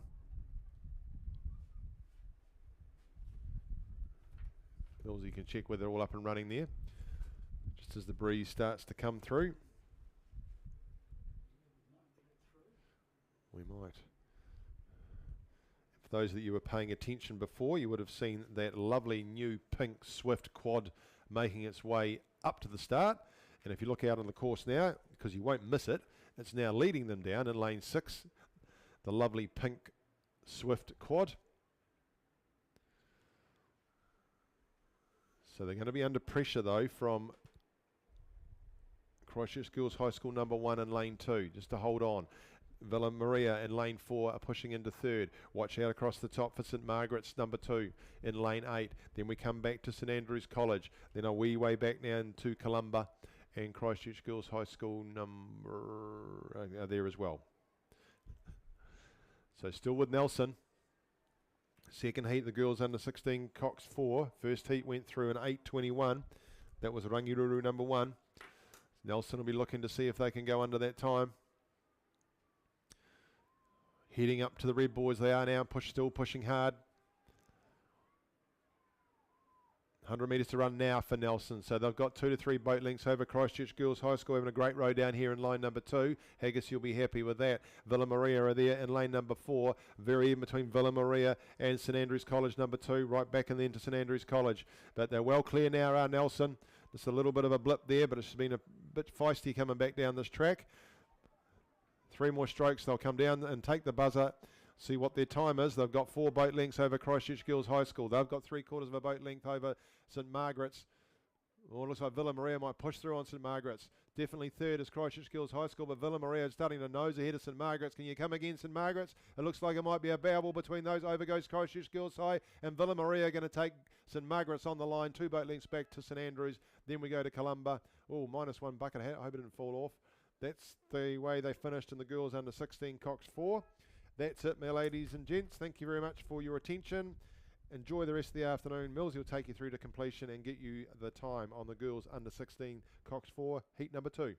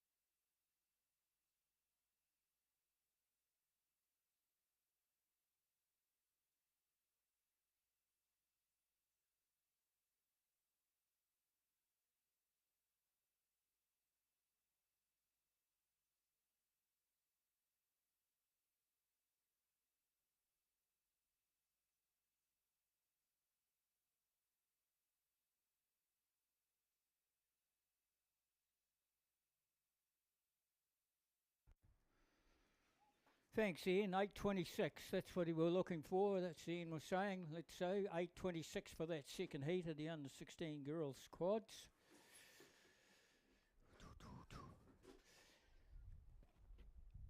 Congratulations to everybody. Don't forget the medals. If you know that you are medal winners, you need to get one member of that crew or manager or coaches, pop along and pick up your medals. We don't want the girls sitting down there in the lounge waiting for everybody to come and pick up their medals. Make sure that you pick them up as soon as you have been confirmed that you are the medal holders. We'd appreciate that. And also getting towards the end, don't forget to pack it in, you pack it out. Make sure you take your rubbish with you. Make sure you keep your dogs on a lead. Pop along the food shop. I'm sure the canteen will still be open. The canteen and the row shop, if you patronise that, all proceeds go back into South Island Rowing, of course. If you see any of the marshals around, they've done a brilliant job. They've done over 145 races today. So if you see them around, just tap them on the shoulder and say, thanks very much, guys. You've done a brilliant job under very difficult conditions. It never hurts to hear that. The umpires appreciate it when it does happen. So we're looking at novices, and we'll see that familiar colour of the Twizel Club. They do all their training here on this lake, the Lake of the Two Monsters. He's starting to flick his tail up a little bit too, the Monsters. There's just quite a strong southerly coming across the lake now. We'll slow the times down a little bit and just chop the water up. We were looking in the last hour of racing, so we'll look to get it through. There's putting the pressure on them as the crew just out from Twizel. And then we go right out the very far side. That is the crew from Columba College, who have always been pretty dominant, but it's right in the middle. Out of lane number 5, I think it is, Christchurch Girls. So it's Christchurch Girls. Oh, there's trouble in the Twizel crew. Somebody's lost an oar. There's 3 of them rowing. They're going to try and row it through. They'll have to get that up and running. They have. We'll just see how they can blast home after that. They've kept ahead of Columba College, so it's Christchurch Girls. Nice and steady, Christchurch Girls will go down, take the title. Oh, well, they may not take the title. It depends on the times. This is only the first heat of 4 heats. Christchurch Girls don't look to be that urgent. It's time. It's going to go on times. Twizel coming at them very, very quickly after that little mistake about 100 out. They look over Twizel. They're picking up Christchurch Girls very quickly. Christchurch Girls will go through and take the buzzer. We'll have to look for times. Twizel got within a half a length back of them. Columba College, and then there's a big distance back to the crews from Meridian. Meridian, in the middle of the course, we do have the crew from Timaru with the braces and the gold boat of Wakatapoos there. And then we go back to Nelson. Now, talking about Meridian, I do believe they have won their first medal. They've won their first medal in a 4-oared boat from Meridian. Congratulations, Meridian College, taking away their first medal earlier on in the day with their young under-15s, I think it was. They'll go back to school and be heroes. Right.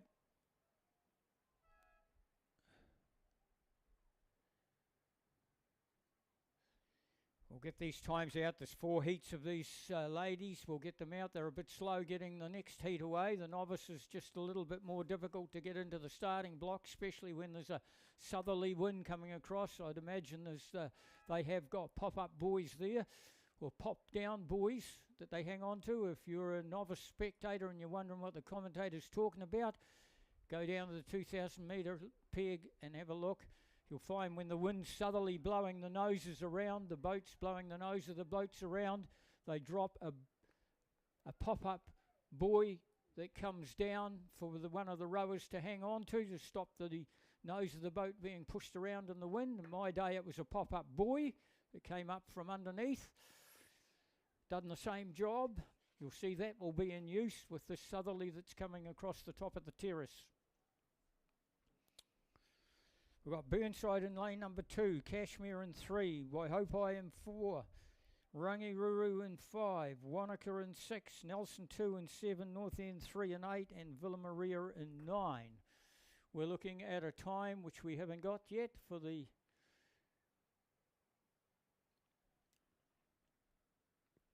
Race 138.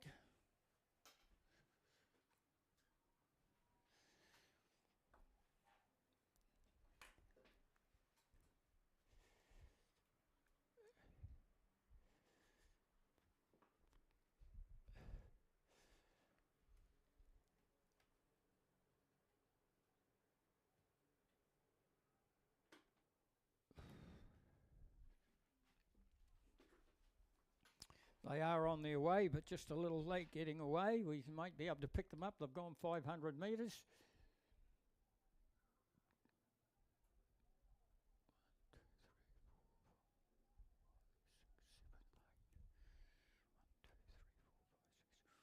All crews are at the start anyway, and it's down on the inside, a absolute flyer by Burnside.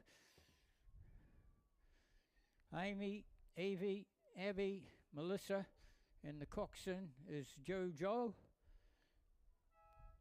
Christina and Max doing the coaching for the Burnside crew that's out there, the women novices. They look to have got away to a good start, coaches. They've certainly got a huge advantage over the crew on their right-hand shoulder coming out further from there. They've just dropped off a little bit, the outside crew. Then it's 2 or 3 out from there. It's Wocket, Waihopai, Rangi Ruru and Wanaka all absolutely locked together, and a very good start coming from Villa Maria right out on the far side of the course. So it's the inside and the outside. It's Burnside, Villa Maria. They're the two that are broken away from the rest of the field, going through that first 500. They're in the second 500 now and starting to move out from the block is 2 and 3 in from the outside. It's the blue, which is Wanaka. Wanaka's starting to move. They're moving away from the other crews. They're actually bringing Waihopai with them. Waihopai also just starting to move away from the rest of the crews, leaving Rangi Ruru behind them, and also the North End crew.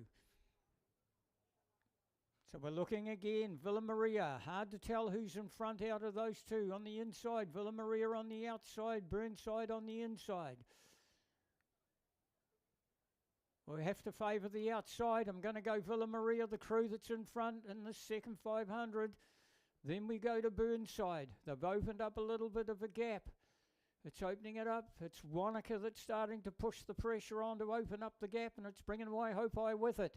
The other 2, 3 crews, it looks like Nelson, North End, and down on the inside we have the crew from Cashmere, and just off the pace a little bit, Cashmere. Unfortunately struggling back there a little bit. It might be the lively water. They don't get lively water on the Avon River. Burnside doing a really good job. We still have to go for Villa Maria. There's very little between the two of them, but there's a big spread. We go Villa Maria to Burnside. Then we go coming out of the ruckers, that Wanaka crew. Wanaka moved away from the rest of the field by about 2.5 lengths, and they brought Waihopai with them.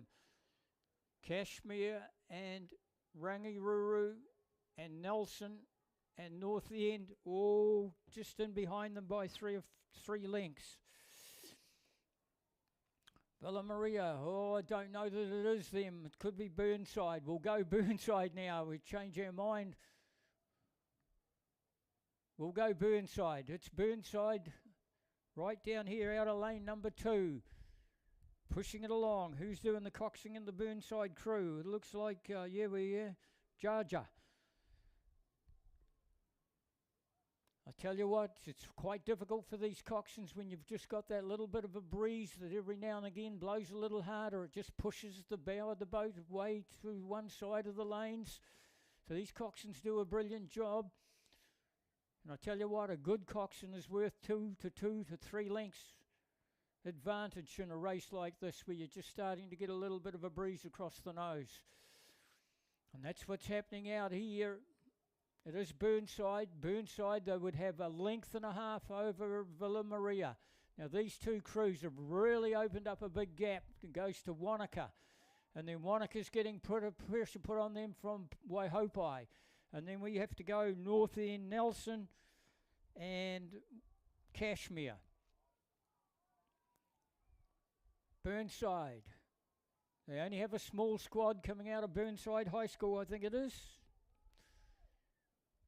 They've got a very small squad, but they've got a very, very powerful squad, and they've had some really good crews sitting out there in the first 3 positions so far at this regatta. Burnside, still that 1.5 length advantage over Villa Maria. Maybe a couple of lengths tops. They're coming up to the 100 buoy line. Burnside goes through this time now, through the 100 metre buoy line. Oh yeah, they've got a good 2-length lead over Villa Maria. Villa Maria through this time, now through the 100 metre buoy line. Good 2 lengths clear. As they head down to get the buzzer, we can now give you the time of that first heat. It was 8:48. The first heat went through in 8:48.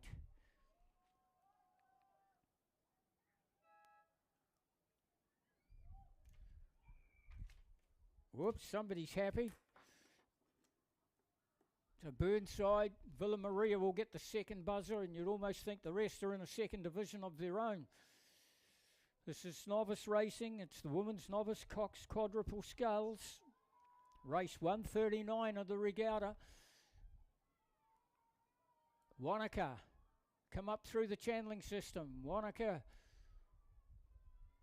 they'll go third. They'll all be sitting back watching times because there's 4 heats in this grade. Waihopai from way down south, they'll go 4th. They're only a length behind Wanaka. Then we go 3 to 4 lengths back. Rangi, Ruru, Nelson, North End together, and a wee way back to Cashmere.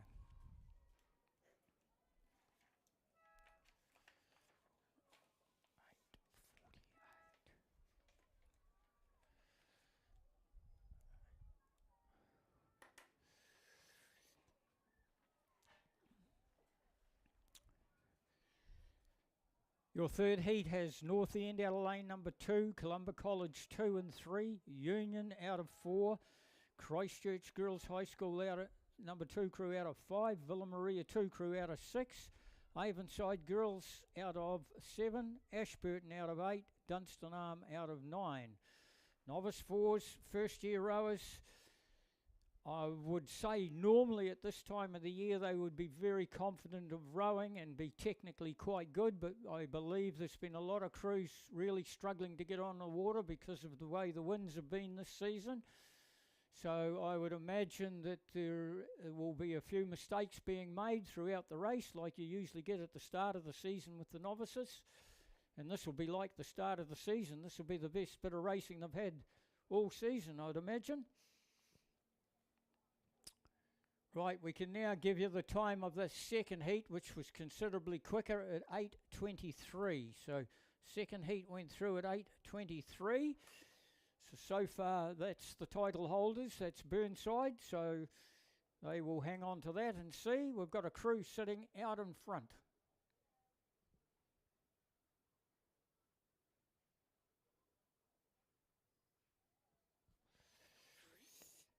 Avonside, it looks like it'll be Wairau.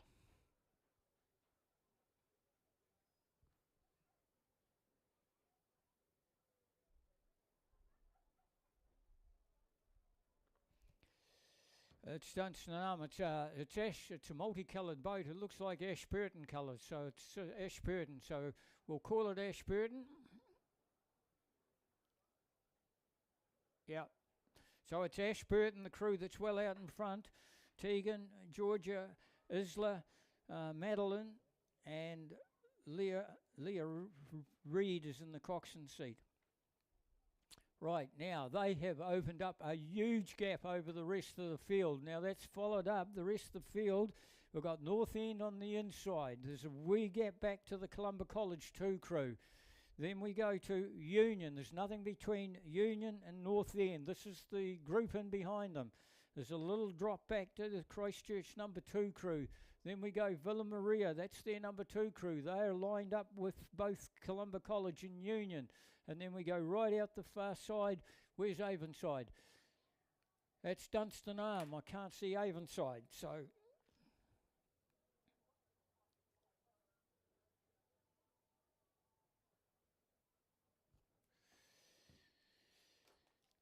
I think that's Avonside out there, so that's Dunstan Arm out wide. But we go back to the leaders, and it is a clear cut. Just too good for this field, so they'll be setting themselves up. Ashburton off Lake Hood there in Ashburton. And they will go down and take the buzzer. They just hope that they can beat an 8:23 to take the title for 2024 here at the South Island Championships. So it looks like Dunstan Arm are up into second place.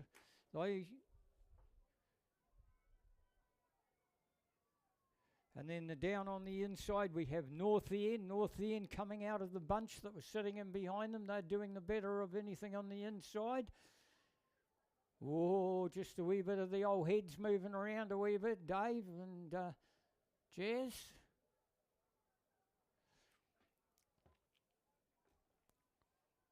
Union in the middle of the course. The right-hand shoulder of North End is Columba College. They are up into third place. They're about a length and a half away from North End, who's holding second. And then we go back right up to the inside of the leader, which is the crew from Avonside. The buzzer has gone. Dunstan Arm will be second. Then North End, length and a half back to Columba College. Another 2 lengths back to Avonside. Then we go the second crew of Villa Maria's, and then there's quite a wee distance back to the other 2 crews, which is Christchurch Girls and Columba College number 2.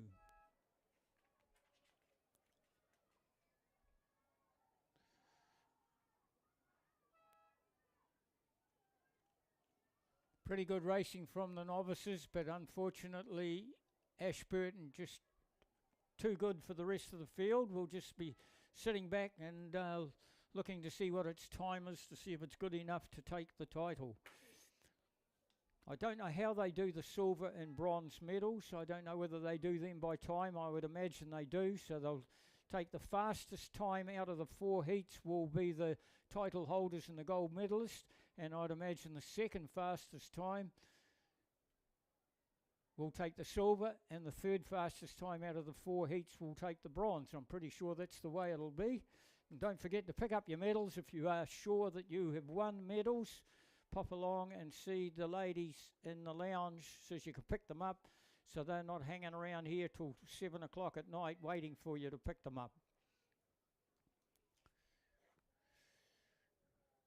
Right, we're still waiting for that time to go through, so we'll go and pick up the 4th heat, which has Waihopai 2 out of 2, Otago Girls out of 3, Wakatipu out of 4, Avon out of 5, North End 2 out of 6, Nelson out of 7, Wairo out of 8, and Avonside number 2 out of 9. Right, Ashburton have gone through, and that's the 3rd heat. Ashburton have gone through in 8:18, so that's the quickest time. So we had an 8:48, an 8:23, and an 8:18. And you would almost expect that they would have the quickest time being that far out in front. So a pretty good crew coming out of the Ashburton Rowing Club.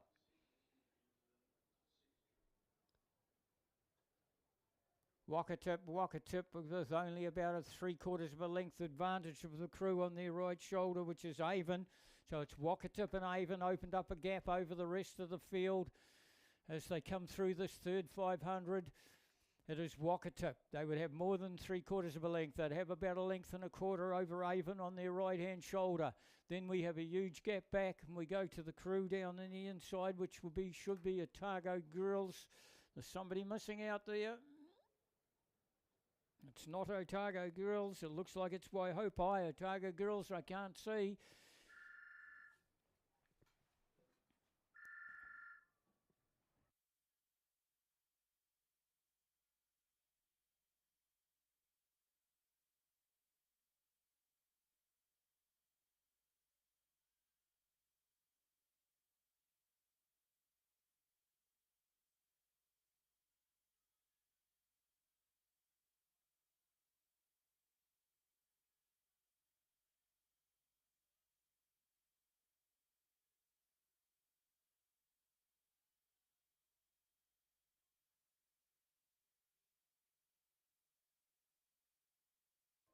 A set of keys has been handed into the Secretary's office. A Hilux, it's a Hilux, keys for a Hilux found in front of the Nelson tent on the lakefront. So check your pockets, because you won't be going home if you've lost your key and you don't pick it up.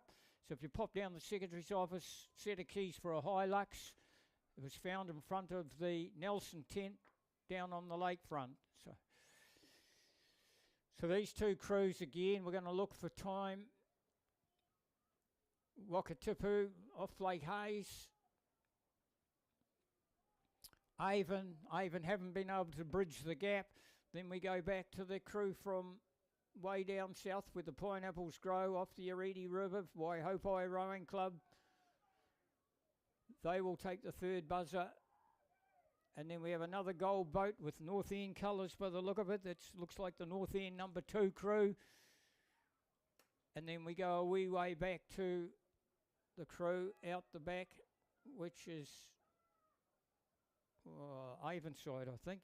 Yeah, Avonside colours out the back.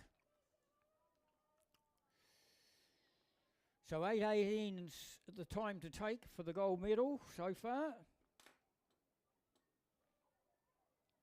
And we'll wait for the times to come through for that and give it to you as soon as we can. In the meantime, we go to the men's intermediate single sculls. Again, it looks like there will be 4 heats. Men's intermediate single sculls, races 142, 143, 44 and 45. Again, we're looking for the winning time for the title and the gold medal for 2024. The lineup. 42, we should have Otago.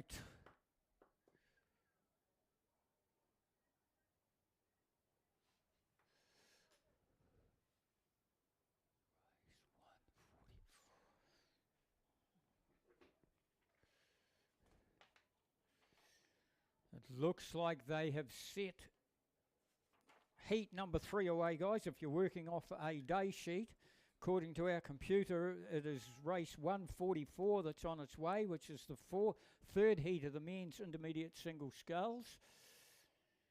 So I'd imagine we can't see any colours, so we'll just have to commentate that.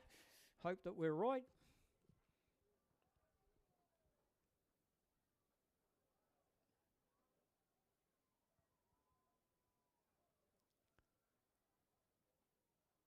It's Otago down on the inside. Then Nelson. No, it's Burnside. The computer's wrong. It looks like Burnside on the inside, then Nelson.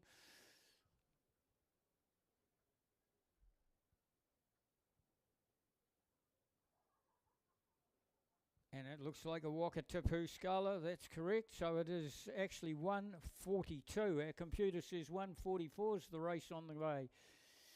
Oh, wish we didn't have computers. So Burnside 2, he's just back off the pace a little bit. He's right there with the Nelson sculler. It's Wakatip's the guy that's in front, but we go out very wide as well, so there's a little bit of pressure going on from way out wide, and that is the Otago sculler. That's Targa. That's Jonathan by the look of it. Yeah, Jonathan out wide. And it almost, there's very little between these two crews. Then we go back on the left-hand side of the Otago sculler. It looks like Shirley Boys.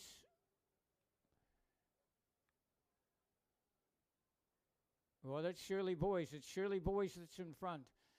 So it's Shirley Boys out wide, Shirley Boys, and down here on the inside, that's where the race is, the Wakatip sculler. So it's Shirley Boys, Wakatip, and then you have to go back. Otaga's on the top side of Shirley Boys, but ahead of him is the yellow boat of the second Otago crew, 2 Otago crews. Then we go to Twizel in the middle of the course, the 2 down the inside, Nelson and Burnside, and it looks like Otago Boys by the look of it. Down towards the buzzer, it looks like it's the inside that gets it. Wakatip sculler, Benjamin. Over for Shirley Boys sculler, that's Jack Stewart out there for Shirley Boys. The third buzzer goes. We're keeping an eye on all these times as they come along. Again, 4 heats. Then we go Burnside right alongside him. Nelson in the middle of the course is Avon. Oh, that's Twizel. Avon, Otago boys. Then all of a sudden the starters have absolutely pushed them through. The second heat's well on its way. We have Otago boys 5, Otago 12, St Thomas of Canterbury, Dunstanarm 2, Waihopai, Wakatipu 4, Avon, Shirley boys 3, and Timaru 41. We're still looking for the fourth heat of the novice quads. In the meantime, we'll just pick up this for you. We've got Otago boys down on the inside. Otago boys, that's Tom Gunn down on the inside. He's just out in front by 2 or 3 lengths. We go out wide again, 3 from the inside. Looks like Avon. Avon out wide. We'll see who the Avon sculler is, Dave. So these two again, we've opened up a bit of a gap. The right-hand side of Otago is Otago, but he's about 3 lengths off the Otago boys sculler. This Otago boys sculler is going along really, really well. He's out in front. He's under no pressure whatsoever for the Otago boys. He's a big, strong lad out of the Otago boys squad. And he's not going to let anyone get anywhere near him. And I tell you what, he's going to go for time because he's pushing it. We haven't had a single sculler as powerful as this for a long time out of the Otago boys. It's very impressive, Otago boys. He's a big, strong lad, and he's pushing for a fast time. He's absolutely going for it. He thought he had come to the finish line, but he hadn't, and he's worked hard to get there again. Over Avon on the far side. Right in behind them is Otago. So there's your first 3 for the buzzer, and then we have the gap of 2 or 3 lengths back to Wakatip. Then we go to, looks like Blenheim colours, must be Waihopai. Go to Waihopai, and then St Thomas of Canterbury. All these crews have only got a length to a length and a quarter between them. Then we go back out wide, so not a lot separating the rest of the field. That's Shirley boys colour. Timaru, Dunstanarm in the middle of the course.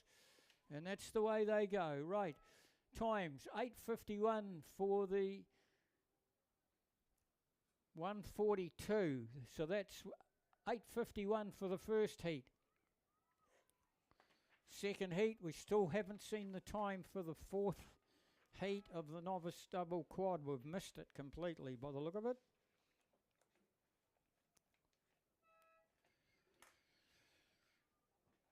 You'll get the times up on the WhatsApp program as quick as we do here anyway, so if we do miss times, guys, just look it up. I'm sure you'll be able to pick it up. The third heat has Otago 2 out of 1, Dunstanarm 3 out of 2, Wairau 11 out of 3, Twiceall 2 out of 4, Wanaka, Otago boys number 1, Ben Thompson, Cromwell, Burnside, and Avon's number 5 crew out in lane 9. A wee bit tighter here, we've got right in the middle, we have Twiceall in the middle on his left shoulder, we've got Wairau his right shoulder, Otago boys, and then right out wide is the Burnside sculler. So they're the first 4, nothing separating them. So we go down the inside, it's right in the centre of the course, it's the Twiceall boy. Where's the Twiceall supporters? He looks to his right, look to your left, mate, that's where all the challenge is going to come from. Wairau and Dunstanarm as well, is trying to put his finger into the pie as well. So it's Twiceall hanging on to it. Wairau coming at them. He's bringing Dunstanarm sprinting home as well. Oh, look at Wairau. He's just he went up 3 or 4 more notches, and he's moved up alongside Twiceall and taken Twiceall time to think about it. Now Twiceall starts to come back again. Wairau's got the run on his boat. He's got it on his boat. He's out-punched him. He out-punched him with about 100 metres to go. He just really cranked it up, shot his nose in front, got the run on the boat, and Wairau go through. He'll take the buzzer over Twiceall. Dunstanarm the third buzzer. Otago boys the fourth. Then we go out wide to, who was it? Wakatip. Down the inside to the colours of Otago. Back into the middle of the course we go. Lane number 7 it is, which is Cromwell. Good row from the Cromwell guy, and then Wanaka in the middle. So 8:27, the second heat went through in 8:27. The first heat went through in 8:51. So you can see the times, there's some real variances in the times. The fourth heat, she looks pretty murky down east where the 2,000 metre blocks are. It's almost like fog we had at one of the other regattas, the Otago Champs.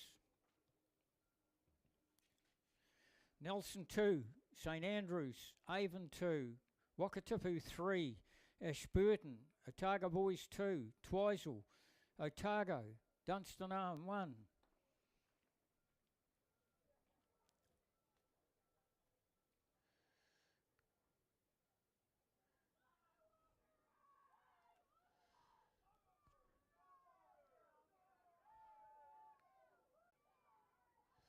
Coming out of lane number 5, I think lane number 5 is the crew from Ashburton. I tell you what, there's some real pressure going on him though. It's really hard to pick up colours in that haze, guys. Twizel again in the fight and Dunstanarm again in the fight. So there's the 3 crews all vying for the fastest time. Dunstanarm just about a length off the other 2. It's Twizel in the middle of the course.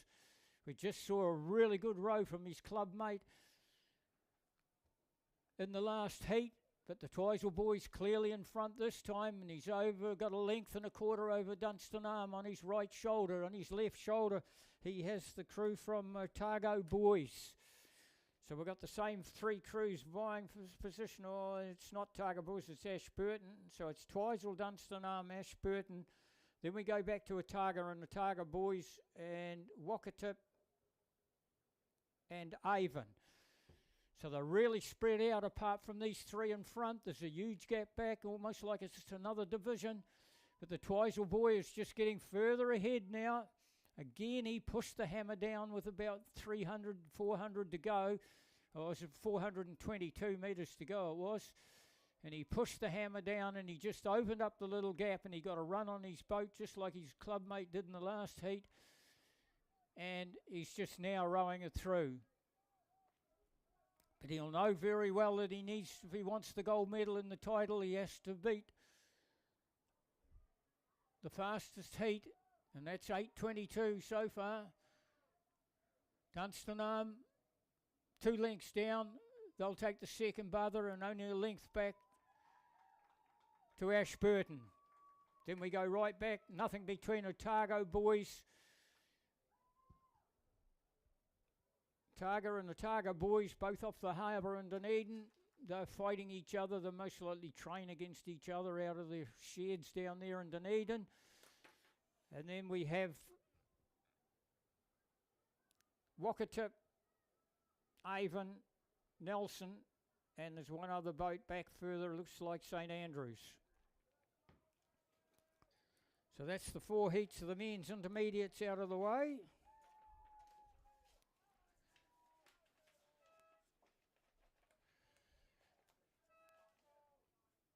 Oops, there's 5 heats.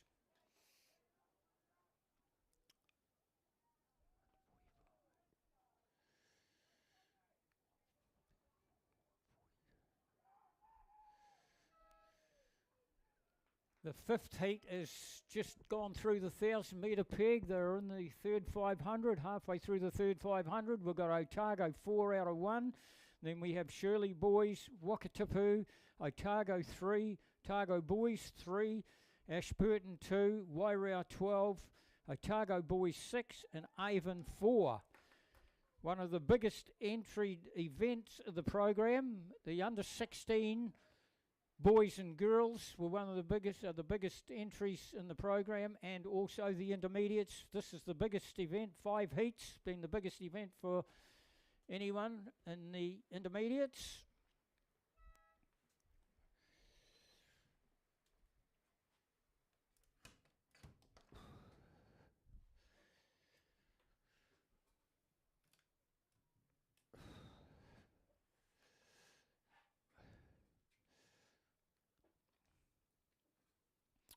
Again, we get a heat with a leader sitting out in front watching the rest, showing the Wakatipu colours. It's coming out of lane number 3, which is Charlie Manser out of the Wakatipu rowing sheds on Lake Hayes. under the guidance of John Morrison, of course. And then we have to go to Wairea. He has a look around. He has a look around to see where the Wakatip guy is. And I tell you what, his head spun around like the Exorcist. He has another look around. That's dangerous material. No wonder we've capsized so many boats today. He's looking at the Otago boy, and he just caught a big crab on the right, on the stroke side blade.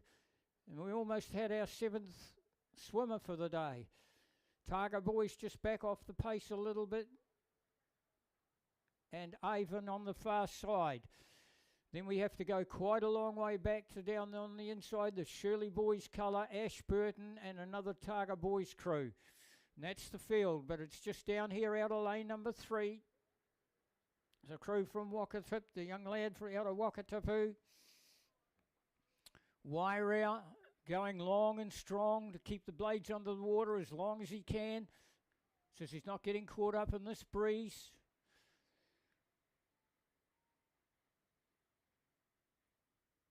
Wairea has another wee look. He's not looking at the Wakatip sculler. He knows he's gone through. He's looking at the Otago sculler.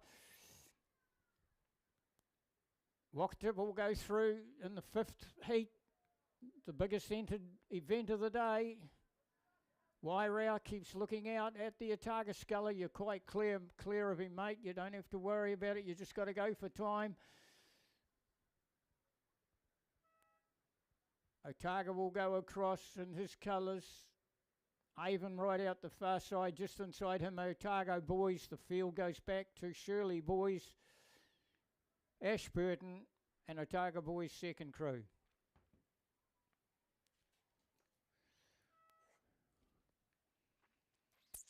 .808, the 4th heat through. The Twizel sculler, young Ralph Henderson, went through in 808. That's considerably quicker than any other heat of the intermediates. So I'm picking that, he will take the title and the gold medal, and I wouldn't be surprised if Dunstan Arm take the silver medal, young Christopher McIntosh, on that, because he's only 5 seconds away from the Twizel boy. And the Ashburton only 0.90 away from Dunstan Arms. So those 4th heat guys or 3rd heat guys might be the ones that take all the medals. And talking about medals, don't forget to get them picked up. Get along to the lounge and pick the medals up. If they're not picked up by the end of the day, we're going to raffle them off at the next regatta.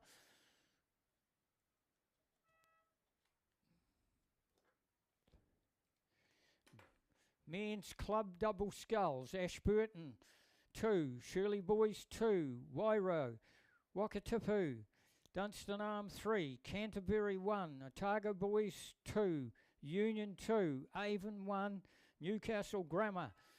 And a special welcome along to Newcastle Grammar, all the way from Australia, mate.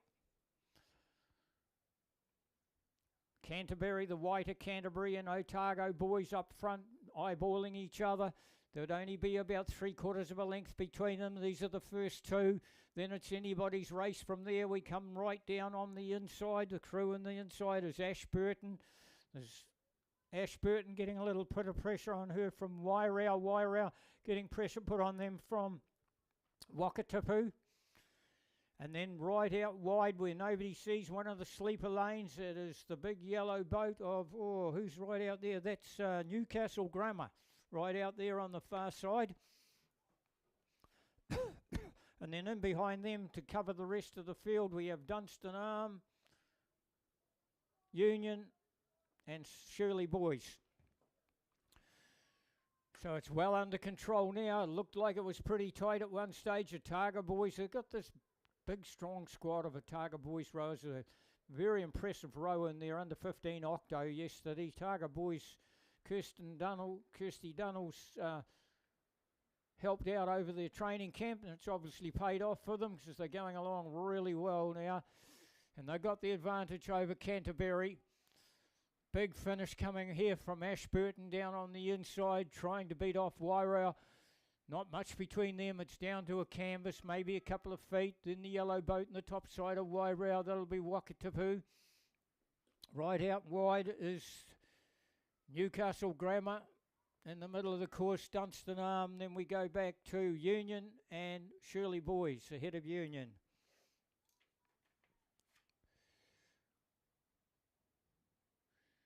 Well, the fifth heat of the intermediates is 8:16. Still not as quick as the Twizel boy. Right, that second heat of the men's club double sculls, Dunstan Arm 2 and 1, Targa Boys 3 out of 2, Avon 2 out of 3, Ashburton 1 out of 4, Canterbury 2 out of 5, Cure 2 out of 6, Nelson 2 out of 7, Wairau 11 out of 8, Shirley Boys 1 out of 9, and Wakatipu's 2 crew out of lane number 10. I'd be very surprised if there's 10 crews there.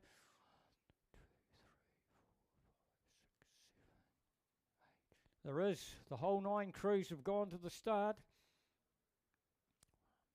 It's coming out of lane number 4. So it's lane number 4, which is Ashburton. Gosh, they've had a good regatta, Ashburton, James and Tim from Ashburton. They've had a really good regatta on their right-hand shoulder. We've got to look out wide, though. They may not be in front. I think right out wide could be in front. That's the crew from Wakatipu. They're in front, so that's their number 2 crew out wide, Sebastian and Toby. And they'll have the advantage over Ashburton. Then we go on the right-hand side of Ashburton to get the 3rd place. And that's in the dark colours, and it's 2 out from Ashburton, which Cure Boating Club. So Cure's getting pressure put on them from the Nelson number 2 crew. There's your first 4 crews. Nobody to go through and qualify. They're all going for times. It's Wakatip goes through the 100-metre buoy line. Now they go through. Ashburton, a good 2 lengths behind them, go through now through the 100-metre buoy line. That brings Cure Boating Club and Nelson putting pressure on Cure Boating Club. That's the first 4. Then we go a long way back. Otago Boys, Dunstan Arm down on the inside. Targa Boys, Dunstan Arm, and behind them we have the Avon Colours, Canterbury, Wairau and Shirley Boys across the far side of the lake. There's your first 4. The buzzer's gone for 1 and 2. Cure Boating Club, Nelson, Targa Boys, Dunstan Arm, Shirley Boy across the far side, Avon, Canterbury and Wairau.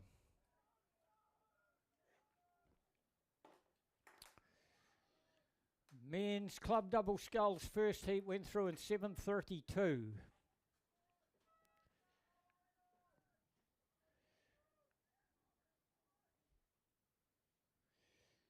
The third heat of the men's club double sculls well down through the course, St Bede's, North End, Otago Boys, Union, Invercargill, Cure, Dunstan Arm, Wanaka, Nelson and Avon.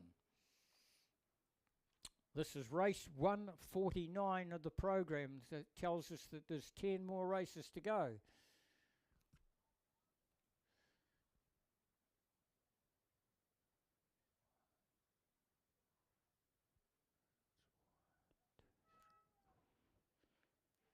It's the colours in lane number 6, which is Cure Boating Club. Matthew and Jacob out of Cure Boating Club. They're sitting right in the fast lane. And they're sitting out in front.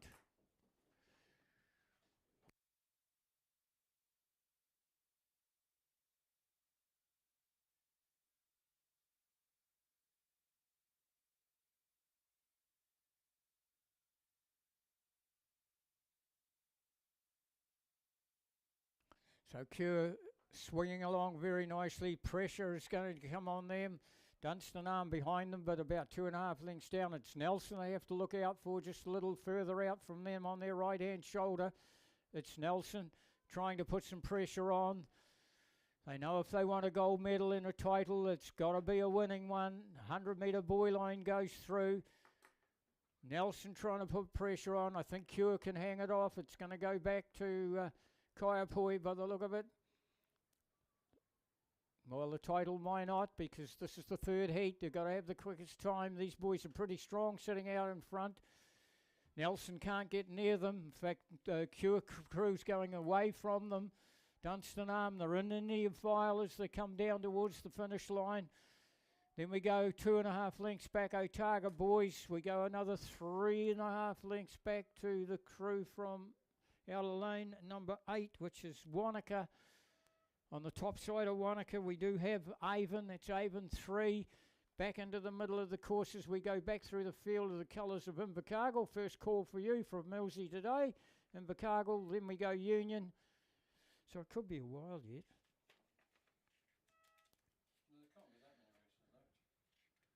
Well, there's supposed to be 159 all up.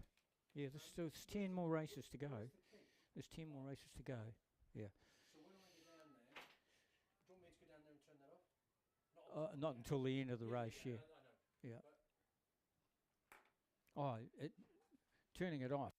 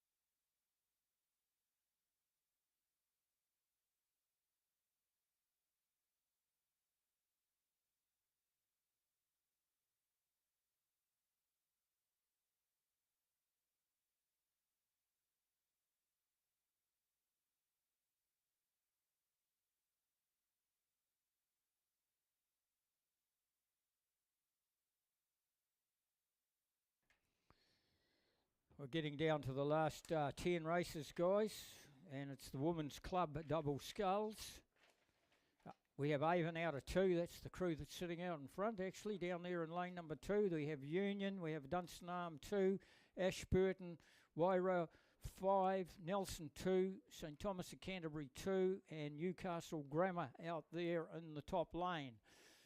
So it is the Avon crew, big tall girls out of Avon, swinging along really nicely indeed. By gosh, that's tidy work from this Avon crew.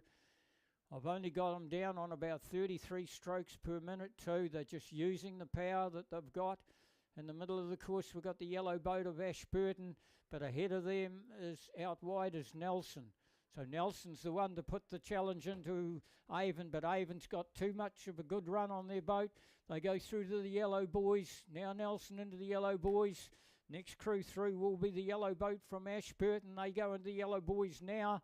There's 1, 2 and 3, and then right in behind them by 2 and 3 lengths is Dunstanarm. They're trying to bring Union with them.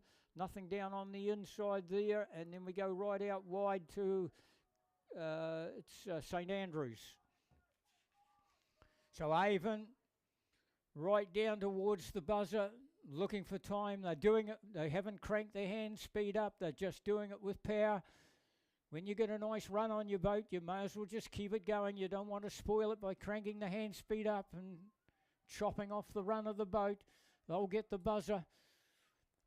Nelson, 3 lengths down off them, another 3 lengths back to Ashburton, another 2.5 back to Dunstanarm, another 2 back to Union.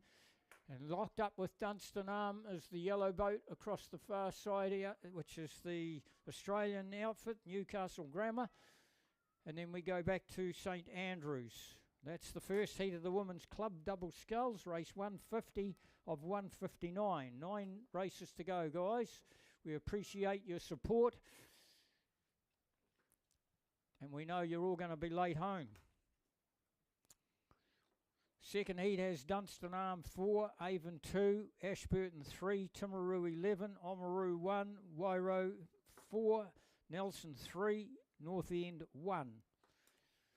We'll just check that they all go to the line. It looks like they're all gone to the line. 1, 2, 3, 4, 5, 6, 7, 8. 8 crews, yep. 8 crews gone to the starters line.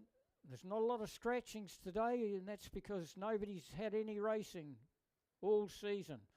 So they're really dying for it. It's Wairo Wairo out in front over Timaru. Timaru it's got Oamaru on their right-hand shoulder in the middle of the course. And Oamaru's getting pressure put on them. The right-hand shoulder is Nelson of Wairo. And then on and Nelson's right-hand shoulder, there's the crew from North End. Then we go back into the middle of the course. The crew, my gosh, these colours are hard to pick up. It's Ashburton, and then right down on the inside we have Dunstan Arm. So it's in the middle of the course. The crew from Wairo, Timaru's Craighead, showing the Craighead oars and the Craighead boat, trying to put pressure on them, but they're at least 2.5 lengths down. So it's Wairo by 2.5 lengths, then trying to squeeze in between the two of them, but still 2 lengths back from there is the crew from Oamaru. They're really working hard, that Oamaru. Go, and the Bell Girls got to go with her, but they're not gaining anything on Timaru, or they think they are just a little bit. Oamaru have pushed up on Timaru just a little bit. The stroke girl from Timaru looks across.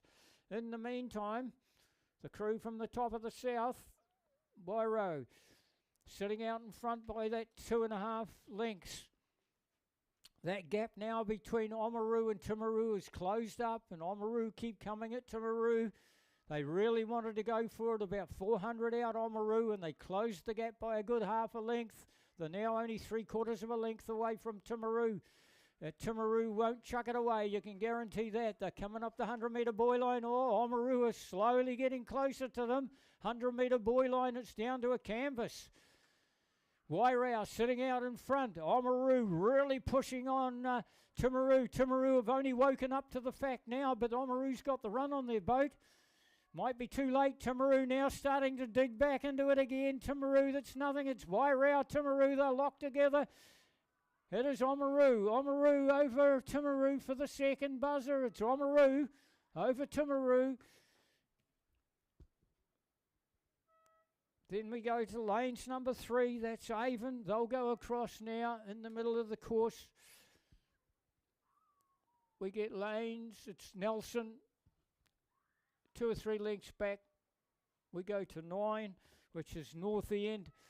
Then we go the yellow boat of Ashburton, and then we go to the Dunstan Arm combination.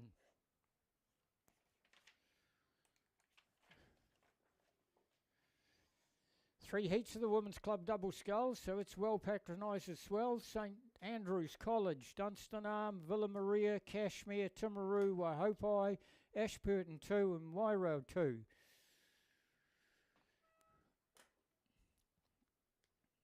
So the only ones that got wet today are the ones that capsized, but now there's a few other crews got wet.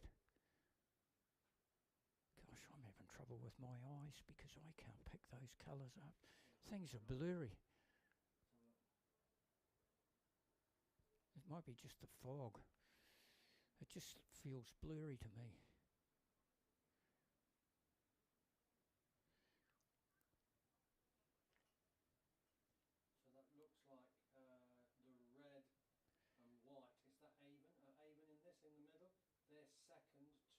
No. Ashburton crew. Is it Ashburton?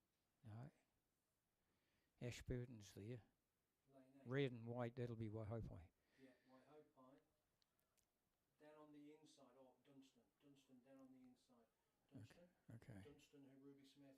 Yeah. Got in front of St Andrews. Yeah, okay. I can get it. Cashmere back, and then in the middle, it's green. I think it's Ashburton.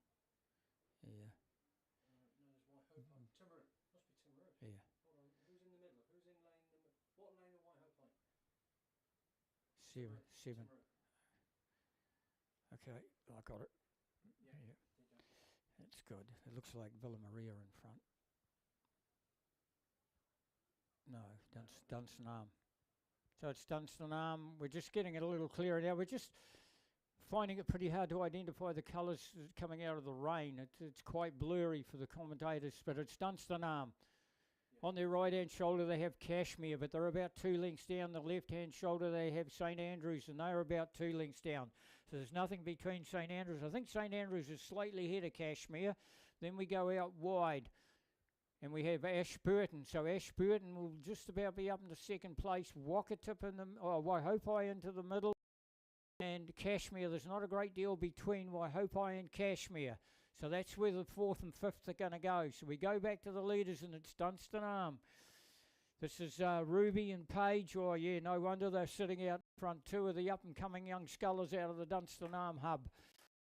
Ruby Smith and Paige Furry.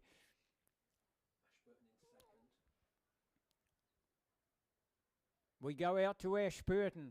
They are clearly up in the second place. Then there's a line up from there. Cashmere trying to put some pressure on the crew in the middle, but moved up to third is St Andrews. St Andrews moved away from Cashmere now and clearly into third. Wakata putting pressure on Cashmere. Wairau another 2.5 lengths back. Timaru another couple of lengths back from Wairau. And we see Villa Maria back further down through the course. Dunstan Arm, a very strong combination of women's club double sculls. The two young ladies out of Dunstan High. Paige Furry had a year off last year. She's come back exceptionally strong this year, teaming up with Ruby Smith. They go down and get the buzzer, and they'll be hoping for time because Simon's got all his crews really firing in the last 300.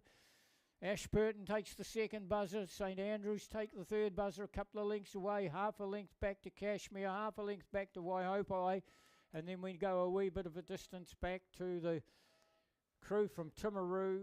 Just ahead of them is Wairau, and there's another one in there somewhere, Villa Maria. Race 151 was 8:29. 8:29 for the second heat of the Women's Club Double Sculls was 8:29. We haven't got time for the first heat yet, but you should have it up on your Robert site by now, because you almost get it before we get it here. Fourth heat, Nelson, Otago Girls, Columba College, Canterbury, Wairau 3, Timaru 12 and Wanaka. Well down through the course, the starters have done a brilliant job today. Unfortunately, we're not going to finish at 4:30 like we were scheduled to. I don't know where we got behind time because those races have been coming down quite regularly at 4-minute intervals. I think there was a little gap at the sweep board for the novices. I think there was a little bit of a gap.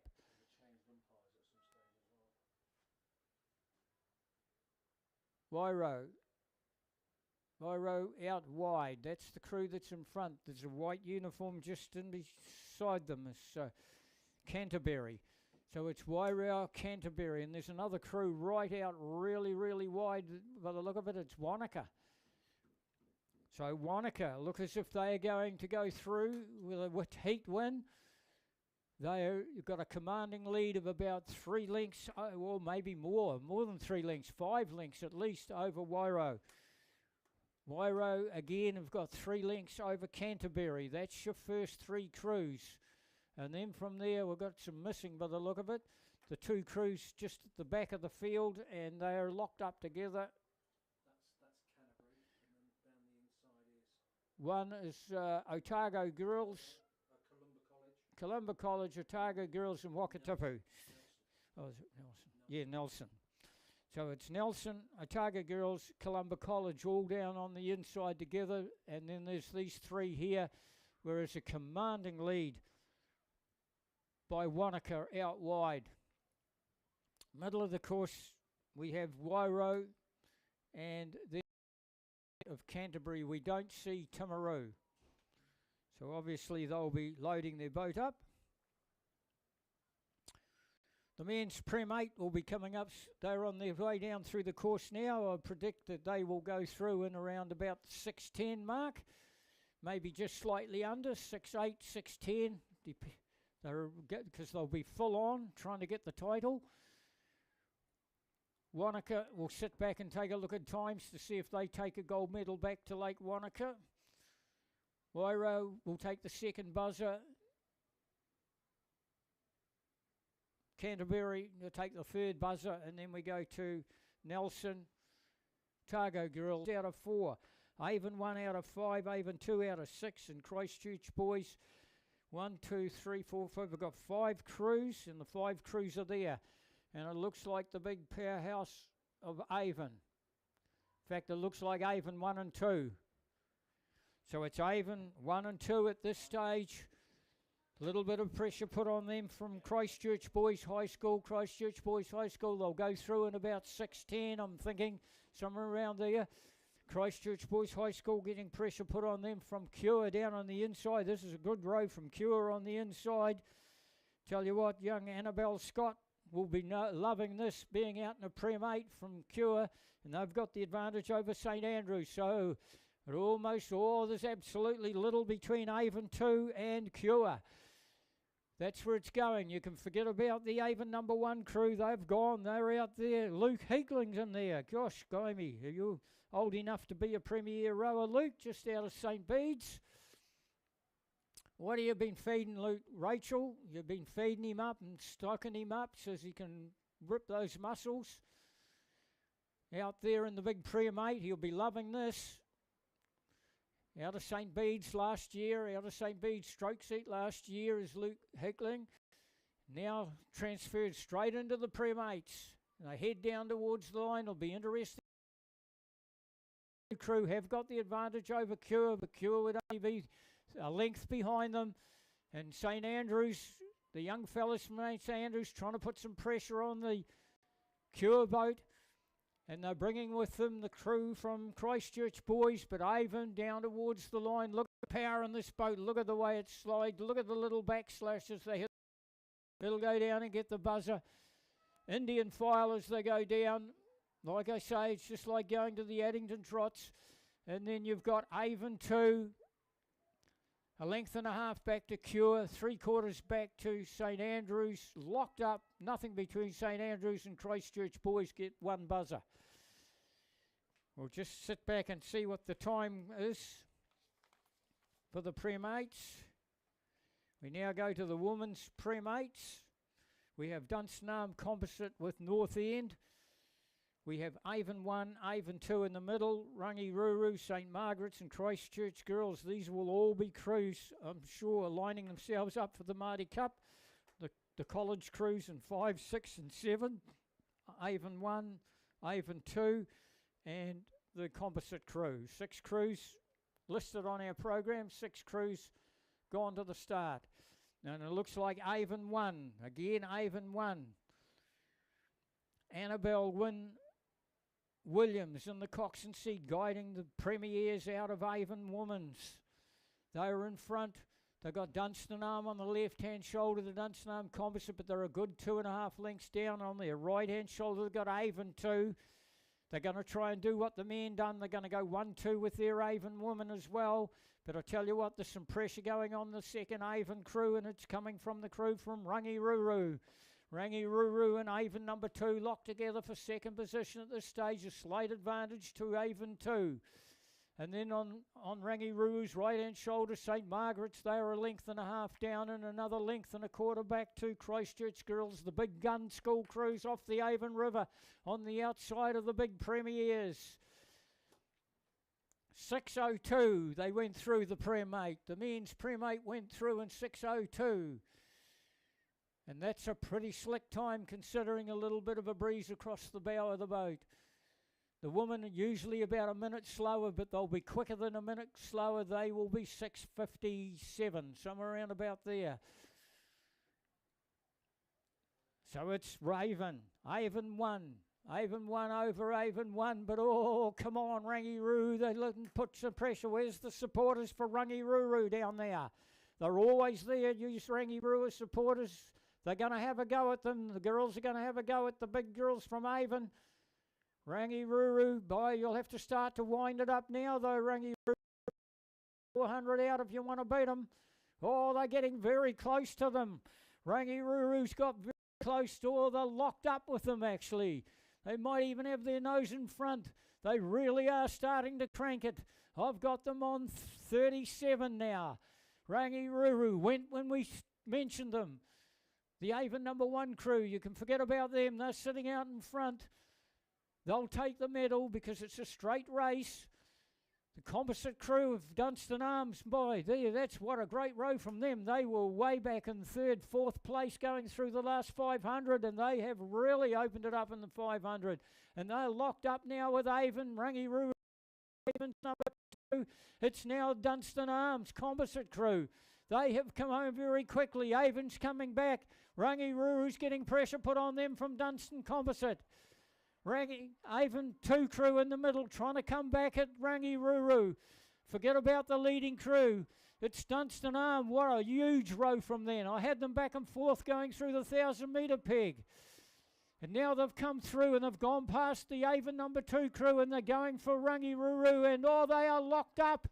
Dunstan Arm, Composite and Rangiruru. They're locked up. Bow to ball. They're in front by a bow ball. They've gone and taken it. Taking it off Rangiruru. The coxswain knows it. The crew knows it. Whoa, great racing from the Premiers. Men's under 18, they will go through in about 6:10. If I can't get the Prems right, I thought the Prems go through in about 6:10. If I can't get them right, I'll try and get these right. They'll go through about 6:10. We're waiting for the women's, I reckon about 6:57 for the woman. We have Timaru out of 2, Christ College 2 out of 3, Christ College 1. The seat racing going on there out of 4. Oamaru out of 5, St. Bede's out of 6. You'll see the manpower out of St. Andrews 8, Christchurch Boys 9. I tell you what, Timaru and Oamaru have got their work cut out here for the under-19s. That's for sure. Yep, that's it. Yeah, yeah. I'll head down there now, right? Okay.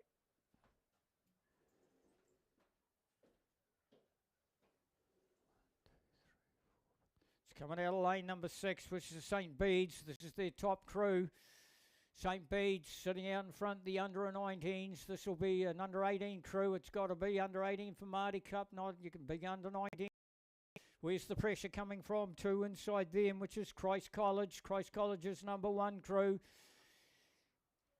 So we go out to the front. It's St. Bede's number 1 over Christ College number 1. Trying to come with them is Timaru down on the inside. What a good row. The gold in between. Oamaru trying to squeeze between St. Bede's and Christ College. And on the top side of Christ College is the crew from St. Thomas at Canterbury. Then St. Andrews. Then we go out Christchurch Boys. And the crew just back off the pace a little bit as Christ College number 2 crew down towards the 100 metre, the 250 metre boy. It's Bede's over Christ College. I tell you what, there's very little in it. There would only be a half a length in it. Again, the supporters should get off their seats and jump up and down like Rumpelstiltskin.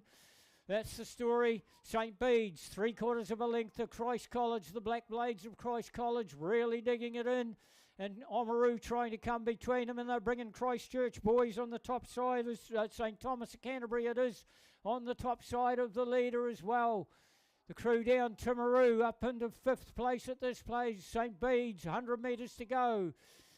Christ College, a length down off them. The big race is on between Oamaru now and St. Thomas of Canterbury's taken over from Oamaru. Oamaru trying to come back at St. Thomas of Canterbury. St. Bede's. Look at the power of the St. Bede's crew. Buzzer goes, title, back to the Avon River.